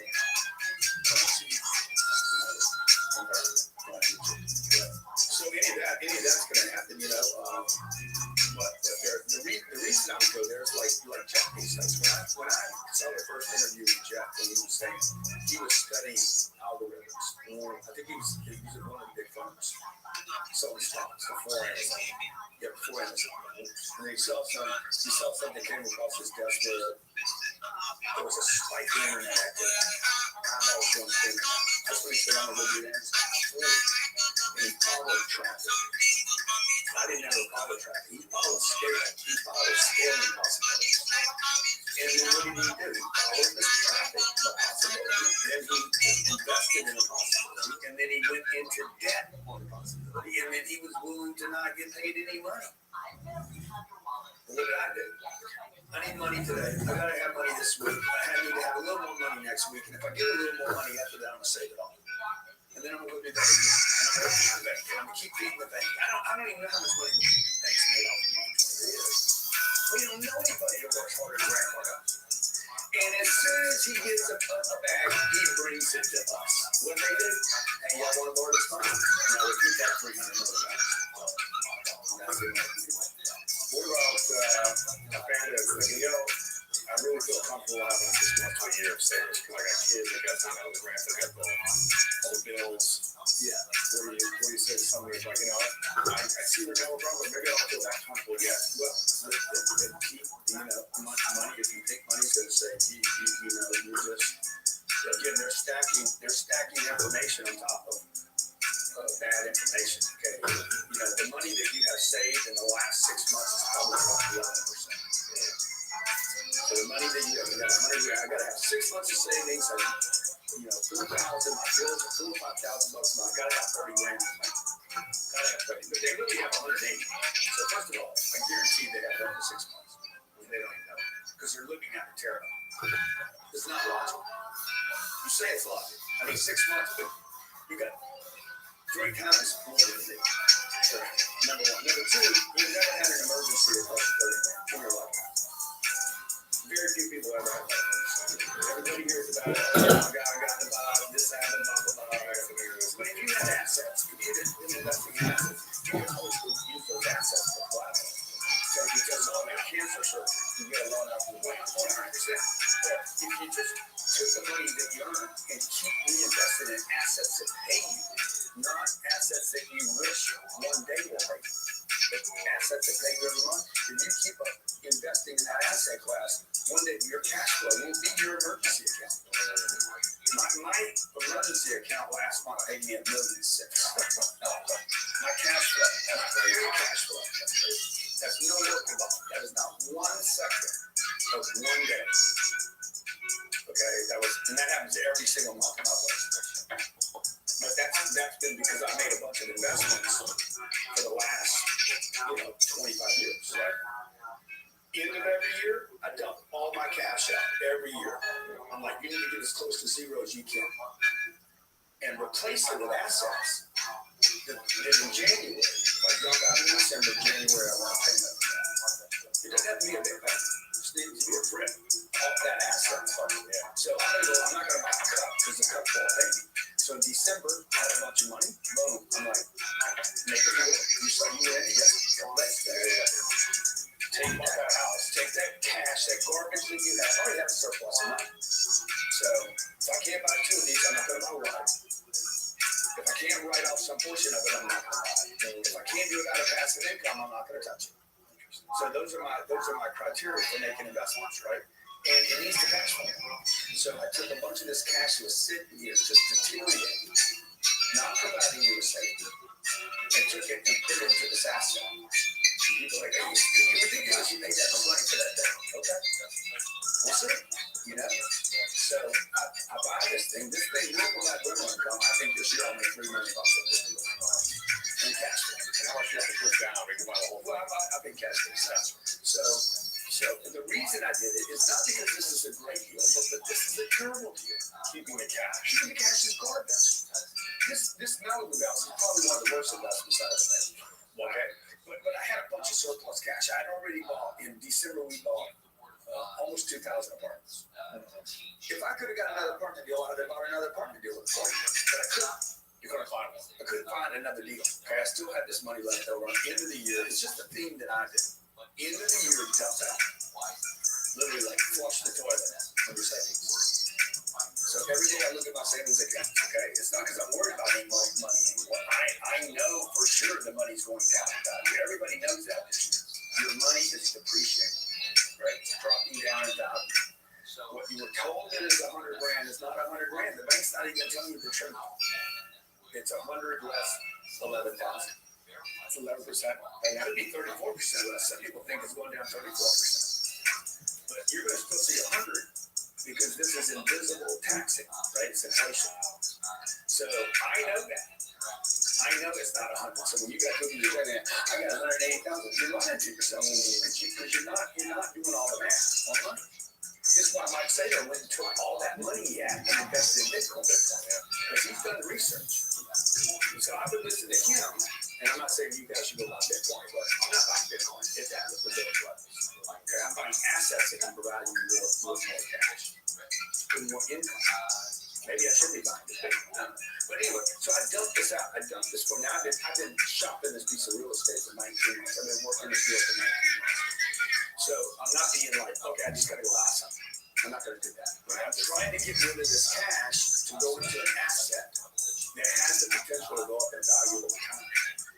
I dumped out in January. Okay, I did 3 webinars. That's why everybody wants to know, now what's the rush to make more money? Because I'm broke, man. And I got a new house. Right.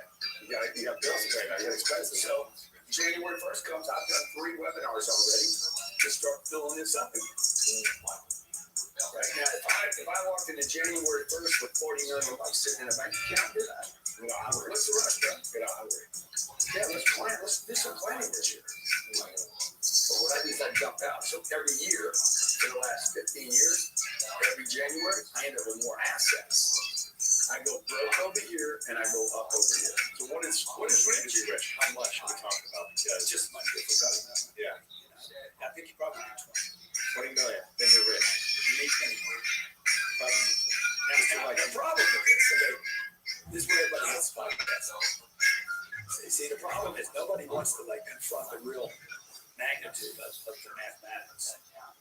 And that's why people have that question. Well, what you're saying is you can't imagine how to get to 20 million. See, I wish somebody had told me this in accounting. I went to accounting for less than 5 years getting an accounting degree. I only went there for one reason. I thought they were going to teach me how to account. I thought it was a freaking money course. Okay. I'm thinking in the 5th year, dude, it took me 5 years to get out of this course. I'm thinking this year they're going to teach me about it's not. And the only reason I went to that course was for that, dude. How do you make money? How do you keep money? How do you help money? The basic money class. So, if you just do the math, a guy's like, oh man, 80 grand, I'm not. Another guy's like, 100 grand, I'm not. They haven't done the math. Another person says, if I just have $1 million, but you haven't done the math, the actual math. Like, how much money is that doing? 100 grand in Los Angeles. 14,000 goes to the state. Yeah, 87,000. Okay, half that goes to the federal government. You're 42,000. I've done it. Okay, you're 42,000. You go to Whole Foods once a week just to take care of your little baby girl and your wife. You're broke. Okay, so you're broke. You're broke. Okay, and we hadn't handled the health care issue. Right. Trump care, Obamacare. You don't care if you don't get your money right. I mean, that's the facts. Yeah. So most people have never done the math. There's no school. There's no class on it. Why is that? Why, man? So frustrating. Do you know how many people the middle class support? How many bad, awful moves? You know? I mean, just think about it, man. Like if the middle class is 215 million people in America, and they won't sit there saying, well, look at my 2 girls. Look at my 2 little girls, and I got breasts. And look at people in Ethiopia. They're starving. You know that. Their situation is our middle class. Everybody here is rich, including the guy on the street corner with his hand out, right? So why is the president of the country? Why have so many people that feel despair? That is who determines who's the president of the country, right? But what happened in this last election? Okay, that middle class is starting to get a little edgy right now. They're starting to be like, I ain't had a good job. I hadn't had a freaking pay raise. You keep talking about unemployment going down. Where's my money? Okay, I don't get anything in the bank. Earn 0.5% of the bank. But your mom, my mom, I watched my mom earn 12%. She earned 12%.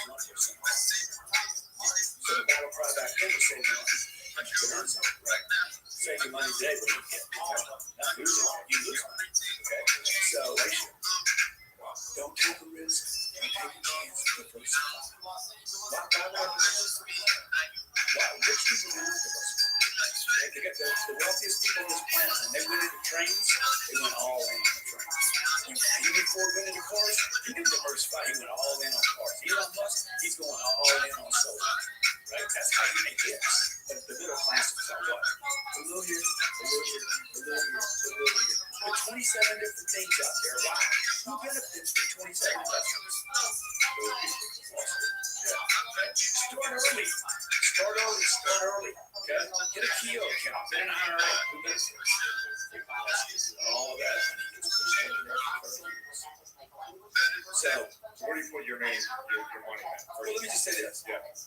If they offer it to you, okay, it's like insurance in Vegas. So we got Mesa, like one insurance. If they offer it to you in Vegas, I'm out. She's like, if they offer it to you, Wall Street offers something, so just follow it. So we're offering my money out there on the number one guy. Number two, where it is indescribable. The investment has to be indescribable. So I'm indescribable, right? I can invest in me, and I'm in control of that investment. That's the first thing I would tell everybody, like, don't even invest. Don't even think about financial investment until you have 20 grand set aside. Until you have 5, you have 10, you have 22, you have 50. Just keep reinvesting that money in yourself, courses, classes, whatever. And until you're taking the action necessary, the money will show up. If you keep investing in the vehicle. And then the second thing is where the money goes, right? The money's got to go into something good stuff. No technology can wipe it out. So something that I can explain to well, it's not Bitcoin. Because I can't get my head wrapped around cryptocurrency. Most people can't explain it to me. But you're receiving payments. I will take your crypto. I'll take it, but I'm not going to invest in it. I'll take anything. I'll take it. Yeah. So, my office feels differently about that. We have this phone call. Hey, will you take 50,000 Bitcoin? Sure, he's like, no, sure, he's like, if it's that or nothing, take it, man. Don't tell people that. Figure out how to make it all right to say yes. So, what was your question? You said, what are you putting in that? Yeah, I mean, I love that. I'm low. So the simple thing is, I buy a place where somebody has to live. They rent it. They're going to rent it for me for years. That's going to be down to death. I don't own houses. I don't buy houses. I buy rental properties. They have to live. They want to live there because they're real properties. They're really nice properties. And it's affordable living. It's not this $5,000 a month stuff that you want. It's affordable, $1,100 a month, great neighborhoods, great properties, safe environments. We go in and fix them up, happy to take care of them. We don't abuse anybody. I don't do any government programs, even there's a lot of money in it. And I know that money will be there for my kids 30 years. That money will be there. You put 100% of your investments in that, either in yourself, or in my business, in myself, my business. Every surplus, twice a year I go. Twice a year I put it all. This and the other. And then it's gone. I gotta go back and I gotta go literally. I'm like real estate guys. What's the saying? Real estate guys. Don't even go to dinner with them because they never have any cash on.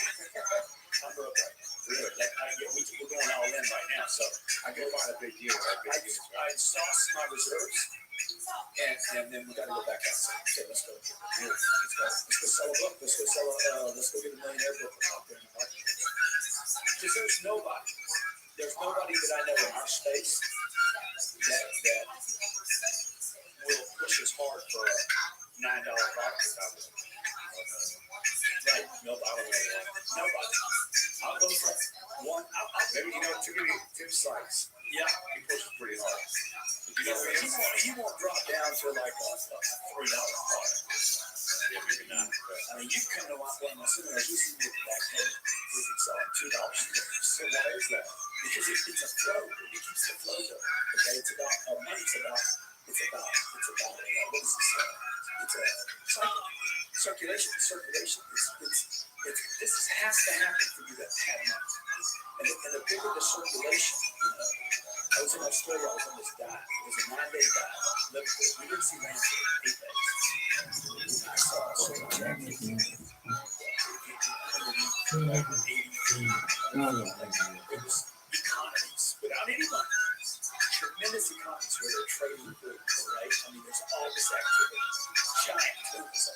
A group of bigger than this wall right here. There's this food, right? There's just this cycle of food ecosystem. And that's what the economy is. The economy is basically an ecosystem of people that either have confidence or don't have confidence. Scream and yell. That's why I like New York. I love New York. That energy. I like the circus because, you got the guy Hawker. Epic Man, you remember Epic Man? Okay, Johnny Carson. He was the opening. Yeah, so you probably don't even know who Epic Man was. Epic Man, freaking, he was the opener for Johnny Carson. Johnny Carson preceded Jay Leno. And the other two. Late show, right? Yeah, exactly. He was the show. Yeah. Well, Epic Man was his opener. They got to hype him up. Yeah. Here's Johnny. Yeah. Right? And I've been up for 30 years, dude. I grew up with that mindset. Right? So, black and white. And Ed McMahon, his first job was a barber in a circus. Right over here. You see him in the Home Depot, right? To the vending machine. Ladies and gentlemen, come on over, okay? Have something to do, right? They're pitching, they're dragging audiences, which is such a powerful thing. And so many people today are unwilling to do that. Like, no, I'm not going to do that. Look at the actors and actresses in this town that wait for the audition. Wait for the phone to ring rather than show up cold to an audition and say, I know, I'm not on the list. They have to sit. Dude, that takes all big time. Okay.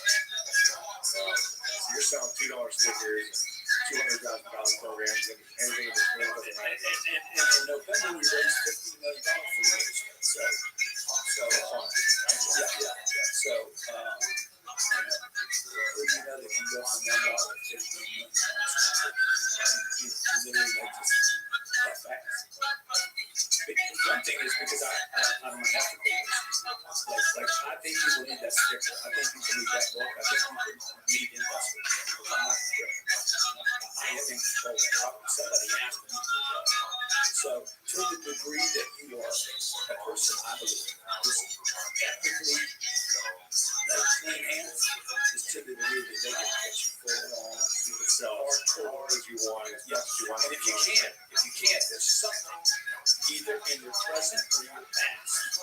Still something. You feel like you're too pitchy ever? Do you feel like, maybe I should write a big I've heard that. From people that didn't buy from me. Only from people that didn't buy them. People that buy from me never complain about me. What do you think about the people that never buy from you that are calling you and commenting?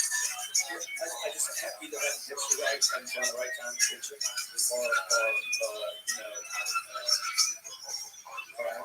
haven't seen that. Maybe they're never going to buy from me.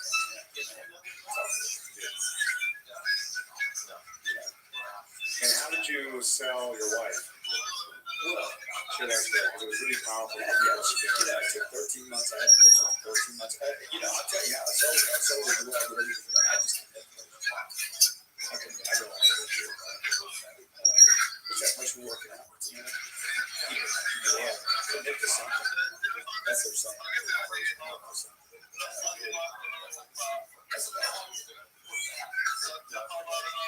Commit to the right thing. Don't just commit to something. I was committing to drugs for 9 years of my life. At one point, it had me. I didn't have it. I couldn't make the commitment. I didn't have a choice. So, Elena, I was in San Diego, California. Nobody leaves La Jolla to come down. Nobody goes north like that. Okay, so I'm living in La Jolla. I'm in an oceanfront house. It was beautiful. It was a Playboy's mansion. No woman ever walked in this house sexuality or anything. Because they all left feeling good about themselves. But you can come with as much resistance as you want. This house had a magical spell around it. And so one day I just got to say, I need to lose some weight. I wanted to get married. I was 35 years old, and I desperately wanted to get married. And I had met enough women in San Diego to know that she wasn't there. Okay? And so I'm like, I'm going to sell the house. That's how I'll do it all. So sell the house. She's like, well, how much money? So I want all I can. But I want to sell it. Where are you going? So you going to I decided to get my wife. And then she went there. That's all I can do. She's not there. So, sold the house. Got all the money. And left with a wife I had. I knew everybody in Los Angeles. Every restaurant I walked in, said, yeah, I was looking at that. And, which was one of these sides. So, it was comfortable. Yeah, totally. Drove up here, had all my stuff in the car, everything was true. Didn't know where I was going to stay. Had no clue where I was going to stay. Never been there, never met anybody. Didn't know one person. Didn't make a phone call, didn't check it out. Didn't even Google it. I just followed, like, and met her the first night.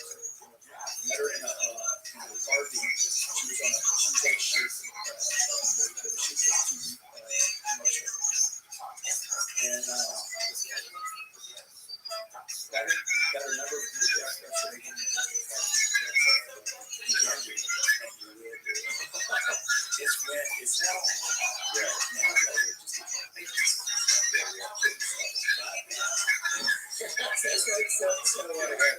He gave it to me. I called her. Nothing. She didn't even meet me. You guys ever meet at all? We met. She didn't see me. You met for like a minute. Yeah. Whatever. I saw her. She didn't see me. So I called her the next day. Less than 2 weeks. Did she pick up? Well, yeah, I talked to her. Okay. I can tell. You know. And so, my mom right after she hung up on me, I said, all right. And what? My mom said,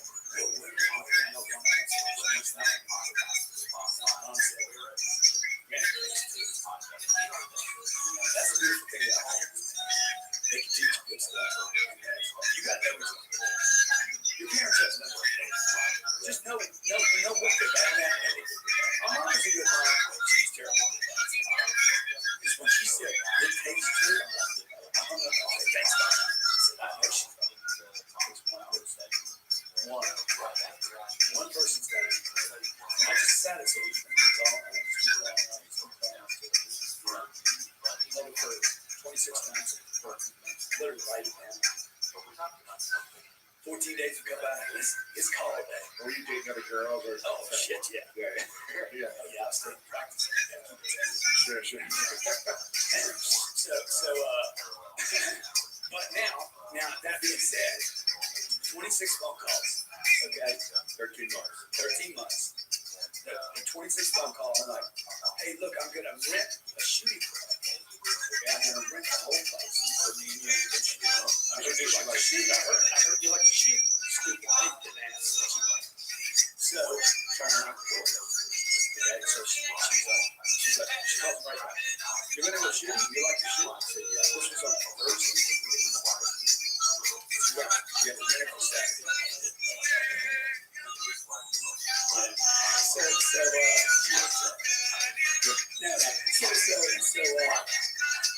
She's like, I'll go with you. I said, great, I'll put you at 9 o'clock. Okay. I hang up there. I called this chick that I was going after the next night. I said, we're off.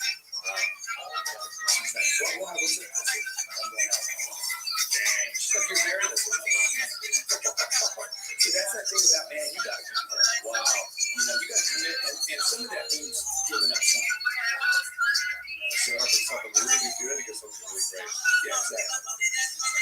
So you got, you know, and I think a lot of people right now are talking, they're reading stuff, they're looking at books. You got to find something about this. It's so easy.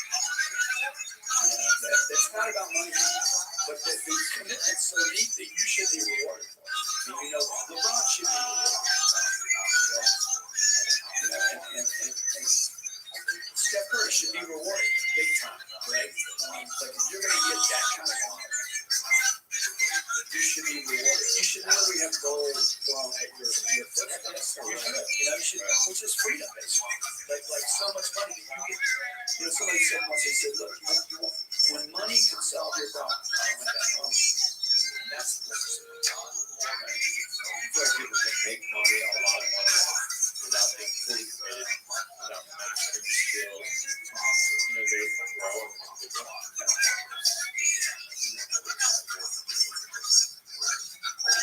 think they're going to lose. They couldn't do that for a while. What happens now? What do you think people struggle with most? I think they're trying to find what they love. You know, everybody's going for what they love. The love thing. This is another misnomer in our society. A lot of money goes into skill cards. Exactly. Everybody's like, find something you love. The money goes. Tom told that to somebody yesterday. Tom works with me. Some dude just got off of a shift, a 12-hour shift. And then Tom, I got Tom, you know, who helps us run a family. He's giving this guy Chevron advice about, dude, don't take that job, go do something you love. You're not much. You got no security. If you'll give people advice like that, that's dumb. He's like, why did I say you can't just do what you know. People have to do the other stuff. We wouldn't have a military, and there'd be no Marines, no Navy, no Coast Guard, no policemen, no firemen, if all you did was what you love. Right? Somebody's got to do the dirty stuff. Somebody's got to do the hard stuff. So, I think, this is where I'm trying to be more for this house. Graceful. You know, I think, that people should follow freedom.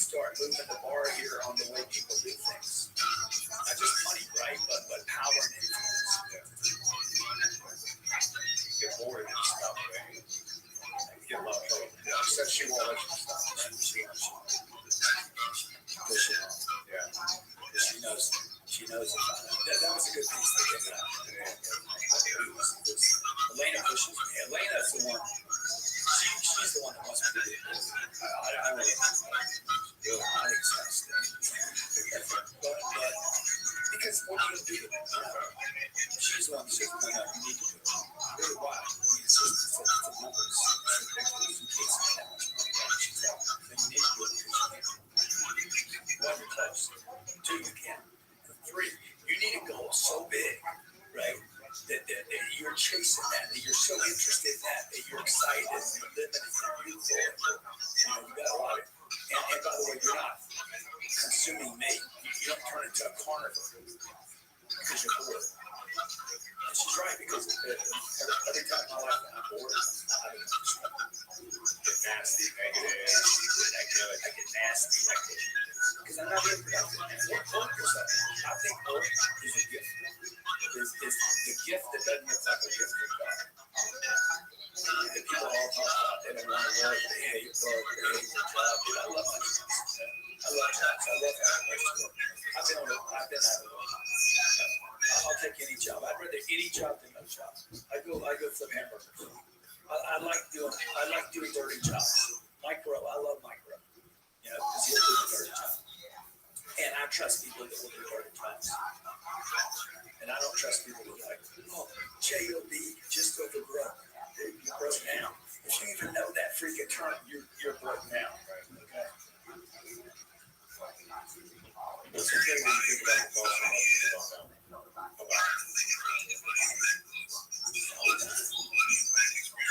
What do you think about? Running out of time. I'm not worried about that. I'm worried about running out of time. Running out of time for what? For anybody to know, to have made a difference. Like, my dad died when he was 52, so he had just what he thought was just made it. He just made it. Him and my mom were like celebrating all they made it. He bought the house he wanted, and 18 months later he was dead. So, and then I watched my older brother. He was 25, I guess. I was 20. He was 25. He died when he was 25. I'm talking to him Sunday night, getting advice from him. I'm 20. I was in Rothschild, Louisiana. He was in Grand Rapids, Colorado. On Sunday night, I said, man, you think I should do it? He said, don't do it, man. Don't do it. He was dead the next morning. So I just, like, my whole life, I'm 59. Dude, I've been thinking I was going to die since I was like 18. Like, oh my God. So you'll see me, like, I still have this. I'm in a hurry to get something. I think life is now. Life is now. It's not 10 years from now. That's right. Now it's time to make a decision. Now's the time to push. Now's the time to be aggressive and go for what you want. Yeah. And get freedom. Yeah. And 10 years from now, the results of what you get 10 years from now is going to be what you did right now. Yeah. So like in my office, everything is now. Hey, did you send that deal in? No, I'm gonna get to it. No, you ain't gonna get to it, dude. We're gonna do it right now. Right. Let's do it right now. Yeah. And I think I shared something with your group the other night about anytime my the people that work with me are overwhelmed, we add something. That's amazing. Yeah. It's crazy. Yeah, because it proves to everybody you're not alone. Drama. Somebody like a please don't take it. I love little girls. I have 2 of them. They're like princesses. But I teach my little girl. Don't act like a little girl. Sometimes you gotta throw her down. And I love how you do it every single day. Everything is measured and everything is tracked. Everything is talked about. Probably with your team. I mean, so you have 50 or 60. Yeah. So at 9:05 every single morning, the whole team is there. What if someone's late? Is that okay? Or no? Everyone's there. 9:05. That's what it's saying. So everyone's there. And then you list out a number of stats, right? And what are some of the things you guys list out? Everything that would be validation of success, you know. So like your wall here, right? All the people that came in. That's a validation. That's a reminder. Hey, this is working. We don't talk about anything negative in the meeting. 0. No administrative. Turning your somebody mentioned insurance or the carriers. We don't do that in this meeting. Okay? This meeting is results meeting. All the battles we won. Okay, if 17 people died, that will not be reported in this meeting. This is going to be all the hills that we took, right? So it's going to be YouTube views. It's going to be Instagram followers, all the way down to calls, contacts, call time. Like we hit every front. We'll knock on a door. We'll call code. We'll use technology. You talk about, you say sales numbers from the previous day. Yeah, everything. And I love how you said that you're constantly looking. Is that right? I think I said how you said it. So it's sales. So if it's not going up, Tell me general. if sales are not going up or numbers not going up, then you're looking for. We look for somebody that, I'm sorry. Now we look for somebody that's, we do not tolerate a flat number. So if I go to a company, I'm like, how you guys doing? Oh man, we're on track to do what we did last quarter. You're dying. You can't keep a flat line. Gravity will pull a flat line down. So all flat lines are down. That's flat line. It's flat line. So flat lines for me, I'm dying. And I've been there, by the way. I had a couple companies actually. I left flat line for a while, and I paid the price for that. So I'm like, I'm going to let that out. It's also like a psychological thing. You get less inspired, you're less motivated, you're not sitting well. This is happened in newspapers, happened on TV, happened in Macy's. Nobody wants to pay attention to it. You know, it happened in Blockbuster. They just kept saying for years, oh, it's coming back, we're coming back. Not here. So flat lines are also for households. Households in America. By the way, economy defined is the management of a household by definition. And the reason I say this is because when I'm talking about graphs right now, I have this visual image of the graph of the median income in America, and it's going just like this. It was flat for years. It was doing like this for back in the 50s and 60s. And then all of a sudden it flattened out, and now it's doing this. It's in this major emergency trend right here. Wow. And it's been like this for like 18 years now, just like doing just like this. You can't reverse this trend, by the way. There's too many people responsible for it. Wow. So people need to be, this is the middle class that everybody thinks is safe. Okay? If they told you the truth, they would say this is a poverty line today. Because that's what it will be tomorrow. So, and these are the people, 76% of Americans live paycheck to paycheck. So they're not looking at this graph.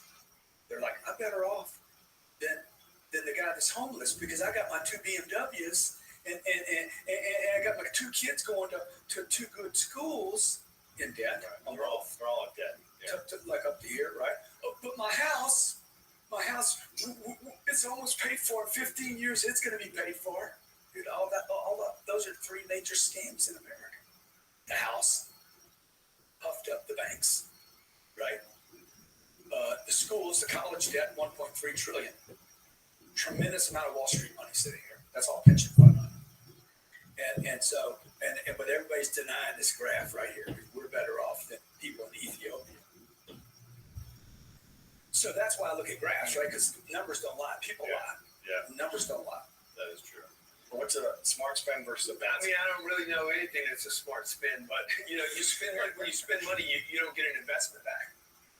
And when you invest money, at least you got a possibility. I mean, at the very least, you get a tax write-off. So if I spend money on a belt, I can't write it off. I can only wear it. And if I invest money in a Grant Cardone belt and wear it on stage and it flops as a product and nobody ever buys it, it's at least a write-off. It was at least a promotion. So a bad investment is still better than a smart spend. So wealthy people don't spend money, they invest money. Number 2, they also know that money is not required. I think a lot of us, if we grew up poor, we believe it takes money to make money. Our parents told us that.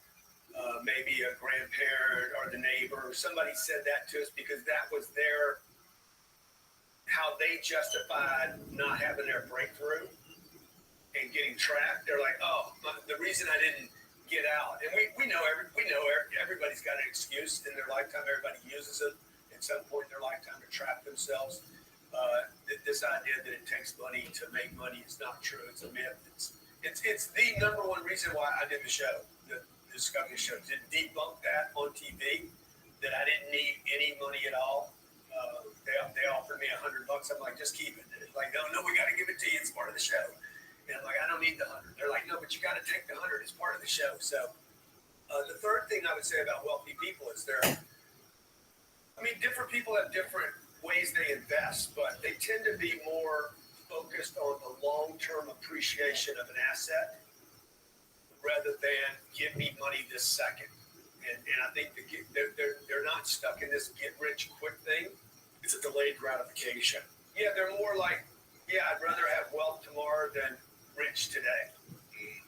And they do have a distinction between the rich and the wealthy. The super wealthy are looking to create wealth beyond their own means and needs. Like, they're not thinking about their kids, their boat, their plane. I know people think that, but that's not actually true. They're actually thinking about, how do I create wealth for a lot of people? Amazon's got 1 million employees. Yeah, now most of them only earn minimum wage, but there's some people at the upper level of Amazon that are making fortunes. Yeah, and I'm curious, you wanted to debunk this myth of that it takes money to make money, which is something I heard a lot growing up, and a lot of people think, well, unless I can't make it because I can't invest it until I have it. So what were the lessons you learned, starting from essentially zero, having no money, no contacts, no relationships, no opportunities in a town that you went to for this show? What did you realize were the keys to actually making money, even if you didn't have any? Well, as you see the show, you see that I actually never make any money, right? So the two girls, they actually they followed 3 of us, and the 2 girls went out and got a job in the first week. And I'm not saying that's right or wrong, or my way's more better or worse, but they are strategies, okay? They're different strategies. I was not there to get a job or to earn money. I was there looking for one thing: opportunity. I never spent time looking for money ever the entire 90 days. Okay, I'm not looking for money. I was actually looking for contracts through the contacts. I wasn't looking for money because I knew the evaluation of the company in the last segment. An evaluator will come in and determine what my company's worth, my new company, right, that I created. And at that point, I just need to validate to him, dude, my company's worth this based on that. The entire 90 days, I never touched the first 100 they gave me. And this was to prove to people, dude, you do not need money. Like, it's not true you need money. You do need contacts. You need people. You need people. You need the right people, though. The right people that are already in play. Okay? Just because a guy's got money. I remember a billionaire friend of mine, he could buy a jet. And I said, hey, Bob, should I buy a jet? He said, you should, I shouldn't. Meaning, Grant should, because, and he's way wealthier than I am. He could have bought 40 of them. He's like, I don't have a place to go in mine. You can use yours every day. So you got to find somebody that's in place, somebody that not just has money, but somebody that wants to do more with their money. So you'll notice in the first 10 days, I don't spend any money. Good job. Look at experience. Drink by day, Joe Rogan podcast by night, all day.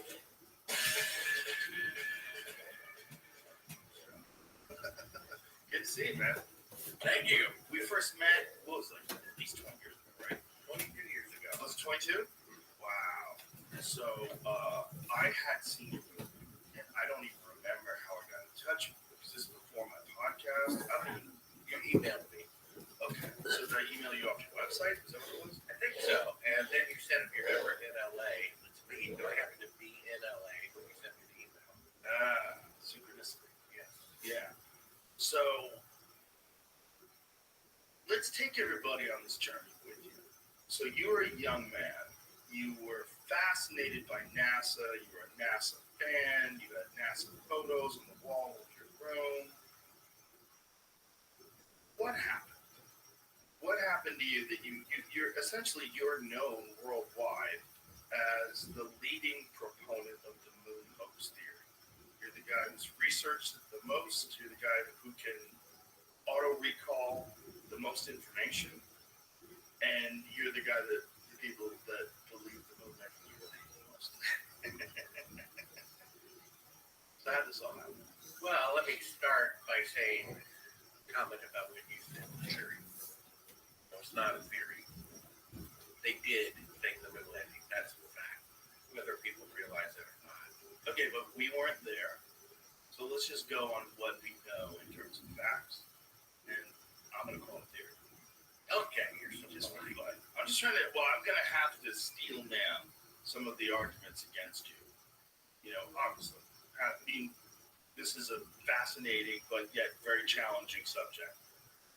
I think today more people are aware of the insanely widespread deception that the government was involved in during the same time as the moon landing. I think this is important. And I know a lot of people who get very angry when you question the moon landing. They use terms like patriotism, they use terms of national pride, like we did this incredible thing, the scientists that we have. I understand what they're saying. I understand where they're coming from entirely. But we have to look at things realistically if we're ever going to get an accurate picture of how the world works. And I think if we look at the time that we're talking about, the Nixon administration, we talk about the Gulf of Tonkin incident where they got us into Vietnam, where there was bullshit false flag that wound up killing how many people? It was like 1 million people dead because of that? 3 million people, including 58,220 Americans. Okay, there's that. There's Operation Northwoods during the same time period. Operation Northwoods was a plan that was signed by the Joint Chiefs of Staff where they were going to initiate false flags to try to get us into World War II. They were going to blow up a German jetliner and blame it on Cuba. They were going to harm Cuban president. So all this is heavy assassination. They still want to be talking. There's the moon landing, and there's Nixon.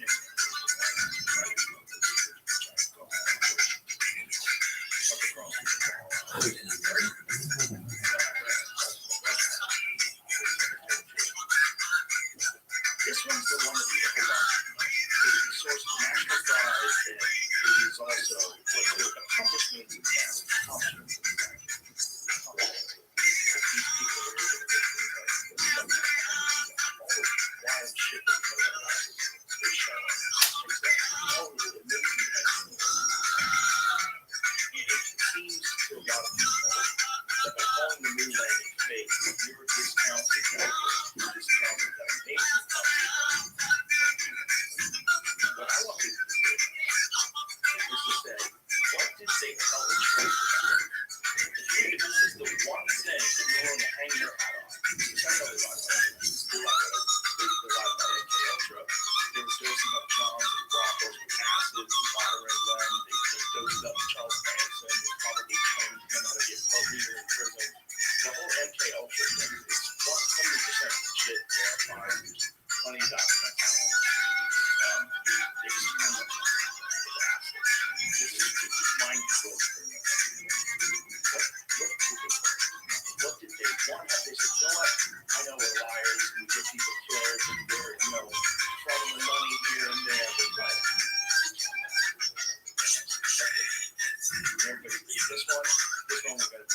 This is just what it is, and we're going to give the scientific access, verified, with third-party people, make sure it's verified. Well, you brought up a bunch of good points. My opinion is really the opinion of the expert.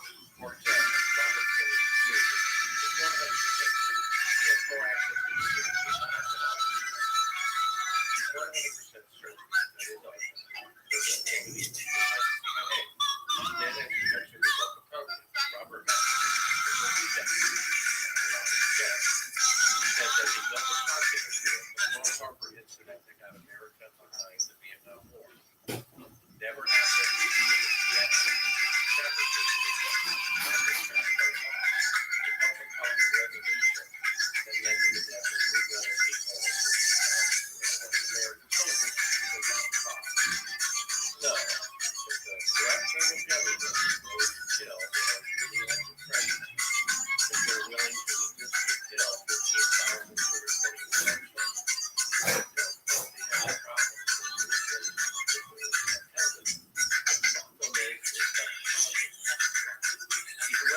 understand. You're just changing the different why. So that the threat from 9/11. You change the different why. And people don't want to be misunderstood. And I come along and say, wait a minute. Some people are like, no, America has gotten bad.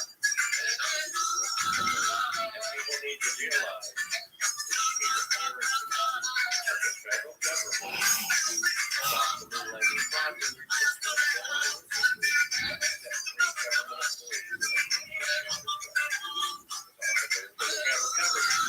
So it's actually very easy to get that. I would more than I would not idolize the moonlight. My father in the Air Force giving me actual pictures of Apollo 11 as I moved over to here from house to house. There was so much work of support on every bedroom wall. So what changes? Well, the changes having a different life. Was there a moment? Yeah. Well, the first moment was so from the age of I was sleeping then. But at age 4, I got frustrated. Well then, I mean, even if I saw the one today at 3,650 those little 3 years, probably saw the 3,000. So I see these pictures from the TV. I'm living around the world. In the special situation. And then I'm 14 years old. And I see Bill Gates, a former Rothschild employee who works for NASA, program with times of so look,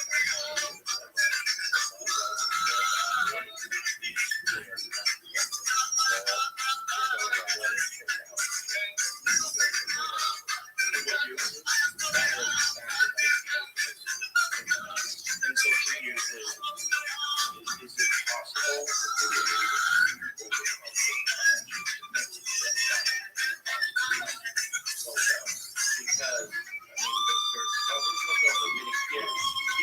because I need to every step. So here's how you can prove that. So the number one proof is simply deductive reason. That today, better rocket designs and computer design. The farthest technology is from a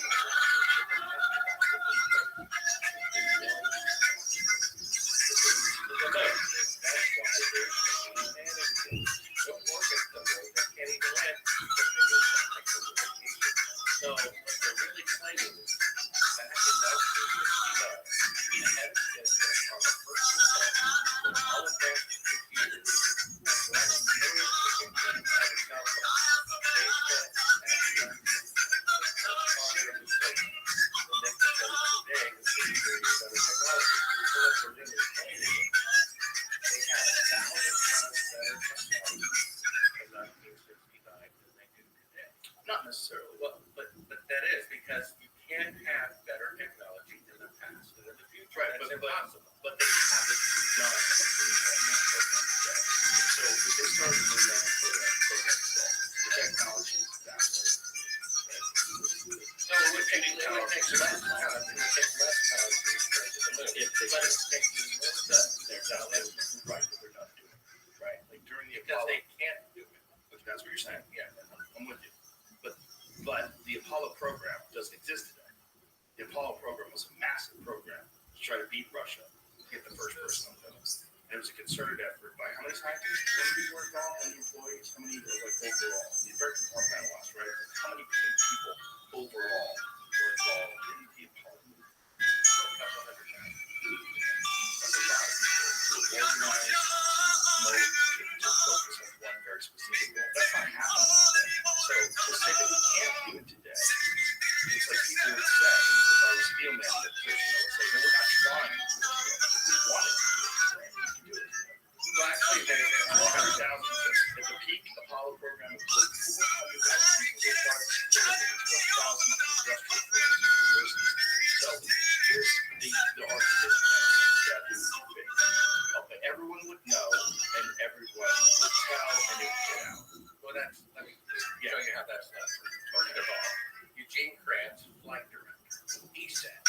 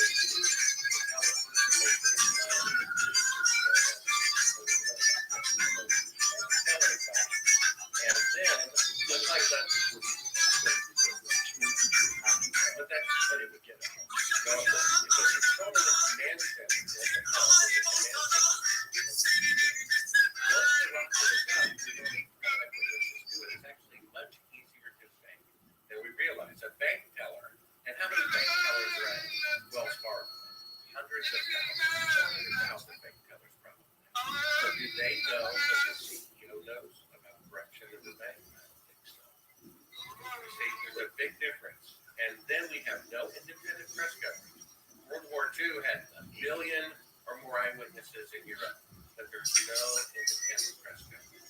Only free. It's much easier to fake than people realize, and then people want it.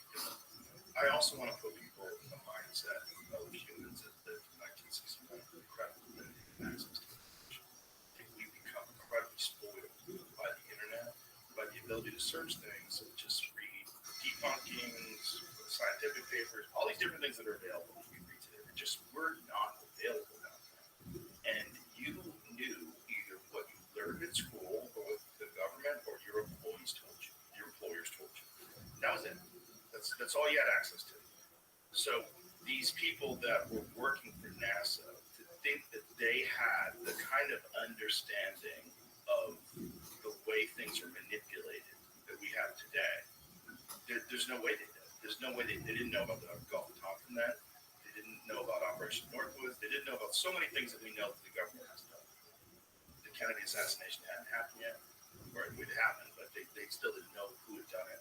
That they wrapped it up and said Lee Harvey Oswald back in the But without the Zapruder film, without the subsequent investigations of it, where people said, wait, this is kept going back and forth to Russia, Jack Ruby's in the mob. What the fuck really happened here? Back in 1969,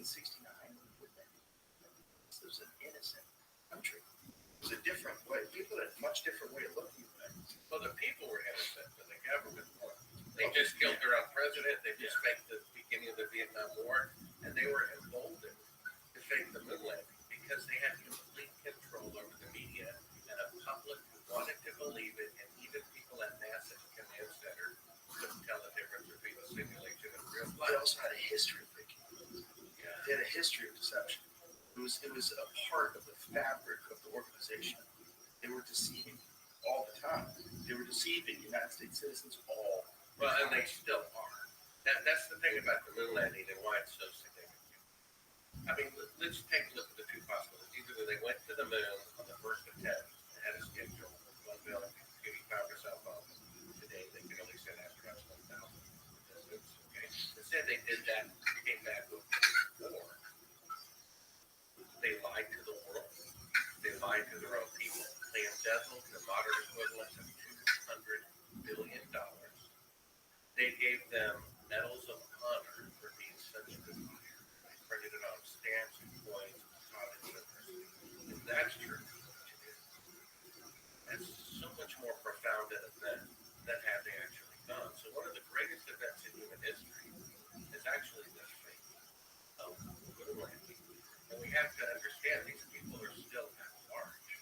You don't say, oh, well, there's a child kidnapper in the neighborhood and one child disappears every month in the last 30, 40 years. Oh, well, what can you do?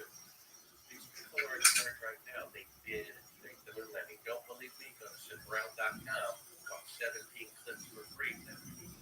Have you had any debates with people that think definitely went to the moon? What dangerous for them? Well, the most interesting comment I got is I showed all this proof to a college professor from major university. All this proof. I mean, like I said, shadows intersecting at 90 degrees, which you can't duplicate in sunlight. Is it incomplete? All this proof. The footage being cut. Stop me there. That doesn't mean they didn't go to the moon. It means that photograph is fake. Okay. Well, why would the pictures be fake if they really went? But Well, in any case, you could make the argument that the radiation damaged the cameras and they weren't able to get the photographs, so they made a conscious decision to use fake photographs.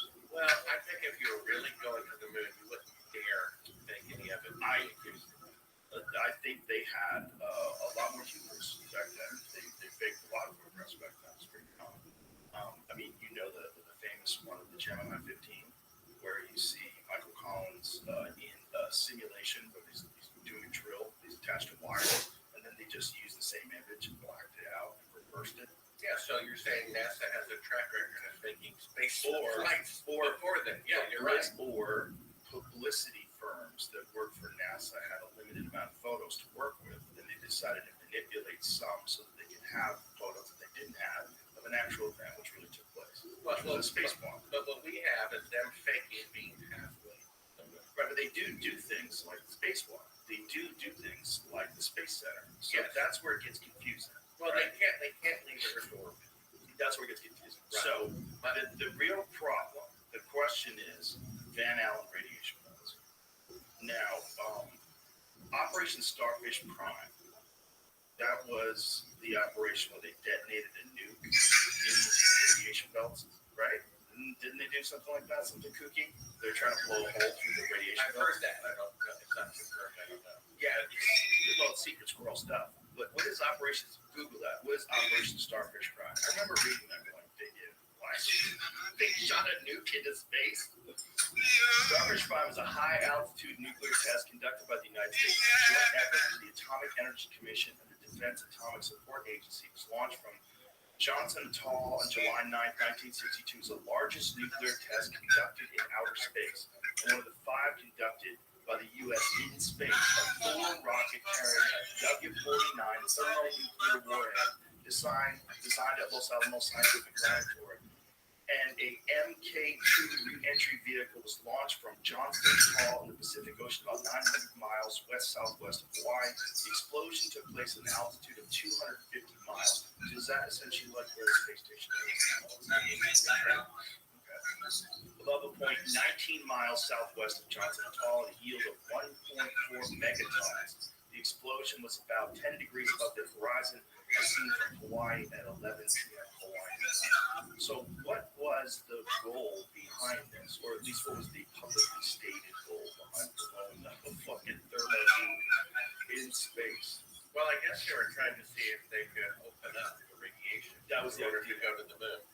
They knew that the radiation Was this connected, though? Was this program connected to NASA officially? I think they were trying to see if they could open a way. Look what it says there. Look what it says there. Starfish Prime, and this always happens, caused an electromagnetic pulse that was far larger than expected. So much larger that it drove much of the instrumentation off scale, causing great difficulty in getting accurate measurements. The Starfish Prime electromagnetic pulse also made those effects known to the public by causing electrical damage in Hawaii, about 900 miles away from the detonation point, knocking out about 300 street lights.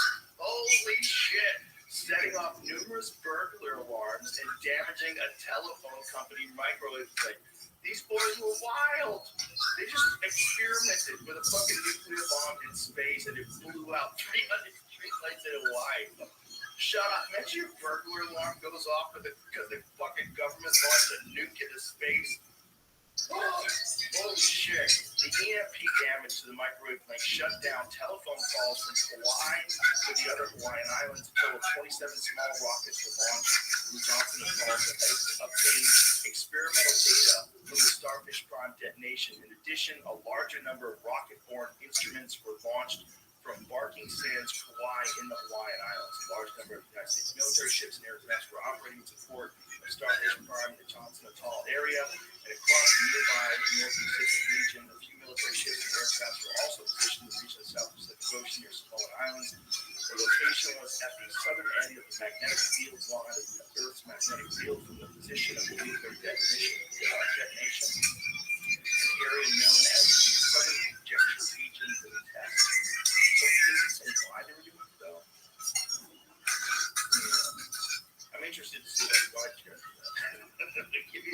give me some sort of a logical explanation why you just took a fucking chance and launched a nuke 250 miles into the sky.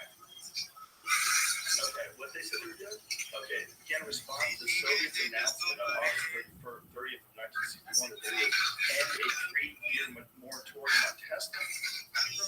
But it began in response, right? But why did they do it in space? I understand that they might have did nuclear tests back then because the more aliens killed the aliens with nukes. That's probably why the aliens started showing up. Well, that's the whole folklore. The folklore about Fat Man drop those bombs. Started showing up. Hey, what are you doing? Which I would do if I was an alien. That's around the time I would start landing. Like, as soon as they start dropping bombs in cities, like Jesus Christ. So we know they did that. That's a real thing.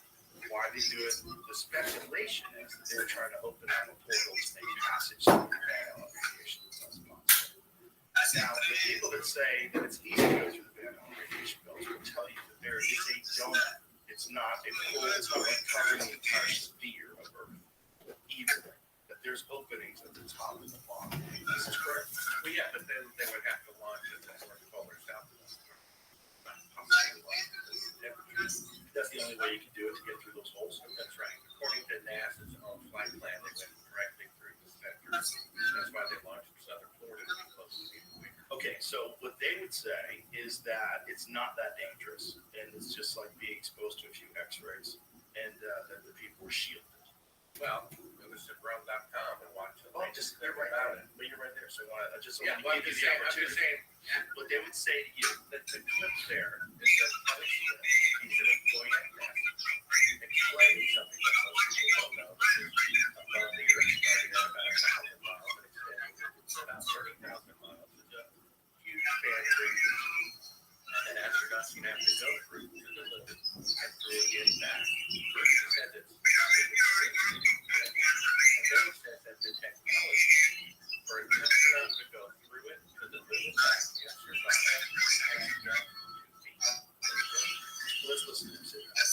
And what did he say? I think he said that in 2014.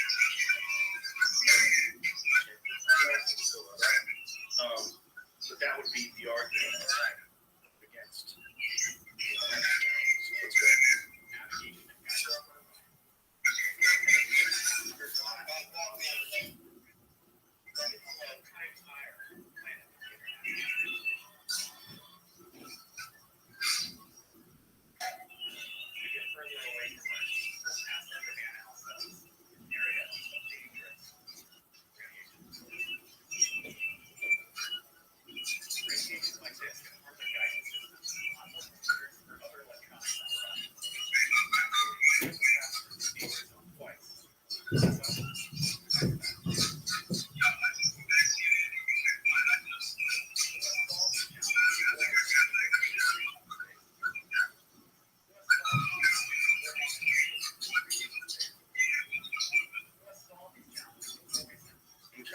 Did you just say that over and over again? Okay. Say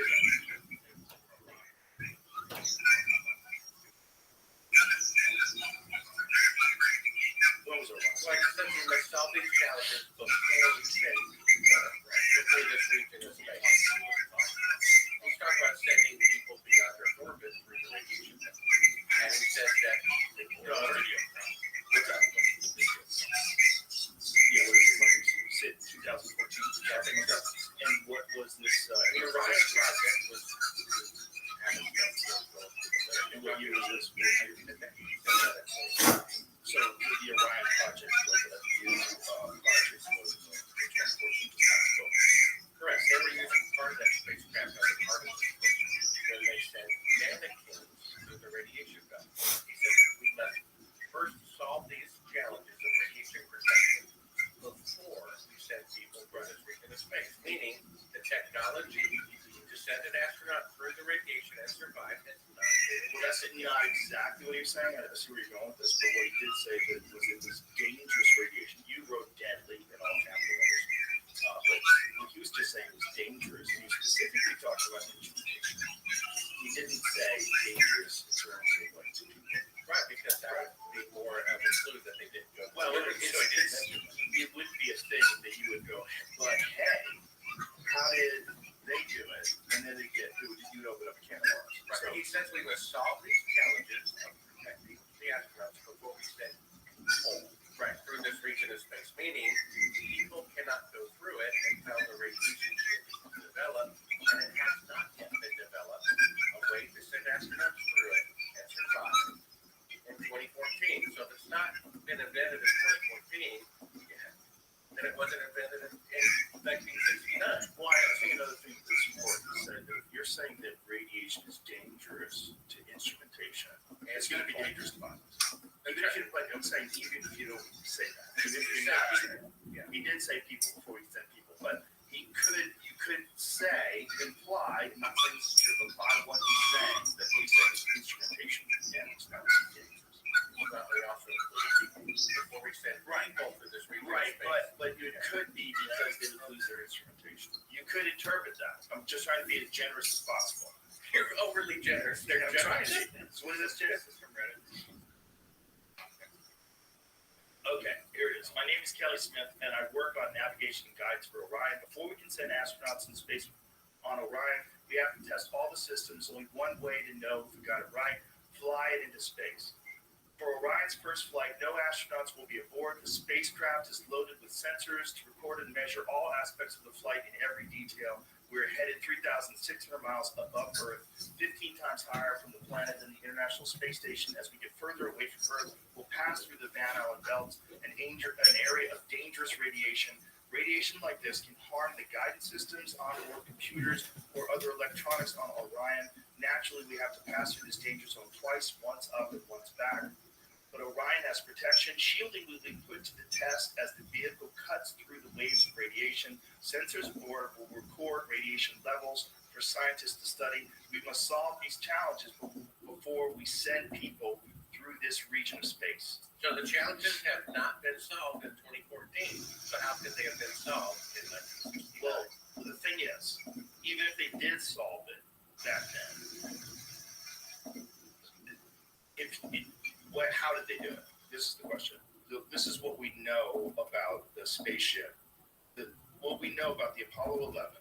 What we know about the shielding that it had. They had 1/8 of an inch of aluminum. Now, when you get a dental X-ray, they use 1/4 inch lead, and so that's for 1/24 of a second. They would be in that for an hour to an hour and a half going to the moon, and an hour to an hour and a half coming back. So, and what would that be the equivalent to, roughly, in terms of like X-rays? It would be 100 times more than a lethal dose, according to their own reports, which are documented at Sabrel.com. All for free. You go on there, watch the videos, and read the documentation. Okay, and to be clear, how many people have gone through that, supposedly? Well, what was the first one? So the first one, there was an orbit of the moon, a manned orbit of the moon before there was a man. Yeah, there were allegedly 24 people who have allegedly gone through it to the moon and back. But the footage we uncovered shows them faking being halfway to the moon from Earth orbit.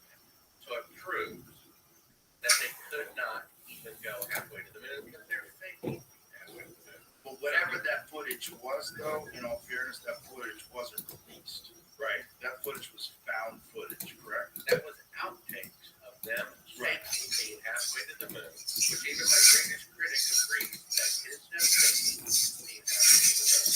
And they're doing it from Earth orbit and stated 2 days into the flight where they're supposed to be halfway to the moon. Yeah. We'll show the video, but if I was going to steal that, what I would say is if I'm training these guys to film things, and they're training all day long to do a whole bunch of different things, one of the things I would do is train them how to film the Earth from the moon. And to simulate that, I would say what you can't do is black out all the light when you're in lower orbit. Focus on one of those circular windows. Put the transparency or whatever it is in front of the window. And practice that way. Except that way, make sure you get it right. Except it's dated 2 days and 3 days into the flight. So we're supposed to be halfway to the moon. Yeah, okay, so let's. You're really bad. I'm just trying. I'm just giving. Yeah, here's something about the. No, you don't. No, you don't. And here's why. Because we've heard their side of the story for 50 years. Everybody has it. This is where you're wrong. No, their side of the story. You've heard that the moon landings are real for 50, 40. You've heard that. But so they don't need extra time. It's not they. It's the people today that are in the scientific community that believe it's real. So you have to approach it from the perspective of how they're going to debunk your. Okay, well, let me tell you something else about the radiation. Let's look at the footage first, because I think we're just